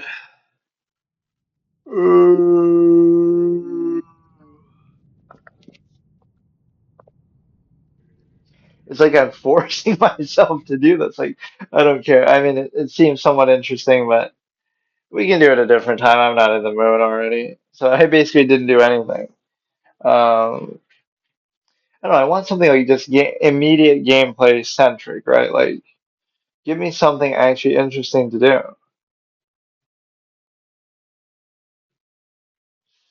right? Without some stupid business model, without some other nonsense. Like, just give me something to the point. Whatever. I'll give it a chance, but I can't really describe exactly what I want. Like, right? Like, you want something with some immediate gameplay feedback, but like, I don't know what. So I should just pick these at random. Just something like repeatable, replayable. Um,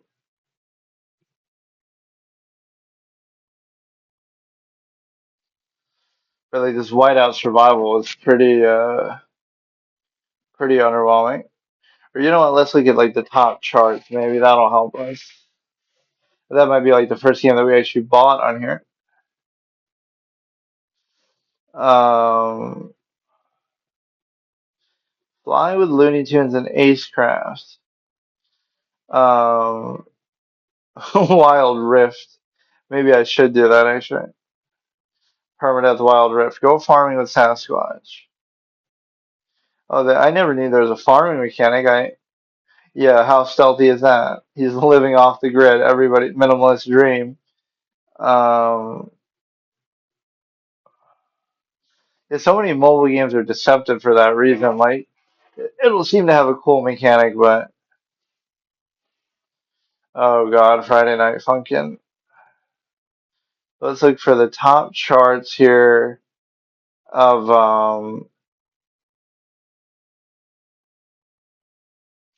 of where is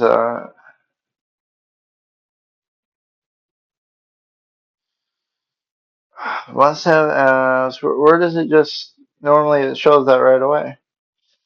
Must play. Okay, top played games, Brawl Stars.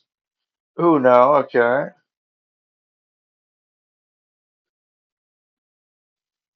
These have been the same, I guess, for a while.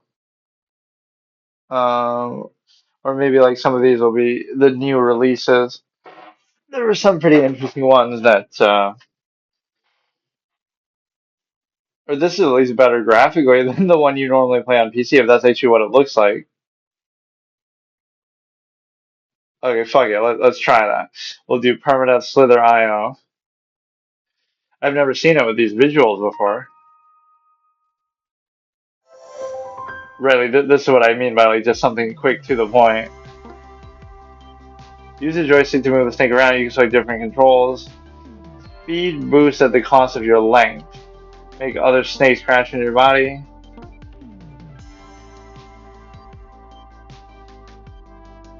Okay, I guess we can do that. That's permanent. We get one life only. We gotta practice the jukes a little bit. We gotta play at night. Let's show a minimalist philosophy, right? We gotta stay away from the action. Just mind our own business, right? Until the opportune moment. Let everybody destroy each other. And that speed boosting is gonna fuck everything up though, because he could end up killing himself there. That's the thing.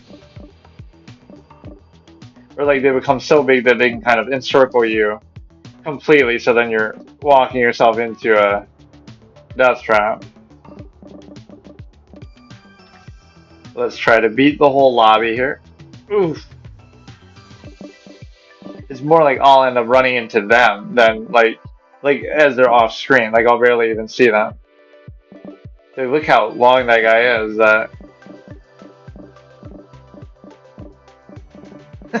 Fuck. I can't believe of all things this is what I would rather do, but gotta be very careful with how they come off screen like that. Look at that, look at that, look at that. You can't be too greedy for his shit though.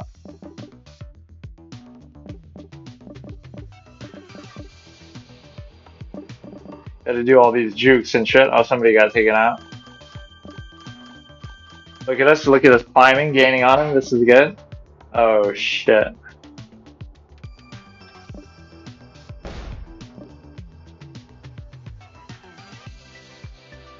What is that fucking plane? What does that have to do with snakes? It's just a stupid skin, I guess, but you gotta be all minimalistic, and going towards the edge of this red shit is gonna fuck you up though. Right, you should never do that.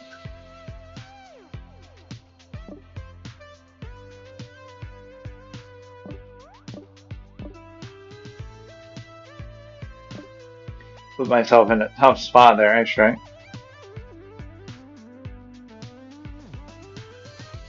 I gotta be ready to hit that speed thing too if I'm really in trouble. Or like if they hit it as they come towards you.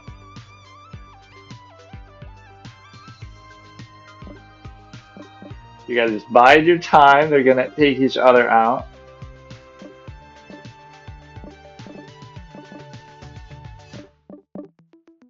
Right, I'm not even trying to really attack them. This is pretty cool though. Like it looks different than the one you normally play. Or I guess it doesn't look quite like the way that was presenting it in the ad, but that's like a more zoomed in perspective.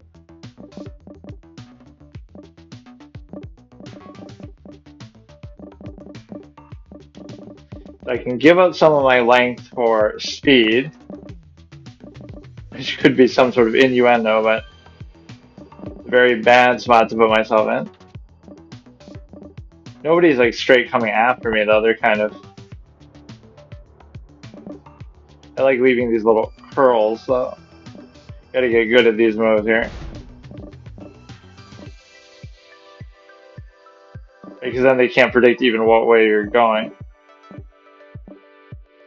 Or like if people gang up on you, like stream sniper type shit, that can definitely be a problem.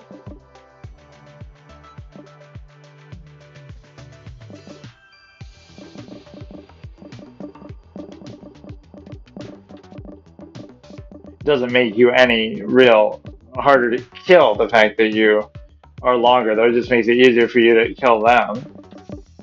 Right, but it's not going to really protect me.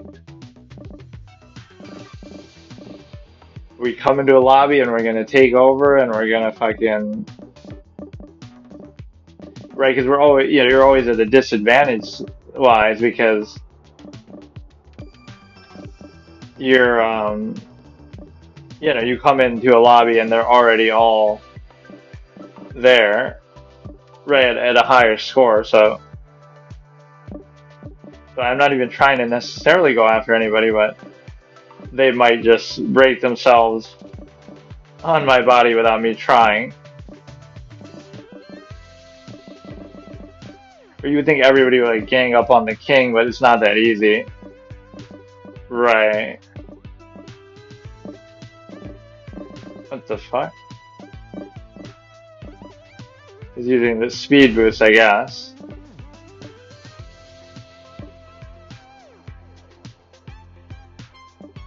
I'm being sort of a pacifist. I've only killed maybe one person and I wasn't necessarily even trying.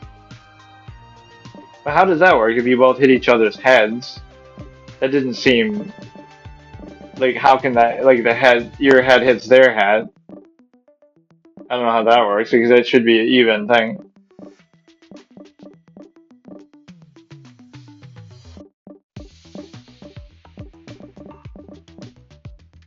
You gotta really live up to the name of the slithering there. Yeah, if you get around too many people at once, you can get in trouble with it. See, now we're sort of encircled by this chick here.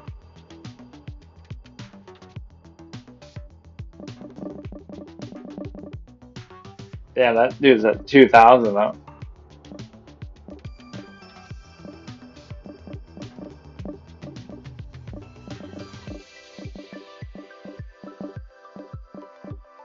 I'm content just living off these for now. I'm not even trying to kill anybody, but...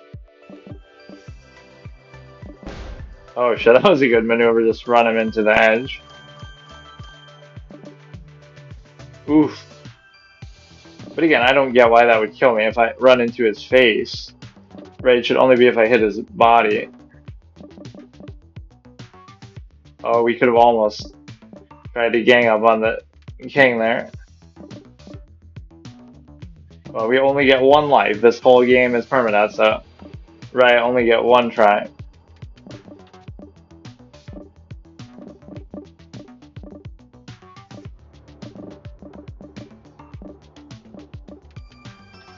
Oh shit, look at that, man.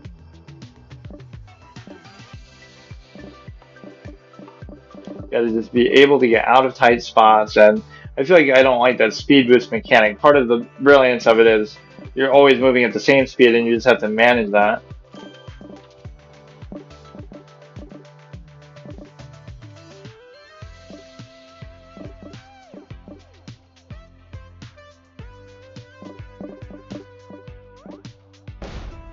Or you get him to go against the red there.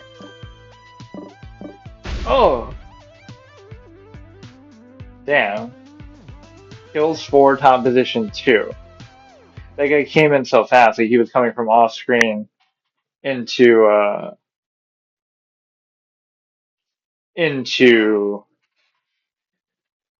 coming from off screen into the right into me so quickly. Did I even play this one, or so many things I just downloaded and I barely even did anything? Oh yeah, I guess I did. It's like a roguelike of sorts. But that'll be the whole fun of this, so regardless of what I do with it. Right, every game is permanent, so if I die, that's it, right? So there's some weird like sensory overload or like attention issue with this whole thing though.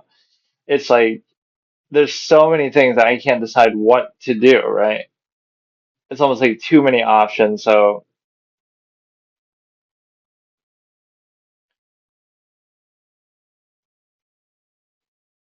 I wouldn't mind doing like a chess thing, but I can't do the site. So like there is no good chess game on here. Or like an active one.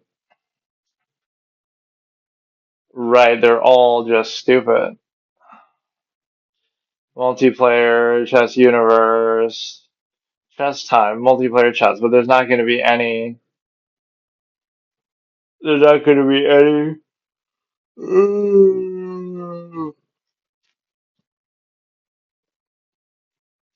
I don't know, they all don't seem very active anyway. What the fuck is going on? I'm not hitting any of this. Um, that one Pac-Man game was really good though. I don't think I could have died unless I was just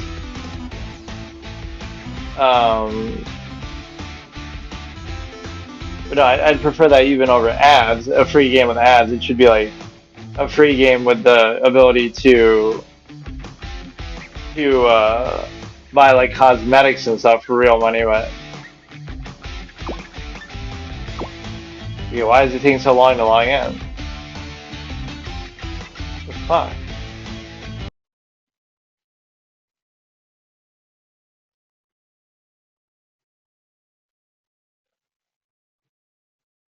Really, there is this sort of sensory overload thing with the whole mobile experience. Like, why waste your time trying to get immersed? Just go from one thing to the next to the next, and they're all free, and there's so many to choose from. So I can't remember even what I was doing here. Last game level. You want to end this game and calculate? Wait, no, I don't want to end. We only get one life anyway, so. Alright, here we go. Potion vending machine. I don't even get it though. How do I use it? Or maybe that's like an active, just one-time thing. Bad pistol, pirate, saber.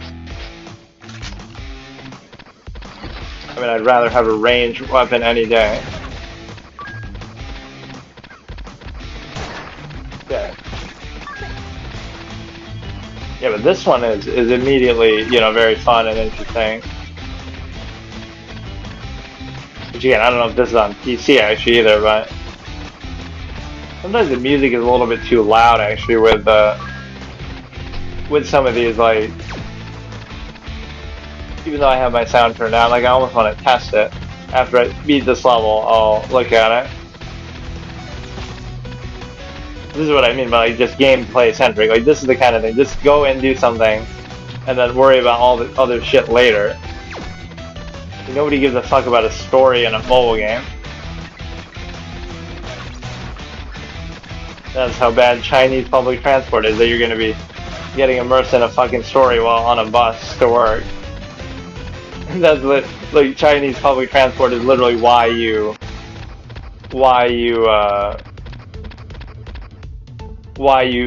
see so much emphasis on mobile games. But this is genuinely good. Like I'm curious if this is on something else. Twin barrel pistol. I mean, that's presumably better than the bad pistol.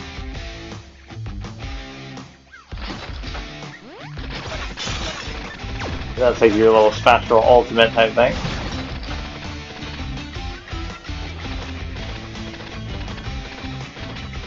Yeah, like obviously the king of roguelikes is Statue of the Assassin. Unleash 5 needles, needle poison the target.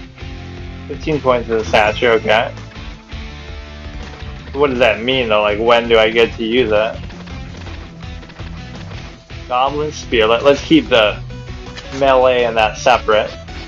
I'm not a big fan of using melee stuff because you're just gonna have to get so close that it puts you at risk, but this is really good though. This is actually gonna save what was otherwise a potentially boring attempt to play horror games on here. I guess it was a bit of a mistake, but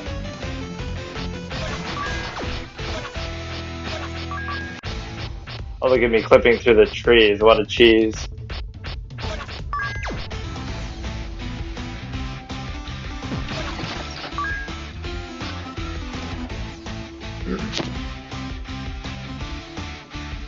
I don't know what that statue exactly did because I didn't do anything with it. Like I gave it the money, but I don't know how much of these things are temporary or like permanent buff. Alright, so before we continue this, let me go back to the... Okay, I like how it just saves that, so we can go to 1.3. I want to see, is that on PC, number one? Pixel art roguelike only on mobile, so it's on Switch too, apparently. Guy's phone can't run the game well. But no, what was the other thing I was just gonna say I'm looking for? Shit, now I would have forgot. I just said something. Fuck. Um,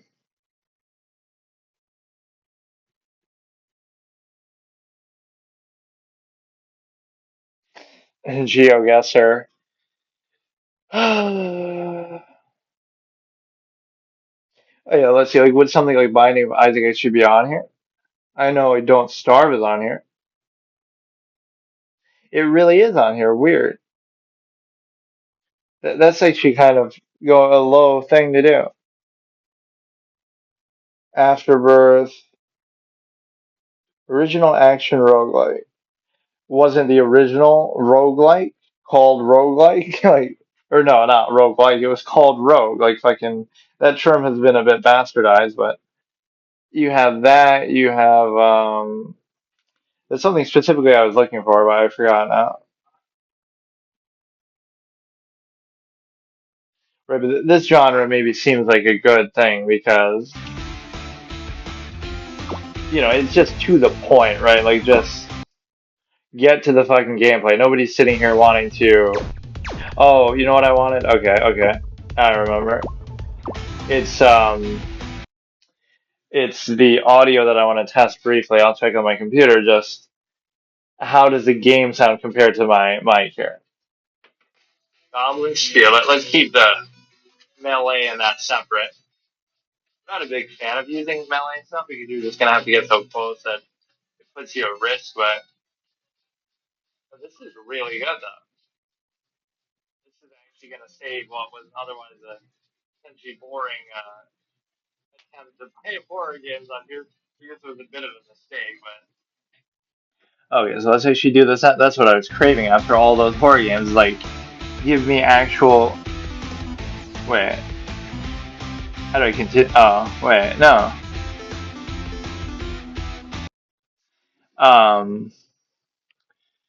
Like, I was actually craving some gameplay after those horror games, which, to be fair, might not be a mobile issue, but either, like, you go in there and because of the awkward movement of mobile, you're gonna die immediately, or, and because it's permadeath, and because I'm playing on the highest difficulty, sort of self-sabotaging.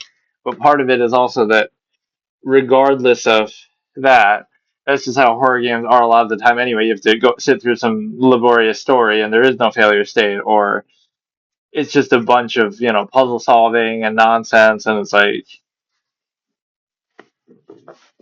I don't know, it's not really going to be very immediately interesting. So I don't know what happened to the, I just got to level 3. Like, what do you mean? What do you mean? Like, how? What? What just happened?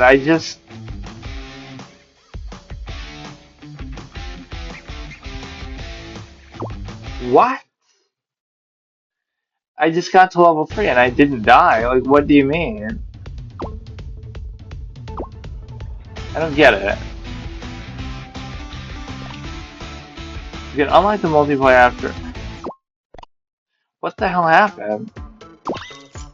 I don't mind restarting, but I mean, that doesn't count as a death because I'm... Okay. I'm very confused as to what happened there. The badass difficulty, okay, you can't even do that. But no, this is at least mechanically very fun, and again, very quick and to the point, so...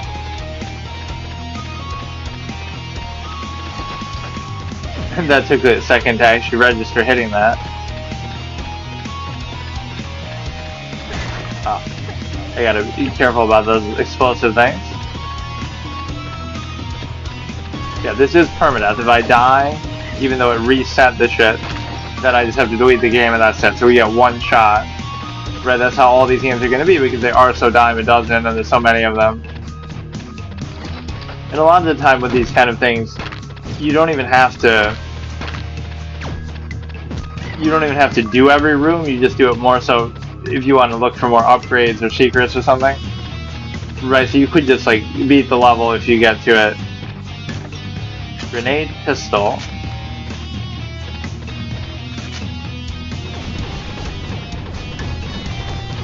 Yeah, that looks pretty sick.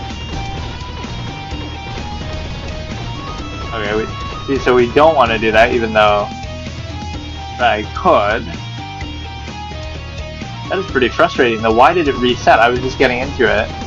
Maybe you can't, like, start a level and not... But that doesn't make sense. Like, you can't start a level and quit. So, like, don't go into a level... Wait, what? 30 need a ride, but I don't have 30. We don't make loans. Yeah, the music is pretty good. The gameplay is solid. Like, this is actually good. And it is mobile exclusive, so this might be one of the best recommendations. Like, what should you play to get into mobile gaming or to give mobile games a shot? That's actually fun and interesting. Maybe just roguelikes in general would reflect well, or maybe this game actually lives up to it a little bit. Take an extra weapon into the fight. Golden armor increases your max armor by 1 point. When the number of coins reaches 100, 200, 300, 50% chance to fire another bullet. Plus, I like this one, so we can just customize more and be really decked out. You're like, okay, what if I quit? Will it now let me continue? So why?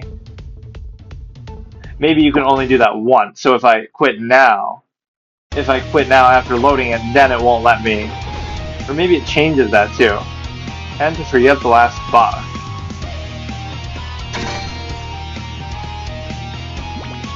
It just does that on demand. I don't think you can like take the potion with you per se.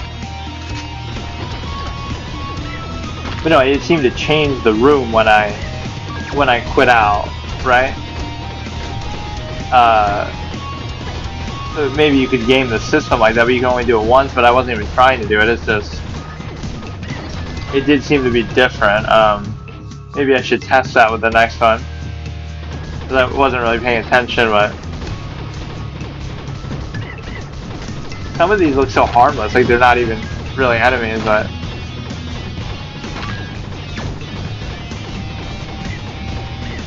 this is literally what I meant though. I go and say, okay, just give me some gameplay, give me some immediate, you know, something, you know, actually gameplay heavy.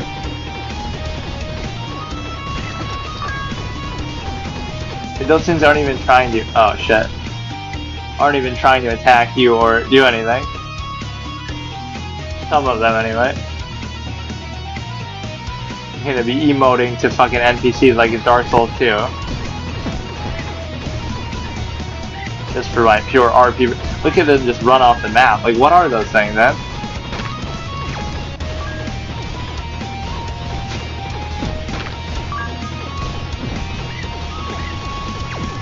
Turn into a bullet hell type thing. Yeah, what is that shit, man? You can't just run off screen.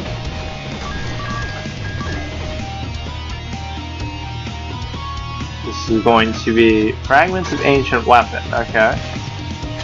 Heavenly sword. So what? Organic matter. We're getting all kind of weird things that we didn't see before. Grenade pistol. Heavenly sword. It's a fucking fish. Makes it sound kind of badass, but poison eagle, we'd rather get that than the bad pistol. Okay, so we'll do it more so by that looks more like an energy weapon than poison, but like Statue of the Thief, gain a movement speed boost after a brief delay, draw in near my enemies and deal 6 damage. But I would do it just to try, but no, we want like one ranged, maybe one ranged, one AoE like explosion, and one melee. Since we do have the 3 weapon option now. Or I guess I maybe should use this here. Oh, but I can't. Oh shit. I do only have 2 health, which I wasn't realizing. And now I'm gonna want to try out the sword, so I'm gonna get fucked. Oh, I guess we did this anyway, but get a new buff after 1 stage. You know, if I return to the home thing, it's gonna change the level, right? I am curious to see if that's the, oh shit. Or maybe once you start doing something, you can't even do it. You can't even continue. It'd be a little chaotic, sometimes even hard to see what's going on, but okay, energy pot. But I don't need energy, I need health.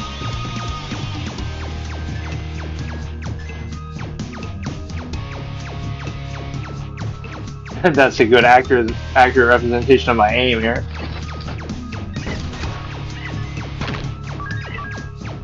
This I'm going to be enjoying just because of the... I want to wait till my health gets better before I...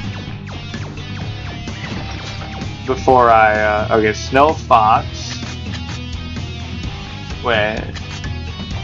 Okay, that probably will be better. And it has a very good variety of weapons as it is. Hire this guy for 0 just because he's don't get in my way. Just because he's grateful that I rescued him. I do kind of want some help. So we have the automatic spray, we have the AoE, and we have the heavenly swords. This is a good setup that we have. They're almost giving me too many things now. You know what, maybe we'll replace the grenade pistol with that, and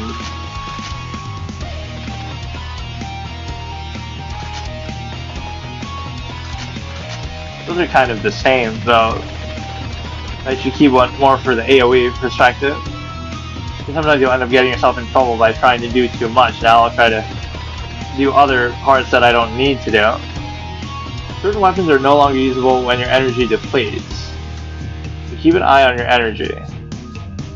Oh, maybe I just keep spamming them for no reason. Unleash a shockwave that knocks back enemies and certain projectiles. Your weapon charges 30% faster. I don't get with some of those if they're... Oh, so that costs energy and these don't. I like this gun. What is he doing though? He's just like dancing back and forth, this clown guy.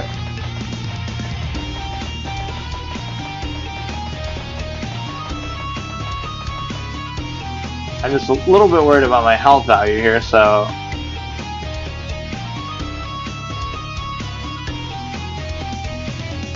we need like one of those potion vending machine type things coming up. So we recovered back to level 3, even though I guess just once you start the level you can't quit out. So let me test something here. What if I do this, right?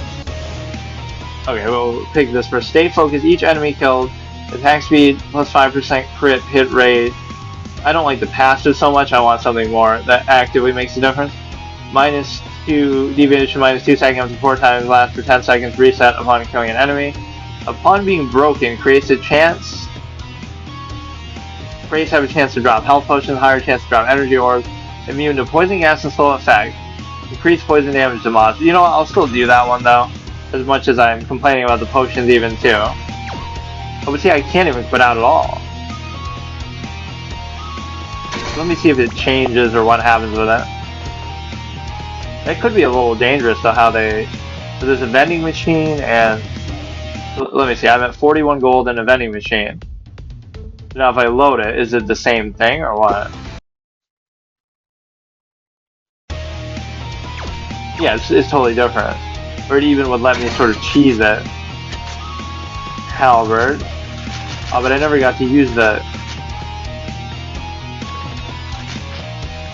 Maybe I should go by the rarity. Like this thing is... Well, actually it's not more rare, but...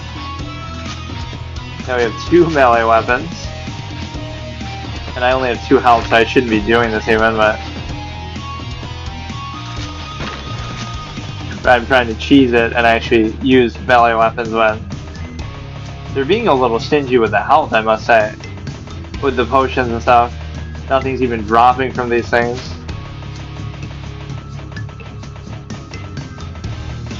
Yeah, but this is actually so good. Like, this is exactly what you want from... Or now, just hit damage like walking into stuff that spawns like that.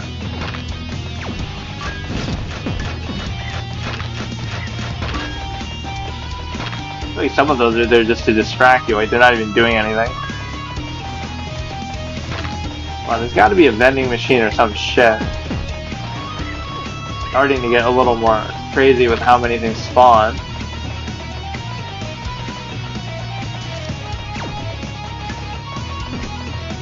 Bro, how long does this room go on for? Yeah, why are they being so stingy with the health? I feel like he said I liked this gun before and he wasn't even doing anything.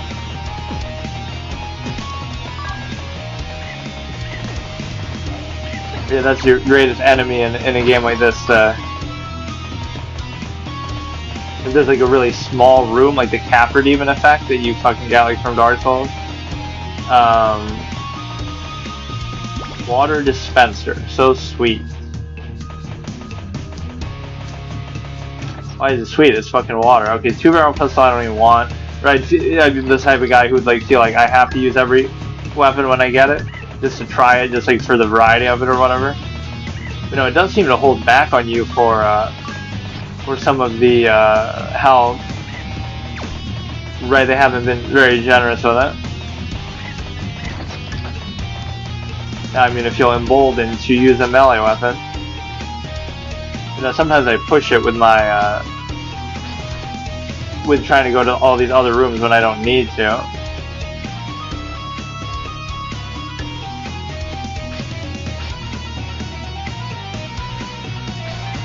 Or again, some of these things will blow up, so you shouldn't be doing that.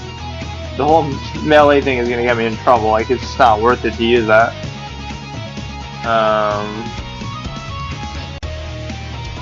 Yeah, this Heavenly Sword is a bit meme-worthy. Maybe I'm just misseeing it, but to me, no, it's definitely a fish.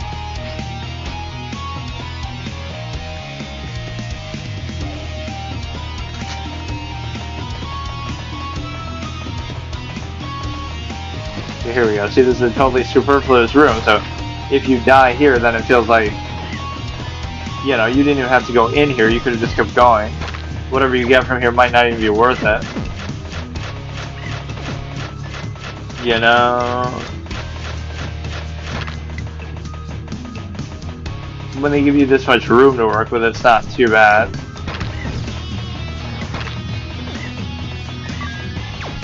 What is this whole thing of them running away? I don't get it.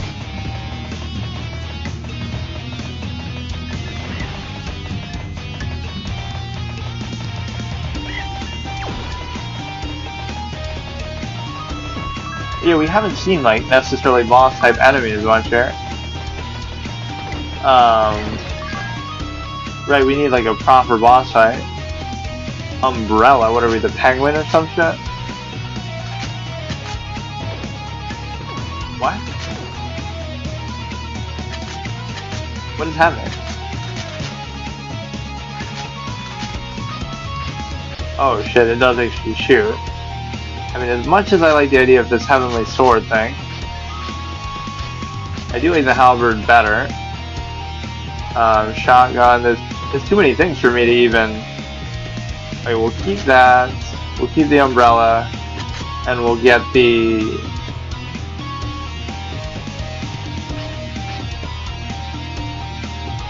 Wait, where did it even go?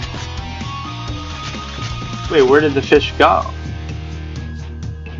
Heavenly sword, where the fuck is it? What? It abandoned me. It's gone. Whatever, we'll keep this. I mean, we certainly don't need multiple melee weapons, like... Yeah, this is actually a good, you know, introductory mobile type experience. Okay, so let's back out and see that we can continue if we quit out, right? Like, you should... If it does that again, I'll be kind of pissed, though, as much as I'm praising it. Right, you should be able to continue that. I don't know why it wouldn't let you. Right? Okay, it will. Last game, level 1-5. Yeah, there is some, like, taint or curse to the mobile stuff. Like, either, again, there's too many options, so it's kind of overwhelming that way, which can be a good thing, too, but the other issue is the fact that, I don't know, a lot of them kind of beat around the bush, or, like, you know, you want them to be sort of to the point. Let me try if I can switch from this to my thing while driving here, which I don't know if I want to do that or not, but it was fucking up so much in the morning. Right, and the main thing I want to test is, like, I guess there is no way to really do it. Like, if I unplug the Ethernet or whatever, right, will it still stay on, basically? It kept crashing. If it crashes again, I don't care, but, you know, I don't know why. Yeah, it just crashed. Fuck me. Okay, so I'll try again, and I guess what I'll do is I'll go back to doing the lower quality. I was just doing it more so to test in theory, right? So it's on 480p now, which again doesn't matter because there's nothing really on the screen. So let me go here and we say, again, what is folly favoritism and why is folly favored? This is a term obviously from my debate format from back in the day. So the key, one of the key nuances to the term is the fact that the favoritism part of it, because there's sometimes this notion that, like, oh, entertainment and escapism and sports are like the opium of the masses, and like the, you know, to distract people, and like, oh, the elite are using those things to control you. But that's not actually entirely true, right? You ultimately, with entertainment and escapism, that's not the sort of thing that's forced on people, and in fact, it's even chosen and desired somewhat. So it's a comfort, it's like a distraction, it's a, you know, something that you almost are tricked into desiring, like, oh, you want it, you enjoy it, right? So, and I also call it, from an absolutist perspective, like a last refuge of freedom or self-actualization. So, for example, it's similar to the superficiality protest I was talking about before. So what it means is, again, folly meaning entertainment, escapism, etc. Right? Could be games, could be books, could be movies, could be a lot of things like that. Sports, you know, even activities like that, or just watching them, consuming them.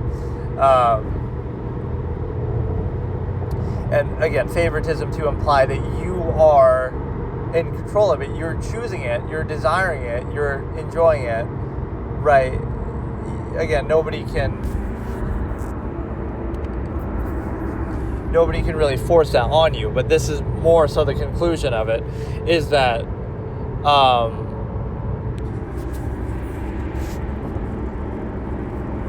the conclusion is the simple fact that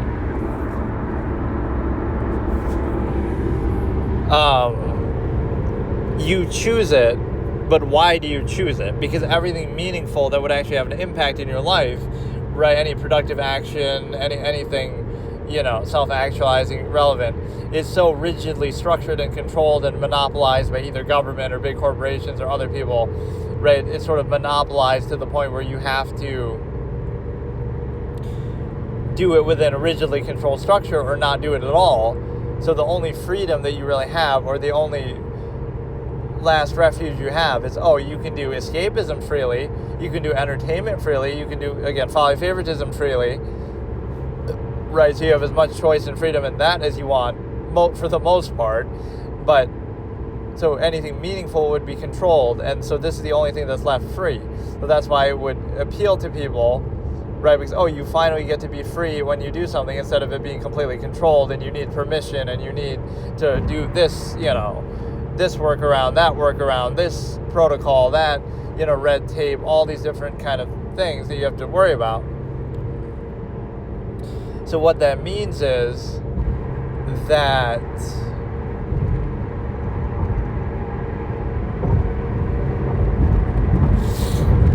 again, you choose it, but you choose it as the one thing that's left free. So think about it, like everything in your life, everything impactful, meaningful, productive, relevant, would be controlled and restricted, restrained, inhibited, right, in some way. So, this is the one thing that's left that's actually free, right, would be, again, entertainment, escapism, etc.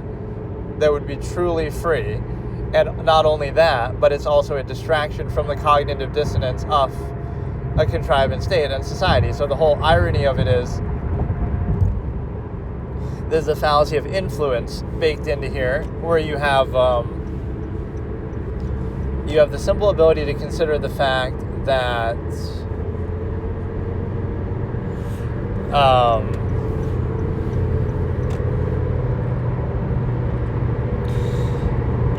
you might see people say, the reason why the youth is so in such a negative state is because of entertainment, they're playing video games, or whatever, right? Rock and roll music, and they'll use all these things as an excuse of influence, like, it's a negative influence. The problem with that is it's kind of the opposite, right? You'll say that, if it wasn't for this entertainment or escapism, then they'd be in a better state. But don't you think that the reason why it appeals to them, or even appeals to them so much, right, if they seem to be obsessed with it, is because of the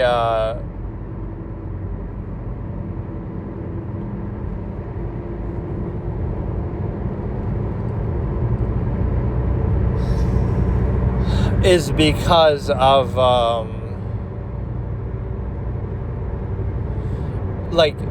it's a reaction rather than a reason. Like, if it wasn't for that, then people would all be perfect. But before those things existed, right, obviously that wasn't the case. So it's more a reaction. Like, again, it's the only thing that's left free after the immense inhibition of a contrived state, where everything meaningful is controlled. So this is the only thing left free. But the second part of that is, it's not that people behave a certain way because of the influence of it. Rather, they choose it in the first place because, why? To distract themselves from the cognitive dissonance of society and certain contrivances. So you might think that validates it, like, look, this person, engages in folly favoritism all the time, and look, they're playing video games all the time. You might think that validates something, like, look, that's a negative influence, or that somehow discredits them. But what it actually shows is they're sort of disacknowledging the contrived state, right, and distracting themselves from the cognitive dissonance. So you might think that's a position, like, look, like that's something that they want. Like, they want entertainment, they want escapism, they want the distraction. They might not want it, or they might not vouch for it, but it's the only thing left to them that is free, and uninhibited, and that they can distract themselves from the cognitive dissonance of the contrivance that's forced on them. So it can be a neutral and a non-state, right? You're doing it as a default, like, okay, to distract yourself and occupy yourself, but it's not a desire. You don't want it. It's just the only thing that's left to you amid all the inhibition and distraction and, or like, you know, so you feel like you don't have to vouch for the contrivance state that you're in.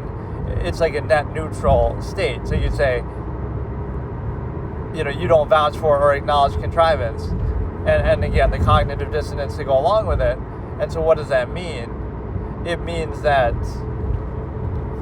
you're not vouching for it and you're distracting yourself from it.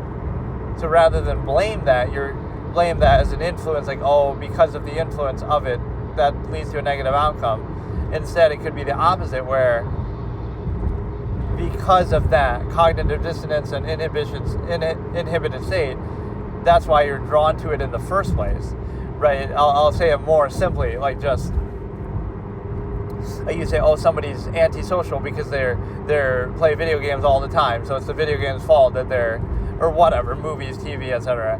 That's why they're antisocial. But couldn't it be the opposite?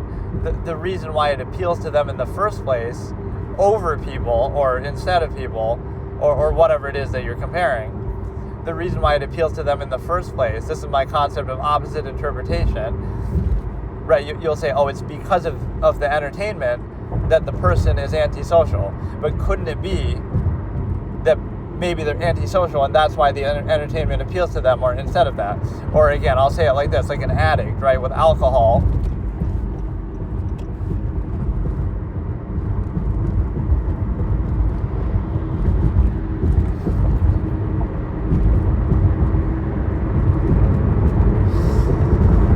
An addict, like with alcohol, right, you'll say, oh, the reason why they're antisocial is because they're an alcoholic. It's because of the alcohol that makes them that way, you see? But what about the fact that the alcohol would appeal to them in the first place and appeal to them so much, maybe would indicate that that's a preference. Like maybe they don't like people or care about people much in the first place. That's why they do it, right? So forget about, like, don't blame the influence. Realize that the influence is a choice. Like, oh, the reason why alcohol appeals to them in the first place is because of certain tendencies or desires and preferences that they have. So again, it's not so much the influence or the blame, it's more like, oh, that there's a reason why they prefer that in the first place, right? Why you would prefer entertainment or escapism to people, or why you would prefer, you know.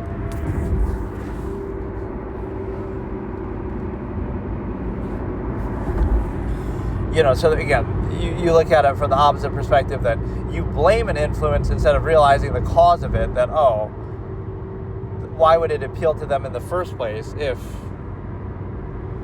right, there must be something why they prefer that, some reason why they prefer that. So getting back to, again, folly, favoritism, escapism, why does it appeal to people? It's a way to distract themselves. But again, from that neutral state, it's like, oh, that must mean you enjoy it, or oh, that means you want it and you like it. Or does it just mean it's the only thing left to you that doesn't require you to vouch for the contrivance state, or doesn't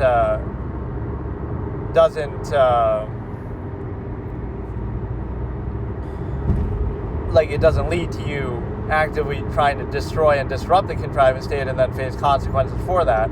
So you're not going to be anti-contrivance, but you're also not going to be pro-contrivance, where you have to vouch for it and pretend like the artifice of it is actually absolute. So what is the middle ground? You tolerate it, you do it as little as possible or not at all, and you distract yourself from the cognitive dissonance associated with it. So it would be interesting to see those sort of positions on it, right? Like, oh, it's because of this influence, or oh, because they're doing this. But dig one step deeper. Why is it that people do that, right? You could ridicule it. Okay, look at this.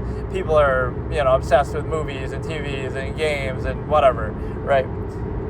And you'll blame that for some state that they're in. But why? Why do they like those things? Why do they like them so much? Why would they be so fixated on them? Why would they prefer them to other things? And the answer is the fact that, you know, you're able to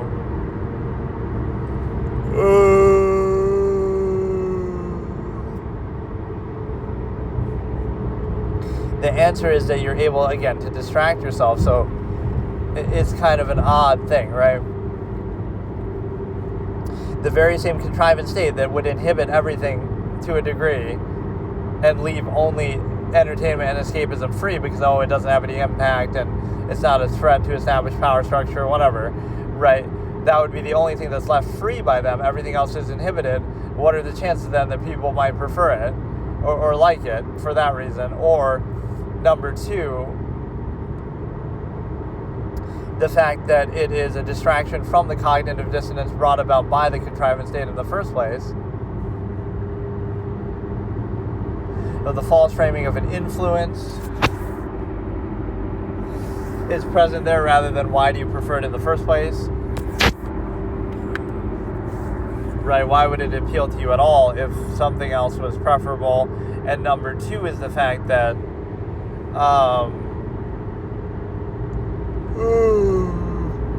it's the fact that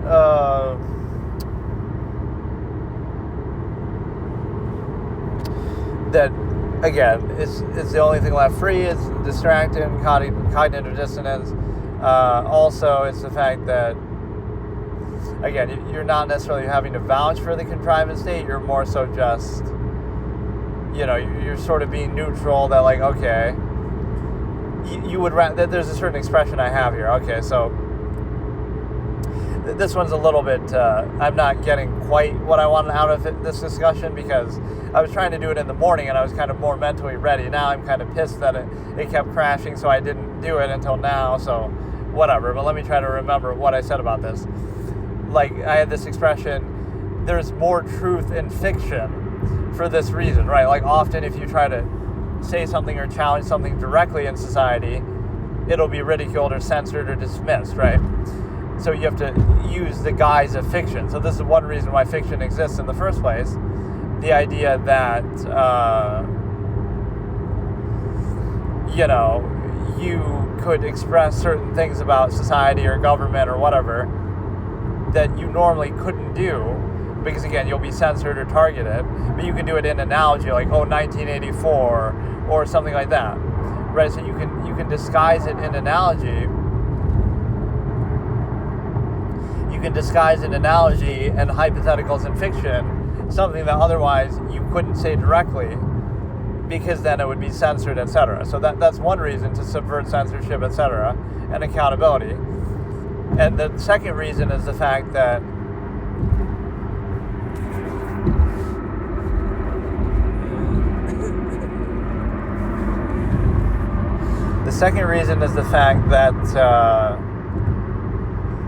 again, there's more truth in fiction would be my logical razor, that with social contrivance and society, you have to pretend something is valuable for the extent of some functional basis. So that's the difference. You don't inherently practice zero-sum functionalism, like, okay, I'm doing this exact action for this exact result or means. You pretend and overextend, like, okay, I'm going to appeal to the ego of others, I'm going to subvert my own ego, I'm going to, again, engage in the social contrivance that is artificial and sort of fool myself and trick myself. Again, subvert the self for the collective for the self. This sort of constant bypassing and deception. So that's the whole irony of it, is that you might think, oh, well, entertainment, escapism is fiction, it's fake. But what's the difference in those two scenarios? With entertainment, escapism, what are you acknowledging? You know it's fake, so you're not pretending, right? So you're acknowledging, okay, this thing is fake, and I'm doing it just to distract myself. And so you acknowledge it's fake, and so you're aware of that, and that's fine. The difference with this is the fact that the difference with social contrivance in society is that's fake, that's artificial, that's overextended, but you have to pretend that it's real. So that's the difference, right? One of them is fake, but you can acknowledge it's fake. One of them is fake, but you have to pretend it's not. right? And you have to take it seriously. So that's why there's more comfort in that, or like, oh, again, there's more truth in fiction because you're at least acknowledging it's fake than in reality, supposed reality. Or, again, you can bypass censorship and so forth as well, and so therefore you can obviously, find more truth than otherwise. So, oh my god.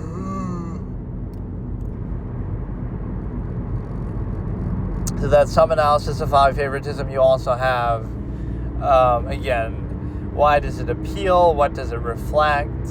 You can blame it as an influence, but again, the fact that it's preferred would indicate something, and that can be the neutrality. And so on one hand, it hurts the credibility of a contrivance state that you would say, why should that be necessary or preferred in a value state, like in a consistent logical state of being? Why would somebody do it, right? So on one hand, it's something that has no impact on your life and therefore would not be, no functional basis, no impact on your life. So why would you ever do it, right? You'd rather do something productive that actually does have an impact. So it's hard to rationalize that. So it's a subversive state where, again, you're only allowed to do but so much on a functional basis. Otherwise, it's structured, it's controlled, it's limited, inhibited, monopolized. So then you have the ability to realize. So you'll do it because it's the only thing that's left free. Or, again, why should you need to distract yourself with something that isn't real and doesn't have impact? Doesn't that hurt the credibility then of society that, okay, if you're in such an absolute state or a credible state, why do you need to distract yourself from it? Right, shouldn't you be in a consistently logical state where you can just be, where you shouldn't need that?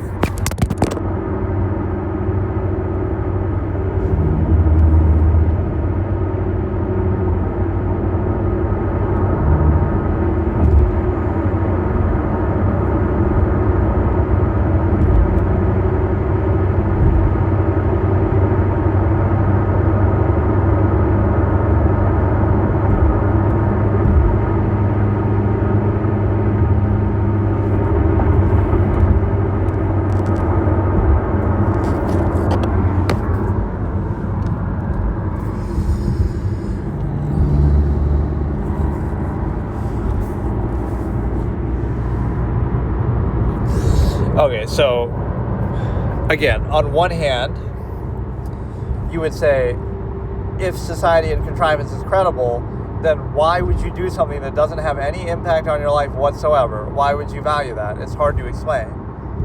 And why would you need to distract yourself with it in the first place? So you would see the indignant insistence on a functional basis, but then you would see inconsistency that, so you don't really value yourself or your life or a standard or a measure or a society or contrivance. You pretend to, or you do it to a degree, and then you have to distract yourself from the cognitive dissonance and the inhibited subversive state that you're reduced to. So it hurts the credibility there. Meanwhile, it might be used to get credibility too, like, oh, look at this person, look at certain people doing it, right? But how does that give you credibility? Because your society is built on that too. So it doesn't really, you're both doing it to distract, but one might be doing it more or trying not to vouch for a contrivance by doing that, whereas you would pretend to vouch for it, but then you're inconsistent in your treatment. So again, it definitely hurts credibility. So think about, like, okay, let's say it wouldn't exist at all. Entertainment, escapism don't exist, and everything is just about something productive and functional basis, right? You might think, it has some positive psychological effects or this or that, but again, that wouldn't be necessary if you're living in a sound, consistent state that,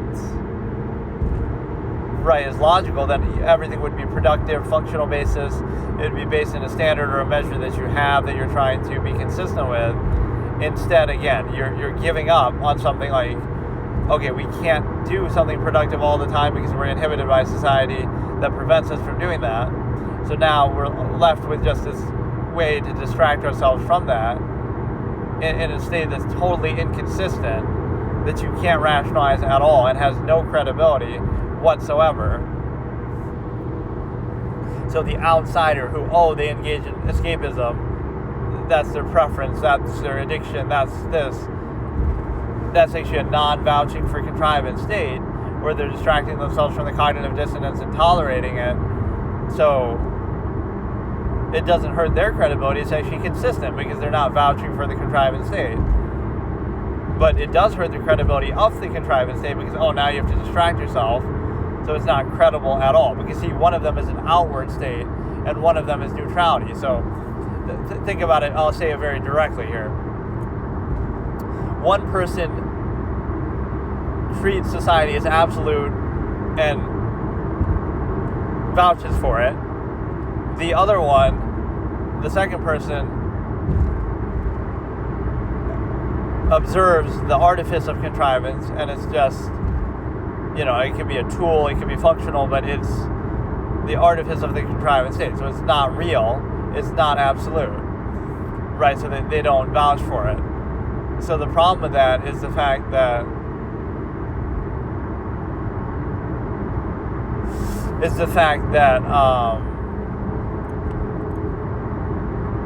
the first person, though, will then distract themselves from that supposed absolute with, again, subversive things like folly, favoritism, entertainment, escapism. But that would hurt their credibility because it's not an absolute state then that you need that distraction.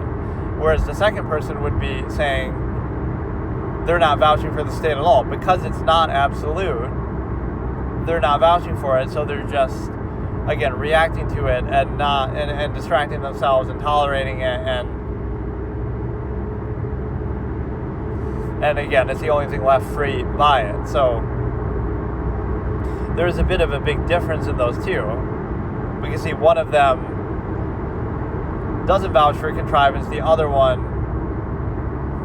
again, does, but it's not credible because it has to distract itself. So, and one awareness fallacy here comes in that, like, the degree of freedom to be aware of something is then condemned, like, if this person is successful or rich, like, they're out of touch. Is it out of touch, or is it the fact that they're free from the need to pretend something because of some functional incentive, zero-sum basis, right? So pretend you're a trillionaire, right? You hit the lottery or whatever. Now you don't have to pretend to do things that otherwise you do only for a functional, shallow, zero-sum basis. So it's not really about the individual, it's about the nature of the process. So, you're only doing this thing because of some incentive that you have. And so now if you no longer have that incentive, now you no longer need to do it. But it's overextended and pretended like, you want that, or you desire that, or you choose that. So let me think of a few more things to do with folly favoritism here. But again, it raises a few important existential questions like, why would a person focus on something that has no impact on their life and isn't real, right? Similar to religion. So I would use this as a defense, actually, of religion in one sense, right? That, I could say, like, if I'm not religious, I could criticize it and say, how can a person believe in something that isn't real, right? How can you do that? How can you value your time, put time and energy and effort into something you know isn't real in the case of religion? But guess what? You would say back, this religious person could say, but wait a second. You put time and effort and energy into things that aren't real too, like books and movies and shows and games and things like that. You know those things aren't real, but you still put time and energy and effort into them. So what does that mean? So in other words, in the same way that religion might not be real or true, but it can have positive psychological effects on people and can be similar to fiction in that way. I guess the main operative difference, though, that I would have pointed out would be the fact that one of them, like I just said with society, one of them pretends to be real and one of them doesn't. So, like, that would be the way to counter it. You'd say, entertainment escapism is the same thing. How can you value something that's not real, that you know isn't real, but you value it, but you don't pretend that it's real. You know it's not real, you acknowledge it's not real, but you still do value it anyway. Whereas with religion, you would pretend it's real and then value it. But in either case, it still has a certain credibility factor to say, you would assume the credibility to say, well, everything in your life has to be based in reality and objective truth and accountability and functional basis, right? But your life isn't like that if you engage in folly favoritism, so it does hurt your credibility, right? How can you believe in this fairy tale of this invisible man in the sky and, religion is fake and it's not real, so how can you believe in it? How can you put your time and energy and effort into it? But, oh, wait a second, the person saying that and questioning that, is their life fully based in truth and logic and reason? And it's not, because again, they engage in folly favoritism and escapism and, again, entertainment. So, again, those are things that you know aren't real, but yet you waste time and energy and effort on them, right? So that would be the rebuttal there. And you also have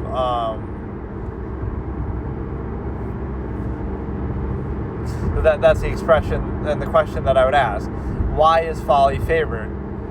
Is it to distract yourself from the cognitive dissonance of society, contrived and state? Is it to not vouch for that artifice? Is it because there's more truth in fiction because it bypasses censorship? Is it because of the fact that, again, it's a lack of credibility that is necessary? It doesn't serve a functional basis, right? It has no impact on your life. And again, the psychological argument is a bit weak because you say, oh, but it has this positive psychological effect on people, but that wouldn't be necessary because you're overcompensating for some imbalance that's being created, right? Like, if you take away the imbalanced contrivance state that you're in, then you wouldn't need to distract yourself from it, right? So it's a reaction, like, oh, it's just escapism and distraction, but from what, right? And so if there was nothing to distract yourself from, then your life could be more in a balanced state where you're at peace with it and you don't need to do that. So it's a distraction and an overcompensation for a unnatural, imbalanced, contrived state. And so, let me try to think. This is hard for me to do sometimes because I have to rehash and remember things that I said like a decade ago. Although some of them I've said since then, but that's a big part of the experience. Like, it's going back and remembering some of old takes and stuff. So what else would we say with that? So it doesn't necessarily discredit the outsider or somebody who's, in a neutral state. Because, see, that's not really vouching for society. If you say, okay, somebody just spends all their time distracting themselves with entertainment, it's like escapism. They're not vouching for the state, then they're saying,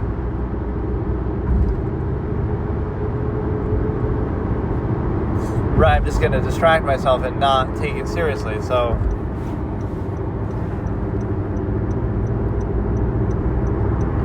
right, you distract yourself, you don't vouch, you don't take it seriously, you don't care. But it's one of the only things left free to you, a way to just occupy yourself, way to just distract yourself.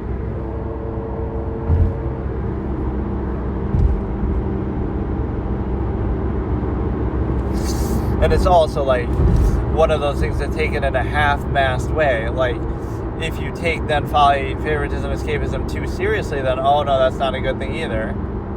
But then if you don't do it at all, that's also negative. So you see a society that preconceives things and insists upon them that way. Like, that's what you'll see with younger people, especially, they're always quoting something that they've seen, or they're always, obsessing over certain things. So not only is it not impactful, but it's also something you don't choose necessarily, sort of just very reactive. But in a way you do, I do say that because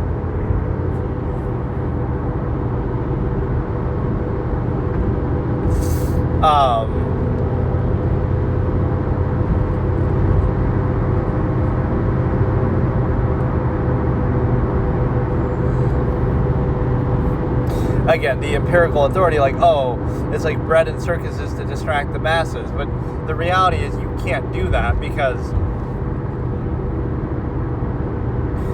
you can't just force people to be happy with that. Ultimately, people have to be lazy and weak and complacent, and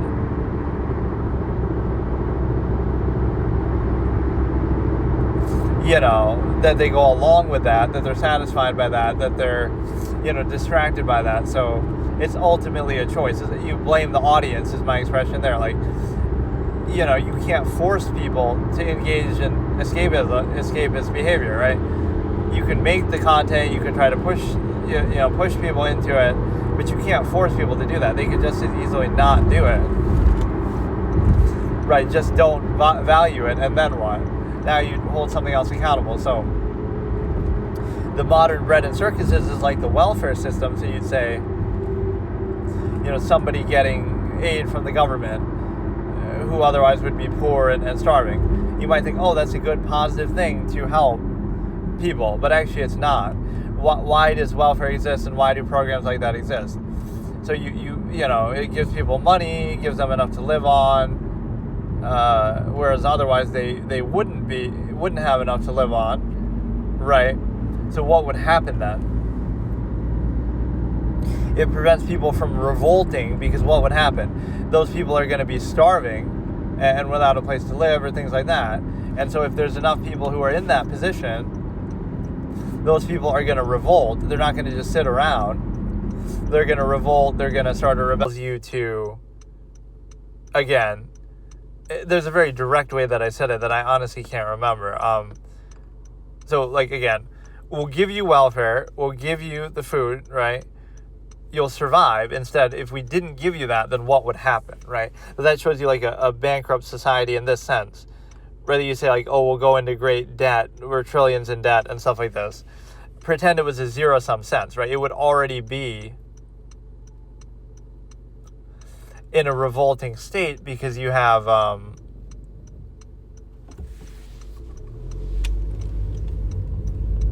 right, if you did it in a direct mathematical way, you wouldn't have enough. There's not enough means to actually do that, right, without going trillions in debt. So you already would have a revolting society. But, we're going to subvert it more. We're going to just print money that we don't have and deflate the value of money and give that money to people who otherwise would be poor or homeless. And so give the illusion of sustainability and appease them, keep them happy with the bread, and with enough to survive on, let them distract themselves, and so they'll be content and they won't revolt and won't riot. So it's a very relevant distinction that you would understand the connection between the two. And I think my stream did just crash, so maybe I some part of that got cut off. But basically that's what I was just saying is, why does welfare exist? Why do certain programs like that exist? It might seem like out of genuine concern for people, like, oh, it's good, we're trying to help people, we're doing something positive. But actually, again, it's just a way to control them and to try to appease them, so then, okay, normally they would revolt and starve and they'd be homeless. And so now they're not going to just sit around, they're going to revolt and rebel against the power structure, right? But, oh no, we're going to bribe you and give you free stuff that we actually can't even afford and don't have the means to do, just by printing money and, devaluing the currency. Right? So because you think about it, you can't create something that way. Right? You can't just create something from nothing. So when you do that, you are paying a tax, that's like inflation tax. So it's a good trick of modern government, but so like that money, that wealth doesn't exist, and it doesn't, and you don't create it by printing money. You just devalue the money that's already there, and so it's like you're getting this non-consensual inflation tax, and again, then you use that money to appease the people that would be homeless or starving or whatever, so that they don't revolt. So you're stealing money from everyone else to keep the people that would revolt against you from doing that. So you keep them complacent within, giving them free stuff, and so they can have their free rent, they can have their free food, They can live off that. They can be satisfied. They can distract themselves. And so let's look at one other final interpretation of folly favoritism, where it's a deference by the individual. Like, okay, I won't revolt against an unqualified empirical authority structure. Okay, I won't, I'll defer to this, contrived state. I'll follow its rules, and despite all its inconsistencies and contradictions, I'm not going to, try to defy it or hold it accountable. I'm not going to, actively revolt against it or hold it accountable or do any of that. So I'm going to defer to it, the individual would say. And so then distract themselves with that. So it's a form of like, you're kind of tolerating it. Like, okay, fine, I'll tolerate it and I'll distract myself here and I'll put up with it. But that doesn't mean I'm vouching for it. That doesn't mean it actually is valid or qualified or absolute or,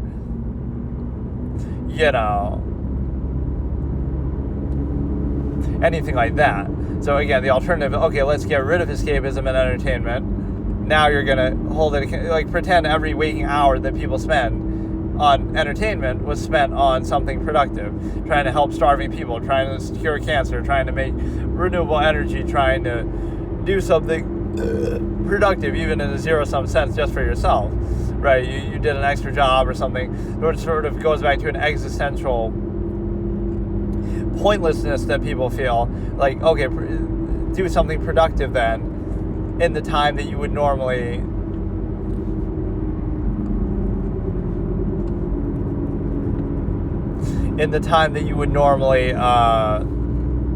be distracting yourself with entertainment, escapism, and then you might say, oh, but then what's the point? It's like, so a distraction takes on, this is one of my great quotes, actually. I love this quote from a short story where I say, that which was meant to that which was meant to kill time fills it instead, right? Describing a character who is basically obsessed with entertainment and escapism. So, right, that which was meant to kill time, like just to, pass the time, fills it instead, meaning you're doing that as the main primary thing, right? It just has a nice rhythm to it. I like that, and it rhymes and everything. That which was meant to kill time fills it instead. And then there was a corresponding quote too to that, similar, where it goes like, a passion isn't something you make time for, it's something you take time away from for everything else, right? So the thing that you're passionate about or that you most value, right? A passion isn't something you make time for, it's something you take time away from for everything else. So those are two very good quotes of mine from the past, which again, I haven't properly chronicled, but I do like that, and they kind of go sort of hand in hand. But one of them, again, is describing escapism that way. So we're really going deep into the archives with this. This is pretty good. This is actually like a long time coming. Maybe I should have done this a long time ago, but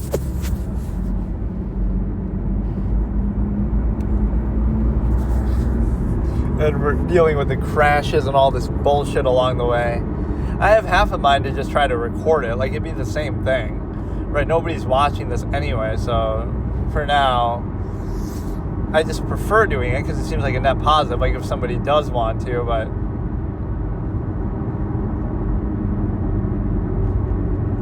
right, so that was a good discussion. I'll try to upload these more, right, did it even crash, or maybe my player is just crashing on my other phone when I'm watching? I can't even tell anymore what's going on.